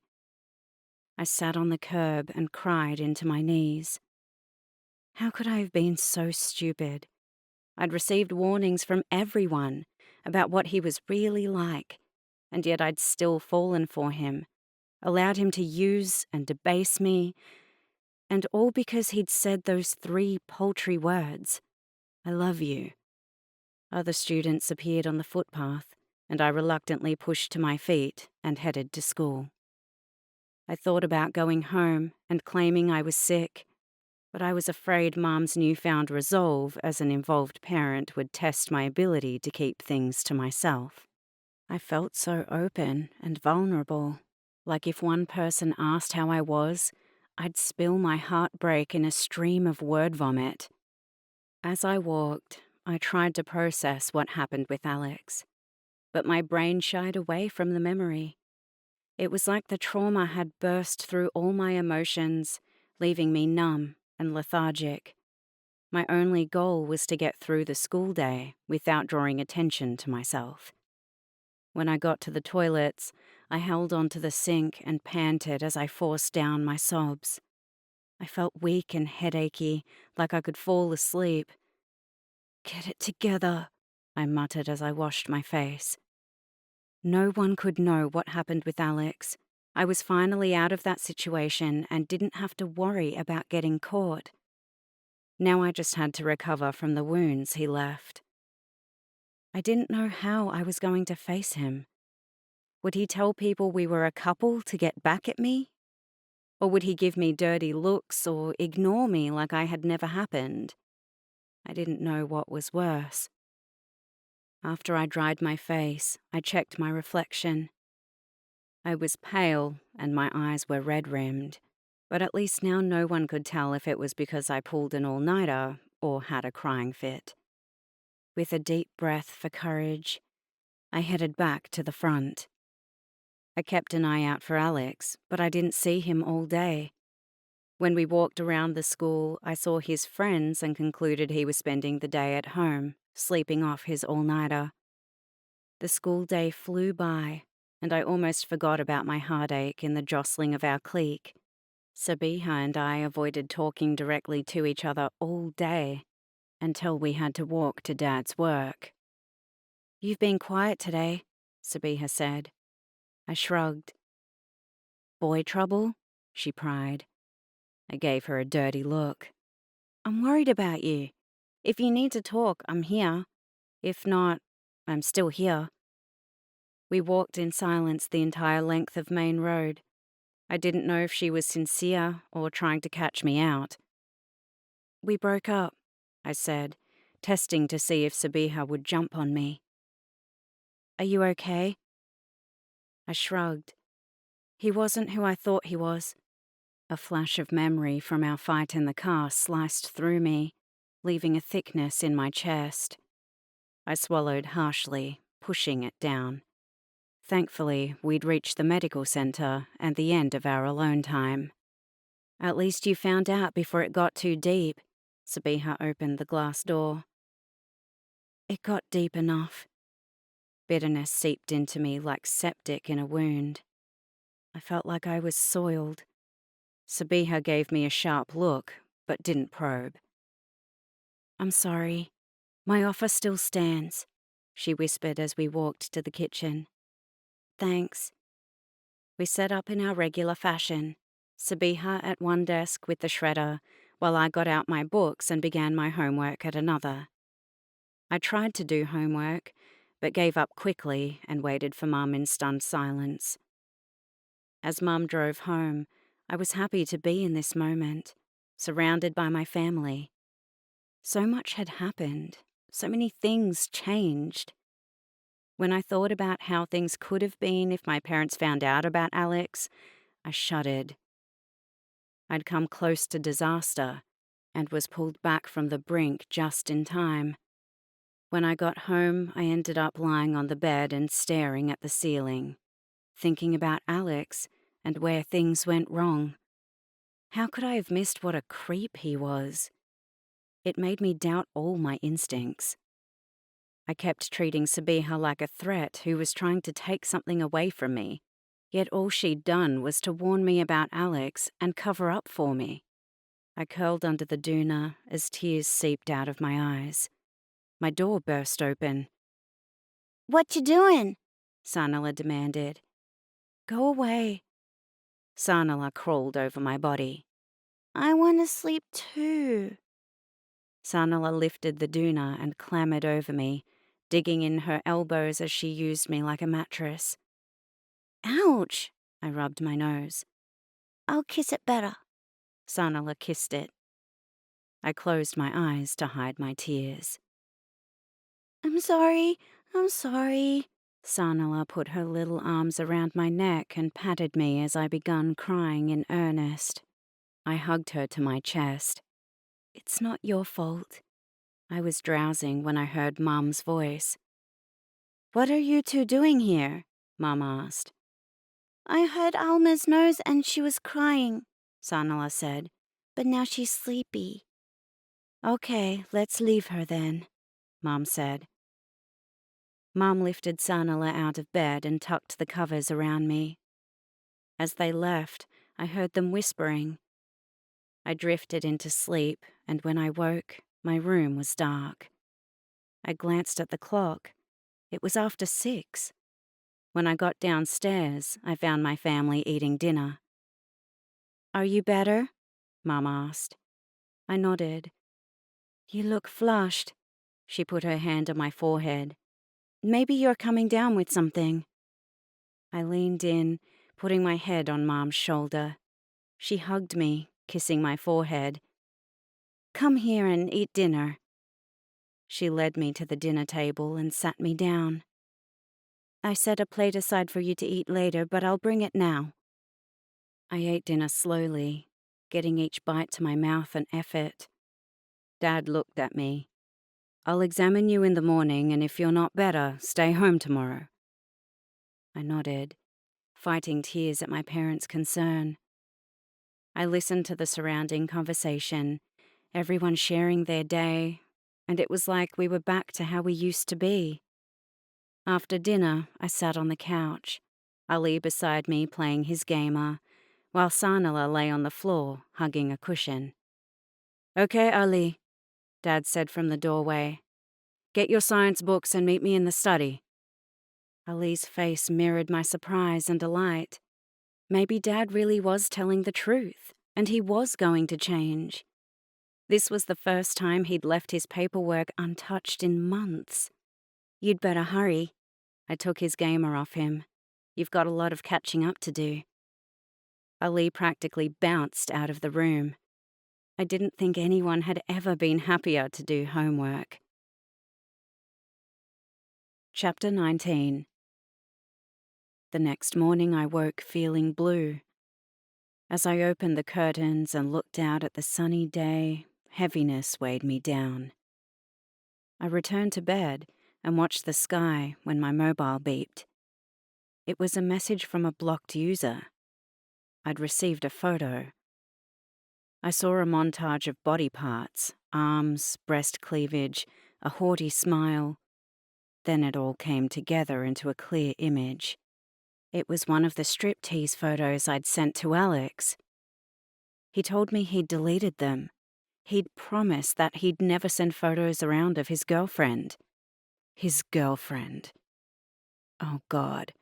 If I was his ex, he'd have every reason to send them. I called him, but his phone rang out. I typed a message with shaking fingers. You promised you would delete them. I tried the blocked number, but it went to message bank. My phone beeped. Another photo from a blocked user. I jumped out of bed and dressed myself. I had to see him, make him understand what was at stake. If these photos got out, I had to sit down as a sharp pain cut across my stomach. If they got out, my life was over. I thought you were staying home. It surprised Mum when I joined them in the kitchen. I remembered I had a test. I fidgeted nervously as I waited for Sanala and Ali to finish breakfast. I planned my entreaties to Alex as Dad drove me. When I got to school, Jesse was sitting on the bench by himself. "Are you feeling better today?" he asked. I smiled weakly, not commenting. Jesse was wearing a Cheshire grin. "You seem happy." "I have a surprise." Jesse smiled widely. "We have to wait for everyone else, and then I'll bring it out." Sabiha arrived, and when she heard about the surprise, she demanded, "Tell me, now!" trying to tickle it out of Jesse. "My lips are sealed until Dina comes," he fended her off. "Dina's coming?" I'd expected her to take a few days off with everything that happened. "I spoke to her yesterday," Sabiha said. She looked at me questioningly. "How's Brian?" I asked Jessie, turning away from Sabiha's probing gaze. "Here's Dina." Jessie waved her down. Dina walked toward us slowly, as if she was a hospital patient learning to use her legs again after a broken bone. "Hey." Sabiha put her arm around Dina's shoulders and led her to the bench. "Now that everyone is here, I can reveal my surprise." Jesse rubbed his hands together. "Close your eyes." There was the shuffling sound of footsteps. "And open!" Jesse shouted a minute later. I opened my eyes. Brian was standing before us, but it wasn't a Brian I'd ever seen before. This wasn't the hobo Brian I'd first met with the unkempt hair and creased clothes, or the gay Brian with his glittering see-through outfits. This Brian was an amalgamation of the two. His hair was slicked back, faint eyeliner and lip gloss on his lips, and he wore tight jeans and a glittering t-shirt. "Surprise!" he said in a sing-song voice, making jazz hands. "I'm back as a student of this illustrious institution." "Get out of here!" Sabiha shoved him. "I thought you said you were never coming back." Brian shrugged. "My brother Greg let me move in with him as long as I returned to school." Dina covered her mouth and sobbed. "This wasn't the reaction I was expecting," Brian said dryly. "It's my fault my brother ripped you off. If I hadn't talked you into moving in with him—" "It's okay," Brian hugged her. "I'm fine." "But your money!" Dina cried. "Most of that money came from dodgy gains." Brian waved his hand. "What dodgy gains?" Sabiha demanded. "Ahmed and I were peddling black market DVDs. Most of the money in my stash of cash was from that." "What about your savings?" Dina asked. "I spent all of that on my wardrobe, which I still have. So you see." Brian kissed her cheek. "I'm all good." "Aren't you angry with me?" Dina asked. "Why?" Brian laughed. "I had the best month of my life. No rules, no parents, no school." "So it's a good thing Ahmed ripped you off." Jesse clapped his hand on Brian's shoulder. "I wouldn't go that far," Brian said. "I would," Jesse said. "You were off the rails, man. And now I'm firmly back on the rails. I have an entire week of detention to make up." Brian scrunched his face as if someone shoved dog shit under his nose. Sabiha and Jesse laughed. Even I broke out in a smile. "Poor baby." Sabiha patted his cheek. "All good things must end." I tuned out as they continued their catch-up and kept a lookout for Alex. "Is everything good?" Sabiha asked me as I stared at each school arrival. "All good." I kept an eye out for Alex's car. He hadn't arrived by the time school began, and I dragged myself to class. I saw him in the corridor at recess and fought my way through the crowd. He watched me approach with a smirk, holding his mobile. My phone beeped. He sent another photo. Beep. Another photo. My vision swam. His smile was predatory, anger still glittering in his eyes. He wasn't happy I'd dumped him. The corridor cleared, and he waited by the window in front of the stairs, his gaze set on a spot above my head. "Please don't do this," I whispered. "Please delete the photos." He continued looking over my head. "Please," I begged. "Please help me." He deigned to look down, tilting his head to look down a nostril. "What do I get out of it?" I traced his face with my eyes, trying to see the boy I fell in love with, the boy I thought I knew. But he was gone. Before me was the guy they warned me about. "Where's the Alex I fell in love with?" I asked, not able to stop myself. "He's here," Alex said. I waited for compassion to shine through, and for him to be the lovable scoundrel with the cheeky smile. "He's there. He's nowhere," he smiled snidely. I ran into the girls' toilets before I lost it. My phone rang. My legs collapsed when I saw the image. I was in undies and nothing else, my hands cupping my breasts as I pouted. My hand loosened its grip, and my phone clattered to the floor. "Alma!" Sabiha burst through the door. "What were you talking to Alex about?" Seeing me huddled on the floor, her face furrowed in concern. She bent and picked up my phone. "Don't!" I reached for it, but it was too late. Sabiha's mouth gaped open as she looked from the screen and back to me. "Who sent you this?" Her knuckles were white as she gripped the phone. "No one." I wiped my eyes with toilet paper and forced myself to my feet. "Don't." Sabiha rubbed her hand over her face. "Please don't lie to me. Let me help you." "How? By telling Dad?" "Maybe," Sabiha said. "Maybe not. I can't tell you until I know." "I don't want your help." My phone rang again. I tried to snatch it from Sabiha. She turned her back and stiffened when she opened the message. The fight went out of me, and I had to lean against the wall. Sabiha turned to me. "Oh, Alma, what did you do?" I couldn't keep it together anymore. The pity in her voice undid me. I covered my face with my hands and cried. Sabiha shuffled closer and hugged me. "It will be all right, I promise."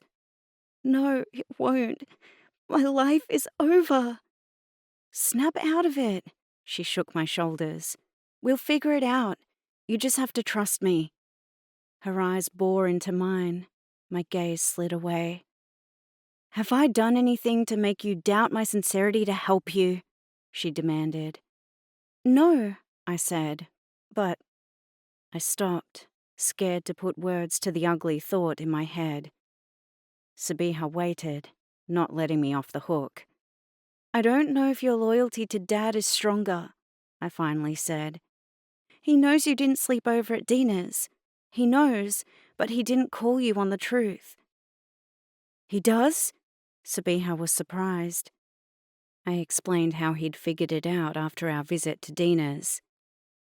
"I doubt that I'd get the same free pass." "It's not because he loves me more or anything like that," Sabiha said, verbalizing my greatest fear. I hesitantly met her eyes. "It's because he feels guilty about not being a father to me." I didn't know if I believed her.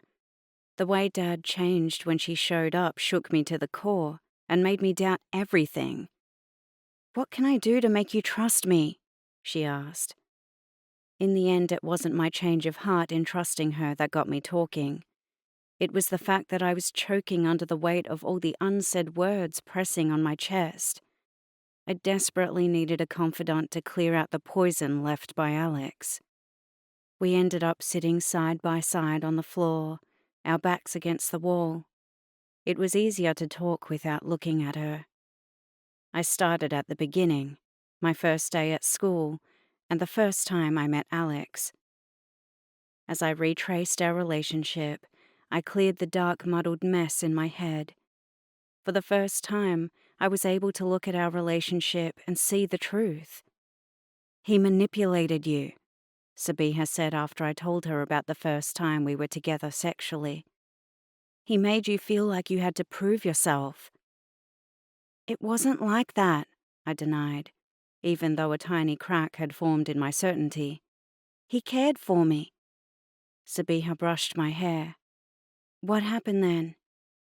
As I told her about Brian's party, Sabiha hissed between her teeth. It's not his fault. I jumped in before she could say anything. It was the first anniversary of his little sister's death. Sabiha went still, as if she'd stopped breathing. What is it? Nothing. Sabiha refused to meet my eyes. Tell me, I shouted. What's his sister's name?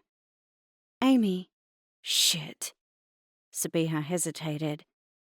The silence stretched out, and I got scared. I knew that Sabiha had something huge to say. I was about to tell her I'd changed my mind when she spoke. His mum brought her daughter Amy to Dad's surgery the other day. Maybe he exaggerated. He said that she had leukemia. I looked at Sabiha hopefully. Sabiha shook her head. Ear infection. I shut down. Everything he said was a lie. Who did I pour out my heart and soul to? How can you be sure? I clung to a dying hope. I read the chart, Sabiha said. This was forbidden by Dad, but I knew the impulse. I'd flicked through the charts of my crush in Tasmania until I learnt he had phimosis, condition where his foreskin couldn't be retracted and he had to be circumcised. He'd told everyone at school he had an ingrown toenail, and I was never able to look at him the same way again. Is Alex the one sending you the photos? Sabiha asked, when my sobbing subsided. I nodded. He's angry that I ended it. How did he talk you into posing for him? I hid my face in my knees. I couldn't tell her the truth, that I'd been stupid enough to strip off and photograph myself. He'd had plenty of practice talking girls into doing things, Sabiha said ruefully. I lifted my head. No, I wasn't one of the masses, Sabiha said to my questioning look. I was tempted until I saw him chatting up another girl. It made me feel better that I wasn't the only one taken in. I don't know what I'm going to do. He could send the photos to everyone, and if my parents find out... I couldn't even finish the sentence. I'd never disappointed my parents before I got expelled. I was always the good daughter, the perfect child. I didn't know how I'd come to this point. During the past few months, I'd slowly crossed the line one step at a time, and now I didn't know who was left. A few months ago, I would have looked at a girl like me with disgust and thought she was stupid. I keep thinking if only I could go back, make a different decision, but I don't know when. When I first came to this school, the first time I caught him out in a lie, the first time he treated me badly. I grabbed my hair and yanked at it in chunks, the pain of my strained hair follicles soothing me. The moment you moved, the moment you found out about me, Sabiha said. I've got no one to blame but myself. I'm the one who made bad choices. Before me, she squeezed my hand when I was about to protest. It's no secret that since you found out about me, my life got better, and for all of you, it got worse. I was so happy to have a father that I didn't care what you were going through. I'd never considered it from Sabiha's point of view and thought that she deserved what any other child had, what my siblings and I had all our lives. 2 parents who loved and were there for us. It's not your fault. You should have had a father with you as you grew up. But then we wouldn't be here. Sabiha took my hand and stared ahead. And I wouldn't have a sister. I blinked back tears. I'd been resentful of Sabiha and hadn't seen that all she'd wanted was to have a normal family with brothers and sisters, something I took for granted. Okay, enough with the maudlin act. Sabiha stood and paced. I stood too, but I was woolly-headed and heavy from crying. "What are our options?" Sabiha counted on her fingers. "Tell Dad." "I can't. He would never forgive me, and then there's the other thing." I hesitated. I'd hid the truth for so long, but Sabiha already knew my deepest, darkest secret. She may as well know the rest. "My parents' marriage is in trouble." Sabiha looked at me disbelievingly. "But they look happy." "Things have been really strained since we—" I didn't finish the sentence, not wanting to pile more guilt on her. "No wonder you hate me." "I don't hate you."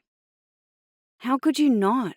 Sabiha brushed her hand quickly across her face, like she was wiping a tear. I gulped. It was the first time I realized I could hurt her. "I thought you guys were like this normal Brady Bunch family."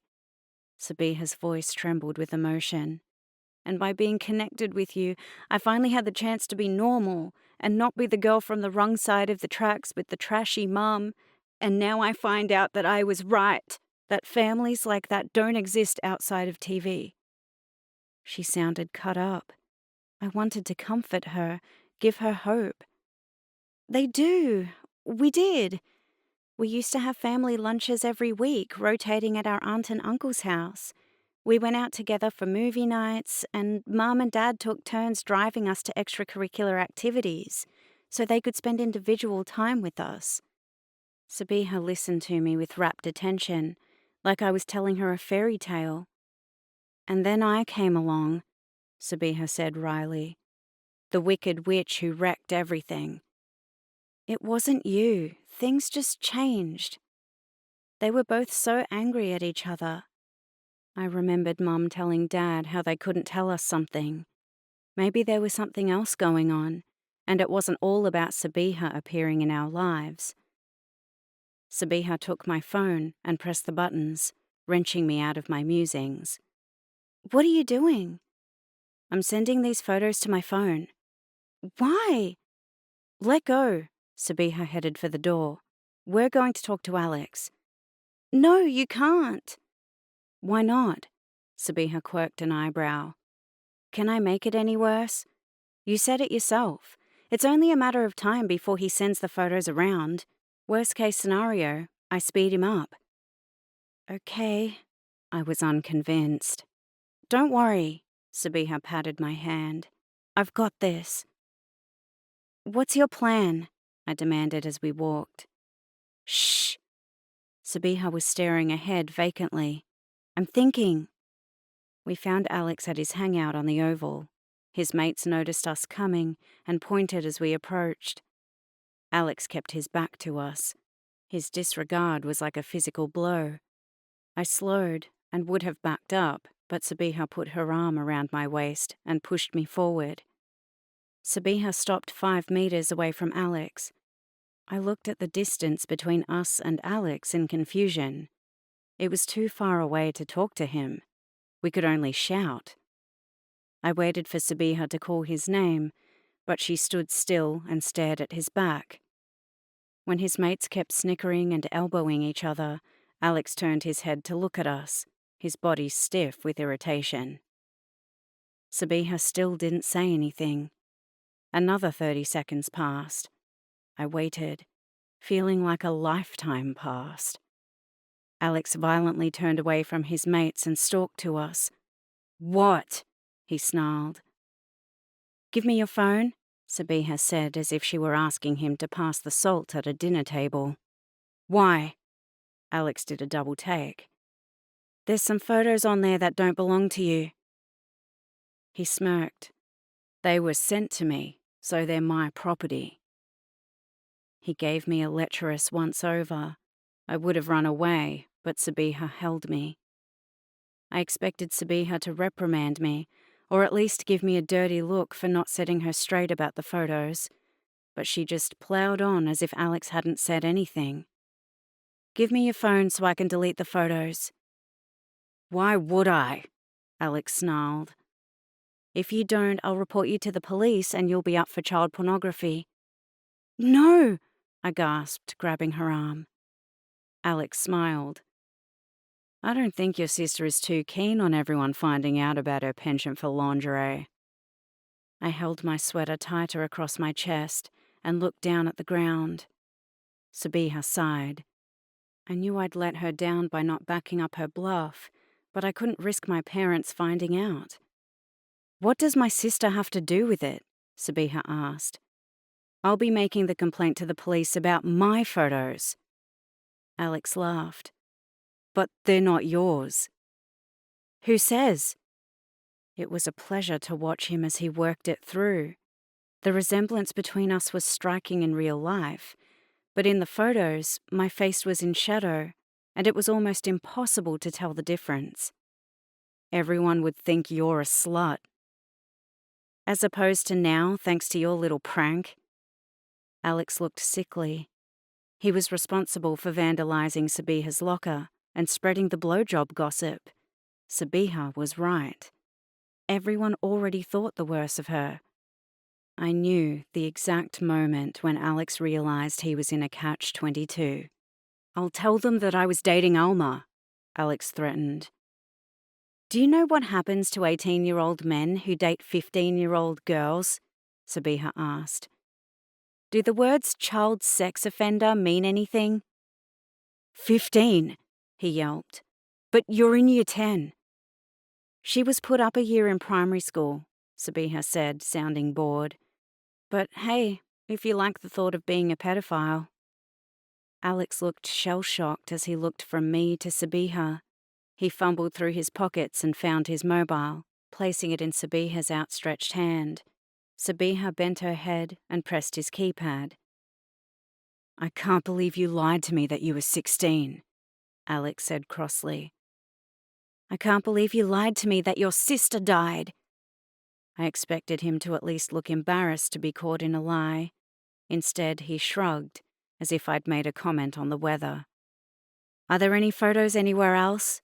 Sabiha demanded when she finished. That's it. I swear, he added when Sabiha gave him a disbelieving look. Like your word is worth anything. Sabiha handed back the phone. Remember, you do anything with those photos, you're risking jail. A pretty boy like you would do well in there. She smiled evilly. I'll make sure to send you lots of mouthwash. Alex snatched his phone back and stalked off. Sabiha was smiling widely as we walked off. Payback's a bitch. What did you do? I subscribed him to a few extra services, she laughed maniacally. I can't believe your bluff worked. I was floating like an untethered balloon caught by the wind. That he believed you would go to the police and complain it was you. Who said it was a bluff? Sabiha said quietly. I stopped and turned to look at her properly. I meant everything I said. I would have reported him. I have nothing to lose. You do. But what about Dad? What if he didn't forgive you? Then he's not a real dad, Sabiha said, because he abandoned me and I forgave him. But he didn't know about you. He's a doctor, and he didn't notice his wife was pregnant.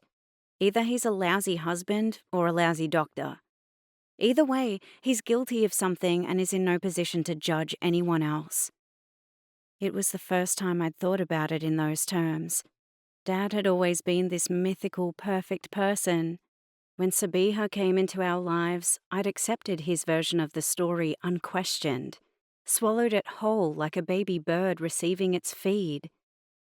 But after Alex, something shifted inside me. I wasn't a little girl who could accept one side of the story. There were so many things that didn't add up. Whenever I thought about it, my mind shied away like I was stepping around a well. Whatever the story was, my parents weren't blameless. My conception was too close to Sabiha's for it not to suggest a suspicious nature of their relationship. I remembered the snatches of conversation I'd heard between them. Affair, I muttered, a thought circling my brain, but I couldn't grab hold of it. You figured it out. Your parents were having an affair when you were conceived. Something clicked into place. I remembered the fight I'd overheard, The way they avoided talking about how they met, the whispers in the community after everyone found out about Sabiha. If Dad has a problem with anything you or I do, then he's the biggest hypocrite in the world, Sabiha said. I remembered all the times Dad spoke about doing the right thing, and the whole time he was the worst kind of liar. Any other day, I would have been raging at his duplicity, but now I was numb. I wondered if I was being inoculated to finding out people were liars. Anyway, it's a moot point. Alex won't be giving you any trouble, and Dad will never know. I should have been happy about the fact that I'd escaped scot-free, and that my parents would never find out, but I wasn't. I wanted to make Dad feel bad, hurt him like he'd hurt me the past few months.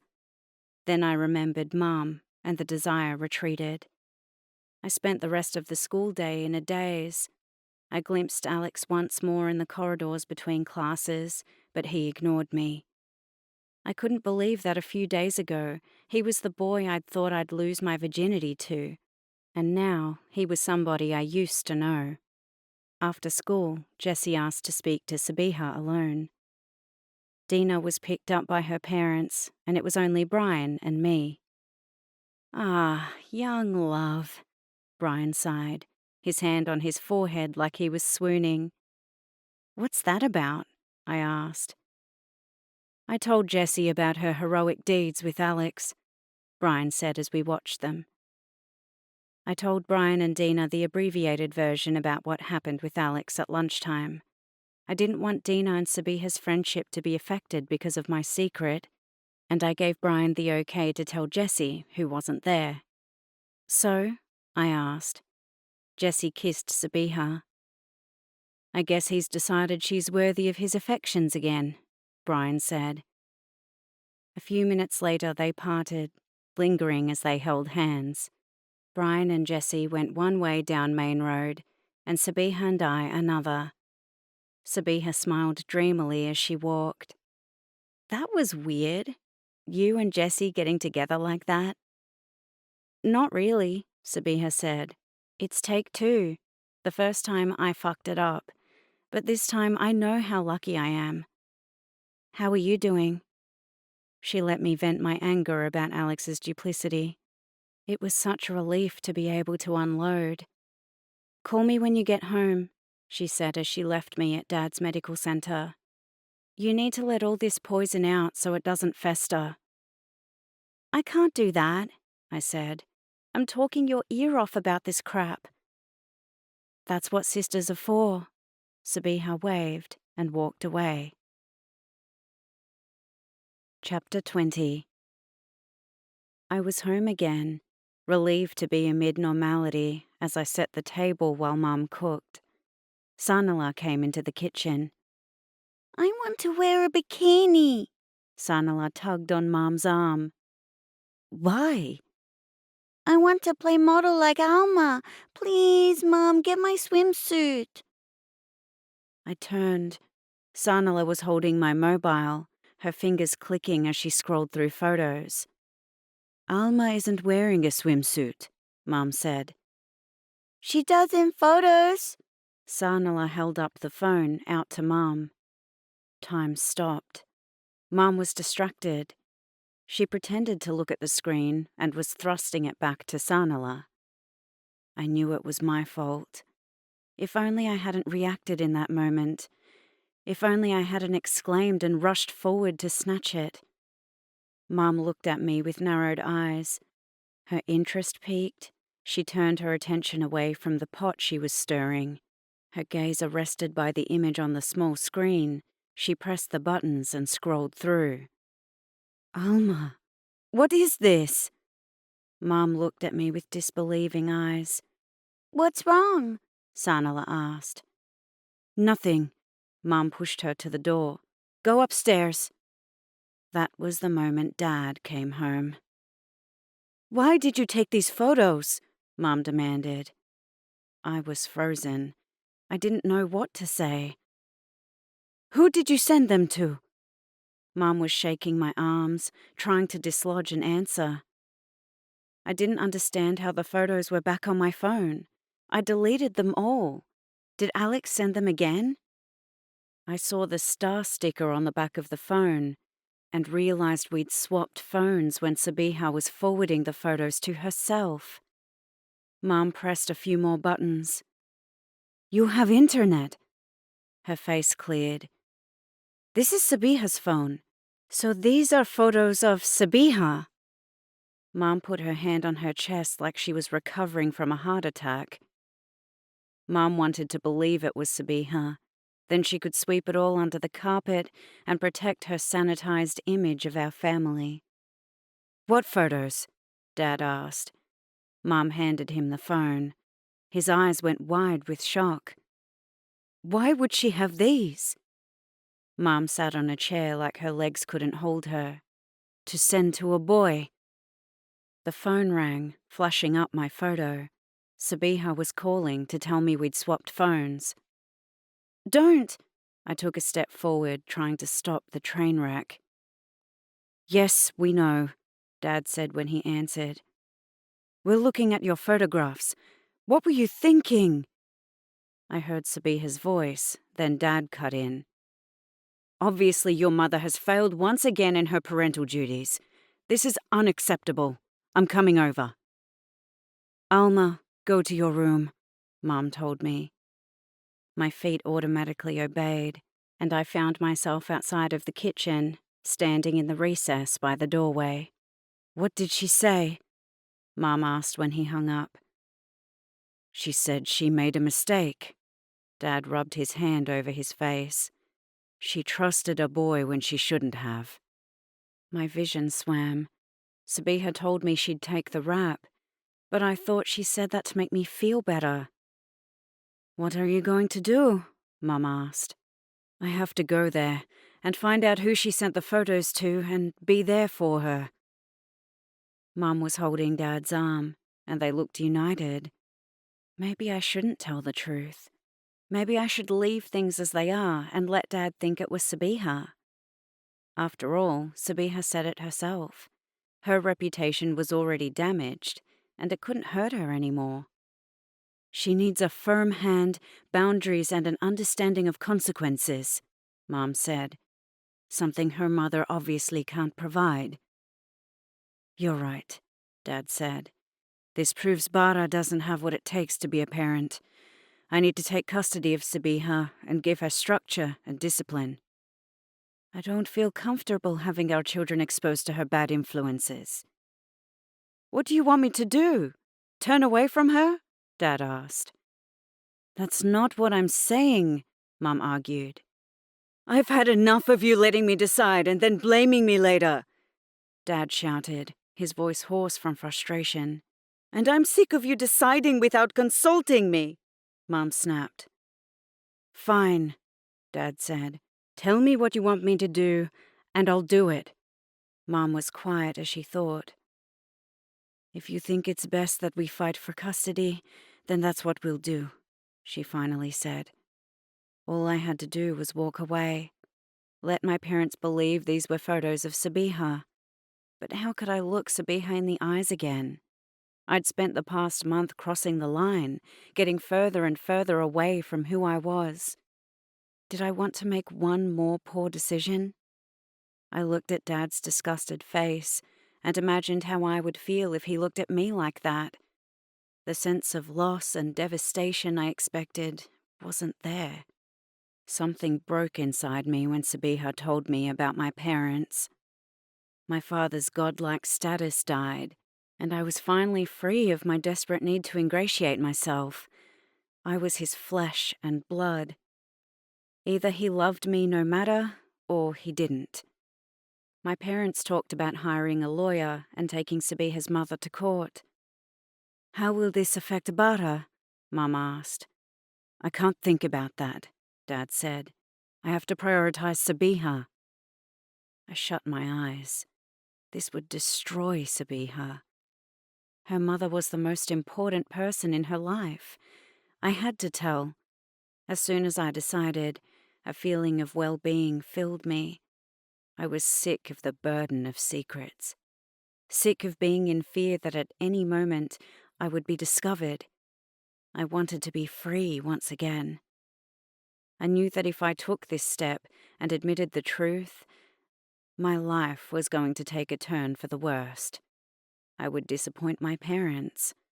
It might even make them fight again. But that was a price I was willing to pay to do the right thing, to become the girl I used to be, who knew right from wrong and had a clear conscience. Most importantly, I'd be able to look Sabiha in the eye and finally be the sister she deserved, the sister she was trying to be for me. I stepped out of my hiding place and into the kitchen. "Mom, Dad, I have something to tell you." "Not now, Alma." Dad picked up his keys. "Those are photos of me." Dad stuttered to a stop, his hands on the door handle. He hesitated. "It's okay. You don't need to lie for Sabiha. We'll take care of her." "Look at the shoulder. It's my birthmark." Dad clutched the phone tighter in his hand, not looking down. Mum snatched it from him and flicked through the photos. Her face went white and her knees listed. "Alma, how could you?" Dad turned around, helped Mum to a chair before looking at the photos himself. He sat next to Mum. "Why?" "I had a boyfriend. I fell in love and I thought he loved me. He didn't." I clutched the back of the chair as tears seeped out of my eyes. "We taught you better than this."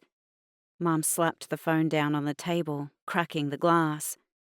"Yes, you did, but people make mistakes." "Not in this family, we don't. We know better." "Do we? How did you and Dad meet?" I demanded, rage growing at her hypocrisy. "That is not what we're discussing right now," Dad interjected. "Why are our birthdays only 3 months apart?" Mum and Dad looked at each other. "How did you not know that Bada was pregnant with your child?" "We are not discussing this today," Mum stood. "How could you have abandoned your child? And how could you have slept with a married man? You both make me sick. You're both liars and hypocrites, and you have no right to judge me. I made a mistake. I trusted the wrong guy. I put myself in dangerous situations and could have been hurt, but you don't give a shit about that, do you?" "Of course we do." Mum reached for me. "No, you don't. All you give a shit about is the community and how we look in their eyes. You don't give a shit about anything else." I headed for the door. "Well, you don't need to worry. I had one family member actually looking out for me. Sabiha took care of it. Sabiha is the one who made sure that the creep who had my photos didn't send them around. And I don't think you need to worry about the parenting she received. Bada did a good job, with no help from either of you." I stomped upstairs, locking my door and placing my chest of drawers against it. Mum and Dad attempted knocking on my door separately and together, and Sanala knocked and pleaded for me to let her in. I lay in bed, sobbing until I had no more tears left. I woke early in the morning, my stomach twisting on itself in hunger as I hadn't eaten dinner. I dressed in my school uniform and tiptoed downstairs. There was a phone on the kitchen island, the screen intact. I picked it up and tapped the screen. It was my phone. Dad must have gone to see Sabiha. I made myself toast and checked the bus schedule for St. Albans. After I wrote a note for my parents that I was catching the bus, I left, eating my toast as I walked. I knew I would have to face my parents and talk about Alex with them, but not yet. I wanted time to process before I saw them. It was a bright and sunny morning as I walked to the bus stop. I somehow felt light and optimistic. Even though I knew I had to face a reckoning with my parents about Alex, I was unburdened for the first time in months. All my secrets were out in the open, and I had nothing to fear. I texted Sabiha while I was on the bus and walked down Main Road West. She'd suggested coming to her house, but that seemed intrusive. Instead, I waited for her at the park near her house. I climbed to the top of the cubby house that had a slide attached and was reading while I waited. Sabiha arrived half an hour later, dropping her backpack onto the platform below and climbing up the stairs. "What happened with your folks last night?" I told her about them finding the photos on my phone and how they thought they were her photos. "You didn't have to tell them the truth." She hugged my shoulders. "It wouldn't have made any difference to me. If Dad tried to sue for custody, I would have just cut off contact with him." "No, we're sisters. I want you to be in my life." Sabiha kissed my head. "Me too." I handed her a tissue. "What happened when Dad came over?" I told him about Alex the creep, without using his name. "He wanted to go to the police. I told him that was your decision." I nodded. "I think it's the right thing to do, so Alex doesn't do this to any other girls." I hadn't slept all night, thinking about what happened. Alex had known exactly how to prey on my vulnerabilities and was prepared to use my photos to blackmail me into performing sexual favors. He needed to be stopped, so no other girl was ensnared in his charm again. "Are you sure? It's going to be messy and public." "I know." I'd seen what happened to Rodney's ex-girlfriend when the photos were spread around. She'd started homeschooling afterwards because she couldn't deal with the stares and comments. When her father pressed charges, it had stemmed the tide of photos being shared, but she still didn't return to school. I'd heard she was getting counseling because she'd had a breakdown. I wasn't going to let Alex and his friends do this to other girls. We headed to school, leisurely walking as we had plenty of time. It was the first time Sabiha and I chose each other, and there was a fresh feeling between us. We couldn't stop talking and found so many things we had in common. I had a constant feeling of déjà vu as I recognized myself in her facial expressions and voice. It was like having a doppelganger. When we arrived on the school grounds, Jessie, Brian, and Dina were already at our table. "I sent them a heads up," Sabiha said. "How are you holding up?" Brian came forward and took hold of my hands. "Okay. Better than okay. Relieved. No more secrets." Sabiha and I shared a look. We'd talked about our parents on the walk to school, compared notes about what we knew about our father's marriage with our mother's. Dad's marriage to her mother was an arranged one. Dad had returned to Bosnia to visit family and was quickly paired up with Bara. He fell for her, but quickly realized that she'd only married him because she was rebounding from her Serbian boyfriend, Darko. When they arrived in Australia, she told him she thought she was pregnant with Darko's child.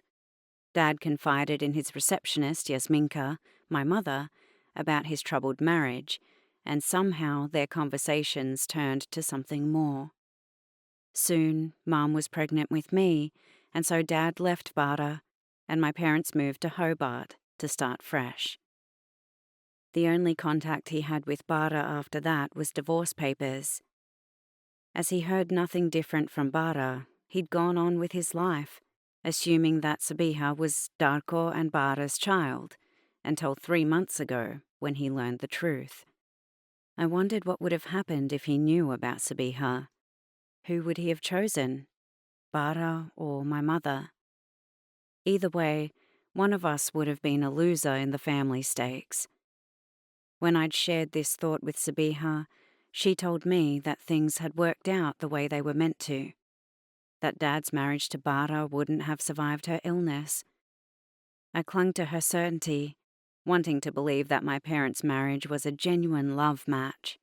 It was the only way I could believe that they would weather this current storm, and the future one that was coming when I pressed charges against Alex. "I'm glad to hear it. Let's toast to no more secrets." Brian lifted his bottle of Coke and toasted with Dina, who tapped her metal water bottle to his. Jessie approached Sabiha and curved his arm around her waist. She nestled into him effortlessly, lifting her face up to his, and they shared a short, sweet kiss. I wondered if I would ever have that again. Before Alex, I had daydreamed about scenarios of having a boyfriend. Now the thought made me recoil. Brian noticed my look and curved his arm around my shoulder and pulled me to his side. We may not have boyfriends, but we have something better. He hugged Dina with his other arm. What do we have? Dina demanded. Each other. God, you're so corny. She slapped his torso, laughing as she did so. You're one of us now, Alma. You're one of the Sassy Saints. I am. I smiled, feeling a sense of well-being. Yes, you are. Sabiha and Jessie joined, and we all stood in a circle, hugging. Sassy Saints forever! Brian shouted. Sassy Saints forever! We shouted in unison together. For now, it was enough. The end. This has been Alma's Loyalty by Amra Pajalic, narrated by Nina Nikolic. For news, giveaways, bonus material, and sneak peeks of upcoming books, sign up to Amra's newsletter at amrapajalic.com.